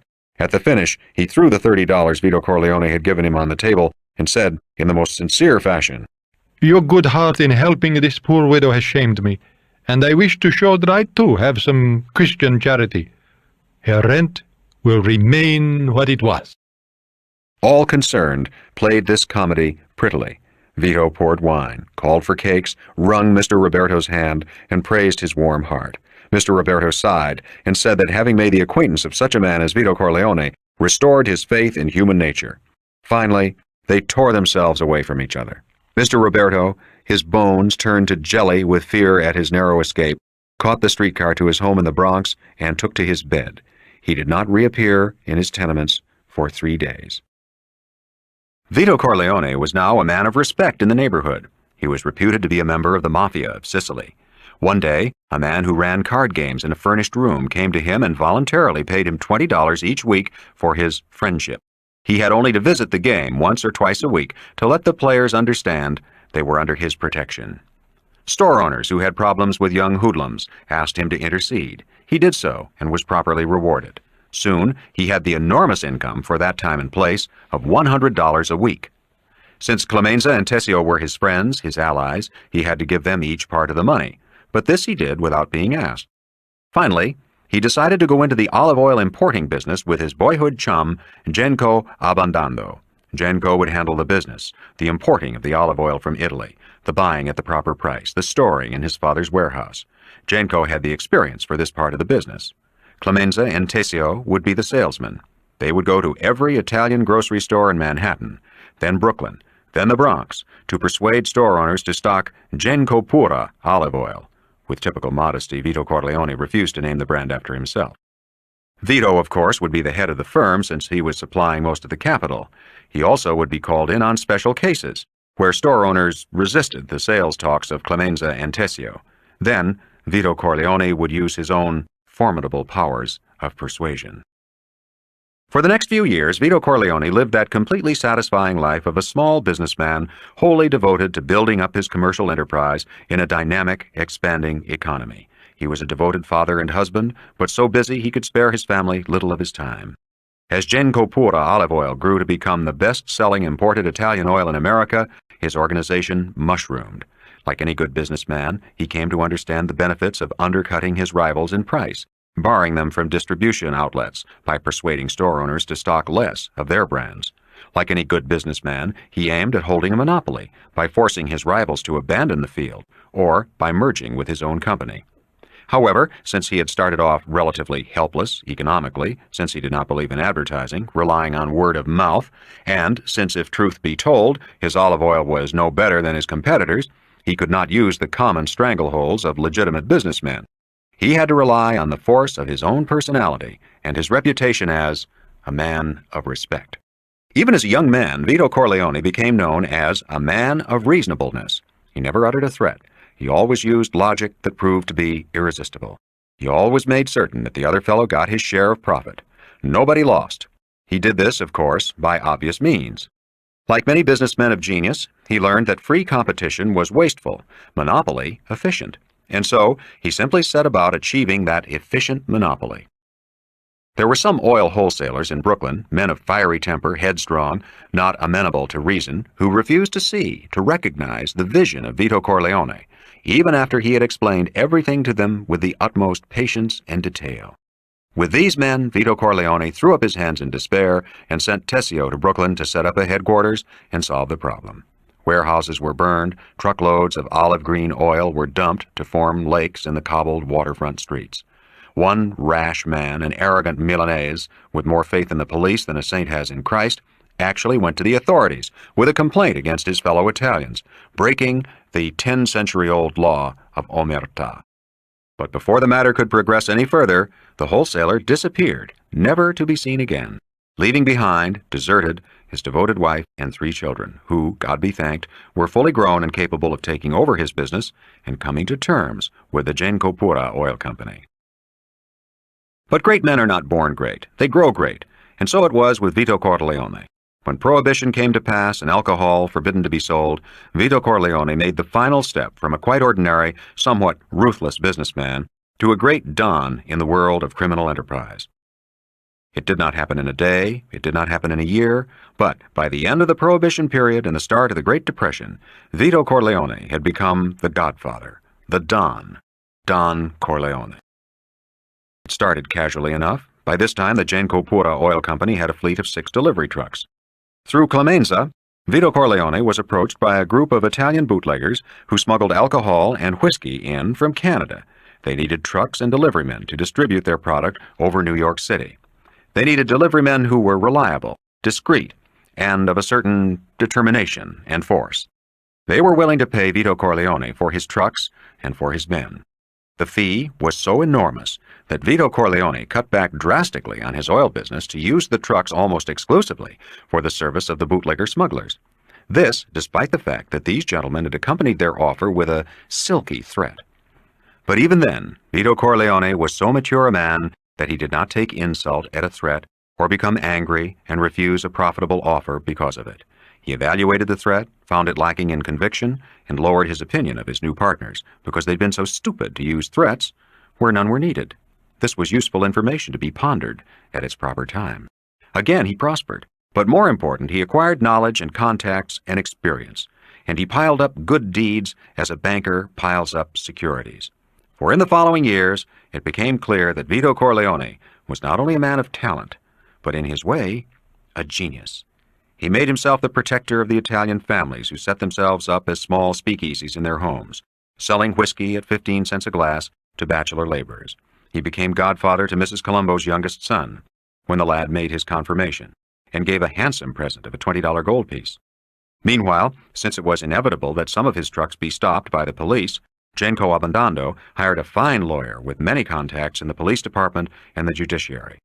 A system of payoffs was set up, and soon the Corleone organization had a sizable sheet, the list of officials entitled to a monthly sum. When the lawyer tried to keep this list down, apologizing for the expense, Vito Corleone reassured him. No. Get everyone on it even if they can't help us right now. I believe in friendship, and I'm willing to show my friendship first. As time went by, the Corleone empire became larger. More trucks were added. The sheet grew longer. Also, the men working directly for Tessio and Clemenza grew in number. The whole thing was becoming unwieldy.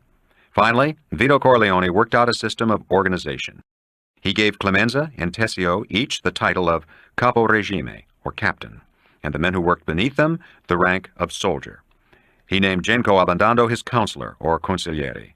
He put layers of insulation between himself and any operational act. When he gave an order, it was to Genco or to one of the caporegime alone. Rarely did he have a witness to any order he gave any particular one of them. Then he split Tessio's group and made it responsible for Brooklyn.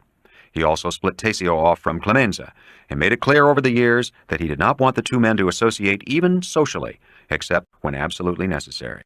He explained this to the more intelligent Tessio, who caught his drift immediately, though Vito explained it as a security measure against the law. Tessio understood that Vito did not want his two caporegime to have any opportunity to conspire against him, and he also understood there was no ill will involved, merely a tactical precaution. In return, Vito gave Tessio a free hand in Brooklyn, while he kept Clemenza's Bronx fief very much under his thumb.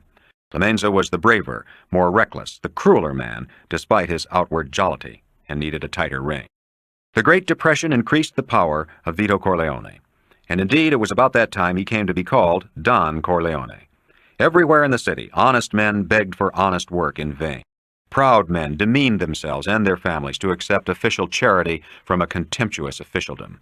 But the men of Don Corleone walked the streets with their heads held high, their pockets stuffed with silver and paper money, with no fear of losing their jobs. And even Don Corleone, that most modest of men, could not help feeling a sense of pride. He was taking care of his world, his people. He had not failed those who depended on him and gave him the sweat of their brows, risked their freedom and their lives in his service. And when an employee of his was arrested and sent to prison by some mischance, the unfortunate man's family received a living allowance, and not a miserly, beggarly, begrudging pittance, but the same amount the man earned when free. This, of course, was not pure Christian charity. Not his best friends would have called Don Corleone a saint from heaven. There was some self-interest in this generosity. An employee sent to prison knew he had only to keep his mouth shut, and his wife and children would be cared for. He knew that if he did not inform to the police, a warm welcome would be his when he left prison. There would be a party waiting in his home, the best of food, homemade ravioli, wine, pastries, with all his friends and relatives gathered to rejoice in his freedom. And sometime during the night, the consigliere, Genco Abbandando, or perhaps even the Don himself, would drop by to pay his respects to such a stalwart, take a glass of wine in his honor, and leave a handsome present of money so that he could enjoy a week or two of leisure with his family before returning to his daily toil. Such was the infinite sympathy and understanding of Don Corleone. It was at this time that the Don got the idea that he ran his world far better than his enemies ran the greater world which continually obstructed his path.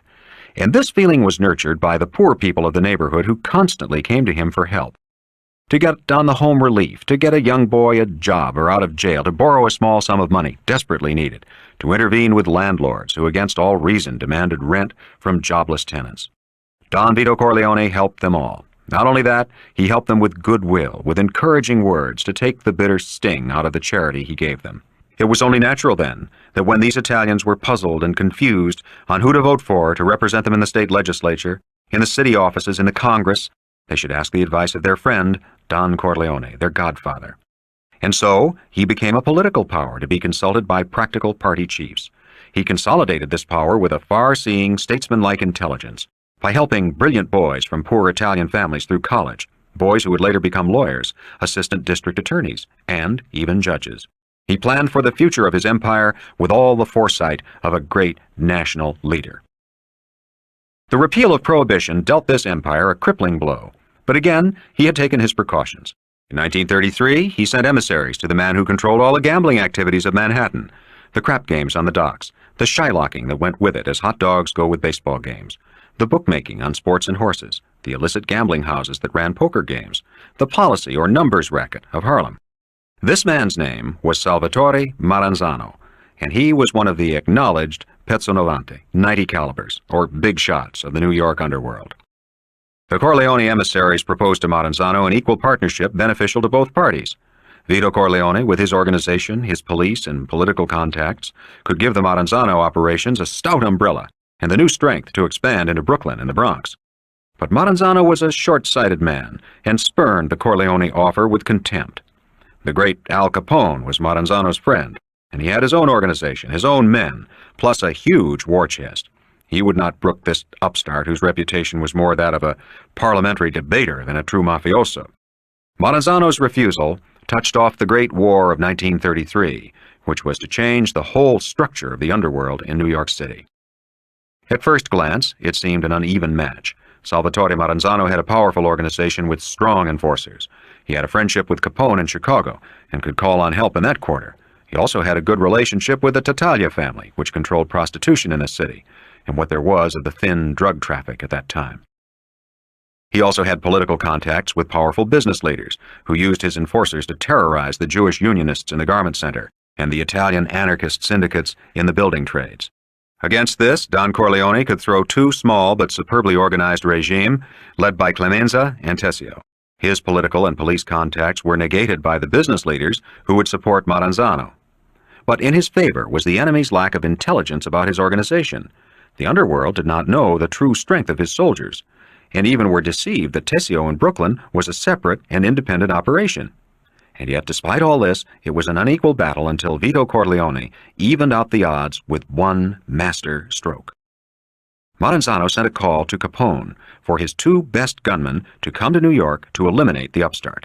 Corleone family had friends and intelligence in Chicago who relayed the news that the two gunmen were arriving by train. Vito Corleone dispatched Luca Brasi to take care of them with instructions that would liberate the strange man's most savage instincts. Brasi and his people, 4 of them, received the Chicago hoods at the railroad station. One of Brasi's men procured and drove a taxicab for the purpose, and the station porter carrying the bags led the Capone men to this cab. When they got in, Brasi and another of his men crowded in after them, guns ready, and made the 2 Chicago boys lie on the floor. The cab drove to a warehouse near the docks that Brasi had prepared for them.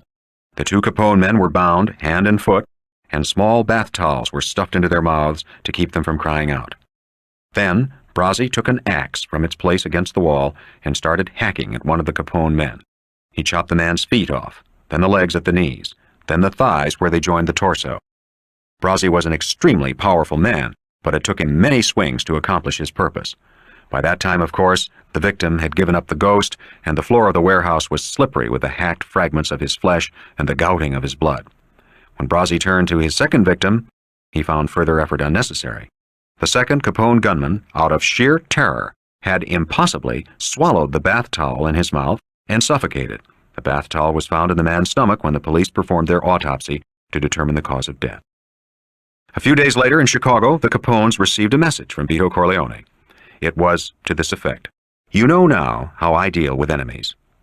Why does a Neapolitan interfere in a quarrel between two Sicilians?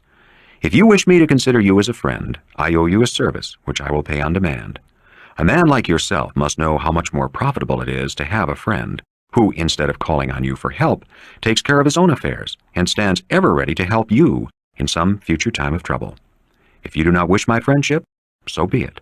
But then I must tell you that the climate in this city is damp, unhealthy for Neapolitans, and you are advised never to visit it." The arrogance of this letter was a calculated one. The Don held the Capones in small esteem as stupid, obvious cutthroats. His intelligence informed him that Capone had forfeited all political influence because of his public arrogance and the flaunting of his criminal wealth. The Don knew, in fact was positive, that without political influence, without the camouflage of society, Capone's world and others like it could be easily destroyed. He knew Capone was on the path to destruction. He also knew that Capone's influence did not extend beyond the boundaries of Chicago, terrible and all-pervading as that influence there might be. The tactic was successful, not so much because of its ferocity, but because of the chilling swiftness, the quickness of the Don's reaction. If his intelligence was so good, any further moves would be fraught with danger. It was better, far wiser, to accept the offer of friendship with its implied payoff. The Capones sent back word that they would not interfere. The odds were now equal, and Vito Corleone had earned an enormous amount of respect throughout the United States underworld with his humiliation of the Capones. For 6 months, he outgeneraled Maranzano. He raided the crap games under that man's protection, located his biggest policy banker in Harlem, and had him relieved of a day's play, not only in money, but in records. He engaged his enemies on all fronts. Even in the garment centers, he sent Clemenza and his men to fight on the side of the Unionists against the enforcers on the payroll of Maranzano and the owners of the dress firms. And on all fronts, his superior intelligence and organization made him the victor. Clemenza's jolly ferocity, which Corleone employed judiciously, also helped turn the tide of battle. And then, Don Corleone sent the held-back reserve of the Tessio regime after Maranzano himself. By this time, Maranzano had dispatched emissaries suing for a peace. Vito Corleone refused to see them, put them off on one pretext or another. The Maranzano soldiers were deserting their leader, not wishing to die in a losing cause. Bookmakers and Shylocks were paying the Corleone organization their protection money. The war was all but over. And then, finally, on New Year's Eve of 1933, Tessio got inside the defenses of Maranzano himself.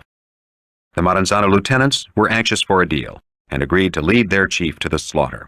They told him that a meeting had been arranged in a Brooklyn restaurant with Corleone, and they accompanied Maranzano as his bodyguards. They left him sitting at a checkered table, morosely munching a piece of bread, and fled the restaurant as Tessio and 4 of his men entered.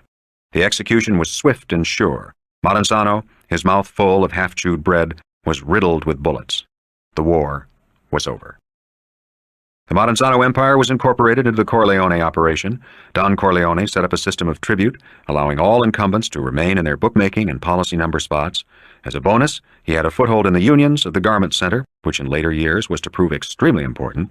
And now that he had settled his business affairs, the Don found trouble at home.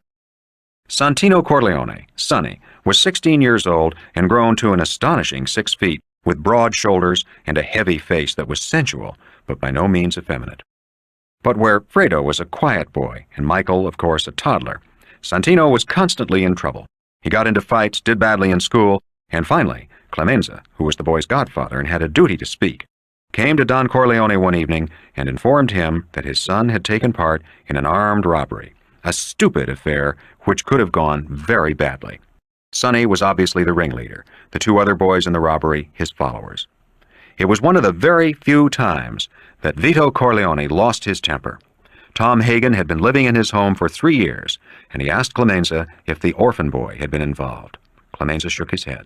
Don Corleone had a car sent to bring Santino to his offices in the Genco Pura Olive Oil Company. For the first time, the Don met defeat. Alone with his son, he gave full vent to his rage, cursing the hulking Sonny in Sicilian dialect, a language so much more satisfying than any other for expressing rage. He ended up with a question. What gave you the right to commit such an act? What made you wish to commit such an act?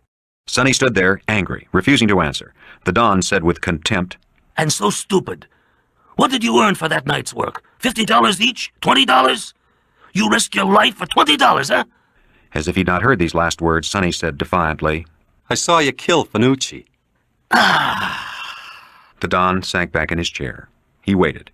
Sonny said, "When Fanucci left the building, Mama said I could go up to the house. I saw you go up to the roof and I followed you. I saw everything you did. I stayed up there and I saw you throw away the wallet and the gun." The Don sighed. "Well, then I can't talk to you about how you should behave. Don't you want to finish school? Don't you want to be a lawyer? Lawyers can steal more money with a briefcase than 1,000 men with guns and masks." Sonny grinned at him. "I want to enter the family business." When he saw that the Don's face remained impassive, that he did not laugh at the joke, he added hastily, "I can learn how to sell olive oil." Still, the Don did not answer. Finally, he shrugged. "Every man has one destiny." He did not add that the witnessing of Fanucci's murder had decided that of his son. He merely turned away and added quietly, "Come in tomorrow morning at 9 o'clock. Genko will show you what to do." But Gengo Abandando, with that shrewd insight that a consigliere must have, realized the true wish of the Don and used Sonny mostly as a bodyguard for his father, a position in which he could also learn the subtleties of being a Don. And it brought out a professional instinct in the Don himself, who often gave lectures on how to succeed for the benefit of his eldest son. Besides his oft-repeated theory that a man has but one destiny, the Don constantly reproved Sonny for that young man's outbursts of temper. The Don considered a use of threats the most foolish kind of exposure, the unleashing of anger without forethought as the most dangerous indulgence. No one had ever heard the Don utter a naked threat. No one had ever seen him in an uncontrollable rage. It was unthinkable. And so, he tried to teach Sonny his own disciplines. He claimed that there was no greater natural advantage in life than having an enemy overestimate your faults, unless it was to have a friend underestimate your virtues. The caporegime Clemenza took Sonny in hand and taught him how to shoot and to wield a garrote. Sonny had no taste for the Italian rope. He was too Americanized. He preferred the simple, direct, impersonal Anglo-Saxon gun, which saddened Clemenza. But Sonny became a constant and welcome companion to his father, driving his car, helping him in little details. For the next 2 years, he seemed like the usual son entering his father's business. Not too bright, not too eager, content to hold down a soft job. Meanwhile, his boyhood chum and semi-adopted brother, Tom Hagen, was going to college. Fredo was still in high school. Michael, the youngest brother, was in grammar school. And baby sister Connie was a toddling girl of 4. The family had long since moved to an apartment house in the Bronx. Don Corleone was considering buying a house in Long Island, but he wanted to fit this in with other plans he was formulating. Vito Corleone was a man with vision. All the great cities of America were being torn by underworld strife. Guerrilla wars by the dozen flared up, ambitious hoodlums trying to carve themselves a bit of empire. Men like Corleone himself were trying to keep their borders and rackets secure. Don Corleone saw that the newspapers and government agencies were using these killings to get stricter and stricter laws, to use harsher police methods. He foresaw that public indignation might even lead to a suspension of democratic procedures, which could be fatal to him and his people. His own empire internally was secure. He decided to bring peace to all the warring factions in New York City, and then in the nation. He had no illusions about the dangerousness of his mission. He spent the first year meeting with different chiefs of gangs in New York, laying the groundwork, sounding them out, proposing spheres of influence that would be honored by a loosely bound confederated council. But there were too many factions, too many special interests that conflicted. Agreement was impossible. Like other great rulers and lawgivers in history, Don Corleone decided that order and peace were impossible until the number of reigning states had been reduced to a manageable number. There were 5 or 6 families too powerful to eliminate, but the rest, the neighborhood Black-Hand terrorists, the freelance Shylocks, the strong-arm bookmakers operating without the proper, that is to say, paid protection of the legal authorities, would have to go. And so he mounted what was in effect a colonial war against these people, and threw all the resources of the Corleone organization against them. The pacification of the New York area took 3 years and had some unexpected rewards. At first, it took the form of bad luck. A group of mad dog Irish stick-up artists the Don had marked for extermination almost carried the day with sheer Emerald Isle élan. By chance, and with suicidal bravery, one of these Irish gunmen pierced the Don's protective cordon and put a shot into his chest. The assassin was immediately riddled with bullets, but the damage was done. However, this gave Santino Corleone his chance. With his father out of action, Sonny took command of a troop, his own regime, with the rank of caporegime, and, like a young, untrumpeted Napoleon, showed a genius for city warfare. He also showed a merciless ruthlessness, the lack of which had been Don Corleone's only fault as a conqueror. From 1935 to 1937, Sonny Corleone made a reputation as the most cunning and relentless executioner the underworld had yet known. Yet for sheer terror, even he was eclipsed by the awesome man named Luca Brasi. It was Brasi who went after the rest of the Irish gunmen and single-handedly wiped them out. It was Brasi, operating alone when one of the 6 powerful families tried to interfere and become the protector of the independents, who assassinated the head of that family as a warning. Shortly after, the Don recovered from his wound and made peace with that particular family. By 1937, peace and harmony reigned in New York City, except for minor incidents, minor misunderstandings, which were, of course, sometimes fatal. As the rulers of ancient cities always kept an anxious eye on the barbarian tribes roving around their walls, so Don Corleone kept an eye on the affairs of the world outside his world. He noted the coming of Hitler, the fall of Spain, Germany's strong-arming of Britain at Munich. Unblinkered by that outside world, he saw clearly the coming global war, and he understood the implications. His own world would be more impregnable than before. Not only that, fortunes could be made in time of war by alert, foresighted folk. But to do so, peace must reign in his domain while war raged in the world outside. Don Corleone carried his message through the United States. He conferred with compatriots in Los Angeles, San Francisco, Cleveland, Chicago, Philadelphia, Miami, and Boston. He was the underworld apostle of peace, and by 1939, more successful than any pope, he had achieved a working agreement amongst the most powerful underworld organizations in the country. Like the Constitution of the United States, this agreement respected fully the internal authority of each member in his state or city. The agreement covered only spheres of influence and an agreement to enforce peace in the underworld. And so, when World War II broke out in 1939, when the United States joined the conflict in 1941, the world of Don Vito Corleone was at peace, in order, fully prepared to reap the golden harvest on equal terms with all the other industries of a booming America. The Corleone family had a hand in supplying black market OPA food stamps, gasoline stamps, even travel priorities. It could help get war contracts, and then help get black market materials for those garment center clothing firms who were not given enough raw material because they did not have government contracts. He could even get all the young men in his organization, those eligible for Army draft, excused from fighting in the foreign war. He did this with the aid of doctors who advised what drugs had to be taken before physical examination, or by placing the men in draft-exempt positions in the war industries. And so the Don could take pride in his rule. His world was safe for those who had sworn their loyalty to him. Other men who believed in law and order were dying by the millions. And so the Don could take pride in his rule. His world was safe for those who had sworn their loyalty to him. Other men who believed in law and order were dying by the millions. The only fly in the ointment was that his own son, Michael Corleone, refused to be helped, insisted on volunteering to serve his own country. And, to the Don's astonishment, so did a few of his other young men in the organization. One of the men tried to explain this to his caporegime, said, "This country has been good to me." Upon this story being relayed to the Don, he said angrily to the caporegime, "I have been good to him." It might have gone badly for these people, but as he had excused his son Michael, so must he excuse other young men who so misunderstood their duty to their Don and to themselves. At the end of World War II, Don Corleone knew that again his world would have to change its ways, that it would have to fit itself more snugly into the ways of the other, larger world. He believed he could do this with no loss of profit. There was reason for this belief in his own experience.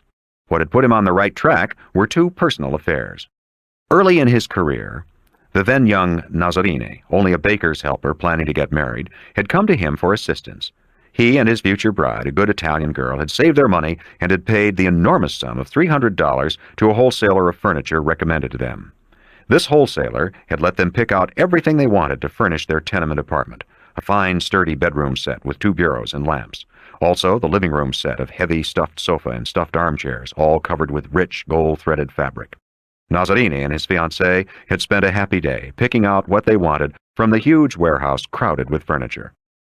The wholesaler took their money, their $300 wrung from the sweat of their blood, and pocketed it and promised the furniture to be delivered within the week to the already rented flat. The very next week, however, the firm had gone into bankruptcy. The great warehouse stocked with furniture had been sealed shut and attached for payment of creditors. The wholesaler had disappeared to give other creditors time to unleash their anger on the empty air. Nazzarini, one of these, went to his lawyer, who told him nothing could be done until the case was settled in court and all creditors satisfied. This might take 3 years, and Nazzarini would be lucky to get back 10 cents on the dollar. Vito Corleone listened to this story with amused disbelief. It was not possible that the law could allow such thievery. The wholesaler owned his own palatial home and estate in Long Island, a luxurious automobile, and was sending his children to college. How could he keep the $300 of the poor baker Nazzarini and not give him the furniture he had paid for? But to make sure, Vito Corleone had Genco Abbandando check it out with the lawyers who represented the Genco Pura company. They verified the story of Nazzarini. The wholesaler had all his personal wealth in his wife's name. His furniture business was incorporated, and he was not personally liable. True, he had shown bad faith by taking the money of Nazzarini when he knew he was going to file bankruptcy, but this was a common practice. Under law, there was nothing to be done. Of course, the matter was easily adjusted. Don Corleone sent his consigliere, Genco Abbandando, to speak to the wholesaler, and, as was to be expected, that wide-awake businessman caught the drift immediately and arranged for Nazzarini to get his furniture. But it was an interesting lesson for the young Vito Corleone. The second incident had more far-reaching repercussions. In 1939, Don Corleone had decided to move his family out of the city. Like any other parent, he wanted his children to go to better schools and mix with better companions. For his own personal reasons, he wanted the anonymity of suburban life where his reputation was not known. He bought the mall property in Long Beach, which at that time had only 4 newly built houses, but with plenty of room for more. Sonny was formally engaged to Sandra and would soon marry. One of the houses would be for him. One of the houses was for the Don. Another was for Genco Abbandando and his family. The other was kept vacant at the time. A week after the mall was occupied, a group of 3 workmen came in all innocence with their truck. They claimed to be furnace inspectors for the town of Long Beach. One of the Don's young bodyguards let the men in and led them to the furnace in the basement. The Don, his wife, and Sonny were in the garden taking their ease and enjoying the salty sea air. Much to the Don's annoyance, he was summoned into the house by his bodyguard. The 3 workmen, all big burly fellows, were grouped around the furnace. They had taken it apart. It was strewn around the cement basement floor. Their leader, an authoritative man, said to the Don in a gruff voice, "Your furnace is in lousy shape. If you want us to fix it and put it together again, it'll cost you $150 for labor and parts, then we'll pass you for county inspection." He took out a red paper label. "We stamped a seal on it, see, then nobody from the county bothers you again." The Don was amused. It had been a boring, quiet week in which he had had to neglect his business to take care of such family details moving to a new house entailed.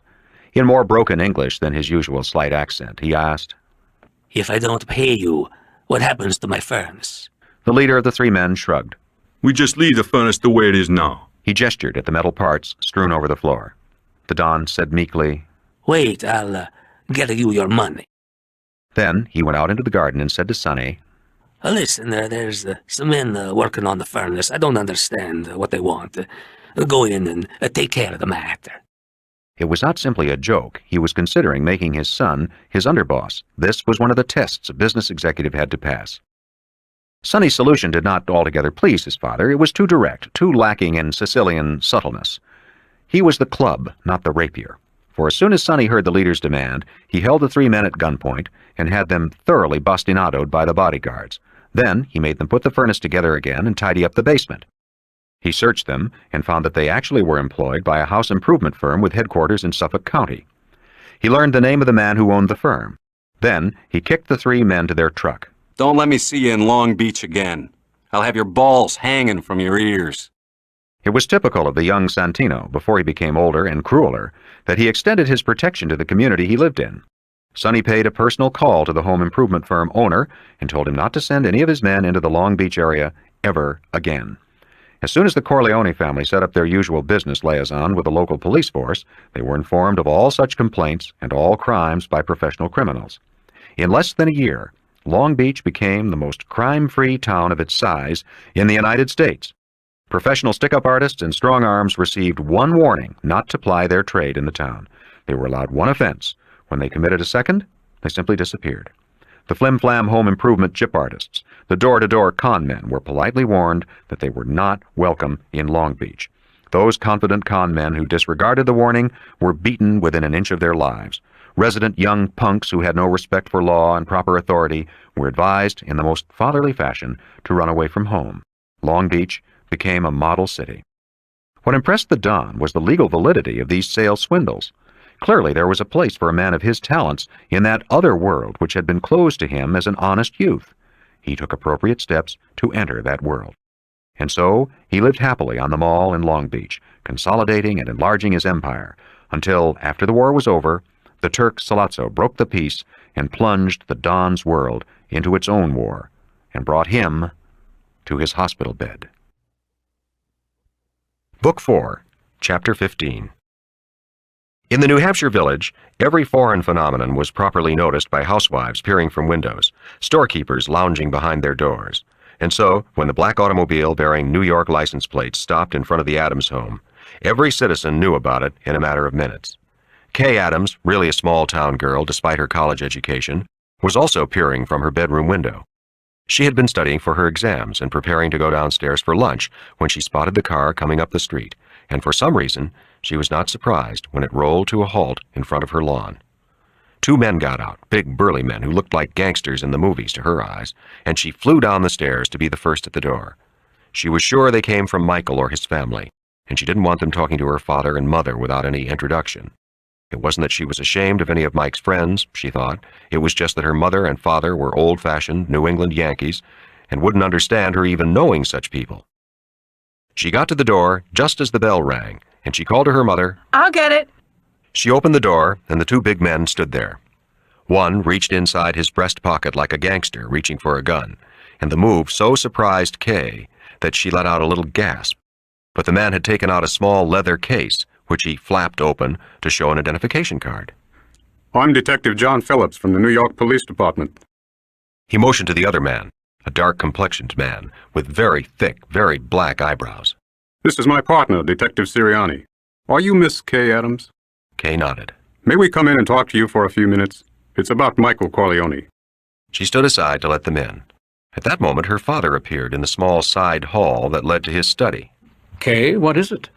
Her father was a gray-haired, slender, distinguished-looking man who not only was the pastor of the town Baptist church, but had a reputation in religious circles as a scholar. Kay really didn't know her father well. He puzzled her, but she knew he loved her, even if he gave the impression he found her uninteresting as a person. Though they had never been close, she trusted him. So, she said simply, These men are detectives from New York. They want to ask me questions about a boy I know. Mr. Adams didn't seem surprised. Why don't we go into my study?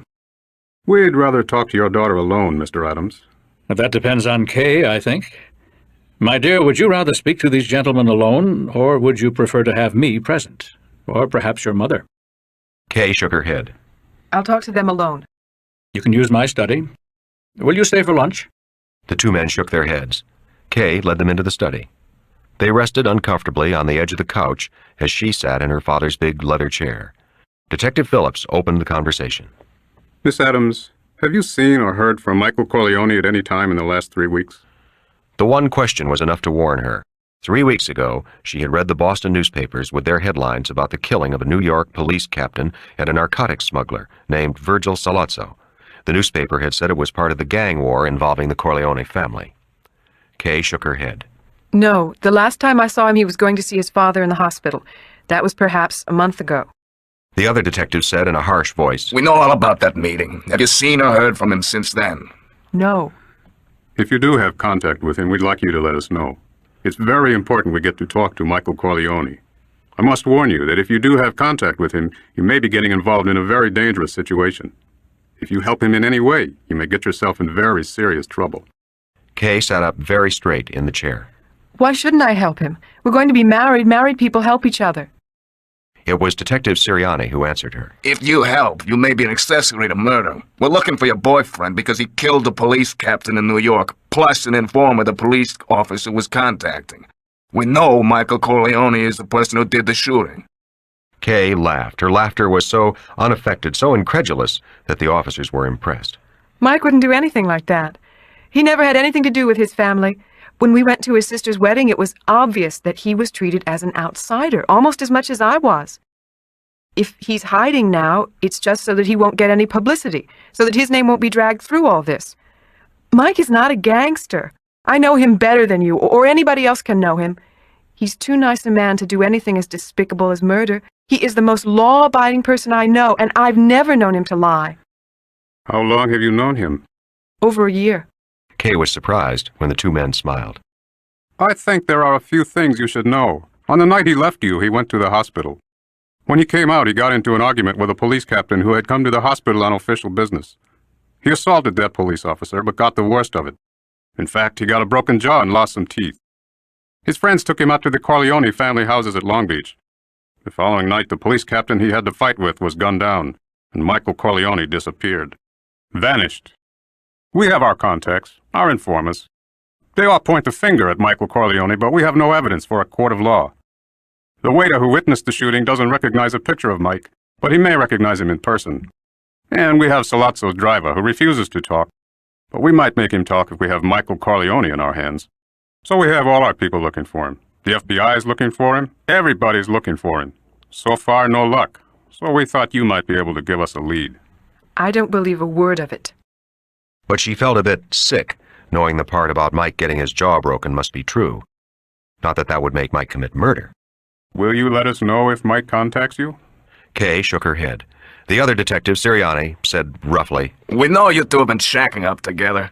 We have the hotel records and witnesses. If we let that information slip to the newspapers, your father and mother will feel pretty lousy. Real respectable people like that wouldn't think much of a daughter shacking up with a gangster. If you don't come clean right now, I'll call your old man in here and give it to him straight. Kay looked at him with astonishment. Then she got up and went to the door of the study and opened it. She could see her father standing at the living room window, sucking at his pipe. She called out, Dad, can you join us? He turned, smiled at her, and walked to the study. When he came through the door, he put his arm around his daughter's waist and faced the detectives. Yes, gentlemen? When they didn't answer, Kay said coolly to Detective Sirianni, Give it to him straight, officer. Sirianni flushed. Mr. Adams, I'm telling you this for your daughter's good. She's mixed up with a hoodlum we have reason to believe committed a murder on a police officer. I'm just telling her she can get into serious trouble unless she cooperates with us. But she doesn't seem to realize how serious this whole matter is. Maybe you can talk to her. That is quite incredible. Sirianni jutted his jaw.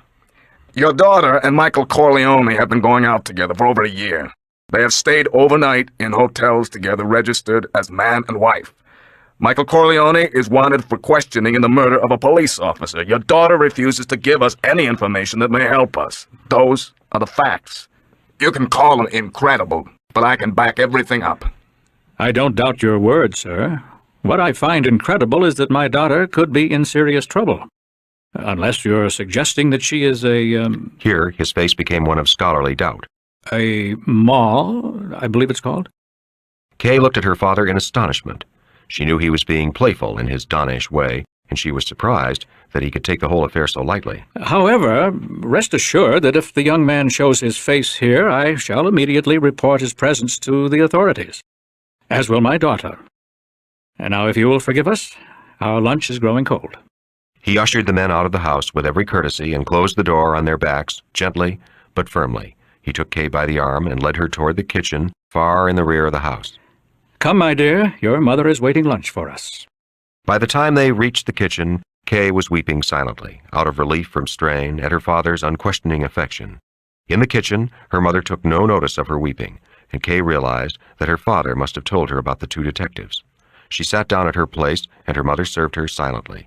When all three were at the table, her father said grace with bowed head. Mrs. Adams was a short, stout woman, always neatly dressed, hair always set. Kay had never seen her in disarray. Her mother, too, had always been a little disinterested in her, holding her at arm's length. And she did so now. Kay, stop being so dramatic. I'm sure it's all a great deal of fuss about nothing at all. After all, the boy was a Dartmouth boy. He couldn't possibly be mixed up in anything so sordid. Kay looked up in surprise. How did you know Mike went to Dartmouth? You young people are so mysterious. You think you're so clever. We've known about him all along, but of course we couldn't bring it up until you did. But how did you know? She still couldn't face her father, now that he knew about her and Mike sleeping together. So she didn't see the smile on his face. We opened your mail, of course. Kay was horrified and angry. Now she could face him. What he had done was more shameful than her own sin. She could never believe it of him. Father, you didn't. You couldn't have. Mr. Adams smiled at her. I debated which was the greater sin, opening your mail or going in ignorance of some hazard my only child might be incurring. The choice was simple and virtuous. Between mouthfuls of boiled chicken, Mrs. Adams said, After all, my dear, you are terribly innocent for your age. We had to be aware, and you never spoke about him. For the first time, Kay was grateful that Michael was never affectionate in his letters. She was grateful that her parents hadn't seen some of her letters. I never told you about him because I thought you'd be horrified about his family. We were. By the way, has Michael gotten in touch with you? Kay shook her head. I don't believe he's guilty of anything. She saw her parents exchange a glance over the table. Then Mr. Adams said gently, If he's not guilty, and he's vanished, then perhaps something else happened to him. At first, Kay didn't understand. Then she got up from the table and ran to her room. 3 days later, Kay Adams got out of a taxi in front of the Corleone Mall in Long Beach. She had phoned. She was expected. Tom Hagen met her at the door, and she was disappointed that it was him. She knew he would tell her nothing. In the living room, he gave her a drink. She had seen a couple of other men lounging around the house, but not Sonny. She asked Tom Hagen directly. Do you know where Mike is? Do you know where I can get in touch with him? We know he's all right, but we don't know where he is right now. When he heard about that captain being shot, he was afraid they'd accuse him, so he just decided to disappear. He told me he'd get in touch in a few months. The story was not only false, but meant to be seen through. He was giving her that much. Did that captain really break his jaw? I'm afraid that's true. But Mike was never a vindictive man. I'm sure that had nothing to do with what happened. Kay opened her purse and took out a letter. Will you deliver this to him if he gets in touch with you? Hagen shook his head. If I accepted that letter and you told a court of law I accepted that letter, it might be interpreted as my having knowledge of his whereabouts. Why don't you just wait a bit? I'm sure Mike will get in touch. She finished her drink and got up to leave. Hagen escorted her to the hall, but as he opened the door, a woman came in from outside. A short, stout woman dressed in black. Kay recognized her as Michael's mother. She held out her hand. How are you, Mrs. Corleone? The woman's small black eyes darted at her for a moment. Then the wrinkled, leathery, olive-skinned face broke into a small, curt smile of greeting that was yet, in some curious way, truly friendly. Ah, you Mikey's little girl. She had a heavy Italian accent. Kay could barely understand her. You eat something? Kay said no, meaning she didn't want anything to eat, but Mrs. Corleone turned furiously on Tom Hagen and berated him in Italian, ending with, You don't even give this poor girl coffee. You disgrazia. She took Kay by the hand, the old woman's hand surprisingly warm and alive, and led her into the kitchen. You have a coffee and eat something. Then somebody drive you home. A nice girl like you, I don't want you to take the train. She made Kay sit down and bustled around the kitchen, tearing off her coat and hat and draping them over a chair. In a few seconds, there was bread and cheese and salami on the table and coffee perking on the stove. I came to ask about Mike. I haven't heard from him. Mr. Hagen said nobody knows where he is, that he'll turn up in a little while. That's all we can tell her now, Ma. Mrs. Corleone gave him a look of withering contempt. Now you gonna tell me what to do? My husband don't tell me what to do. God have mercy on him. She crossed herself. Is Mr. Corleone all right? Fine. Fine. He's getting old. He's getting foolish to let something like that happen. She tapped her head disrespectfully. She poured the coffee and forced Kay to eat some bread and cheese. After they drank their coffee, Mrs. Corleone took one of Kay's hands in her two brown ones. Mikey not gonna write to you. You're not gonna hear from Mikey. He hide 2-3 years, maybe more. Maybe much more. You go home to your family and find a nice young fellow and get married. Kay took the letter out of her purse. Will you send this to him? The old lady took the letter and patted Kay on the cheek. Sure. Sure. Hagen started to protest, and she screamed at him in Italian. Then she led Kay to the door. There she kissed her on the cheek very quickly. You forget about Mikey. He not the man for you anymore. There was a car waiting for her with 2 men up front. They drove her all the way to her hotel in New York, never saying a word. Neither did Kay. She was trying to get used to the fact that the young man she had loved was a cold-blooded murderer, and that she had been told by the most unimpeachable source, his mother. Chapter 16. Carlo Rizzi was punk sore at the world. Once married into the Corleone family, he'd been shunted aside with a small bookmaker's business on the Upper East Side of Manhattan. He'd counted on one of the houses in the mall on Long Beach. He knew the Don could move retainer families out when he pleased, and he had been sure it would happen, and he would be on the inside of everything. But the Don wasn't treating him right. The great Don, he thought with scorn. An old mustache Pete who'd been caught out on the street by gunmen like any dumb small-time hood. He hoped the old bastard croaked. Sonny had been his friend once, and if Sonny became the head of the family, maybe he'd get a break. Get on the inside. He watched his wife pour his coffee.